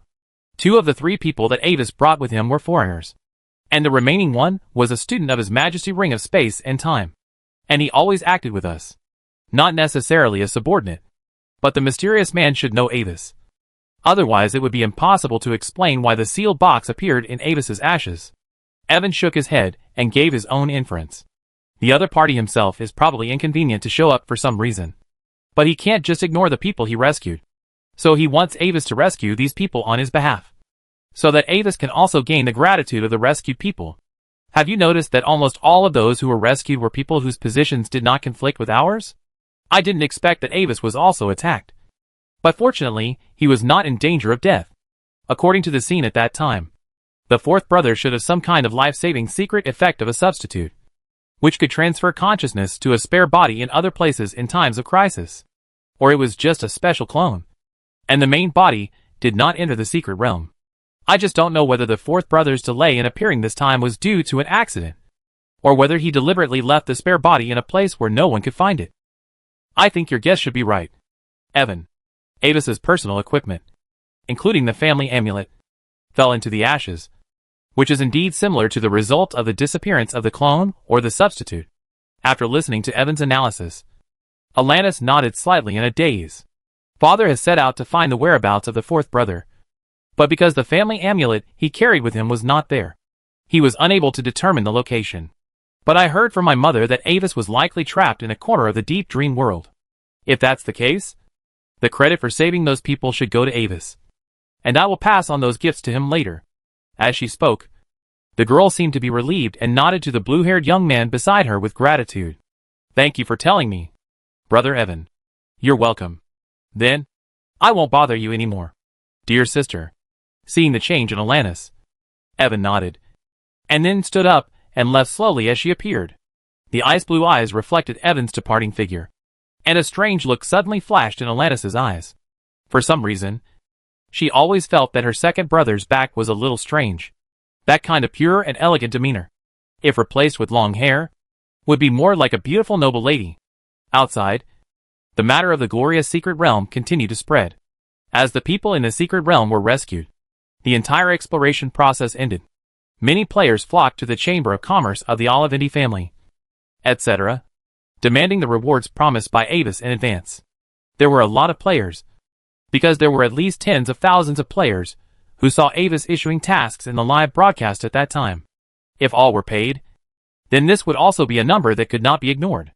After some research, the news finally reached the ears of Duke Carrot, who was out looking for Avis. After the Duke learned about this, he made a direct decision: give it to them. But the beneficiaries of this incident were all the surviving Secret Realm explorers, and even Avis himself was not rescued. So the rewards that the Olivendi family needed to pay this time must also be shared by other families. Chapter 570 Weird Deep Dream. So, where exactly have I fallen now? On the other side, Avis, who was being watched by many people at the moment, looked at the edge of the chaotic forest in front of him. A little confused. He had figured out the environment he was in, which was undoubtedly a certain area in the deep dream world. But only fate knew which level he had reached. The forest he was in was not a real forest, but a dream of an unknown existence. This dream was very small, and the entire dream area was only the scope of this forest. As long as he raised his leg and stepped into the chaotic area in front of him, he could leave here and enter another dream. But Avis stopped. He needed a little help to determine what he should do next. The deep dream was an extremely dangerous area. Even a 9th level strongman did not dare to break in.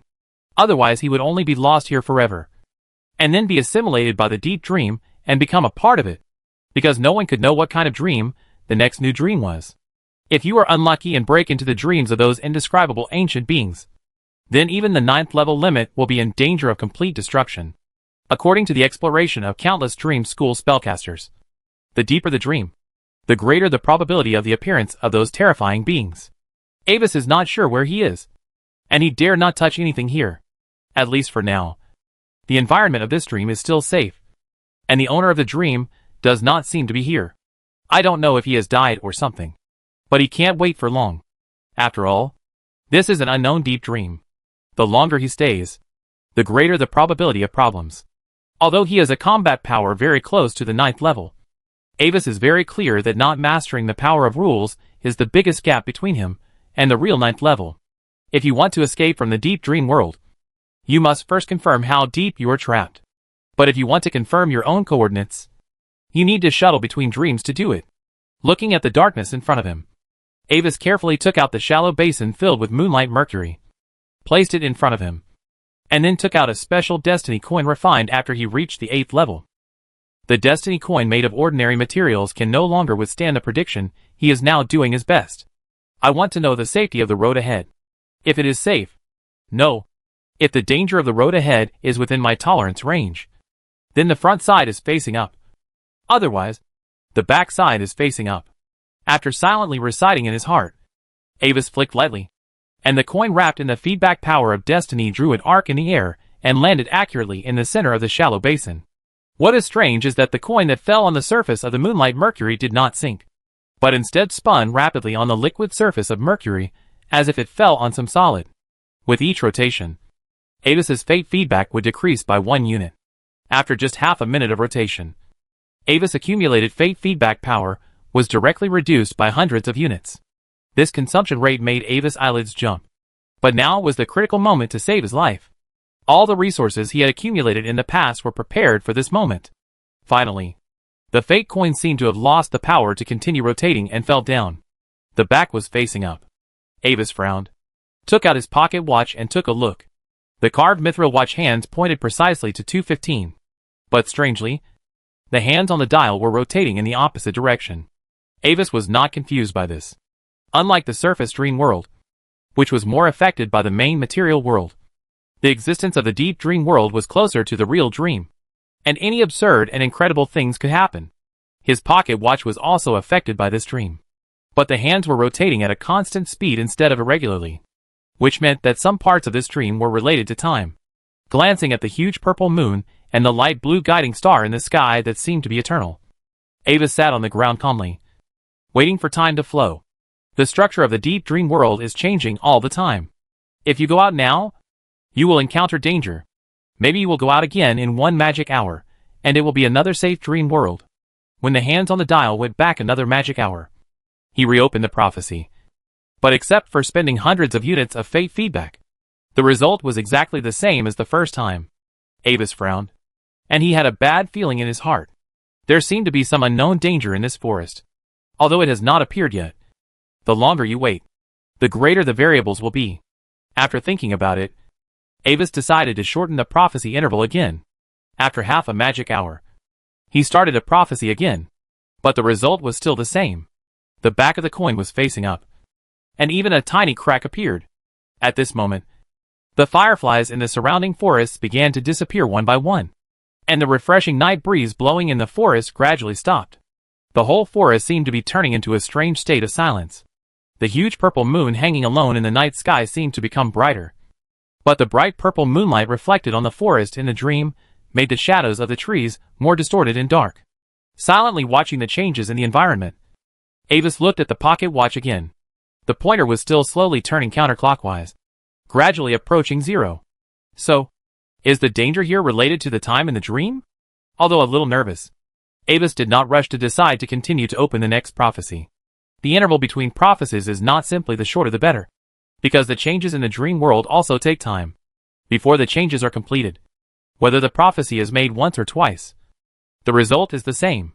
According to the research of those dream school magicians, the average time for the deep dream world to complete a complete change cycle is about 1 magic hour.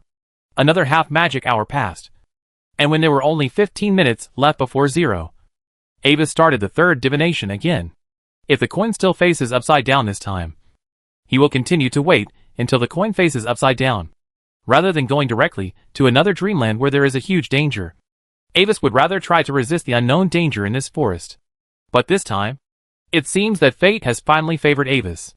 After losing the power to rotate, the platinum coin finally turned upside down. Very good. After taking a deep look at the surrounding trees that looked more and more weird under the purple moonlight, Avis put away the prophecy props and raised his foot to step into the edge of the dreamland in front of him. But at this moment, the dramatic changes in the forest finally happened. The dark bark suddenly tore open with dark cracks, and the blood-red sap flowed down, like countless empty eye sockets staring at Avis. Along with this scene, the dark and twisted tree shadows on the ground, corresponding to the position of those cracks. Countless blood-red eyes suddenly opened and looked at Avis's figure. At this moment, Avis's mind was shocked, and countless evil and resentful souls impacted and washed his spiritual sea, as if they wanted to keep him in this forest forever. As these eyes watched, Avis's own body suddenly began to appear with faint wounds, and the color of the shadow quickly turned dark, as if it was also about to open its blood-red eyes.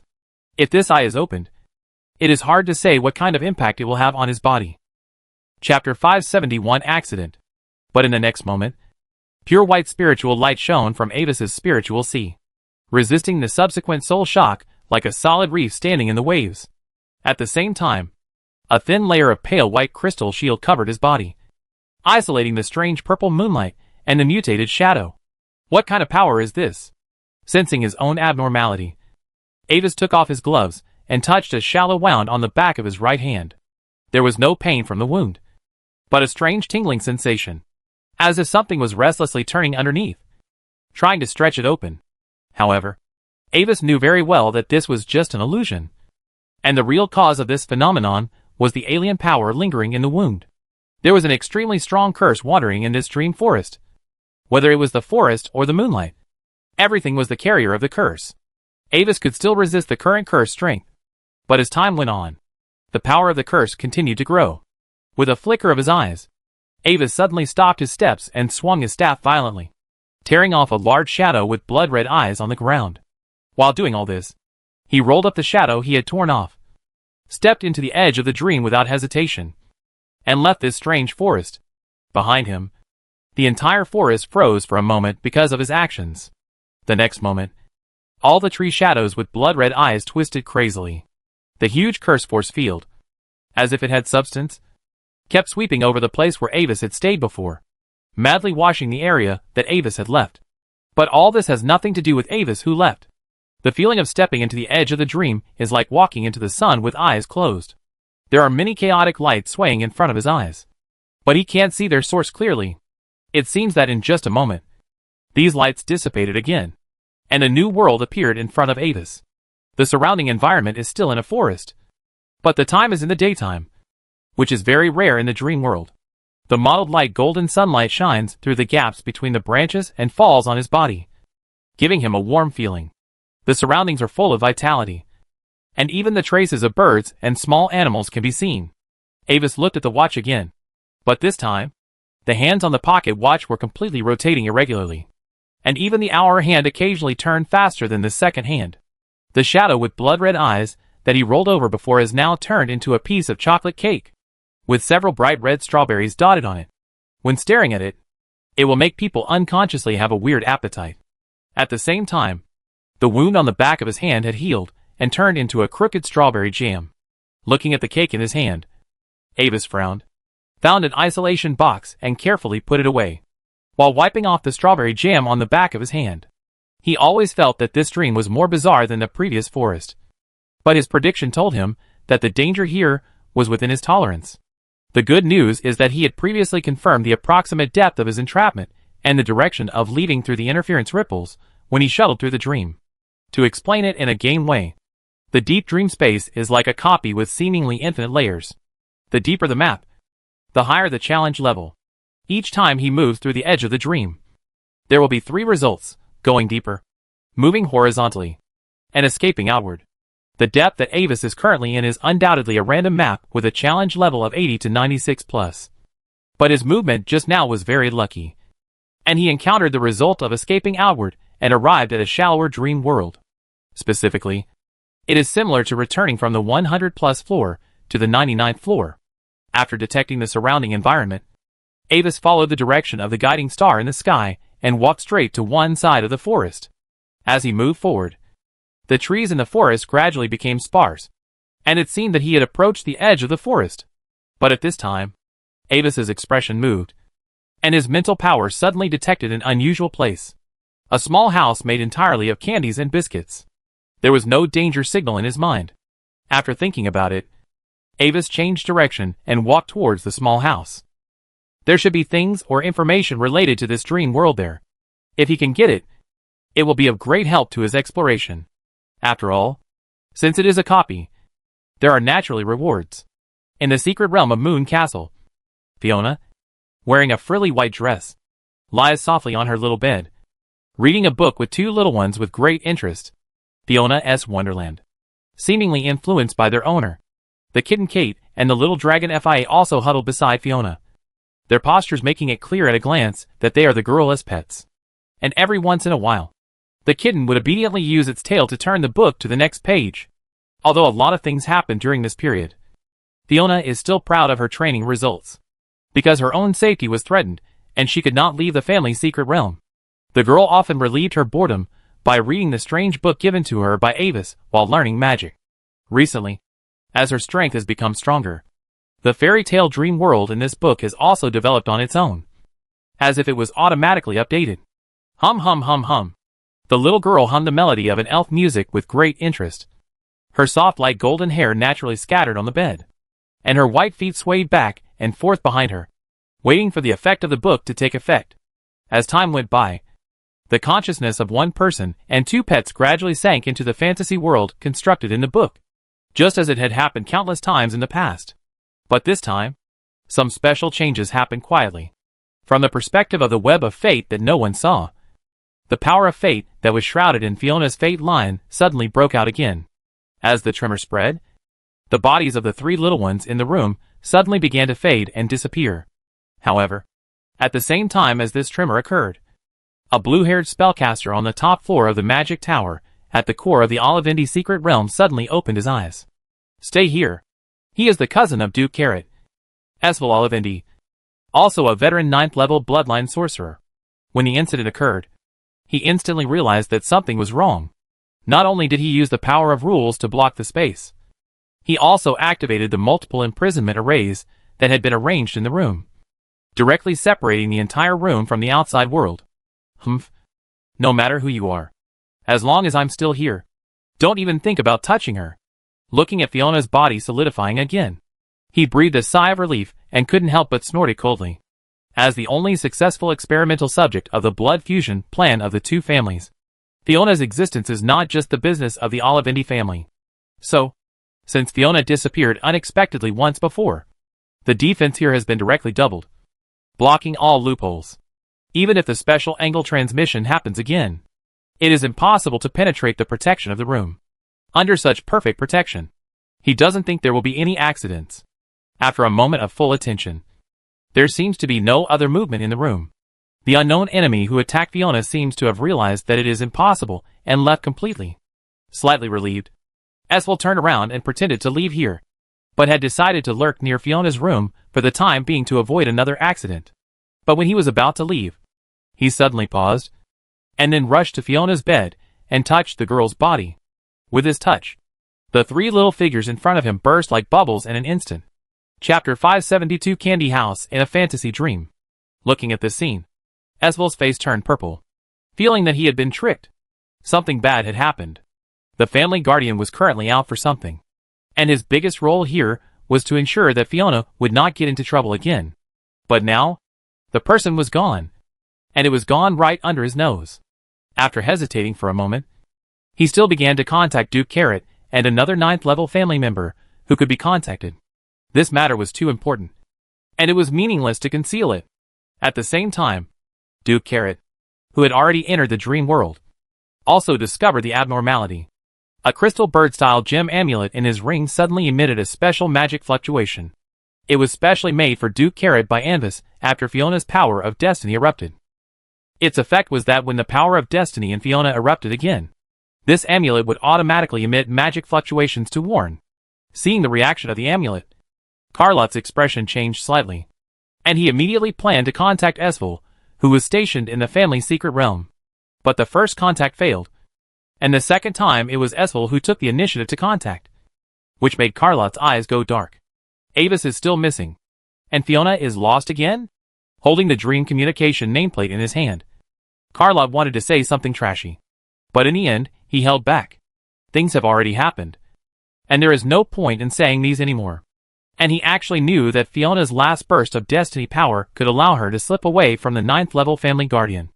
Then this time it was just the old 9th level as well. Even if he was prepared in advance, he probably wouldn't have much hope of successfully intercepting. But he didn't understand it.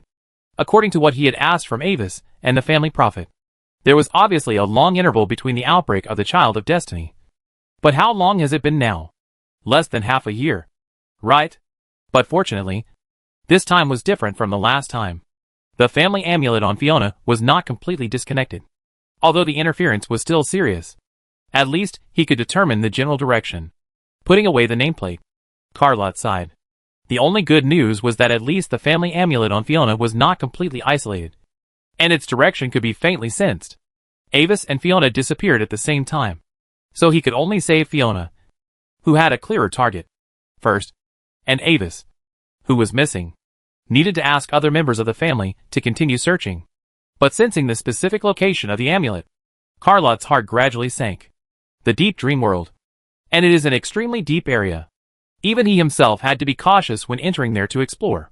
Gritting his teeth, Carlotte reported his whereabouts to the family, and then directly broke through the dream space and took the initiative to explore the deep dream world. In theory, with the protection of the power of destiny, Fiona will not only not encounter danger, but also gain many benefits. But the problem is that the danger level of the deep dream world is too high. There are some unknown ancient dreams. Even destiny can forcibly interfere. Carlotte did not dare to risk waiting for Fiona to come out by herself. If he went too late and caused Fiona to be in danger, then even he himself could not forgive himself. At this moment, Avis had arrived outside the candy house. As he felt, there was a strange dream power fluctuation in the environment here. Although he did not sense the danger, Avis still waved his staff cautiously. A mage's hand was born with his thoughts, and pushed open the door made of white chocolate from a distance. As the door gradually opened, part of the scenery in the room was reflected in Avis' eyes through the crack of the door. Like the appearance, the furniture in the room was also made of various candies and biscuits. The main body of the chandelier was made of white chocolate, with crystal jelly emitting light hanging on it. The pillars were completely made of two-color egg rolls, and the tables, chairs and floors were fluffy biscuits that looked delicious. A fragrant and sweet smell spread out. Even Avis, who was far away outside the door, could smell it. What surprised Avis was that he suddenly instinctively developed a faint appetite when he smelled the smell. This is a very rare situation for an 8th level professional who can fully control his body. Raising his eyebrows with interest, Avis no longer hesitated, and after adding several layers of different magic shields to himself, he slowly walked into the room. Everything around him seemed to be tempting him to feast, and his body also produced a sense of hunger. But Avis always restrained his actions and did not touch any food. This small house is not large. After a simple inspection of the rooms on the first floor, Avis went up to the second floor. He had a feeling that there should be something special in the master bedroom at the end of the corridor. Pushing open the door made of sandwich biscuits, the bedroom environment immediately appeared in front of him. The furnishings in the room were surprisingly simple, with a white cream cake bed, a biscuit bedside table, and a candy honey pot with patterns and a frosted flower. After looking around the room for a while, Avis's eyes finally stopped on the bed. This thing has a special dream power, which should contain some of the deep essence of this dream. It's just not sure whether the way to get this information is to sleep on it, eat a few bites directly, or take it out of here. But before Avis made a decision, he suddenly felt that something special had entered his mental range. Avis walked to the window, and through the window of the crystal hard candy, he saw a boy and a girl, 2 young children wearing shabby clothes, walking towards this side. But in his mental power perception, the things in front of him were just 2 weak spiritual light balls. The 2 children looked at the beautiful environment around them with curiosity, and under the guidance of a little white rabbit, they explored the direction of the candy house. Soon, as the tempting candy house appeared in front of them, the 2 children opened their eyes wide in surprise, and then shouted happily, ran into the house without any defense, and ate the pillars and tables and chairs with their stomachs open. Avis watched all this silently without making any moves. Judging from their clothing features, the 2 children seemed to be from the Empire's Paravani province and the Federation's Laika kingdom, and they should be from poor families. At the same time, all the cakes and juices in this room seemed to be common styles in major chambers of commerce in the Empire and the Federation, with only different sizes and proportions at most. The 2's faint light ball-like spirit bodies represent that they are just 2 ordinary children. For them, this should be just a strange and wonderful dream. But what confuses Avis is that the fluctuations emitted by the 2 children are somewhat similar to the feeling of the owner of the dream walking in his dream. This is completely illogical. The existence of this dream world can even directly assimilate the curse of the strange forest he brought in. And there cannot be 2 owners of the dream, unless They are a hole in the outside world. Because the situation is unclear, Avis did not act rashly.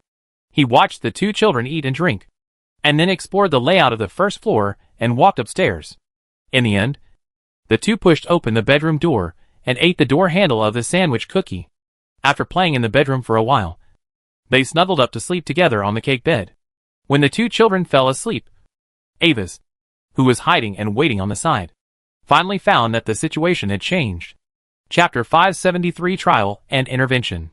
As the two children fell asleep, outside the candy house, accompanied by a dark smoke, the figure of an old witch appeared silently at the door. She was wearing a dark robe and a pointed wizard hat, with blue-gray eyes emitting evil light, a long hooked nose, and a face full of wrinkles and aged spots like bark. She looked like a standard evil old witch from a fairy tale. After a while, the dark smoke slowly dissipated, and the old witch, whose body was completely solid, stretched out her hand and pushed open the white chocolate door of the candy house. After entering the room, she looked at the furniture that was gnawed into a mess, and a weird smile appeared on the corner of her mouth. Without staying on the first floor for a long time, she walked straight to the stairs leading to the second floor, as if she had determined the location of the two young uninvited guests. Avis could also sense all this, and he could even hear the faint footsteps approaching outside the door. There was almost no convenient place to hide in this bedroom. The only place to hide was under the bed, or escape from the window immediately. He now faced two choices, either to escape immediately or to hide nearby, and Wazy didn't want to gamble whether his hiding would be seen by the old witch. He had a feeling that if he let the old witch see, it would probably trigger some unexpected changes. But most importantly, he couldn't feel any breath of life from the old witch. If the two children could still be considered independent individuals, then the old witch was more like an abnormal phenomenon in a dream. As the footsteps became clearer and clearer, Avis no longer hesitated and went directly under the bed. The space under the bed was not high. After Avis got under it, a sweet smell of cake lingered in his nose, as if tempting him to try it. Soon, the bedroom door opened, and a pair of feet wearing dirty pointed black leather shoes came from far away and finally stopped in front of the bed. Avis held his breath slightly, and at this time, the two children on the bed were unaware of the situation and still slept soundly. The next moment, strange changes began to happen. The indoor environment suddenly began to change. The light dimmed, and the space flowed, rotated, and smeared like paint on a canvas. Finally, after being reframed, it had become another room that was completely different from before. The changes in the dream did not include a few meters around the white cake bed. So Avis, who was hiding under the bed, also came to this new room. There was a strange smell of potion and the sweet fragrance of the cake, and a strange gurgling sound appeared nearby, accompanied by the crackling and stirring sounds of firewood. The two children on the bed were also stimulated by the change of environment and woke up with frowns. After the initial confusion, the two children finally realized the abnormality of the environment. The candy house that seemed like a dream had disappeared at some point, replaced by a dark and damp hut. The walls were covered with strange things such as lizard tails, dried frogs, goblin ears, etc., and a huge black iron cooking pot sat on the flames in the center of the room. A figure in a black robe had his back to them and was stirring something in the pot with a stick. As if hearing the sound of the two waking up, the figure stopped moving and slowly turned around. A terrifying old witch's face came into the eyes of the two. Hee, two tender and juicy children. I, the grandma, like to eat the most. Since you have eaten my house, then use your body to repay. Accompanied by a laugh that sounded very evil, the old witch came over and prepared to grab the two frightened children and put them into the pot. But at this time, the boy seemed to suddenly burst out with courage, jumped up and hit the old witch with his body, and then dragged the frightened girl out of the door.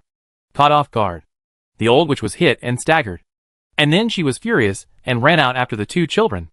But for some reason, she did not use any magic during the chase. However, after all, the physical foundation of the professional was there, and the two children were not familiar with the terrain.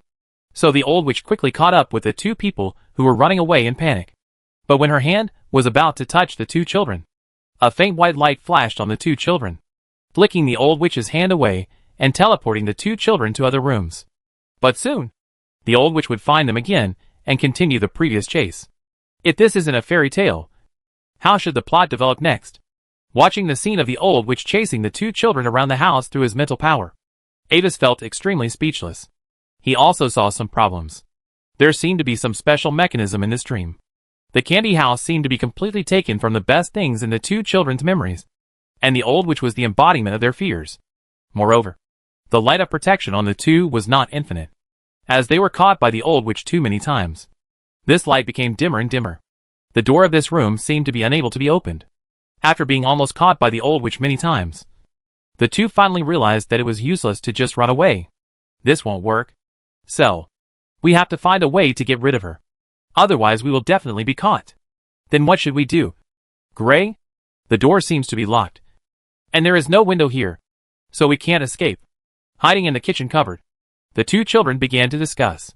At this moment, the protective light on them has been completely exhausted. If they are caught again, they will face death. Listen to me, Cell. Although she looks scary, she doesn't seem to be able to use magic. We can find a way to push her into the cauldron. The girl first thought of a way to save herself, and she began to explain her plan to the boy. But, Gray, she is very strong. We can't beat her. Then find a way to lead her to the pot, and then sneak attack her from behind. After a brief plan, the two children made up their minds. Without much hesitation, the two immediately fled to the room with the cauldron before the old witch found this place. The subsequent plot was just as the two planned. The two children set a simple trap. The boy was deliberately caught by the old witch in the room, and then the girl hiding in the closet rushed out from behind the old witch and hit her back. But unfortunately, the girl's strength seemed too weak. Although the old witch's body shook, she did not fall into the boiling cauldron as the two expected.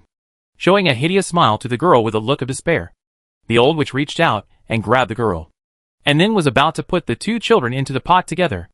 At this time, Avis, who had been waiting for a long time, finally took action. The invisible force field enveloped the old witch's body, imprisoned her, and took the two children away from the witch's hands.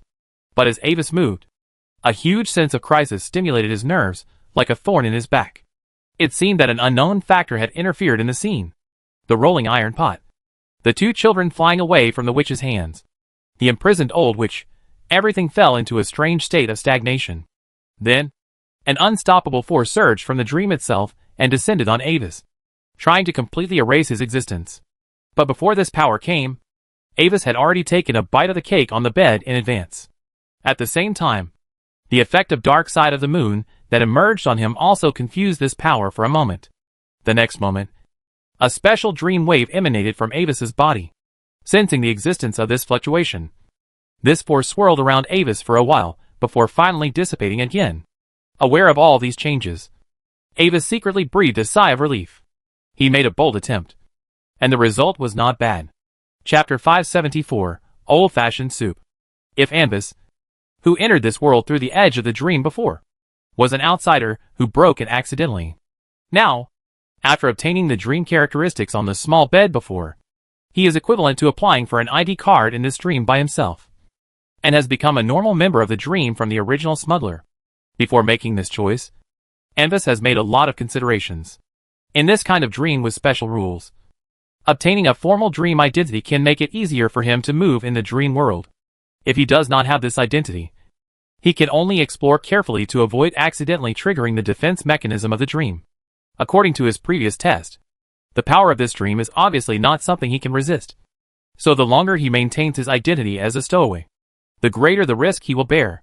At this moment, as the power of the dream defense mechanism dissipates, the surrounding space resumes movement. From the perspective of Cell and Gray, the old witch who originally grabbed them suddenly stopped moving, and then a gentle force suddenly came from her body, taking them to the side quickly, before they could figure out the situation. On one side of the room, a young man who looked not much older than them suddenly appeared silently in the air, with short hair as light golden as the sun, a flawless body like the most beautiful dream, and staring at the pair of blue eyes like a deep lake. It seemed that they could see the mysterious magic brilliance shining in them. Staring at Avis intoxicatedly, the two suddenly had a faint urge in their hearts, wanting to become one with him. But the next moment, as Avis readjusted his state and gathered the power that naturally overflowed from his body, the intoxicated look in the eyes of the two gradually dissipated, due to the huge gap in life levels. For ordinary people, The extraordinary charm that his body unconsciously exudes can already be regarded as a different kind of pollution. If it were later, Avis was not sure how long the two could maintain their self-awareness. Just like the admonition, don't look directly at God. For ordinary people, top-level professionals are also in the range of God. You are? After gradually regaining consciousness, the girl Gray looked at Avis and was unconsciously absent-minded. And she stumbled when she spoke. Did you save us? Thank you for your kindness. It was the boy Cell who recovered first, although he was also attracted to Avis. As a homosexual who had not yet been turned gay, he was not affected that much for the time being. At this moment, he hurriedly pulled the girl to salute Avis. As a civilian child, Cell knew very well that when facing the professional master, he must show a respectful attitude so that he can live longer. No need to be polite. Tell me how you feel. And Wazy waved his hand. He looked at the old witch he imprisoned and threw her into the pot with a wave of his hand. This dream has a lot of traces of artificial settings. Whether it is attracting the spirit of ordinary people or simulating scenes through things in their memories, there are beautiful things. And there are also sources of fear. It even thoughtfully set up a limited protection mechanism to prevent these people from dying when they are not clear about the situation at the beginning. These complex dream operating mechanisms are obviously not formed naturally. Now Avis will help them complete the last piece of the puzzle of this ritual or test to see what will happen. They watched Avis's actions without knowing the truth. But as the old witch put the pot into the pot, the strange thick green liquid that was originally bubbling in the pot suddenly boiled violently like a bucket of water poured into the oil in the hot pot.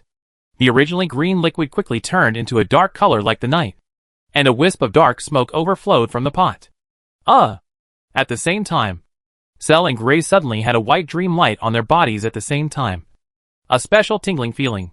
And the two of them covered their heads and screamed unconsciously. After a while, Avis, who packed up the pot and the wisp of smoke, listened to the two who had fully recovered telling their own information. As he had guessed before, the two were indeed from the Federation and the Empire respectively. But there was something wrong. The bodies of the two in reality had died, and only the spirits that were about to dissipate were captured by this dream. Before Ambus threw the old witch into the pot, they remembered nothing about their identities except their names. It was only just now, after the first test of the two of them, that their memories were completely unlocked. And they got some additional hints from their dreams, and learned about the general situation of this dream world. This is the place of inheritance left by a powerful dreamcaster. Before he was ready to break through the legend, he left his inheritance in the deep dream world, in order to avoid failure in the attack. The precious magic knowledge that he had mastered throughout his life would be completely lost. Those who can enter are basically the spirits of people who have recently died. As long as they pass all the tests in the dream, they can use the power of the dream world to reshape their bodies and return to the main material world. It is said that in the deepest part of the inheritance, this spellcaster even left the direction of breaking through the legend there. I'm from the Federation's Laika Kingdom. Due to years of war, a group of bandits attacked my home. I was separated from my family while escaping, so I had to flee into a strange forest that suddenly appeared recently and was said to be haunted. Then I died for some reason. I'm from the Empire's Paravani province.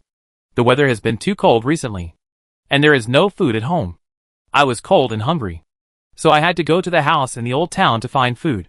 Since about half a year ago, no one has lived there for some reason. When I opened a large wardrobe, I seemed to hear some noise inside, and I don't remember anything after that. Finally, Cell and Gray told Avis their last memory before their death. Okay, I roughly understand the situation. Thank you for your cooperation.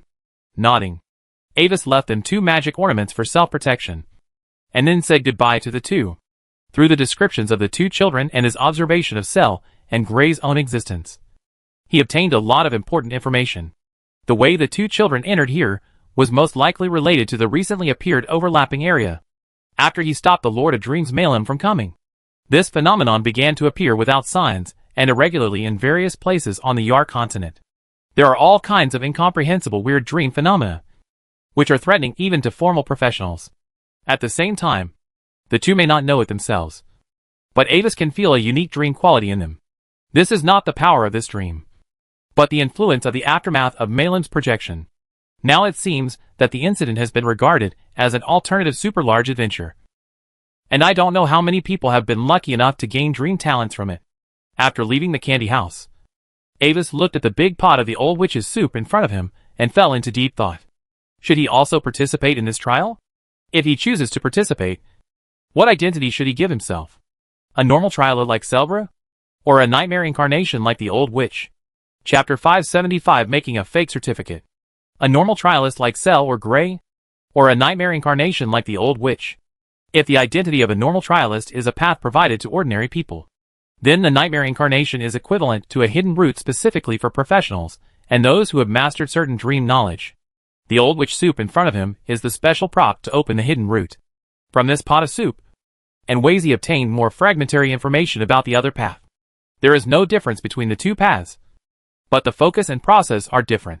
If a normal trialist wants to get to the end and obtain inheritance, he must face different tests and try his best to pass these tests. Every time a test is successfully passed, the strength of the trialist will be improved, which includes the power infusion of the dream rules themselves to the passerby, and also includes some special items obtained during the test. Trialists who successfully pass 3 tests are eligible to obtain the title of senior trialists and obtain part of the authority of the entire dream world, even if they were just ordinary people before. When they successfully reached this step, their own strength was enough to compete with the 4th level professionals in the dream. But starting from the 3rd time, the terrifying existence they faced during the clearance process changed from a collection of dream operation rules without self-consciousness to the incarnation of other people who took the nightmare path nightmare spirit. Like the trialers, nightmare spirits are also divided into different levels. But their main way to upgrade is not to kill the trialers, but to devour other nightmare spirits. By eliminating an ordinary trialist in the dream, the nightmare spirit can randomly obtain about half of the power and authority fragments. But by devouring other nightmare spirits, it can inherit more than 90% of the other party's power. In theory, if it can devour other similar spirits infinitely, then the path of the nightmare spirit can become extremely powerful in a short period of time, and even quickly gain complete control of the entire dream and successfully obtain inheritance.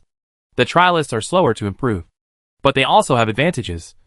That is, in each test, they will receive a certain number of dream power protections, and the power of the nightmare spirit will be partially suppressed accordingly, and there will be no 100% certain death situation. Looking at the dark soup in the big pot, Avis pondered for a moment. It seems that the root of the nightmare spirit seems to be more suitable for him.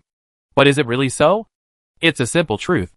If the nightmare path is really as good as the information, then this dream world has existed until now, and someone should have obtained the inheritance long ago.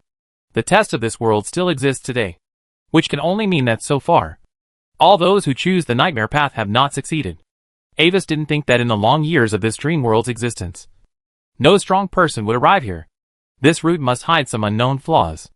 After a moment, he made a decision. He planned to try both ways. This involved his own specialness, because he did not arrive here through the normal way, but entered through random transmission at the edge of the dream. The number of dreams in the deep dream world is like grains of sand in the desert. His arrival here is actually equivalent to entering a specific grain of sand without any instructions. This is not even a coincidence. The probability is extremely close to a miracle. This leads to him not having the official identity in this dream until he can get an identity certificate himself. And he can get one, and he can also get another one. In simple terms, he had made a fake certificate before, and now he is going to make another one, and then decide which one to show depending on the situation. After determining the plan, Avis carefully took a spoonful of soup from the big pot. The black water gradually deformed in midair with his thoughts, and finally turned into a rose, like the night. At the same time, with Avis's actions, the big pot in front of him lost its power essence and turned into bubbles and dissipated. Catching the rose suspended in midair, Avis carefully pinned it in the pocket on the chest of his dress. So, with the black rose as the core, like a ball of ink spreading, his moon-white magic dress was quickly dyed black. At the same time, a cold and desperate temperament quickly spread from him. Is this my nightmare spirit form? Avis casually condensed a magic mirror in front of him and looked at himself in the mirror. Although he did not make any movements, the figure in the mirror showed him a sinister smile. Don't look in the mirror in your dreams? Looking at the strange figure in the mirror, Avis also smiled. After looking at each other for a while, the smile of the shadow in the mirror gradually shrank and finally returned to expressionless. This was a confrontation with abnormal dream phenomena. Avis easily won and mastered the control of the reflection in the mirror, which was equivalent to his Nightmare Spirit talent skill. After getting familiar with the abilities of the Nightmare Spirit, Avis thought and restored himself to the identity of a trialist. From the outside, the black dress on his body returned to moon white, and the black rose on his chest turned into a silver gem brooch. In these two states, Avis could feel two different calls, which should be the different trial scenes corresponding to the two identities. But he had not responded before. He was going to try the trialist's test first. After all, this one should be safer with the protection of a novice. And Avis was also very curious about what a trial for him would look like. As he took the initiative to respond to the call in his heart, wonderful changes occurred around him. The magic mirror in front of him suddenly began to change on its own. The mirror surface began to deform and expand, and the gorgeously carved pure gold edges appeared around the mirror surface, and finally turned into a huge square floor mirror that he had seen in Llewellyn Castle. On the spotless mirror surface, his own figure was clearly reflected. Unlike the previous magic mirror, the reflection in this mirror was like looking in the mirror in reality, without any strange phenomenon.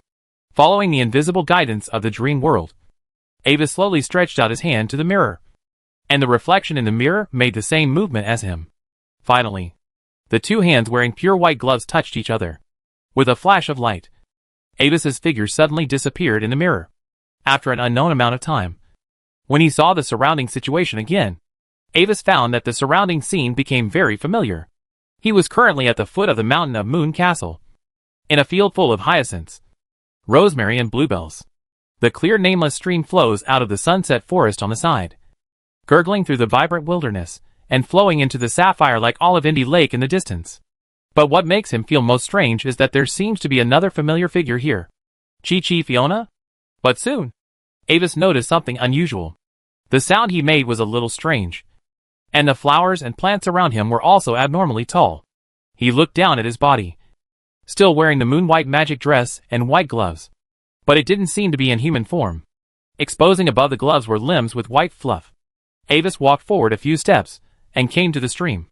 Reflected in the water was a strange rabbit wearing a dress, but with pink eyes and long rabbit ears. Chapter 576 Foreign Aid. The trial scene is Fiona's world in Wonderland. So my identity is determined to be the White Rabbit.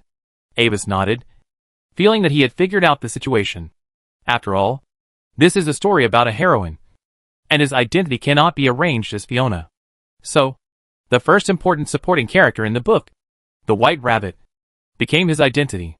So, should he contact Fiona now, or take the initiative to change the plot and avoid her? After thinking about it, Avis suddenly found something wrong.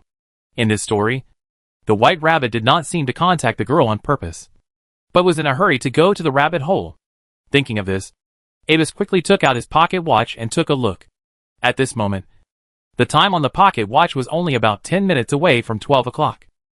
Seeing this, Avis suddenly had a feeling that if the time on the pocket watch reached 12 o'clock, there might be some changes that he did not want to see. At the same time, a direction appeared in his mind, which seemed to be the coordinates of the rabbit hole in the forest. After determining the target, Avis ran directly in the direction of the rabbit hole, but his action seemed to have startled Fiona, who was taking a nap under the tree. Then, in Avis's perception, an ice chain came directly to him. He instinctively wanted to counterattack, but found that his magic power had been dormant, and he could not use magic. In desperation, he had to jump hard and suddenly rush forward for a distance, hoping to escape the range of the chain. But what Avis did not expect was that the chain seemed to have predicted his actions, and it suddenly accelerated and directly imprisoned him in place. So, Avis helplessly watched a protective light flashing over his body, and at the same time, he regained his ability to move. He now understood that his first hurdle was probably to escape from the girl's hands. The dream world prepared a special trial scene for him, according to his surface consciousness, and because it was detected that his strength exceeded the limit of the current trial scene, his ability to cast spells was temporarily restricted. He was urgently trying to find a way to pry a crack in the rules that bound him, but it would take some time. The perspective turned to Fiona. After the little girl was taken away by the dream teleportation, she appeared alone under the mango willow tree by the river. She didn't find any problems at the moment, because this was the plot of the story of Fiona in Wonderland. The girl was just wondering, why did the plot suddenly start from the beginning this time? And what about Kate and Fia? While she was thinking, the familiar white rabbit in a dress ran past in the distance. But this time, it was a little strange that the white rabbit seemed to be a little farther away from her. And the style of the dress was also different from before. However, watching it running further and further away, Fiona still reflexively threw a chain. Originally, Fiona planned to use this as a starter, and after the white rabbit dodged, she would cast the next magic according to the situation. Has this rabbit become stupid? But what Fiona didn't expect was that this time the white rabbit was stupidly caught by her chain, which made her slightly stunned, and her big lake blue eyes blinked cutely. But the next moment, she saw a flash of light on the rabbit, and her spell disappeared. So this is how it is this time. It turned into a magic rabbit. After all, this is just a dream world in a storybook. Anything can happen. The girl didn't notice anything wrong, but was aroused by her competitive spirit. Don't run. Dream maze. Wooden wall clusters. Space inversion. In front, Avis was chased by the girl, and had no way to go up to the sky or down to the ground. Although he was the creator of the story, it was the first time he realized that the role of this white rabbit in the story was so difficult. He now relied on the protection of the dream to run half the distance with difficulty. The white rabbit in the original story could actually withstand this level of spell storm, and rush into the rabbit hole unscathed. It was so terrifying. While comforting himself in a bitter way, Avis took out all the potential of this rabbit body, and desperately dodged various binding spells behind him. He couldn't fall here without even passing the first level. But he soon faced a serious problem. The number of dream protections was about to run out.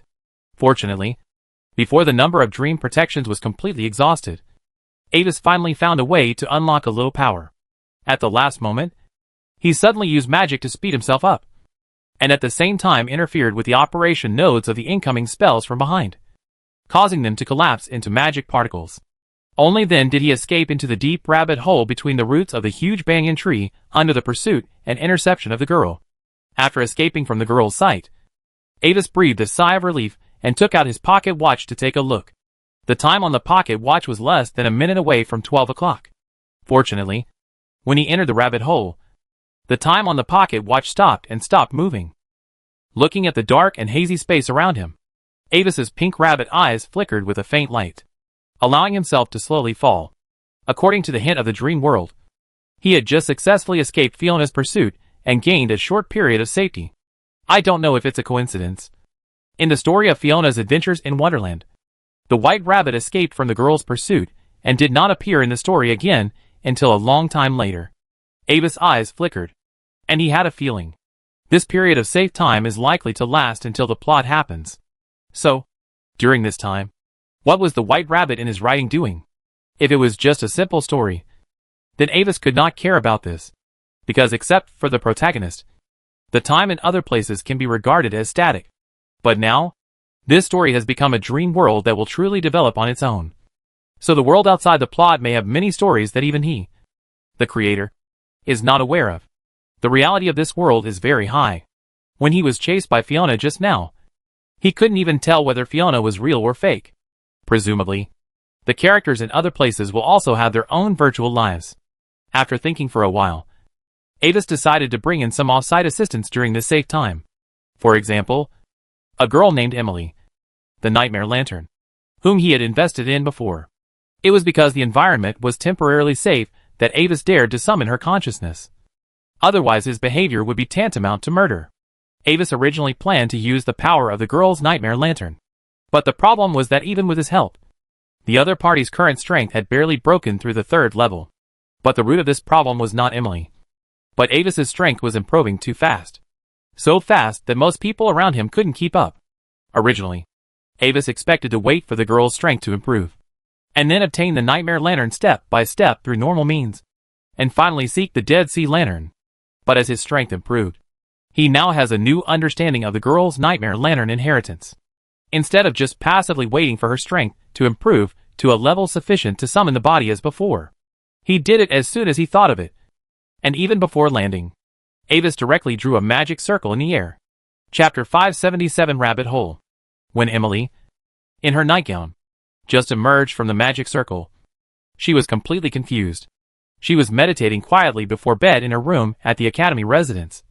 But she suddenly fell asleep without realizing it, and then found herself in this dark place. This was very abnormal.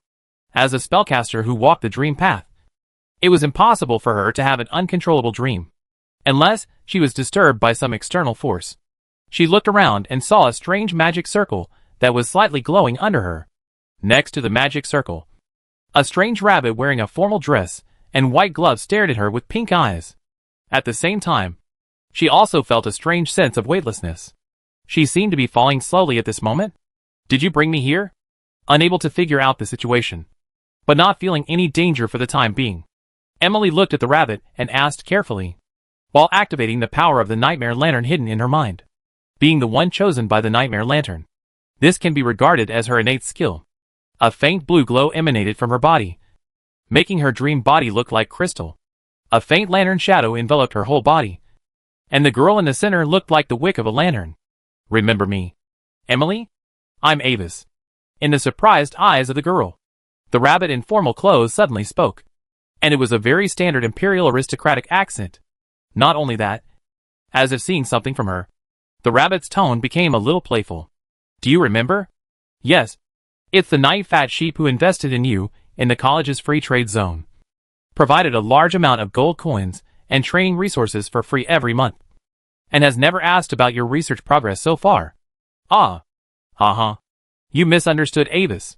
What I meant was that you have a noble character, a long-term vision, and don't care about short-term gains and losses. And how did you become like this?" The girl was shocked when the rabbit revealed her thoughts. She didn't care about her doubts and hurriedly remedied her previous not-so-good ideas and tried to change the subject. At the same time, she finally realized her loopholes and hurriedly added another layer of protection to her dream body, trying to isolate the surface consciousness that was emanating. "Miss Emily, although your thoughts are very superficial and easy to understand, this is not the focus today. I summoned you to the dream world with great effort because there are some things that need your help." Looking at the black-haired girl in pajamas, Avis looked serious. "Do you need my help?" "No problem. In the dream world, I can handle any dangerous situation that is not higher than level 4. After listening to Avis's words, the girl finally understood her current situation and took on the responsibility confidently. At the same time, her heart, which had been hanging in the air before, also fell. In her opinion, if there is something that needs her to deal with, it must not be a very dangerous problem. Otherwise it would not be her turn to solve it. However, what Emily didn't know was that the way Avis said to use her power might be a little different from what she thought. "By the way, where is this in the dream world? Why are the rules so strange?" After calming down, the girl also found something wrong around her. This dream world gave her a very strange feeling, as if the rules were completely different from the places she had explored before. "Here? It's a place of inheritance that I accidentally discovered. It's located in the deep dream world, and it's probably in the deepest perversion layer of the known level." The rabbit glanced at her, and his pink eyes sparkled in the dark. "Any more questions? What did you say?" Can I go back now?" Hearing that this place was actually in the deep dream world, and it was still a perversion layer, Emily was directly shocked. Although she was a dream caster, she was not strong enough and had never really gone deep into the deep dream. So she didn't realize how dangerous she was before. Now that she finally knew the situation, the poor girl was so scared that she couldn't even speak properly. "Don't worry. According to the rules of this dream, we are now in a safe period. I will send you back before the next danger arrives. And the fact that you can stand here and talk to me safely is the result of my protection. The magic circle under you isolates the influence of this place on you. Otherwise you would have been wiped out long ago." Avis quickly comforted the trembling girl. This is his future subordinate, who he has high hopes for. Don't scare her. Otherwise his investment will go down the drain. Although the comfort effect can only be considered average, it's almost okay. When Avis and Emily explained the situation, their landing was about to end. Although the hole was very deep, it was about to reach the bottom. With the help of the blue light emitted by the girl, Avis could vaguely see the bottom of the hole covered with a thick layer of dead leaves and a delicate small door in the corner. At this moment, suddenly feeling something, Avis slowly reached into his arms, and then took out a gorgeous key. The invisible feeling told him that this was the key to the door. Obviously, this thing was not on him before. But this is the dream world. Anything can happen. With Avis's thoughts, the light blue magic circle under the girl suddenly deformed, and then covered her whole body like a layer of gauze. This was made by Avis using his own trialist proof, which contained special dream fluctuations of fragments to temporarily isolate and confuse the exploration of the rules of the dream world. Soon, one person and one rabbit landed on a thick layer of dead leaves. The faint fragrance of dry leaves can be smelled in the breath, and the touch feels as comfortable as the softest mattress. At the bottom of the cave is a strange place like a study, with a complete range of furniture such as desks, cabinets and sofas. Tap, tap, tap. As the two landed completely in the quiet environment, a strange and faint sound suddenly began to echo in Avis' ears. Avis looked around. The source of the sound came from the many twisted clocks hanging on the walls. They made mechanical clicks and moved fast or slow, but the time of each one was completely different. Looking at the walls and the small door in the corner, Avis' eyes flashed, and he suddenly took out his pocket watch again. As he expected, the hands on the pocket watch started moving again. But this time, the time on the pocket watch was half a magic hour away from 12 o'clock. Is the flow of time a key factor in the trial? Holding the key in his hand, Avis looked at the small door, and gradually had a feeling in his heart. As long as he entered the door, the safe period would end immediately and enter the next trial scene. Looking at Emily, who was cautiously alert and didn't dare to move anything, Avis's eyes stayed on her bumpy dream body. Half a magic hour was enough. Goo, what are you going to do to me? Following Avis's thoughts, Emily suddenly realized in horror that her body was out of control. Don't turn into a rabbit hole or something. Chapter 578, Continental Situation. What are you thinking about? Giving Emily a strange look, Avis's pink rabbit eyes met the girl's. I need the power of the nightmare lantern in your body, but you can't control it yet. So I need to stimulate your body a little. It may be a little uncomfortable at first. Just bear with it. After explaining, Avis controlled his dream power to invade Emily's body and simulated the separation of the power of the nightmare lantern from the girl. Stimulated by the powerful external danger, the nightmare lantern instinctively revived, and a force was transmitted through the distant main body, trying to force out the power with Avis's characteristics that entered Emily's body. In the process, Avis directly intercepted this part of the external power belonging to the nightmare lantern main body. During this period, Avis also tried to use these powers as a medium to trace the main body of the nightmare lantern, but failed as expected. Before a host created its main body, the nightmare lantern existed in the dream world in a special state of nothingness. Simply put, it is now just a conceptual power, without a real entity. Avis called Emily to reconnect with the main material world, due to the special existence of the nightmare lantern. Although Avis could not directly get the lantern itself, he could use its ability to directly connect to the main material plane host. After feeling that the number was about right, Avis arranged a reverse summoning array based on the intercepted power. Then, using Emily's consciousness as a medium, he began to search for Emily's body in the main material plane. As Avis planned, the magic circle was successful. I seem to feel my body in the main material world. When the magic was successful, Emily also had a special sense of connection. For the sake of the monthly gold coins and resources, she resisted the idea of escaping back to the main material plane immediately, and honestly told Avis about her feelings. This is normal. Don't be too anxious. I will let you go after I finish my business, and I won't deduct your monthly resource quota because of your disrespect. Sensing Emily's thoughts, Avis had a blank expression. Although the girl had added mental protection to herself, it was actually useless to Avis. After successfully establishing the connection, Avis directly used this connection channel to begin to sense his clones in the main material plane. In fact, since Avis entered the Radiant Secret Realm, he had completely lost contact with his clones in the outside world. He had anticipated this and arranged for his subordinates to handle all matters temporarily, such as the man in the mirror and the head of the Black Ring Chamber of Commerce, under the pretext of needing to practice in seclusion or conduct a magic experiment. The avatar in the Radiant Secret Realm suddenly turned into ashes, because Avis urgently removed the avatar's effect at the last moment before teleportation. Otherwise, his avatar would lose consciousness in front of everyone. And once it was checked by the Ninth Order, a lot of information would be exposed. But his previous preparations were to delay his 7 days of exploring the Radiant Secret Realm, so he only arranged for half a month.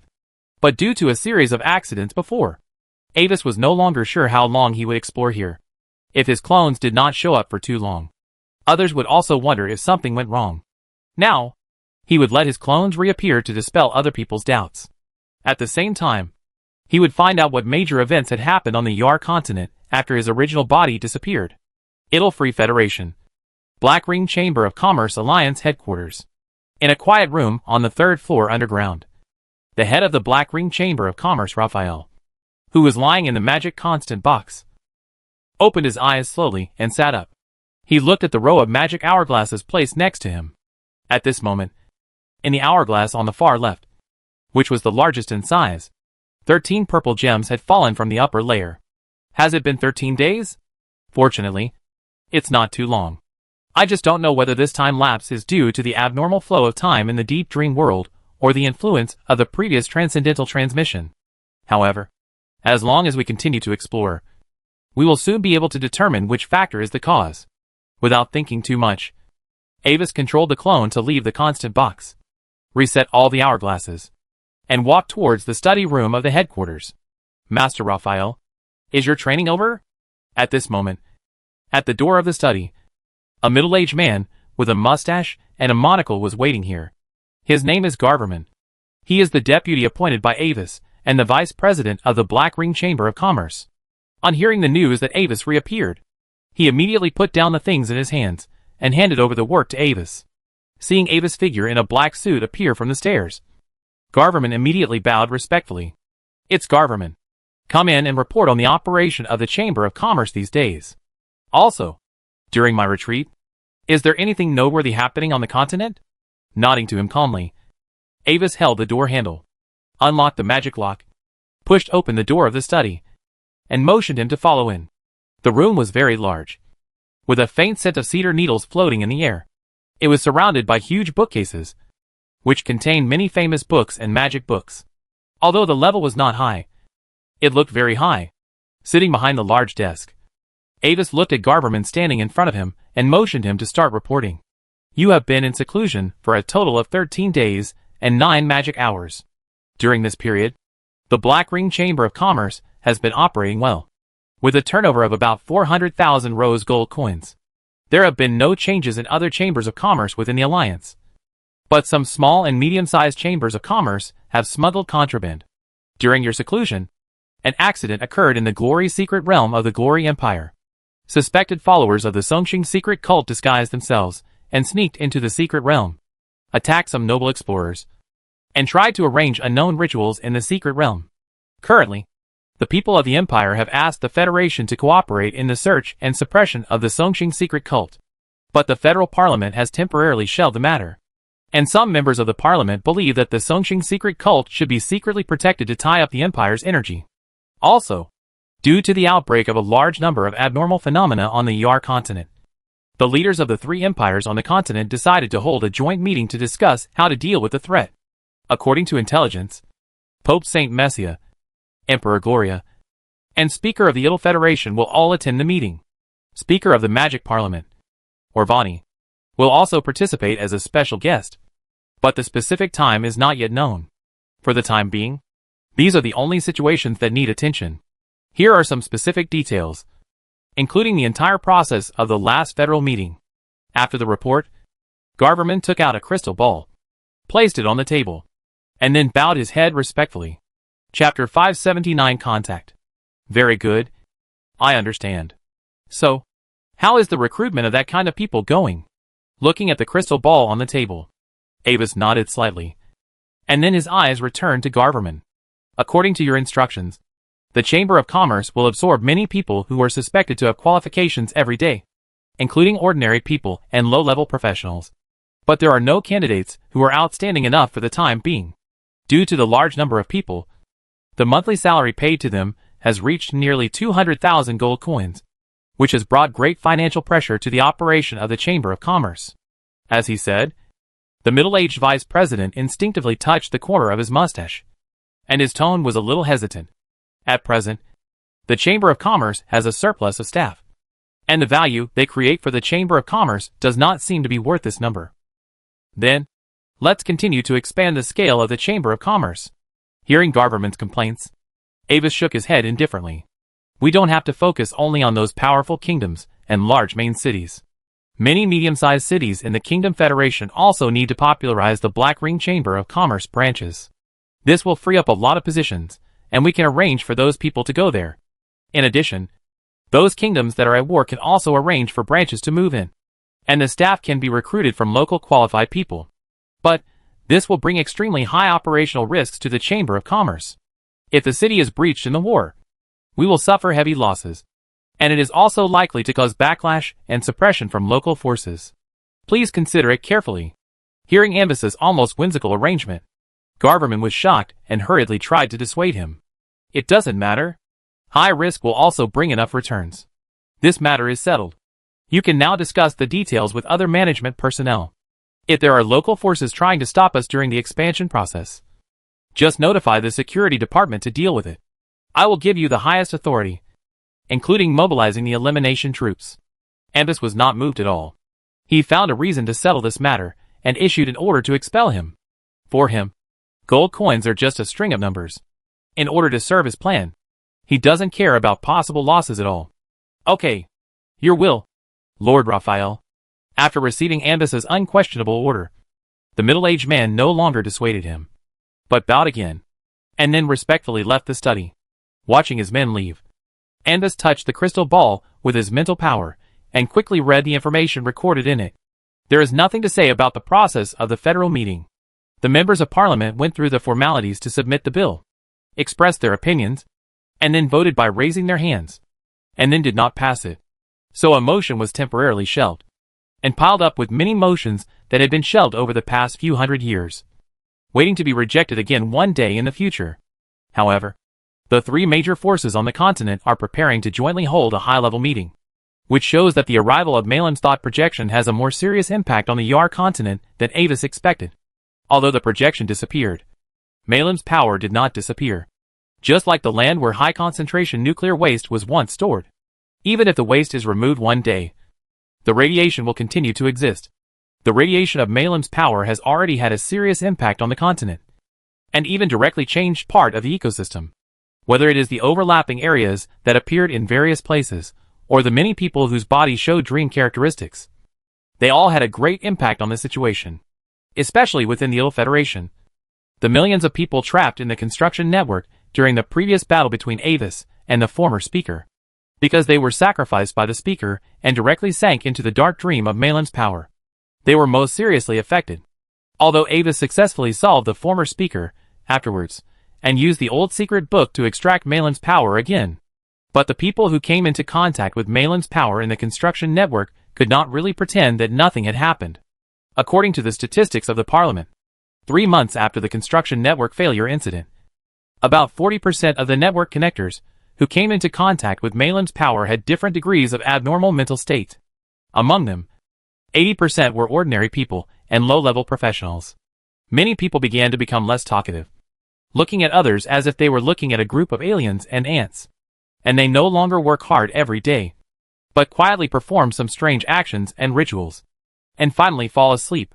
But in addition to those who have serious mental problems, many people have also gained benign mutations, such as a sudden surge in dream talent, or some unique powers. The incident between Harvey and the actress is not an isolated case. Due to the large base number, the breadth of the impact of this incident is more far-reaching than everyone imagined.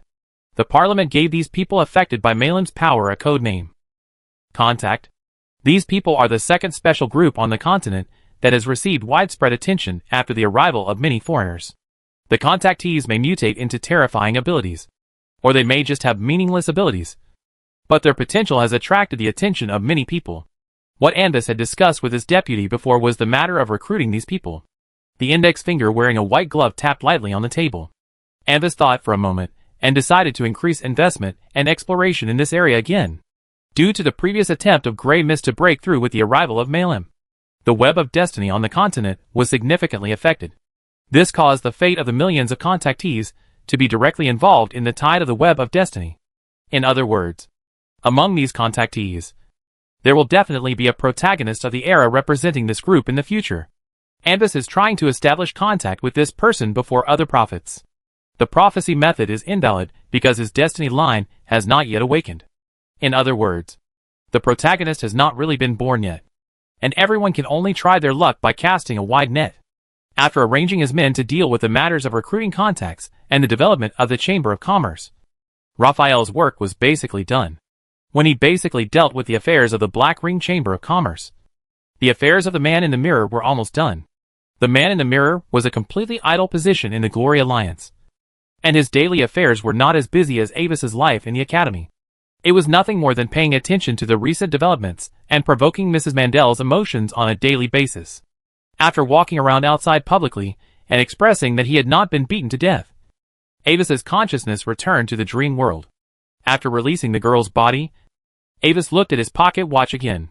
At this moment, the time on the watch was less than 5 minutes away from 12 o'clock. Chapter 580 Fairy Tale World. If we judge by the time of the pocket watch, the speed of time here seems to be not much different from the speed of time in reality. Staring at the pocket watch in his hand with pink eyes, Avis was silent for a moment, and put the watch away again. Mr. Avis, are you done with your business? At this time, Emily, who was standing by, saw that Avis seemed to have finished the ceremony and no longer paid attention to her, and hurriedly reminded him of his existence. She knew the dangers of the deep dream world very well, and it was precisely because she knew more that she was more afraid. It's over for now. You can go back now. Avis nodded, but before the girl was happy. His tone changed directly. However, I should continue to rely on your power in the next period of time. If there is no abnormality in the flow of time in this dream world, then I will summon you once every 7 days or so. 7 days? I see. After hearing Avis' words, the girl almost swallowed the breath in her throat, and her whole person was visibly darker. She instinctively repeated what Avis said, but from her frustrated tone, it seemed that Avis was not talking about the interval between help, but the countdown of her life with only 7 days left. Suicide note. No need. I will try to summon you during the safe period. Just eat more good food. And after this matter is over, I will also increase your monthly gold and resource quota. Reading the girl's superficial consciousness, Avis was somewhat ashamed. Indeed, although it is theoretically safe at present, Emily is still taking a considerable risk, so it is understandable that she complains a little. After sending Emily away, Avis looked at the timer on his pocket watch, which showed less than 3 minutes left, and then slowly cast his eyes on the surrounding room environment. A minute and a half later, Avis finished the search and stood in front of the small door with the key.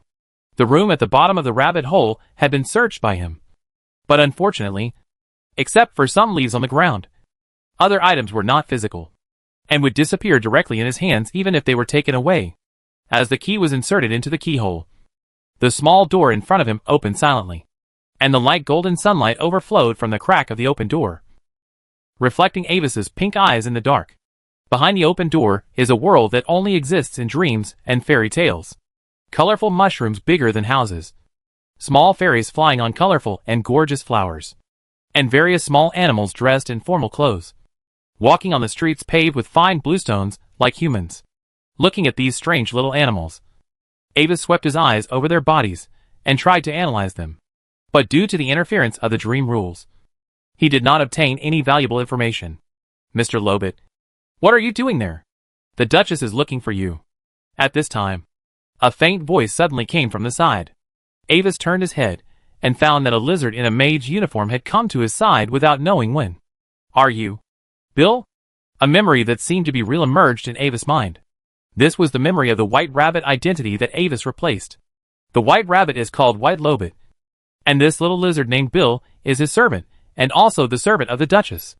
As for why it can hold 2 positions at the same time, no one has questioned its rationality. Avis did not delve into it, because fairy tales are an unreasonable world. I know. I will send the golden pepper that the Duchess needs as soon as possible, according to some information in his memory. Avis nodded, and the little lizard Bill ran away on his own, as if he had other work to do. What a strange world. Looking at its back as it went away, Avis searched in his pocket, but did not find anything. Then, this so-called golden pepper should be the next mission target. According to Lobet's memory, he still needs to change his clothes before meeting the Duchess, so he now needs to find the White Rabbit's home, and the next mission item should be there. Avis glanced at the pocket watch, and the time on it was 15 minutes away from 12 o'clock. Time was running out, So he immediately started to run, looking for the exquisite cottage with the shining brass door plate according to his memory. Along the way, the other animals looked at Lobit, who suddenly ran by in confusion, wondering why he was crazy, because he was still not familiar with the terrain. And the area of this fairy tale city was larger than Avis expected. It took about 10 minutes for Avis to finally find the White Rabbit's house. But when he was about to enter the room to take the task item, he suddenly noticed several strange beings nearby who were staring at this place furtively. Their appearances were no different from the residents of this city. They were a mouse, a frog, a parrot, and a duck. And they were all wearing different clothes. What caught Avis' attention was the illusory glowing panel floating in front of them. Oh my god! There are players here too? Avis glanced at the 4 players calmly, and did not take the initiative to expose them. He just opened the door with his key and walked in. As Avis expected, when he made this move, several players who were staring at this side took action.